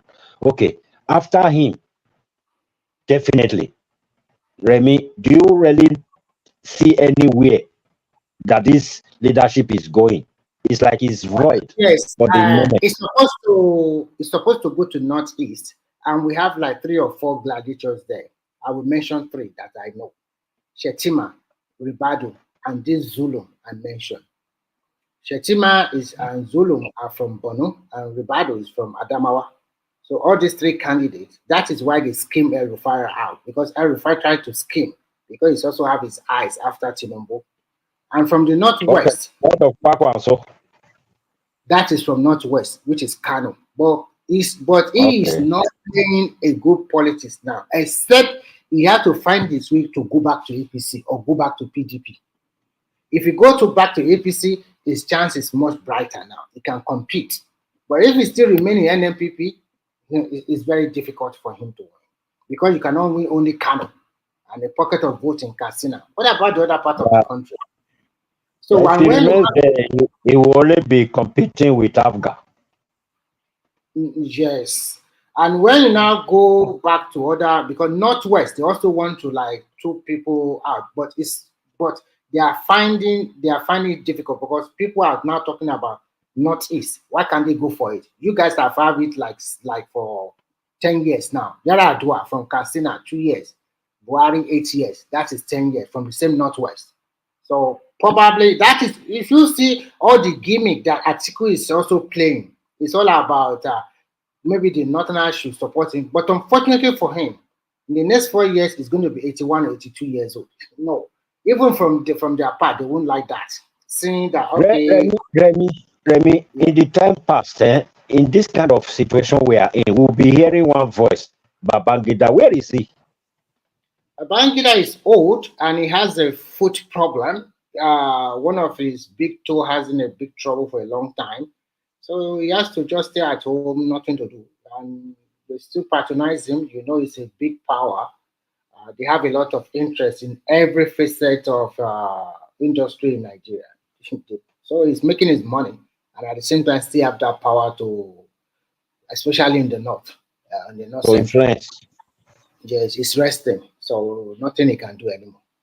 So these are the owners of Nigeria. Okay, so that's why they always go and meet them. But the head of them is Obasanjo. That is number 1 of them. He's the owner of Nigeria. But unfortunately for him, sometimes, interests will not align. So one way or the other, you just have to change, bend. So you can see why Obi lost. Are you saying right now Obasanjo is he more powerful than Tinubu? No, I'm not saying that. I'm trying to say he wielded more So is he the owner of the country? They are the owner of the country because they dictate a lot. They don't dictate anything, man. They did, politically. They did, man. Okay, the one there they dictate this year. Why the one Obasanjo dictate this year? Why didn't he go his way? The reason why Obi did not win, I will tell you. All the other power brokers, they favor a certain candidate. And they know that if they talk with Tinubu is somebody that likes negotiation. So they prefer him. more than Obi or Atiku. And if they give it to Atiku, in fairness, it's not good for the. Well, you are saying Obasanjo dictates. What did it dictate? Is what I'm asking. No, You are contradicting what no, you said. no, I'm not saying dictate. I'm talking about the political power they wield. They don't. Those people don't have power. The thing about Nigeria, we just like to celebrate celebrities and I'm not people that are celebrating. known. Yeah, even I'm when not. they don't deserve to be celebrated. Like No, if Babangida I'm walk not hold on, celebrating. hold on. If Babangida walk in the streets of Lagos right now, everybody is like, hey, Babangida, start celebrating him, like because he's just a celebrity, popular, and that's our mentality. Even if that person is a devil, we still go and start celebrating, worshiping the ground. We just have that mentality. Even Ojuku, after When killing 3 million people, he came back to Nigeria, they were worshiping him. I'm like, when I mentioned Babangida, I told you, I did not tell you have a lot of power in the southern part of Nigeria. But you even in must the north, he doesn't have understand. power, man. No, you can't say that. You must He understand. does not. He does Remy, not. He may have Remy, power in Mina. That's it. Remy, Buhari Yeah, and Atiku. I think the time Buhari won the seat during the election between Buhari and Atiku, who did Obasanjo support? Atiku. You see, anytime you support people, they always fail. Thank you. That's why I'm like, which power did they have? They don't. Those guys don't have any power, man. We just But like to Anytime, worship people that are popular. he's not the only one. Remy, listen first. Anytime you tear APC card, PDP will win. Anytime you tear PDP card, APC will win. So you are trying to say Obasanjo is bad luck. Is that what you are trying to say? Yes. It's a good It luck is for bad himself, luck. but bad luck for other people. Okay. Good But luck for himself. whatever, I think if Tinubu can pull out the second time, that is going back to the northeast or northwest, one of them. But I think probably northeast because it's a If Tinubu doesn't, like, we don't see result of all this suffering by next election, you guys should forget it, man. yes, of course, if we do not see all this, We don't see anything. You should forget it. yeah, you should forget it. If we Yeah. don't see a lot of improvement, Nah, that would depend on who the INEC chairman becomes. Nah. Forget that. I know there's no. Forget. I got no, that if level. we didn't do a lot You of can't do stuff, obvious rigging anymore. You can't do obvious rigging anymore. but I think that it will turn it around, and he has started doing that. It will turn it around. It will turn it around. Do you know what I wanted Tinubu to do for Nigerians? What I wanted Tinubu to do for Nigerians? Do you know the reason why we said it will turn it around? Let's look at from the Remy, wait. You know what I really wanted Tinubu to do for Nigeria after this 2027? I know he will win. Then when he's through with the next 4 years, what I wanted him to do, I wanted him to give the presidency through the power of incumbency to the east. Which east? Northeast or southeast? Southeast. No, it can't. It's impossible. Those ones have to play. Those ones don't have sense because if they have sense, that's the politics. A Southerner cannot live. But they're not playing that politics. A Southerner can win. Trust me. Remy, it's possible. It's possible. I'm telling you. Listen, let me break it down. Politics well. He will just come and say, listen. He will just come and say, I think we have cheated these people enough. I'm going to support them. You know, they are not doing well. That's why. He's likely not going to do it because he has good relationship with a lot of the northern politicians. That's one. But if in a case where he does it, you understand, where he kind of campaign for the Southeasterner with the Southwest, that Southeasterner is likely to win. Think about it. Also depends what quality the South is also playing right now. Then they won't play that game. That's what I'm saying. It's not possible because they don't know how to play any good politics at all. They will even work against it themselves. They will use their own hand to work against it. That's how political unsavvy they are. They are not very. Southeasterners suck when it comes to politics. They will not see it. They will be wrapped in their emotion and even work against it without even knowing. That's the way they are, man. Like they could have. Do you know when Southeastern could have took advantage of this 2023? Do you know when the Southwest leaders and politicians went to do handshake across the Niger? You guys remember? Yeah. That was when they could have sealed 2023 election. That's when they could have started their 2023 campaign. And you understand what I'm saying? and build that Yeah. bridge with the Southwest and start campaigning looking for 2023. And they would have used that moment to build To that, negotiate and all that. prepare for that 2023 election for their region.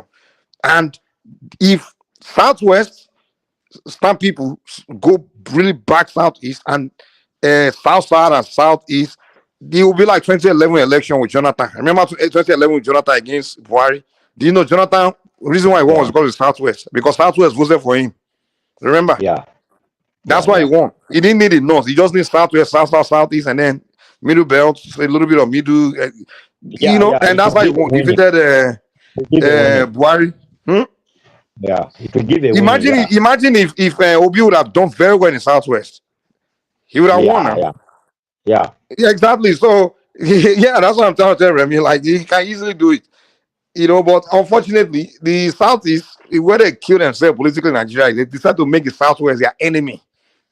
And it was Azikwe that started that rubbish, and they kept the tradition going till today, where they just adopt the Southwest as their their rival, their enemy, their sworn enemy in Nigeria for no reason. See, today when you ask them, why do you have issue with Yorubas? Some of them will tell you, I will give them £20. They will give you some ridiculous answer that you be like, they be Starbucks in the bar during Civil War, and they are traitors. And my papa tell me this story. Guy, you're not correct. Like, and if they continue that way, they would never have headway in that country, because naturally, them and the North can never see eye to eye, because culturally they're just completely opposite. Two regions that don't have patience for each other. The Southeasterners are not people that can come there, tolerate people. The Northerners are not willing to put up with their way of life because they're just too aggressive. The Southwestern are the only one that can really tolerate them. The Yorubas tolerate everybody. They can tolerate their behavior. So the only people that can really tolerate their behavior in Nigeria is the Yoruba people. But guess what? They adopt the Yorubas as their sworn enemy. Yeah. Anytime the Northerner play to their gallery, it's just to steal their vote. That's all. Just to take their vote and then come and take get their lost. vote and run away. That's all.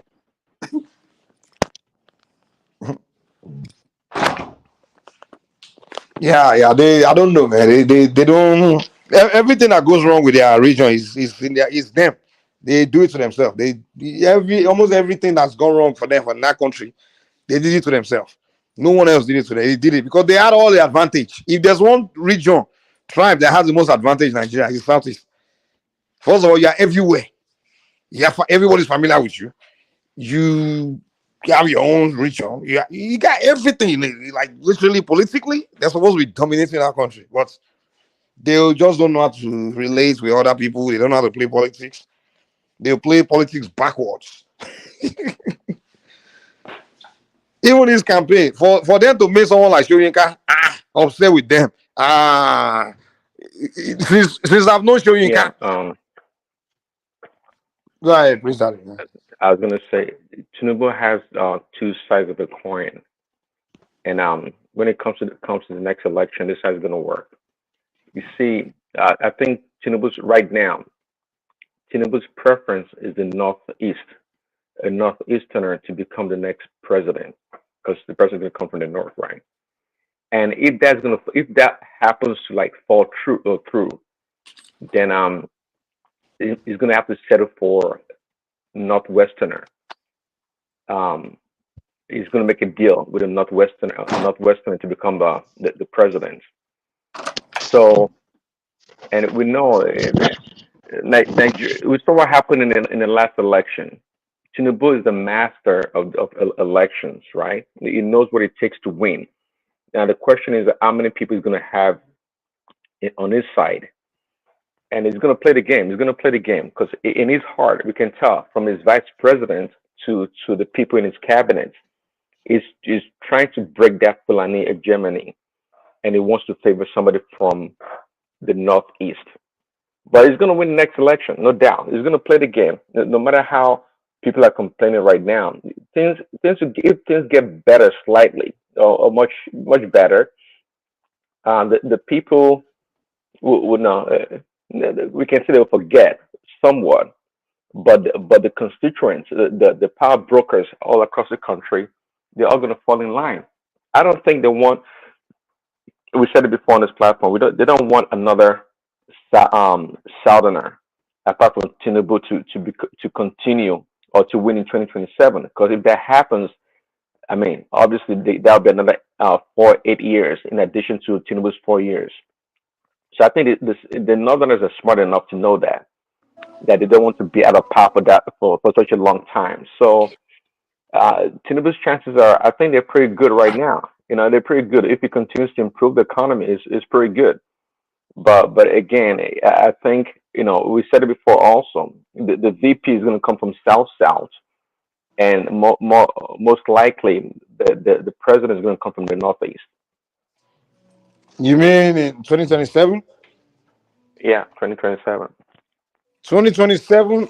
If a northern, if Tinubu doesn't do well, right?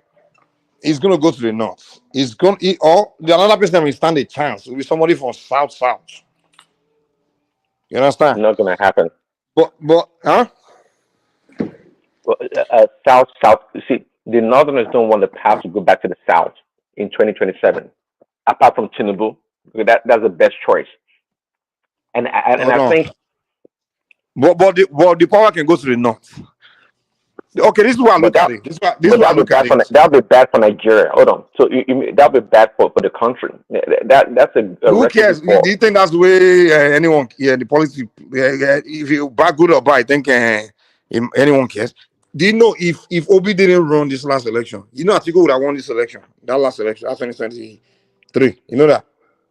Definitely, yeah. Yeah. It was Atiku's election to win. Yeah. It was PDP's. It was Atiku's election to win, but Obi took his Southeast. You cannot just say like that. It's a fact. There's no way the Southeast would have voted for Tinubu. It's not easy to conclude that way because if Obi, very easy. Let me. No. Mike, we know that Atiku is used to messing up things, so I agree with Remy. It's not that straightforward. Atiku would have found a way to mess it up. Remy, hold on. Wait now. Remy, stop forcing. Wait, calm down. Wait, you get your flow. Okay. And when Atiku ran in 2019, right? Who won this? Who won in the Southeast? It is PDP now. It was Atiku, right? So all his votes in the Southeast. Now, if he would have run the same way, with Obi, his vice president, the same against Tinubu this last 2023. So all those votes that he won in Southeast, he would have gone to Tinubu. Is that what you're telling me? No. Exactly. That's what I'm saying now. Let me answer you this way. That time that Atiku he ran against Buhari, which is a northern candidate. Now we are talking about 8 years of what Buhari have done or did, and then we have another election, and we have a southerner on the block. There will be realignment so that some Southeast, that Tinubu vote from that Southeast will not be like that. Okay. Wait. More vote. It will get more vote, maybe even surpassing that 25%, because all this fight will be different. Remy, you're telling me that Obi being Atiku's vice president, the Southeast. Yes, I'm telling you. Wait. The Southeast will still go against Obi to go and vote for. I'm not saying they'll go against Obi. I'm telling you that Tinubu performance will not be like what he got now. Because my brother, you're not listening to me. I'm talking about Atiku Obi tickets. I understand you. I understand you very well, but you are not taking so many scenarios into consideration. We have 8 years of Buhari. If you are talking about South, yeah, we can live with you. Or South, no, we are talking about. Hold on. Mike, Yoruba man, even Abiola didn't win Southeast. There's no time when we needed power in the South more than when Abiola ran, and Abiola still did not win Southeast. And you are telling me Tinubu will now running against Obio? Mike, without Obi running, right? The faction that PDP had with the 5 governors and Wike would have played a much bigger role in who wins the election between Tinubu and Atiku. I think so. The configuration would have changed, quite frankly. It would not. It sounds easier right now. Oh, Atiku would clear the Southeast. Yeah, it may win the Southeast as the vice president. Well, it may win the Southeast with much lower numbers. Yes, it may win the entire 5 states. Well, I doubt it, because it may win the entire 5 states with much lower numbers for sure. But the thing is that the faction in PDP would have played a factor also, and Tinubu would have done much better in the southwest. Okay, maybe still lose Osun State. That is fine, but Tinubu, they would have taken the fight all the way. And with Kashim Shettima being a VP, the configuration in the north would have been much would have changed actually. It would not be a clear path for Fatiku really. That considering all those factors, it would not be a straight line as we think. I think Tinubu would have done. It could have been a toss up actually. It's easy to say right now that Atiku would have won. No, it could have been a toss up actually, and I think Tinubu would have won FCT. Okay, it would have won FCT and done very well in the middle belt. It's not an easy path for Atiku just like that, because so many things will be in play. You have 8 years of Northerner, and then that Nigeria, a complex country like that, and then another Northerner is going to rule. It's making 16 years. That's what they will sell, and it will work. All those votes that go to B in the North Central will just go to Tinubu straight ahead. And all those votes in the Northeast that they also pick their son, they also vote for him there. So it's not an easy path that way that people just say, okay, we just went that way. It just have a slight edge, but not totally convincing that it's going to get it easily like that. But I think in 2017, if Obi decided to be vice president to Atiku, what will work against them that already Atiku will be one. That ticket will not because the Southeastern will be just upset. Like, what kind of rubbish is this? And they already aim for presidency. They won't they will not support him. They will not support him. A lot of people will just back out immediately. Yeah, they will back out. They won't even like Obi again. So he has to go alone by himself again. Yeah, you're already aiming for something high. Now you want to reduce yourself now to something lower. So they won't. So it's the same thing. So they already cut themselves out. And that means the same thing. If somebody like Kenneth Okonkwo can abandon Peter B, that shows a lot. That shows a lot. And what is coming to Okonkwo's realization is something that is known to many of us. We know. I think one of the reasons that one man said was because his poor leadership. I think we all know that Peter B is incapable of being able to organize and lead a political party. He can't do that, and it's showing. It is telling right now. And Okonkwo, Ken Okonkwo of all people. I mean, if you knew the way he spoke about Peter B during the election and right after the election, he threw his full weight, all his support. I mean, goes up and down on television programs, talking about the Labour Party. Where's Kenneth Okonkwo's allegiance now? Huh? Where's Kenneth Okonkwo's allegiance now? Oh, I actually don't know. Before he was with APC, before he jumped to Labour, so right. expect him back to APC. And I think what that Kenneth Okonkwo did was too much. It demarcated to be too much. Oh God! No, that's not the marketing. It's not that the marketing. His supporters will not say anything wrong in that. Okay, let me give you, for example, as things that he said. What he said, he's not saying. Let me tell you, he's not saying anything new. It's just like an affirmation of what everybody knows, as Prince Adi said. The only it's not the marketing. Believe me, they will not, because of that one, not supporting the way they are supporting him. Okay, let me give you, for example, Obi cannot be. He can only rule Anambra. I think that's the end, because he can't rule Nigeria the way he ruled Anambra. How can you say you don't work with anybody? Obi is just a lone ranger. Even you see the way he's working in that party. Tell me, those people just like they're just following him that time. There's no alignment, no cooperation, nothing. Everybody was just doing their own. You understand? And because he lacks that ability. And he confirmed it. He said when he was in government house, he's the one that used to buy petrol. He was the one that used to do everything on his oon. He would be the one that is accountant. I think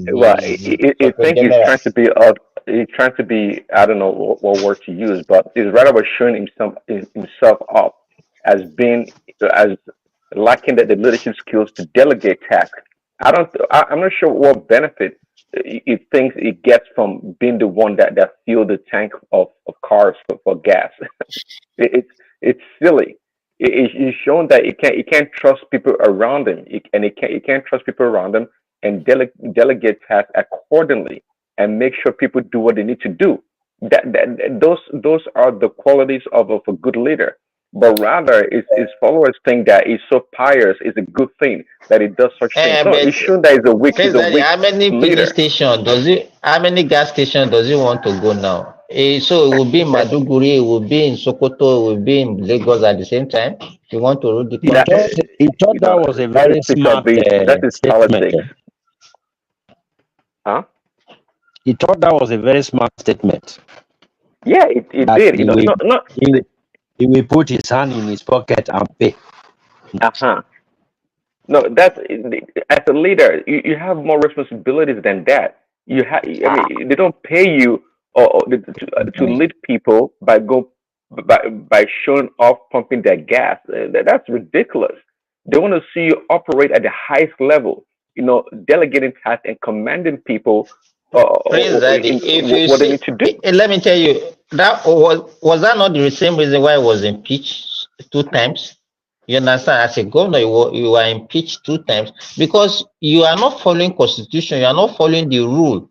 You are just running the state like your personal business, and that was why he was distributing money anyhow. Causing, and it's just I don't understand. But in Nigerians, we don't support people based on their quality. We just support based on sentiment, all those things. I don't know. I don't understand.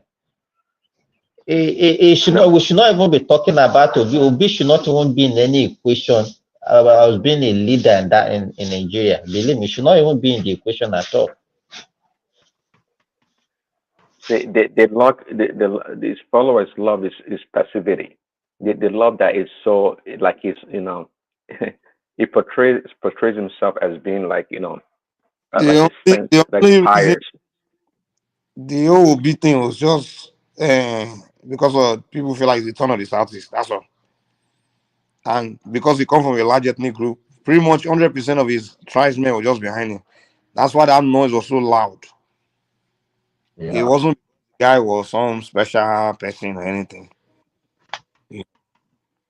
They would have done the same thing if it was any Southeast standard around. I don't know. See, but I tell you one thing about Peter B. Somehow, some way, some people just have that what they call the law of the animal. It had this magnetic attraction that Man, people see. I don't see it though, but people see it, it and have the people. attraction. It's just our turn. That's all. Because if that was the case, they would have been talking about him way before that. No, You know, I don't think people just just felt like, any okay, this southeasterner can take over, I can was supposed replace to them be like the that. Southeast, and then he present himself, and then people like, it's true, and his people they didn't see that until I don't know, like they can't think fast. Something they should have seen years ago. They didn't see. They were busy doing succession, separation, Biafra, until people start until people start telling them, "Oh, election is in 6 months too, and it's supposed to go to the southeast too." That's when they all started waking up, and then Obi came in the picture. They all started shouting, "Oh, Obi!" Oh. You know? That's all it was, man. There was nothing. See, Also, If you follow Ob's trend, man, it's from the PDP where he was. If Obi was a good politician, I think he should have emerged as the PDP candidate. But it shows that he's even as not a president good politician at under, all. under Labour, he could have emerged. The guy didn't campaign well, and he just didn't. He didn't campaign well because the odds. I mean, favored them. Think about it. Like they could have just sold that our tongue and then be humble Exactly. all they needed to do is just be humble and be plead and present good attitude towards other region, and people will just sympathize with them and say, okay, well, it's true, it's your turn. Let's vote for you. You understand? But they were arrogant. They were insulting people to vote for them. I'm like, are you kidding me? Like they literally were insulting. It's like that campaign was like a civil war. You understand? Like a tribal war. I'm like, dude, you want other people to vote for you and you're fighting them, you're insulting them. Come on. I mean, that's what killed them. And Obi Mumu, instead of him to, he didn't see that. And someone like Shoyinka trying to tell him, like, guy, well, control your people. They are not behaving well. They are even someone like me. They're pushing me away from you. Because Shoyinka historically has always supported Southeasterners in everything, including even this succession they are doing. Shoyinka joined behind them. The guy's always been a pro Southeasterner now, even from the Civil War time. This is the first time he turned on them. First time. Do you know Well, that? before the Do you know election, that? he actually, he told Tinubu that he was going to support it, and he actually opted out and supported Peter B. Peter B was his candidate. Peter B was Shrinker's only Yeah, candidate, not exactly. actually, not Atiku, not Tinubu. He Not said it himself. Tinubu. I heard him Obi say. was his candidate. Even just like Morgan. Remember when the young ones wanted to run and when she were all of them, Drew TV, Morgan. He had not born Galuna over Shiore and the rest of the young guys. Ishoyinka has always been a Southeasterner all the way. It's like that's one thing I didn't like about him from the time. Like, guy, why you always supporting these people when they are wrong? You even pro Biafra, everything Southeast. Ishoyinka always join on them. And automatically, I was expecting him. I already count him to be supporting Obi. But then when the obedient behavior of Obi is followers start behaving like mad people, like bad behavior, the guy was like, yeah, I can't join behind this kind of movement. You understand? You Shoyinka know, was telling like, Mike. Mike, you know they lost a lot of followers when it was like quarter to the time of election. They started losing followers when they that's started when they started insulting insulting. Shoyinka too now. Yeah, insulting everybody. They started losing followers to Atiku and Tinubu. You know, people started saying we are not going to vote for him again. It's too much. It's too much. It's getting too much. We are not voting for him again. You know, they lost so many followers after. So at the end of the day, though, the minister of aviation, right, Tessus Kiyama said it the best. He said, Obi was going to have a front row seat at Tinubu's inauguration because it actually made things much easier for abandoning the PDP and running on the LP platform. It made it easier. If it had been Atiku and Tinubu alone, we could have been talking about 100,000, 200,000 margin difference in the winner. It could have gotten to that tight of a race. So, but we thank him. We thank Obi greatly. He did us a great favor. That is the Tinubu supporters. That's true. That's true.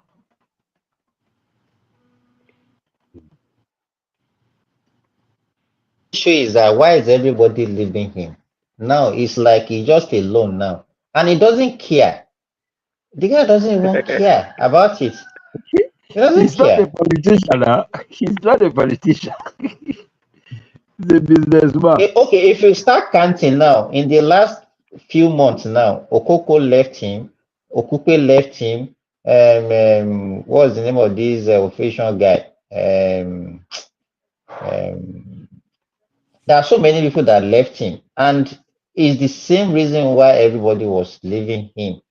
You know, it was actually a conditional marriage before, because it's like that party, that the people that would just gather around him, they are just like political scavengers, you know. Everybody they Like just I said before, look at it as an all opportunity. up on him is because they felt like, okay, it's the turn of the South. They thought that they had a bigger chance to win it than anyone else. So they just went there to see if they can Well, just have their own share, Exactly. and it's not working. So that's why they are leaving. his followers, Peter's followers are nascent. They didn't understand the politics at all. And I don't blame them because even Shore himself doesn't understand the politics of Nigeria. He just No, runs Showori up is not and a down. politician now. That one is just a thug. Forget about He's a that. The thug. guy But don't understand the politics of how the politics works in Nigeria. But again, I remember last couple of months ago. It does Showori has a mannerism of a leader. Does he have? Is that the But way he that's will be ruling us if he becomes the president of that country? Somebody that he can't see him even laughing. He but doesn't have that's a manner. He will just talk anyhow, we abuse anybody anyhow. And then I That's his wonder personality. people that are even following such a person. Ajale Oko, in fact, that Ajale Koko, you have to come here again because I want to flog you. I don't know why for somebody like Ajale Koko will be following a talk and then you will be thinking, 2 years in Sure. office, Shawara will not have cabinet. See, sure doesn't understand. See, when well, I learned a lot of things, and I guess watching him because I thought he knew what he was doing, but he showed clearly he doesn't know how the political process or the structure of Nigeria works, and he thinks he can just go. See, a leader without followers is just an ordinary person. If he became the president of Nigeria, he thinks he can't fight the system. The system will suffocate him, will destroy him because he has no political capital at all from Yeah, anywhere. that's They true. will destroy him. The army, he can't go. The army, the cabals, the business The people. army will do He a can't. coup. So when he become president, they will overthrow him. Oh yeah. Oh, I think the coup return to So Nigeria if Shure yeah, became the one time he president. said when he become president, he arrest Babangida, arrest Obasanjo, arrest. I'm like this guy. Imagine that. Imagine that. Imagine that. It's not a Oh, this serious guy, guy. man. See, even as they say, corruption fights back. He just open his mouth and talk. Arrest all these people that control the country. Then, if you became the president, who's going to follow you? Who's going to report to you? Praise Daddy. We will just wake up one morning. There will be breaking news. Nigeria president has been kidnapped.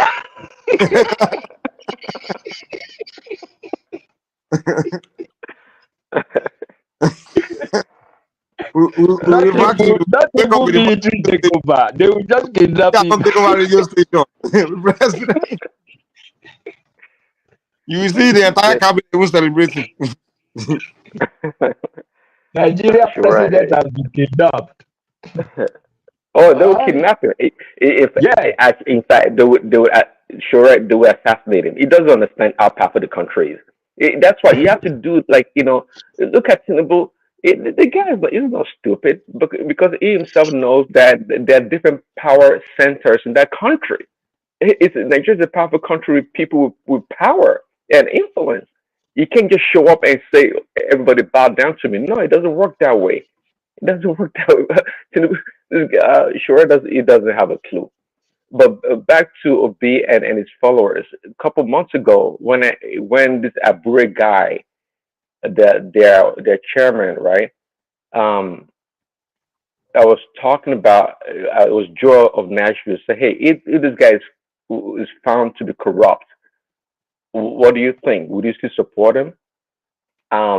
He said, "Oh, Joe said, oh yeah, the guy is fine. They did the accounting after the election. Everything's okay. No, nobody stole any money. Nobody did anything.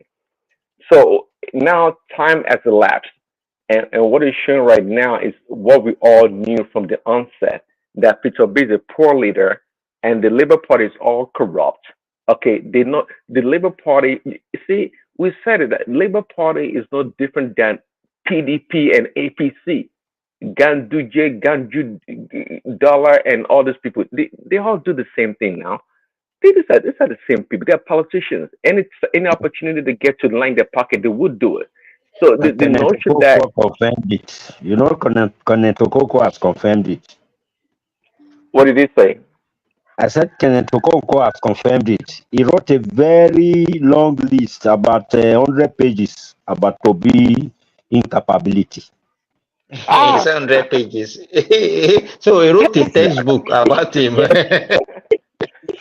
But I mean, we all knew this now. If you listen to me on One Man Show from the beginning, it's right there.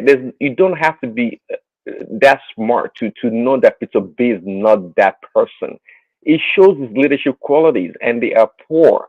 It's just out there. You don't have, but people, his followers, they refuse to acknowledge it. Okay, leave that alone. What about these politicians? They expect all these labor people when they get into the House of Assembly. or when they become senators, they will not take bribe. You know, they're not going to enjoy the largesse of the House or the Senate. They're kidding themselves. Like Abure doesn't know how to steal money. Like the chairman in the PDP and APC. It's all the same game. But for somehow, some way, they think their own Is people it are not righteous.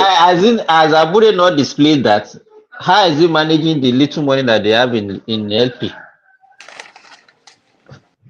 Is it not stealing about even the party that cannot even account it for the money that they generated for an election? So if those ones are exposed to billions of dollars, what do you think they will do with it? All these Aisha Shiyesufu, you think they are people of integrity? It's just a lie. They are just those ones are just working on the cycle of the people. You know, It's I like tell you Nigerians though. don't even know what is good for them. Believe me. You know, I tell you though, people like Ekene, I feel for people like Ekene. They can always be carried away by what people used to say. Hey, no, I care for the downtrodden, and when I will be feeding them, I will be giving them free food. That's what they understand. That's the only thing they understand. But Simba, people like Ekene is it was a hardcore supporter of Peter B, and he believed in Peter B, and is willing to put his money and his sweat, you know, to fight for Labour Party or Peter B. I mean, so I feel for people like Ekene that's disappointed, or they trying to disappoint him in his efforts, you know, to support the Labour Party. There are people like Ekene, dedicated, you know, hardcore supporter of Peter B, but only if they knew That's that. what I'm saying. Besides, that was why I responded to Isaac when he said the market. I said no, not that. The hardcore supporters will be. There's nothing that can change them. Even if they say Obi, if they see Obi with money like this, that this money is in his hand and he stole it, they will say no, it's not true. They will tell you no, you want to go and keep it in the bank. They will say they put it in his hand. It's not the one that take it. No, B is a weekly. The very day I noticed, I just concluded that this will be a weekly. Was that day on that television? Isaac, that's why you will know that its support is about ethnic support. This is our own. That yesterday conversation. Thomas, is that Thomas? Yeah. You see that yesterday conversation. That was where I know it's a weekly. The way it was just, yes, daddy, it's by your power. It's a religious word. Yes, daddy. Yes, daddy. I said, this is what you these people. This Isaac, Yes, daddy. It's by your power. You help me talk to the people he said, the people of Kwara, talk to them, the people of Kwara. Help me talk to the people of Kwara. The religious war. He said, people of Kwara. He did push from Kwara now. You understand? So he said, let me talk to them in Kwara. Our country to comedy country. I think that comedy with the do. Wow. And nobody denied that video, that audio today. People doesn't deny it. They deny it too. They say all of them, what's his name? That day they were like, oh, it's AI. It's No. Peter Obi didn't say no. If you watch Peter Obi. No, Obi didn't say no. He follow us now. Even when Obi didn't even say no. They are all fools now. They all say, even Tunanja was there that day saying it's AI. I'm like, Tunanja, you too? You that you are not to be trying to be honest. Which honest? How can you say Tunanja is honest? The last time, Tunanja, that guy you know nothing. You can only speak English. Forgetting. I want him to even come and flog me today because I used to flog him also. So let him come back here now. Don't mind Tunanja, Jerry. Tunanja does not know anything about you think Tunanja, believe me, Tunanja did not know anything about Peter Obi now. That was the day he came here, we have to be telling him about Peter Obi. He doesn't know anything about Peter Obi. He only believe all those things that he used to hear on the other platform. That's what so he believe whatever they say, and then that is what is in his brain, and he has been carrying that in all over the place. What may I say about that one, Naija, is that whenever he's talking, from his upper lips, he will be saying one thing. From his lower lips, he will be saying another thing. I don't understand. He's not stable. He's not stable. And you will know the support for Peter Obi is ethnic. This is Igbo guy. This is our Igbo. We will support him.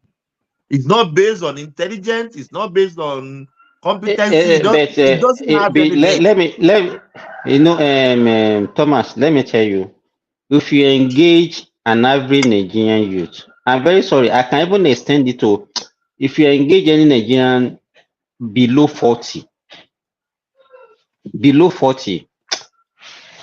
over 90% of them does not know anything about politics. And if you engage them, you wonder what they have upstairs. You understand? I'm in Nigeria. Even my own younger brothers, if you see the way they talk, you'll be wondering what kind of education they are getting now. Where did they get all these things from?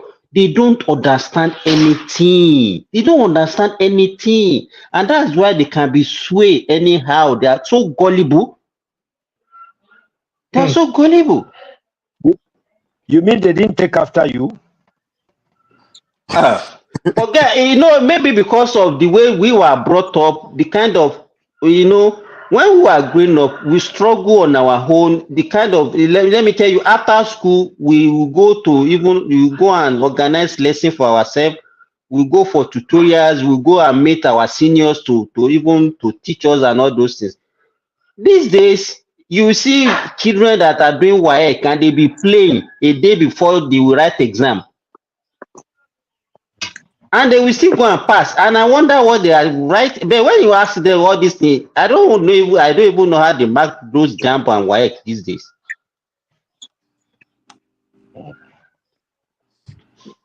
It's to me that is appalling. No? And I said I was in a bank yesterday, the so-called bankers. I have to be educating them. I said, what are you people doing? You are here, you have any salary and you only rely on that salary. You can't even think of doing something else. So far, they are paying salary now. They are also saying Ebin Power. I say what do you do with your spare time? You leave the bank now, then you go and sleep, and you want to rely on the salary alone. And that was why I asked the question, Isaac, earlier on that. Even people living abroad, did they just work 8 hours and go and sleep? You don't even know. Nah. 8 hours of sleep. What I'm making, what is not about boasting. What I'm making with my own brain, with my business, I'm making more than what I'm earning from the government or from my place of work. Sit down, my brother. If you sit down, I don't want to lose my mortgage. Oh, you know, okay. Now that was what you are not here when we are talking about that kind of system. That mortgage of a team is actually putting people to work, is making people to work harder. You understand? But in Nigeria, where you don't have any liability, you understand? You live from mouth to mouth. Nothing is actually putting you on your toe. You understand? You can just walk and then what stop you? You have a Toyota Corolla. You finish work. That work that you go, maybe you only put in 1 or 2 hours of maybe active work. It just because most of the people that work for government in Nigeria just go there and go and play. Then what stop you from doing Uber after closing 3:30 or 4? 4 p.m. Do Not that Uber they for are even another 4 tired hours. after work, or they are not tired. They are not tired now. Which tiredness are you talking about? Which work did they do?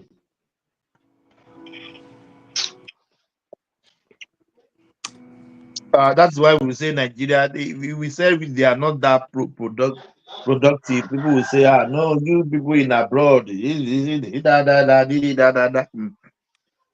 Ah, no. You know, You know, Simba, if you don't if you work, are if you don't, Nigeria, you can't be homeless. You will find one cousin, one uncle, one brother, one extended friend that we can squat with. But yeah, if you don't have money, there's nobody, no uncle, no brother, no auntie, no cousin, nobody to help you. even But you have even to if they are work. there with them, are they ready to take up your responsibility for you? Even if they are there with you, are they Who will ready? do that? Who Uh-huh. will do that? If anybody lost his job in Nigeria today, you know some people lost job for 3 years and they are sitting home, they are feeding, they are buying clothes. They will see one friend to help them. They will see one uncle to pay their house rent.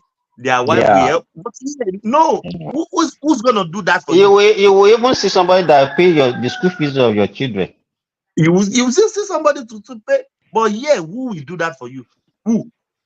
Even a cup of coffee, white men. I said it here before.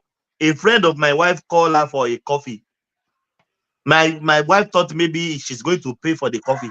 They got to the cafe, they get coffee, and when they are leaving, the lady said the lady paid for her own coffee. Why did he come with her card? Now you do. Let's go. Like Nigeria, that's what we do. Let's go and drink. My bill, your bill's on me. $2 coffee, my brother. 2.2 $2 coffee. White will never pay for you. When you go for coffee, you go for dinner, everybody pay their bills. My wife said, never in her life, nobody will call her for coffee. Yeah, If yeah, we had this, Thomas, it will take a card with her. Thomas, you told us this story before, and I think same thing. I guess in America also in the West. The white people, from a young age, they've learned how to budget. They plan for everything. It's just part of their culture. Would you would you Eh, would you accept that? Yeah, of course. I like that culture. You know what? So it makes everybody to be responsible.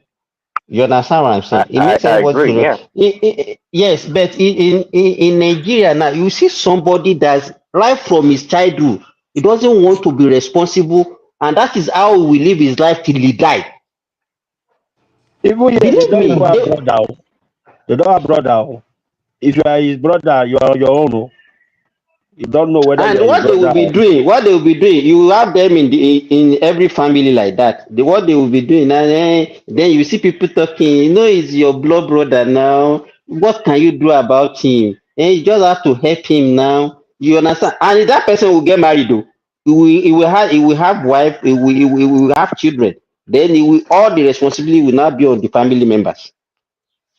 Simba, I was in a McDonald's before. A man came in with his wife and 3 kids. Everybody order for their order. Everybody pay for their order. Father, mother, and 3 kids. Mother order. He The brought out his way card. He paid. The father order. He brought out his card. He paid. The 2 children, 3 children, they ordered their food. Everybody paid for their order. I said, wow. I think I like it like that because in Nigeria it make that is why the whole problem that we have actually start from the family. We have this entitlement mentality.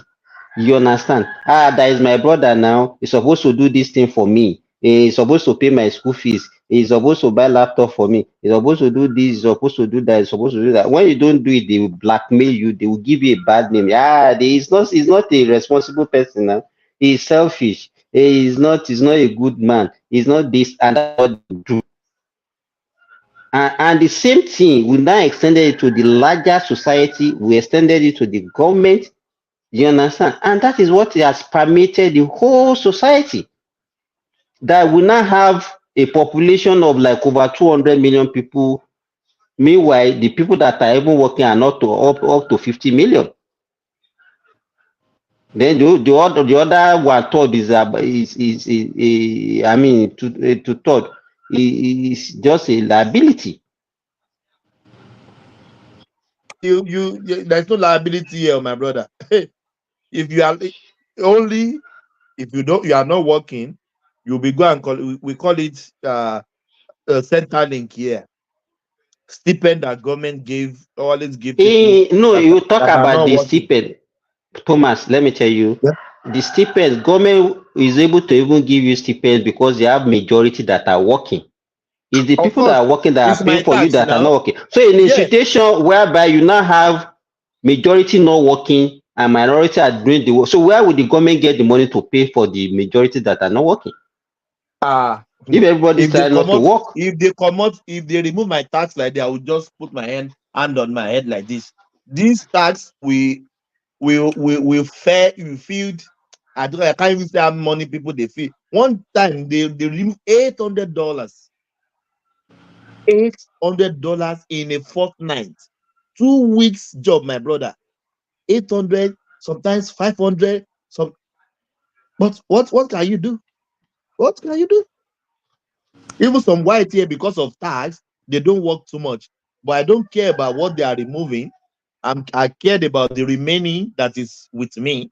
And at the end of financial year, if they remove too much tax, they always pay me back. Like 5 years ago now, I've been getting tax return 5,000, 10,000, 8,000, 5,000, 4,000.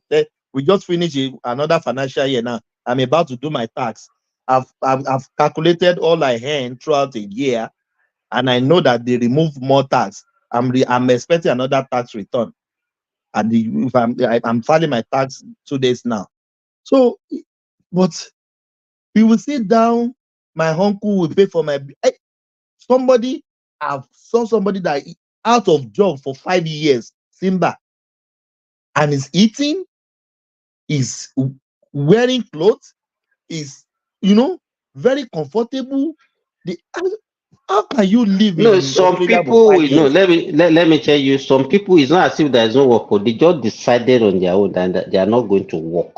They just decided on their own that no, I'm not going to work, and they are surviving and living very well. In fact, they will live better than even the people that are working. What they will be doing, they will be painting different scenario to file for to their family members. And I have them in my family now. So they will call this one now. They will say, no, I want to the same thing that they will call you for. You will give them 1,000 years, you collect 2,000 years, collect, and at the end of the day, they won't collect more than what they require for that particular thing that they are talking about. I will say blood is thicker than water. Yeah, there is no blood thicker than anything. No. Everybody you pay for a bill.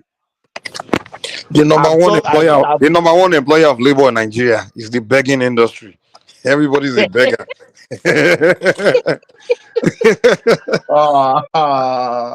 And oh my there's God. a free land where everybody's going to farm. Oh. They are not farming, but they are begging. That's what they are. That's their productivity, begging. And the wonder No, no, why no, no, no, there's no. no food. No one is farming. Everybody's begging. Can you imagine? And Mike, a family member, he called me April. I gave him 50,000. He called me May. I gave him 30,000. June, I gave him 48,000. July, he just called to me, a grown-up man with 2 kids. Now I texted him, I said, do you want to be collecting money from me every month? Money, please stop it. This is like a cousin. I said, I don't want this, I don't want money to cut off our tie, our relationship. Stop asking me money. Stop it.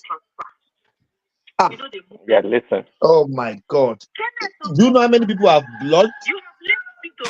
I even regretted Who giving them is my playing number. Kenneth Okta? Who is playing that? Is it you, Thomas? No be me, oh my, this was silent too. I think it's Prince David. Maybe I muted him. Who is playing Yeah. it? Uh, Prince so David. Prince David. yeah, I You know, muted him. Yeah. Thomas, there was a guy that used to come and be begging me for money. Do you know that I said, okay, instead of begging for money, I offer him job. You know, he refused to do the job. And you Uh-uh. understand? I They connected him. happen I to got you a now. job. It happened I to you. connected him, and you know the way he presented himself. The woman just said, "No, this one cannot work," and he preferred to just be doing that begging all over the place. Grown up adult to married with children. They rather beg than to work. You know, begging is a free enterprise. They get from A, they get from B, C, D. At the end of the day, they join it together. They are even richer than you. You know, in Isn't it now? Nigeria now, it's so annoying now where everybody just beg you. Like you turn, even in the airport, they are begging. And what you can't even have a space. Someone is begging you for something. Like, what do you kind of it gets so annoying now that I already know they'll beg me as soon as I walk past them. I just find my face. The moment they start, I'm before You know, but you know the problem. Some people will now see that as like a reflection of the economy, not knowing that it's just that people just decided on their own not to work. By the time by the time they get to the airport and they see few people begging for them, hey, they will say this thing is real. Oh, come and see The how economy is Nigerians bad, are though. begging. Economy is bad. Oh, whereas if you look around you, there's so many things to do to clean up. I mean, if you look at that Nigeria, all those problems alone, that's employment right there. Like all the dirtiness, just someone started cleaning can business you, and get paid for it. Mike? 3 days ago, my friend was lamenting. He said somebody gave him a work to do for him. I think that person is abroad. Maybe the person is building a house that is looking for a bricklayer. He has not found a bricklayer to give the job to. And somebody will be telling me, that, can you imagine that? He is looking for a bricklayer he has not seen.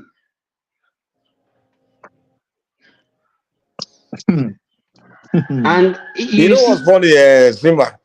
Most of those work in Nigeria, like if you look around Nigeria, you see so many things that needs to get done. Like grasses need to be cut, the places need to be swept. All these things, that's employment right there. Now, gutters need to be clean. So many menial jobs, nobody wants to do it. But now they want to jackpot. What they don't realize is that once they land in Europe, those are the That first dirty job you job will they are get. running for in Nigeria. That's why That's the government that's got the job that's available. That's where you have to start from. You start have to from. start from the media job. Nobody will give you office work when you just land there. You have to start from that place. You either you go and work in the hospital and be cleaning old people's shit, or somebody hire your own restaurant to be cutting meat in the Mike, back and be washing plates, or you Mike, sweeping let me tell gutter. you this. Mike, let me tell you this. Eléyìí ṣe pé wọ́n sọ fún mi. This guy came to Australia for a seminar. They gave him maybe 6 months or 3 months thereabout. When he got here, he go and he go and declare himself as asylum. This guy is a lecturer. Mike Kinimoso He was a is lecturer in Nigeria. a lecturer. He came for a seminar as a lecturer here. You know, all those lecturers, they always have seminar. He came in here. He go and all of as asylum. Mike, ask me the first job the guy got to put his self together. Where they do recycling.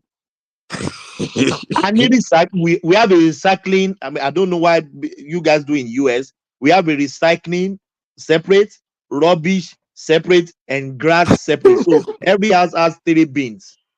So recycling, you put everything plastic and what they call it and carton. The guy drove an hour every day, an hour to and fro, 2 hours. Is separating plastic from what do you call it? Box recycling. And and it's probably minimum wage they will pay him. Because that kind of job is usually minimum wage. Yeah, the wife told him, if you come home, I will divorce you. Stay there. Anything they are doing. The wife said, even as a lecturer, they can't even fed. The guy is here, he's sending money to them. They are eating very well. He said, stay there before you find your maybe a lecturer job or find another job. Do anything they are doing there. If they are cleaning yash, clean them. A lecturer in Nigeria, my brother. Right, Thomas. So, yeah. Yeah, so I quickly came in because of what Mike said earlier, that these people, they don't want to work at home, and when they jabba, that one of the work they will find is this cleaning work and all of these things. I want to believe, but on the other hand, Mike, these same people, when they leave Nigeria, a lot of them still don't want to work, to be honest with you. If you go to countries like Italy, you will see a grown-up man standing in front of supermarket begging people for money. They call it in Italy, they call it shorotis. They call it shorotis. These people, it's not like they don't have documents, a lot of them have documents. But Akim, they will is there give no you job? these are the excuses they give you. Oh, there are no jobs in Italy. And it's a lie as well, because I've met a lot of Nigerians who came from Italy to come and live here in Ireland, and they were all working. So you just have this set of people whereby they're just lazy, regardless of where you put them. You bring them to the United States, they will still be lazy. So they're just lazy people. Look, when people say there are no jobs, it's a lie. I don't believe these things anymore. It's nonsense. Thomas, unemployment, in my opinion, unemployment in Nigeria is not high as people are saying, because there are a lot of artisans that are not captured in the employment data. So I have people who are bricklayers who built their own house.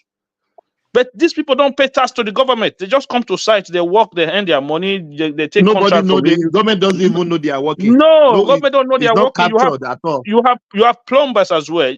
People that I know. Look, Thomas, it's been almost 6 weeks now. 6 weeks. If I have your contact, I will send you a video. I asked somebody to build kitchen cabinet. Thomas, 6 weeks. 6 weeks. This guy still has not finished building the kitchen cabinet. I don't shout. I don't tire. Chairman, no worry. Tomorrow I go there. Tomorrow I go there. It's a lie. He go there, he do 2 hours, he walk away. He goes there, he comes in 5 days. Is it not the one that I said you saw him carrying a bottle of beer? No, that one is another one. That one is somebody that make doors. This our local doors in the house. That's another one. This one, he come 2-3 days. He come 1 day. You don't see him for another 1 week again. Chairman, nothing do you. I did that today. You've already given him money. You're giving him money. What can you do? These are the Akim, look at this. Yeah. They built this cupboard in a day. I gave them money, $1,000, 1 day. Look at this. This is my garage. If you give somebody a cupboard to do in Nigeria, he can't deliver in 2 weeks. This cupboard was built. I said we are 6 weeks now. 6 weeks. Kitchen cabinet still not finished. I'm telling you, I can send you the video. You see. I hope they will not even come back to you and say the money that you give them is not enough. Even me now give up. I even give up about the whole thing. I say, look, anytime you like finish them, I don't care anymore. I just give up. Like these guys are not serious. Like it's not like the job is not there. The job is, if you go to Nigeria now, people are building. If you are into the construction side business, you will not lack anything. Even if you are not the main worker, that you're just like the laborer. Imagine. A day job is 10,000 naira. You only need to work how many days in a month? If you full day pay 10K, right? So if someone that's earning 10K, if you work maybe 20 days in a month, that's 200K right there. And and Akim, they will not give you full day work. Oh, let me tell you, if you give them money, they will probably come to work around 10 or 11, start work around 10. They can come around 9:30. By the time they start doing all their yomo, they will waste time. Then they will start full work by 11. By the time If it's you getting to 2 o'clock or 3 o'clock, they've already say no, they are closing. So they if only you offer you like four. Akim, yeah, let me Simba, sorry. Akim, we were looking for like a house help for my mom. Over 6 months, we didn't get. Then somebody introduced us to like a professional one. All this one, they are registered. They said they can't find anybody. People don't want to do it. This is a job people do in abroad, like a profession, like a house help. Just to go to the house, help them cook, tidy the house. That is it. It's not yeah. that you want to clean yash. You are not doing just.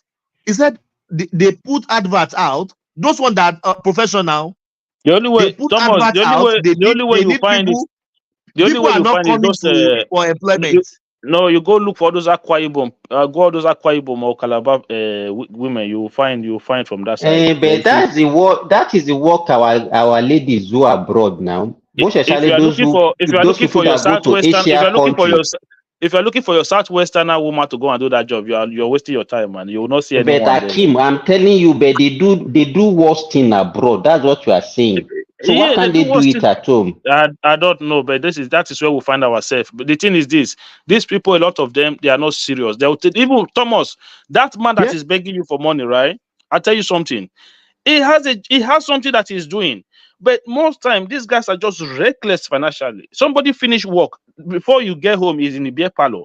He's drunk beer with 70-60% of that money he earned that day, and he And goes fish, home. and they will Uh, order for fish. yeah, and then he Fish call and you momo. tomorrow. Bros, how far things get as it be? Oh. Like, come on now, just be reasonable for 1 minute.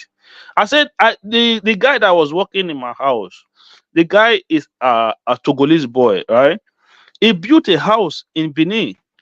I was talking to him the other day. Okay, just saying a solar they use now. He has solar in his house. A builder. That is what he does. If somebody can come from Akim, Togo, Akim, I was so angry. I saw white here doing house help job, Kiera. Indians, Africa do Kiera here. Nigeria, they are looking for people to do Kiera. Nobody wants to work. I'm talking a professional. This thing now. We look for professional. They said they put adverts out that they need people to go and care for people at home, just to cook food, tidy the house. That is it. They said And nobody he comes will for the come, appointment. and it's They free will say, food for him. you want me Oh, to do a model job, Abi? They Thomas, say, is it not be the free food? model. If he comes in the morning, he will eat free They will food eat in the house. breakfast. They will eat lunch. He will eat lunch. But people are not. But they will say there is no job. Jobs are look, there. there are work, Hey, there are my things to brother. do. There are things to do. A lot of things to do. It's just that what I understand is that a lot of them. There are a lot of them. I have younger ones that they will never call you and ask you for money. Never ever. They will never call you and ask you for money. They are very very handy. They are doing their own. They are like There's one of my my last born. Yeah, like this. She never one day. Like I'm not even joking. She has never one day pick up a phone and say, bros, can you say never? It has like it got to a point. I felt so bad. I started sending her money like every month. Like she never one day asked me for money. Like up to now, if you see what she's doing, if you see her business now, because there are some people that know how to manage money. I have two younger sisters. If you give them 1,000 naira, write down the serial number in that money and say hold it. Go back in 1 month and say, can you give me that 1,000? They will give you exactly that same one that you gave them. the exactly note you gave them, that is they will not go and bring another one. No, that tells you that they kept that money from when you give it to them. So they are very financially prudent. That's why you can see they don't come to you to ask you. Why the ones that are not prudent with money, you can see them every 2 weeks, 3 weeks. It doesn't just open one full business for that one. 6 months time, that business will be run down, and then they will come back to you again. Bros, things get as a bill. Things get as a bill. What do you mean things get as a bill? I'll give you a story, right? There's a friend of ours. One of my friend in London called me and said, "Oh, look, this friend we grew up together is struggling. Things are not easy for him. Can we just come together as friends because we all grew up together so that we can support him?" Well, I said, "Okay, no problem." I think that at the time we all donated about 150,000 each, and we gave to this guy. Bro, this one I'm telling you, was like 6 months ago. But 3 weeks ago, this guy is calling my phone, sending me message. It's like a Yahoo person. He will first of all send you Bible verses and read all those Bible verses, everything. When you finish with that one, then he will send you picture of himself in a hospital bed. Your brother is very sick. Oh, please, I need your help. Oh, like I was just looking at this. I was looking at this guy. I was like, so people are really, some people are really, they think you are stupid or what? I just block him straight away. I just block the hell out of him. Then I called my friend in London. I said, look at what this guy did. That one said he even did worse to him and one of my other friend called Jackson as well. And that one had to insult him on the phone and curse the hell out of him before that one blocked his number as well. That is a grown-up man, you know. Hakim, I have one in my family. This one is less than 60. He said he's too old to work. So he want to be living on the younger brothers to be feeding him, giving him You money people, every time. you people are government now. You are paying him. He said he's too old to work, that I cannot work. He's less than He's 60, too old to but he work. said he cannot work. He's too old to work. 70-year-old mama here still they work. 70-year-old. Simba Hakim, my last born, my second to the last born is a fashion designer. Is a very international one. He got it. He finished his uni. My dad too is a fashion designer. He learned from my dad, and he upgraded herself as well. She's fine. She has never worked for anybody in her life.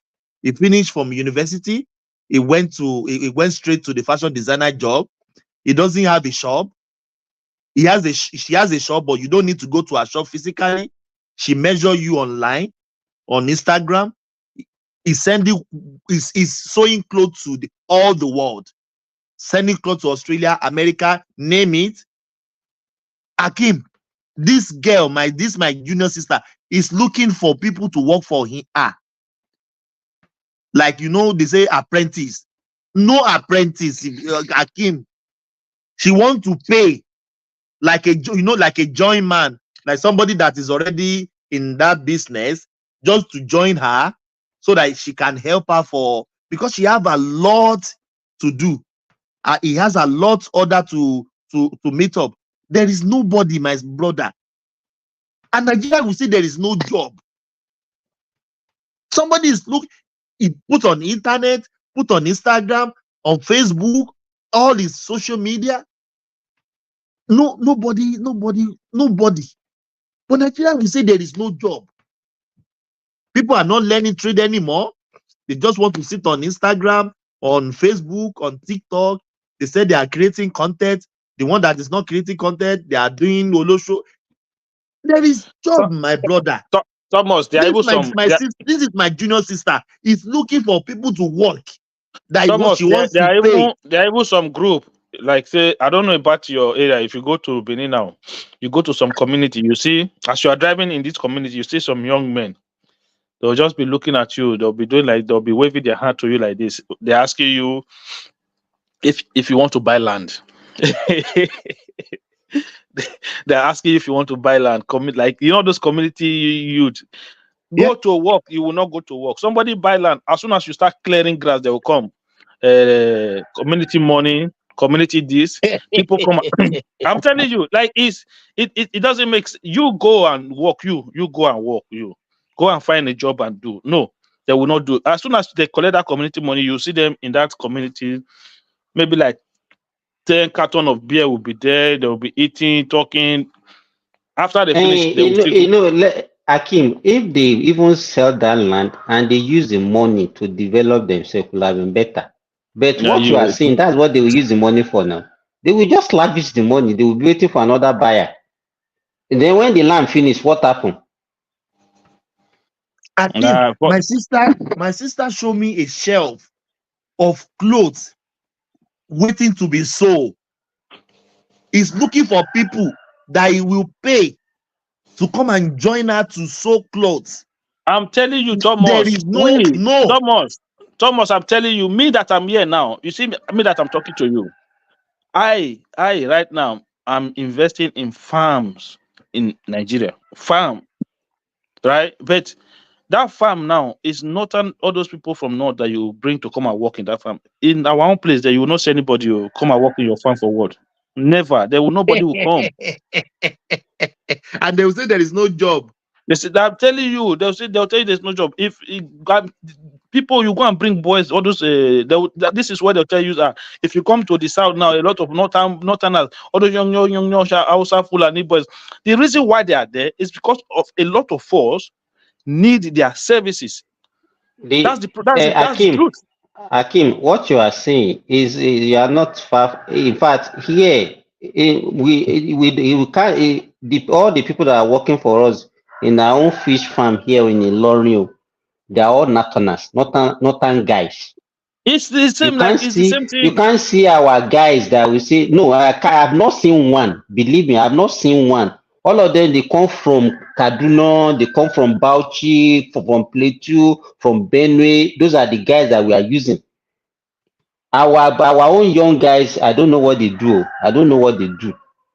I don't know what they do. Simba, last year, farmers here, they are struggling for workers. The onion is wrapped on the tree, nobody to plug it. They need how can you say onions on the tree? For God's sake, Thomas, on the tree, orange. Onion on the tree. No, Simba, sorry. Orange, I want to say orange. Fruits. That's the slip of tongue, my brother. What did Australia do? They said if there is nobody to do the job, do you have where we can do? They said that they are from overseas. They gave them like hundreds of people. They should go and bring them from outside Australia, and they will grant them automatically visa because the fruit are just spoiled. People are here as a profession picking fruits, and Nigeria will say there is no somebody is picking fruit in Australia any money. But you are in Nigeria, a cleaning job you can't do, house help you can't do, carer you can't do, tailor you can't do, farm work you can't do. I think maybe they think that people who are abroad, they are just picking money on the streets. I think that's the impression. They think that people are just picking money on the streets. People picking fruits. And I know when they see you, that's what they will say. You say, my one Lord, take us there now. You understand? They don't know what you are passing through. They just I don't understand. But if we say Nigerians youths are lazy, some people will come, they want to cut off your head off. But make instances now. They are not doing anything now. All of them, you see them with jobs available. Nobody. Jobs. I mean, this is what I know. It's not that they tell me. My own younger sister, I'm talking on internet now. If you are a fashion designer, you can sew. I will give you a job today. Go to all these apprentices that we have around now. Either fashion designer, mechanic, bricklayer, carpenter, furniture work, and all those things. They don't have the few people that have learned long time ago that won't see working now. You can't see any younger ones learning those things. No. No, it's a no, My no, own no. dad It's a no-go area. It's Simba. a no-go area. My dad is So I 75. wonder what will He's happen. looking What for will happen now? apprentice. He My cannot dad is get. My dad is 75. He's still sewing clothes for professor in UI in Bangkok, everywhere. He's looking for apprentice. Simba, apprentice, join man that he will pay. My sister is looking for apprentice. Nothing. My sister is in Lagos, so it's not in Badon. Lagos is in Bagada. She's in Bagada looking for apprentice. Jobs are there, clothes are there to sew, nobody to help her. And Nigeria will see there is no job. She put on Instagram, Facebook, TikTok, Snapchat, looking for apprentice, looking for like we call it join man, the one that's already know how to sew, just to help her so that the work can be faster, they can deliver clothes. No one, my brother. And Nigeria will see there is no job, where people are looking for jobs, people to help them. They are ready to pay. It is well with Nigeria. It is well with Nigeria. It's just that business in that country there are many business opportunity. My eyes is on that country, but if you are not there, The foreigners are already taking that advantage. You see the Togolese, the Beninois, they are already coming and doing those work. The Even the so-called Japanese. Simba, most of the the last time I did Tyler, yes, Tyler, now. is our neighboring people that did it for me. No Yoruba, no, you know all this, what they do on this POP. Those guys are very good. But Nigeria will say there is no job. There's no job? Are you kidding me? It is well, oh. It is well, oh. We are not productive. A grown-up man will wake up 12 But the question I want to ask, in the noon. This is not the way we have. At what point did we deteriorate to this level? Some people At will what still point be Simba, a grown man in the morning will still be tying wrapper 11 a.m. in the morning. Tying wrapper when I'm already wake up in Australia 6 o'clock. I'm already at work. I'm thinking of doing second shift. I still have my business to do. But they will say there is no job. At the end of the day, when you struggle to make the money, then by the time you come, they will start blackmailing you. Hey, it's your brother. You can't be doing that to your brother now. You have to do this. I don't know. No. If there's somebody say there's no job in that country, I don't, because I have a problem. Like this, I have my family member looking for people to work for them now. They couldn't find anyone. My sister she's working by herself with only one person. He has so many machines, like 4, 10, 15 machines. Okay, let me give you a practical example. The other time I don't know whether you are here, I showed Isaac and the land I cultivated just beside my house. Those guys, I invited them, they came that money and we negotiated. In fact, they said they are going to take 70K. They are just like 4 or 5. They just came that day.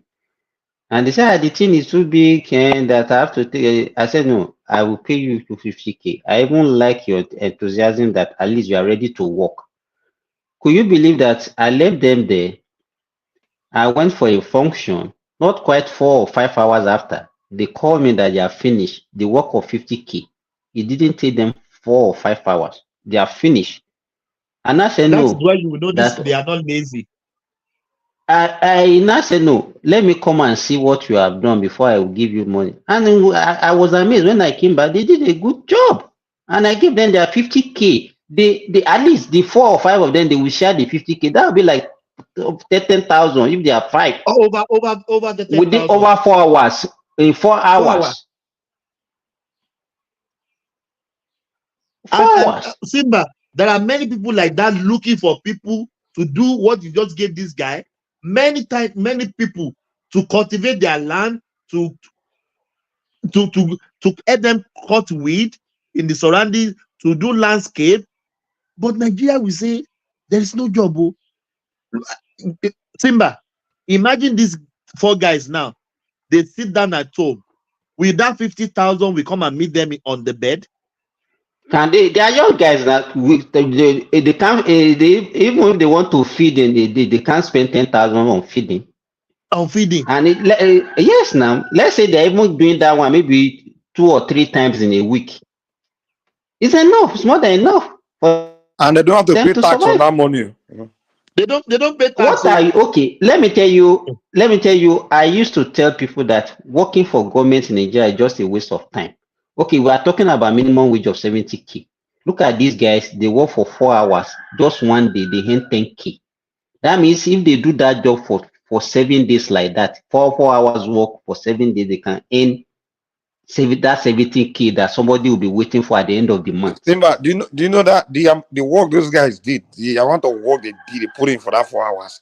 Those government workers don't put it for in 30 days. They don't work that hard in 30 days. You are right.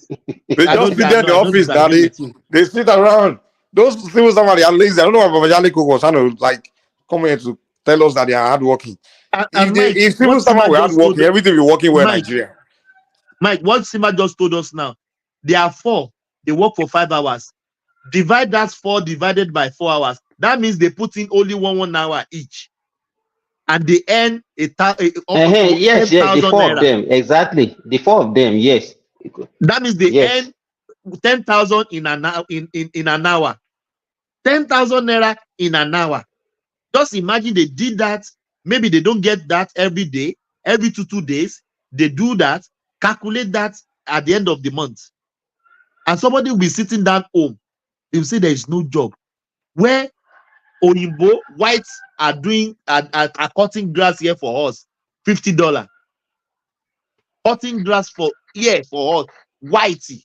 I employ them, they cut grass for me because sometimes I don't have time to do my front yard. They will come, they cut grass. But Nigeria will see there is no job. Oh.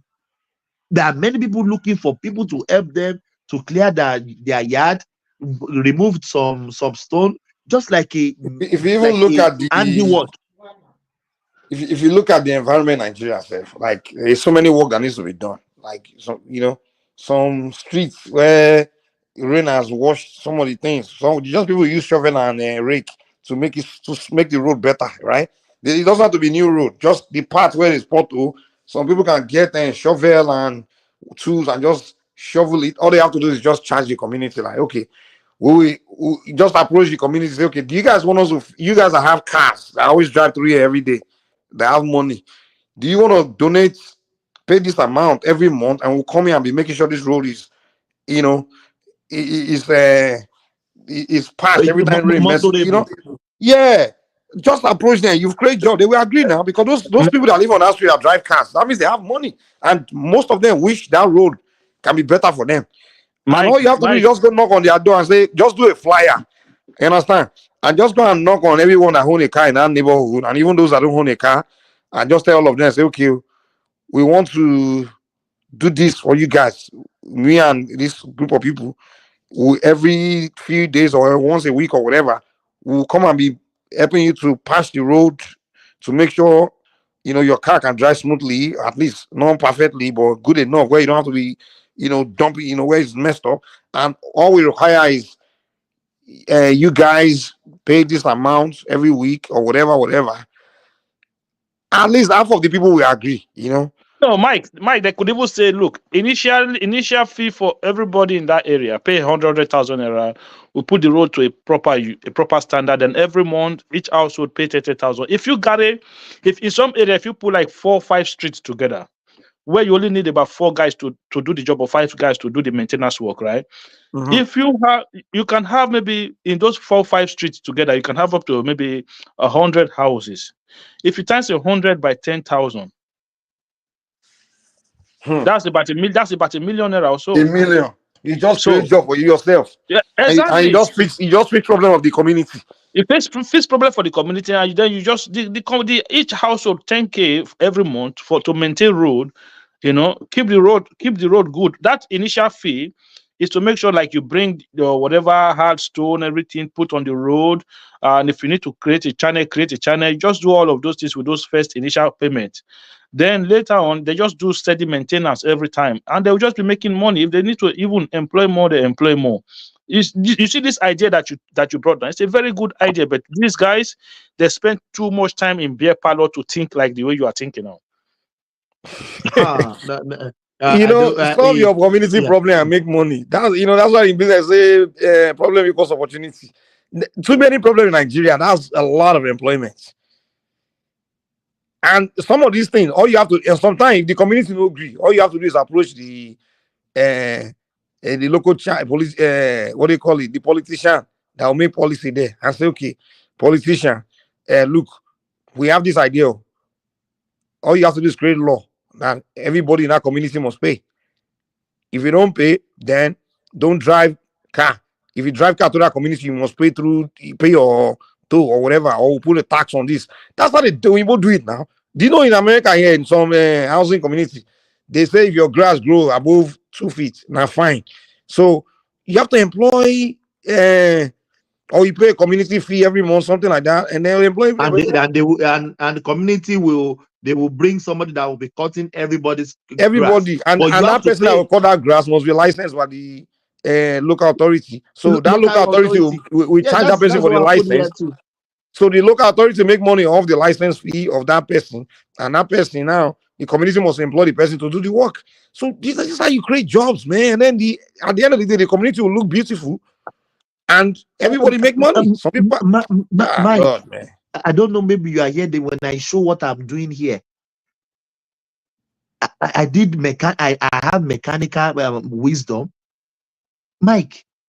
There is no day our African people they will not call me. I do servicing, I service car, I do accident car, I do electrical work. I'm a phone engineer. I repair.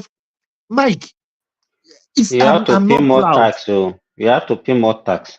You are making more money than what you are paying to Australian government. I get cash. They pay me cash.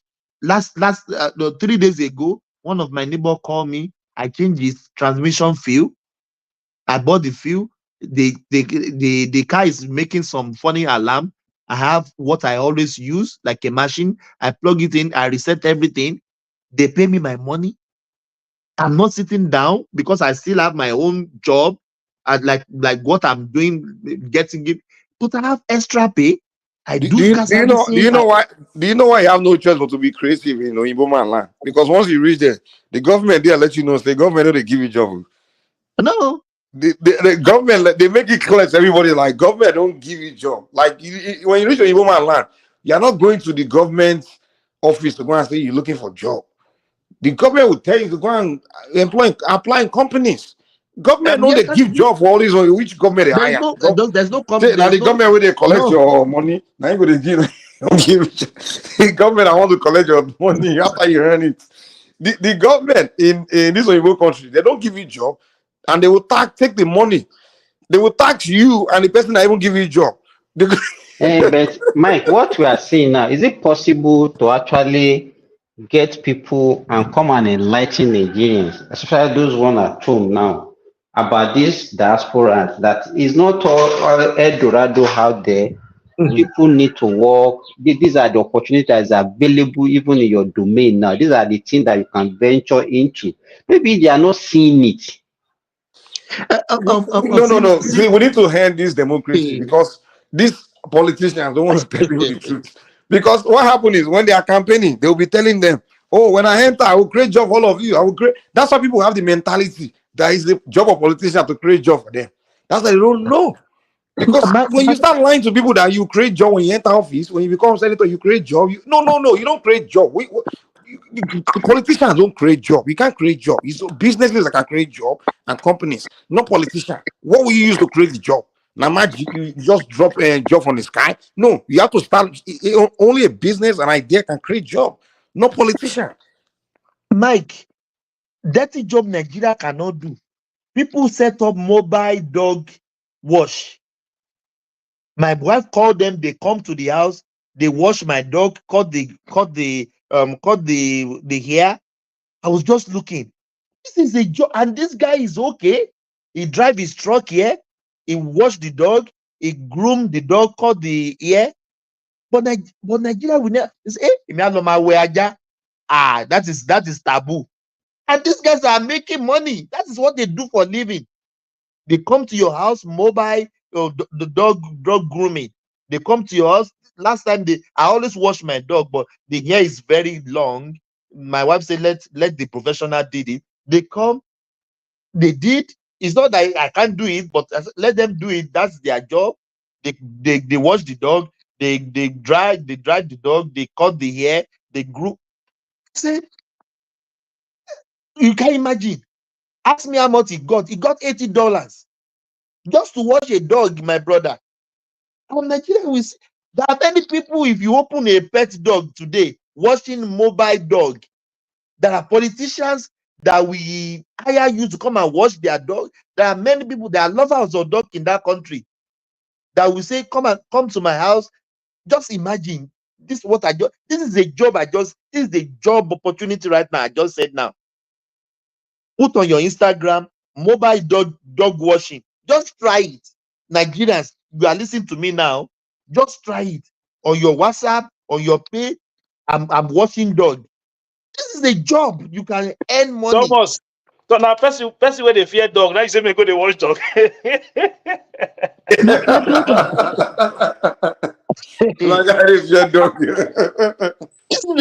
Mike, this is a job opportunity. You know, you know they fear dog now. I don't wonder why you people know they fear dog. They go see dog, they go want to forget they don't know. You go see big dog when they don't know, they go want greet them. Big care. I see dog. We just We have will to find stop you this. go watch dog. When they see dog, they go jackpot leave you. The guy got Mike $80 just to wash dog. $80.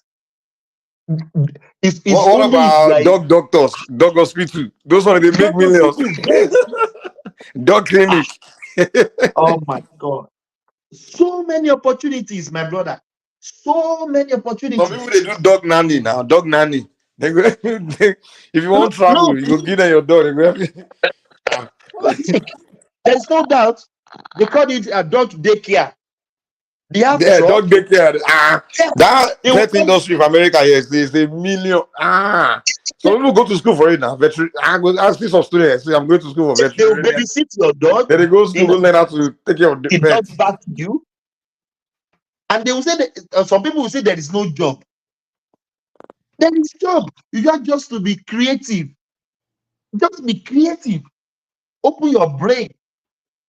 There is job in that country. There is job in that country. If you can think what's the problem of the people and you be the problem solver and you earn for a living. You earn for a living.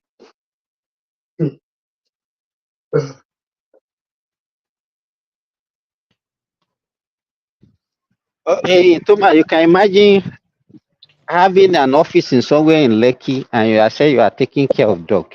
You know how millions that you'll be making. Those people that does not even have time to do anything. You just be moving from one house to the other. I think one of the problems is that there is lack of we can't even see opportunity in our country. That's the problem. We can't see it. It take us. Simba, you are in Lekki. You get the truck. You are doing mobile car washing. People will call you to come and wash your car in their house. You will clean their car. They will many opportunities, my brother. Many opportunities. It's just you to think about what people need. What is the service of people? What is the service people lacking? People struggle to. Do you know some people are cooking every day? They cook Hey, food for that's what people well, that's that what we are cannot talking cook. about now. You look at problem and you solve problem. It's not actually talking about problem every time. We are not providing solution. I think I don't know. It is well. Let's go home. Nigeria, I'm sorry for you. No, I'm sorry. If you can't create All right, guys, something I'm going to leave you out of guys now. nothing, Okay. yeah. Thank you guys. Let's shut it down. Thank you everyone. Yeah. Simba, thank you. Mike, thank you for holding the space for me. Prince Daddy. Nigerians, yeah, we just gave you some hints. So it's up to you to key into it. Thank you, everyone. God bless you all. I'll see you tomorrow. Thank you. Thank you, Simba. Thank you all. Yeah. My convoy is 5 vehicles, and you cannot buy fuel unless I'm inside the car. So I will pay them. No more. I know. The governor was paying for petrol himself for his convoy. When they get to the gas station, he will come out and bring out money and pay. In fact, at Oka government house then, when he was governor, forget about drinking champagne, what they are now doing there. Then he gave out old newspapers as substitute for toilet roll. If you are going to the toilet, you just to save money. Yeah. He was going to run somewhere. He said he's going for interview for job. Peter, can't you give him a job? Peter, can't you do this? The boy doesn't even have. I said, none of my children have car. I was the only person who is governor and bank chairman, not to them. Isn't that mesmerizing? But I know that Peter B. I know that he's a smart man. You know? But the governor, that Obi, did he say anything about that 200 million from security vote that he was caught? His convoy was trying to smuggle out of the country. Did he say anything about that? No, he didn't. No, but he talked about that 72 billion he left behind for his handpicked successor. Because when you hear that Peter B left 75 billion, if anybody doubts it, call me. I know where the money is. I kept it. Did he talk about? Yeah, he did. Yeah, he did. I know the man that he's now fighting. You know, remember? Yes, I know. Of course. Did he talk about what is it called again? The liabilities he left behind. Did he talk about that? No. Like signed contracts that were not paid for. Did he talk about? No. Like thousands of workers that he hired during the last weeks of his administration without provision for their pay in the budget. Did he talk? No. But definitely he must have talked about the millions and millions he was dashing out to schools, churches, town hall, traditional. Yeah. At the end of the administration, he was just giving out money without appropriation. He talked about that, huh? Of course. Of course. Okay, one last thing. Did P2B finally explain how bodies of Biafran activists ended up floating on Anambra River when he was governor? Did he explain that? No, he didn't. Why? It must be an omission.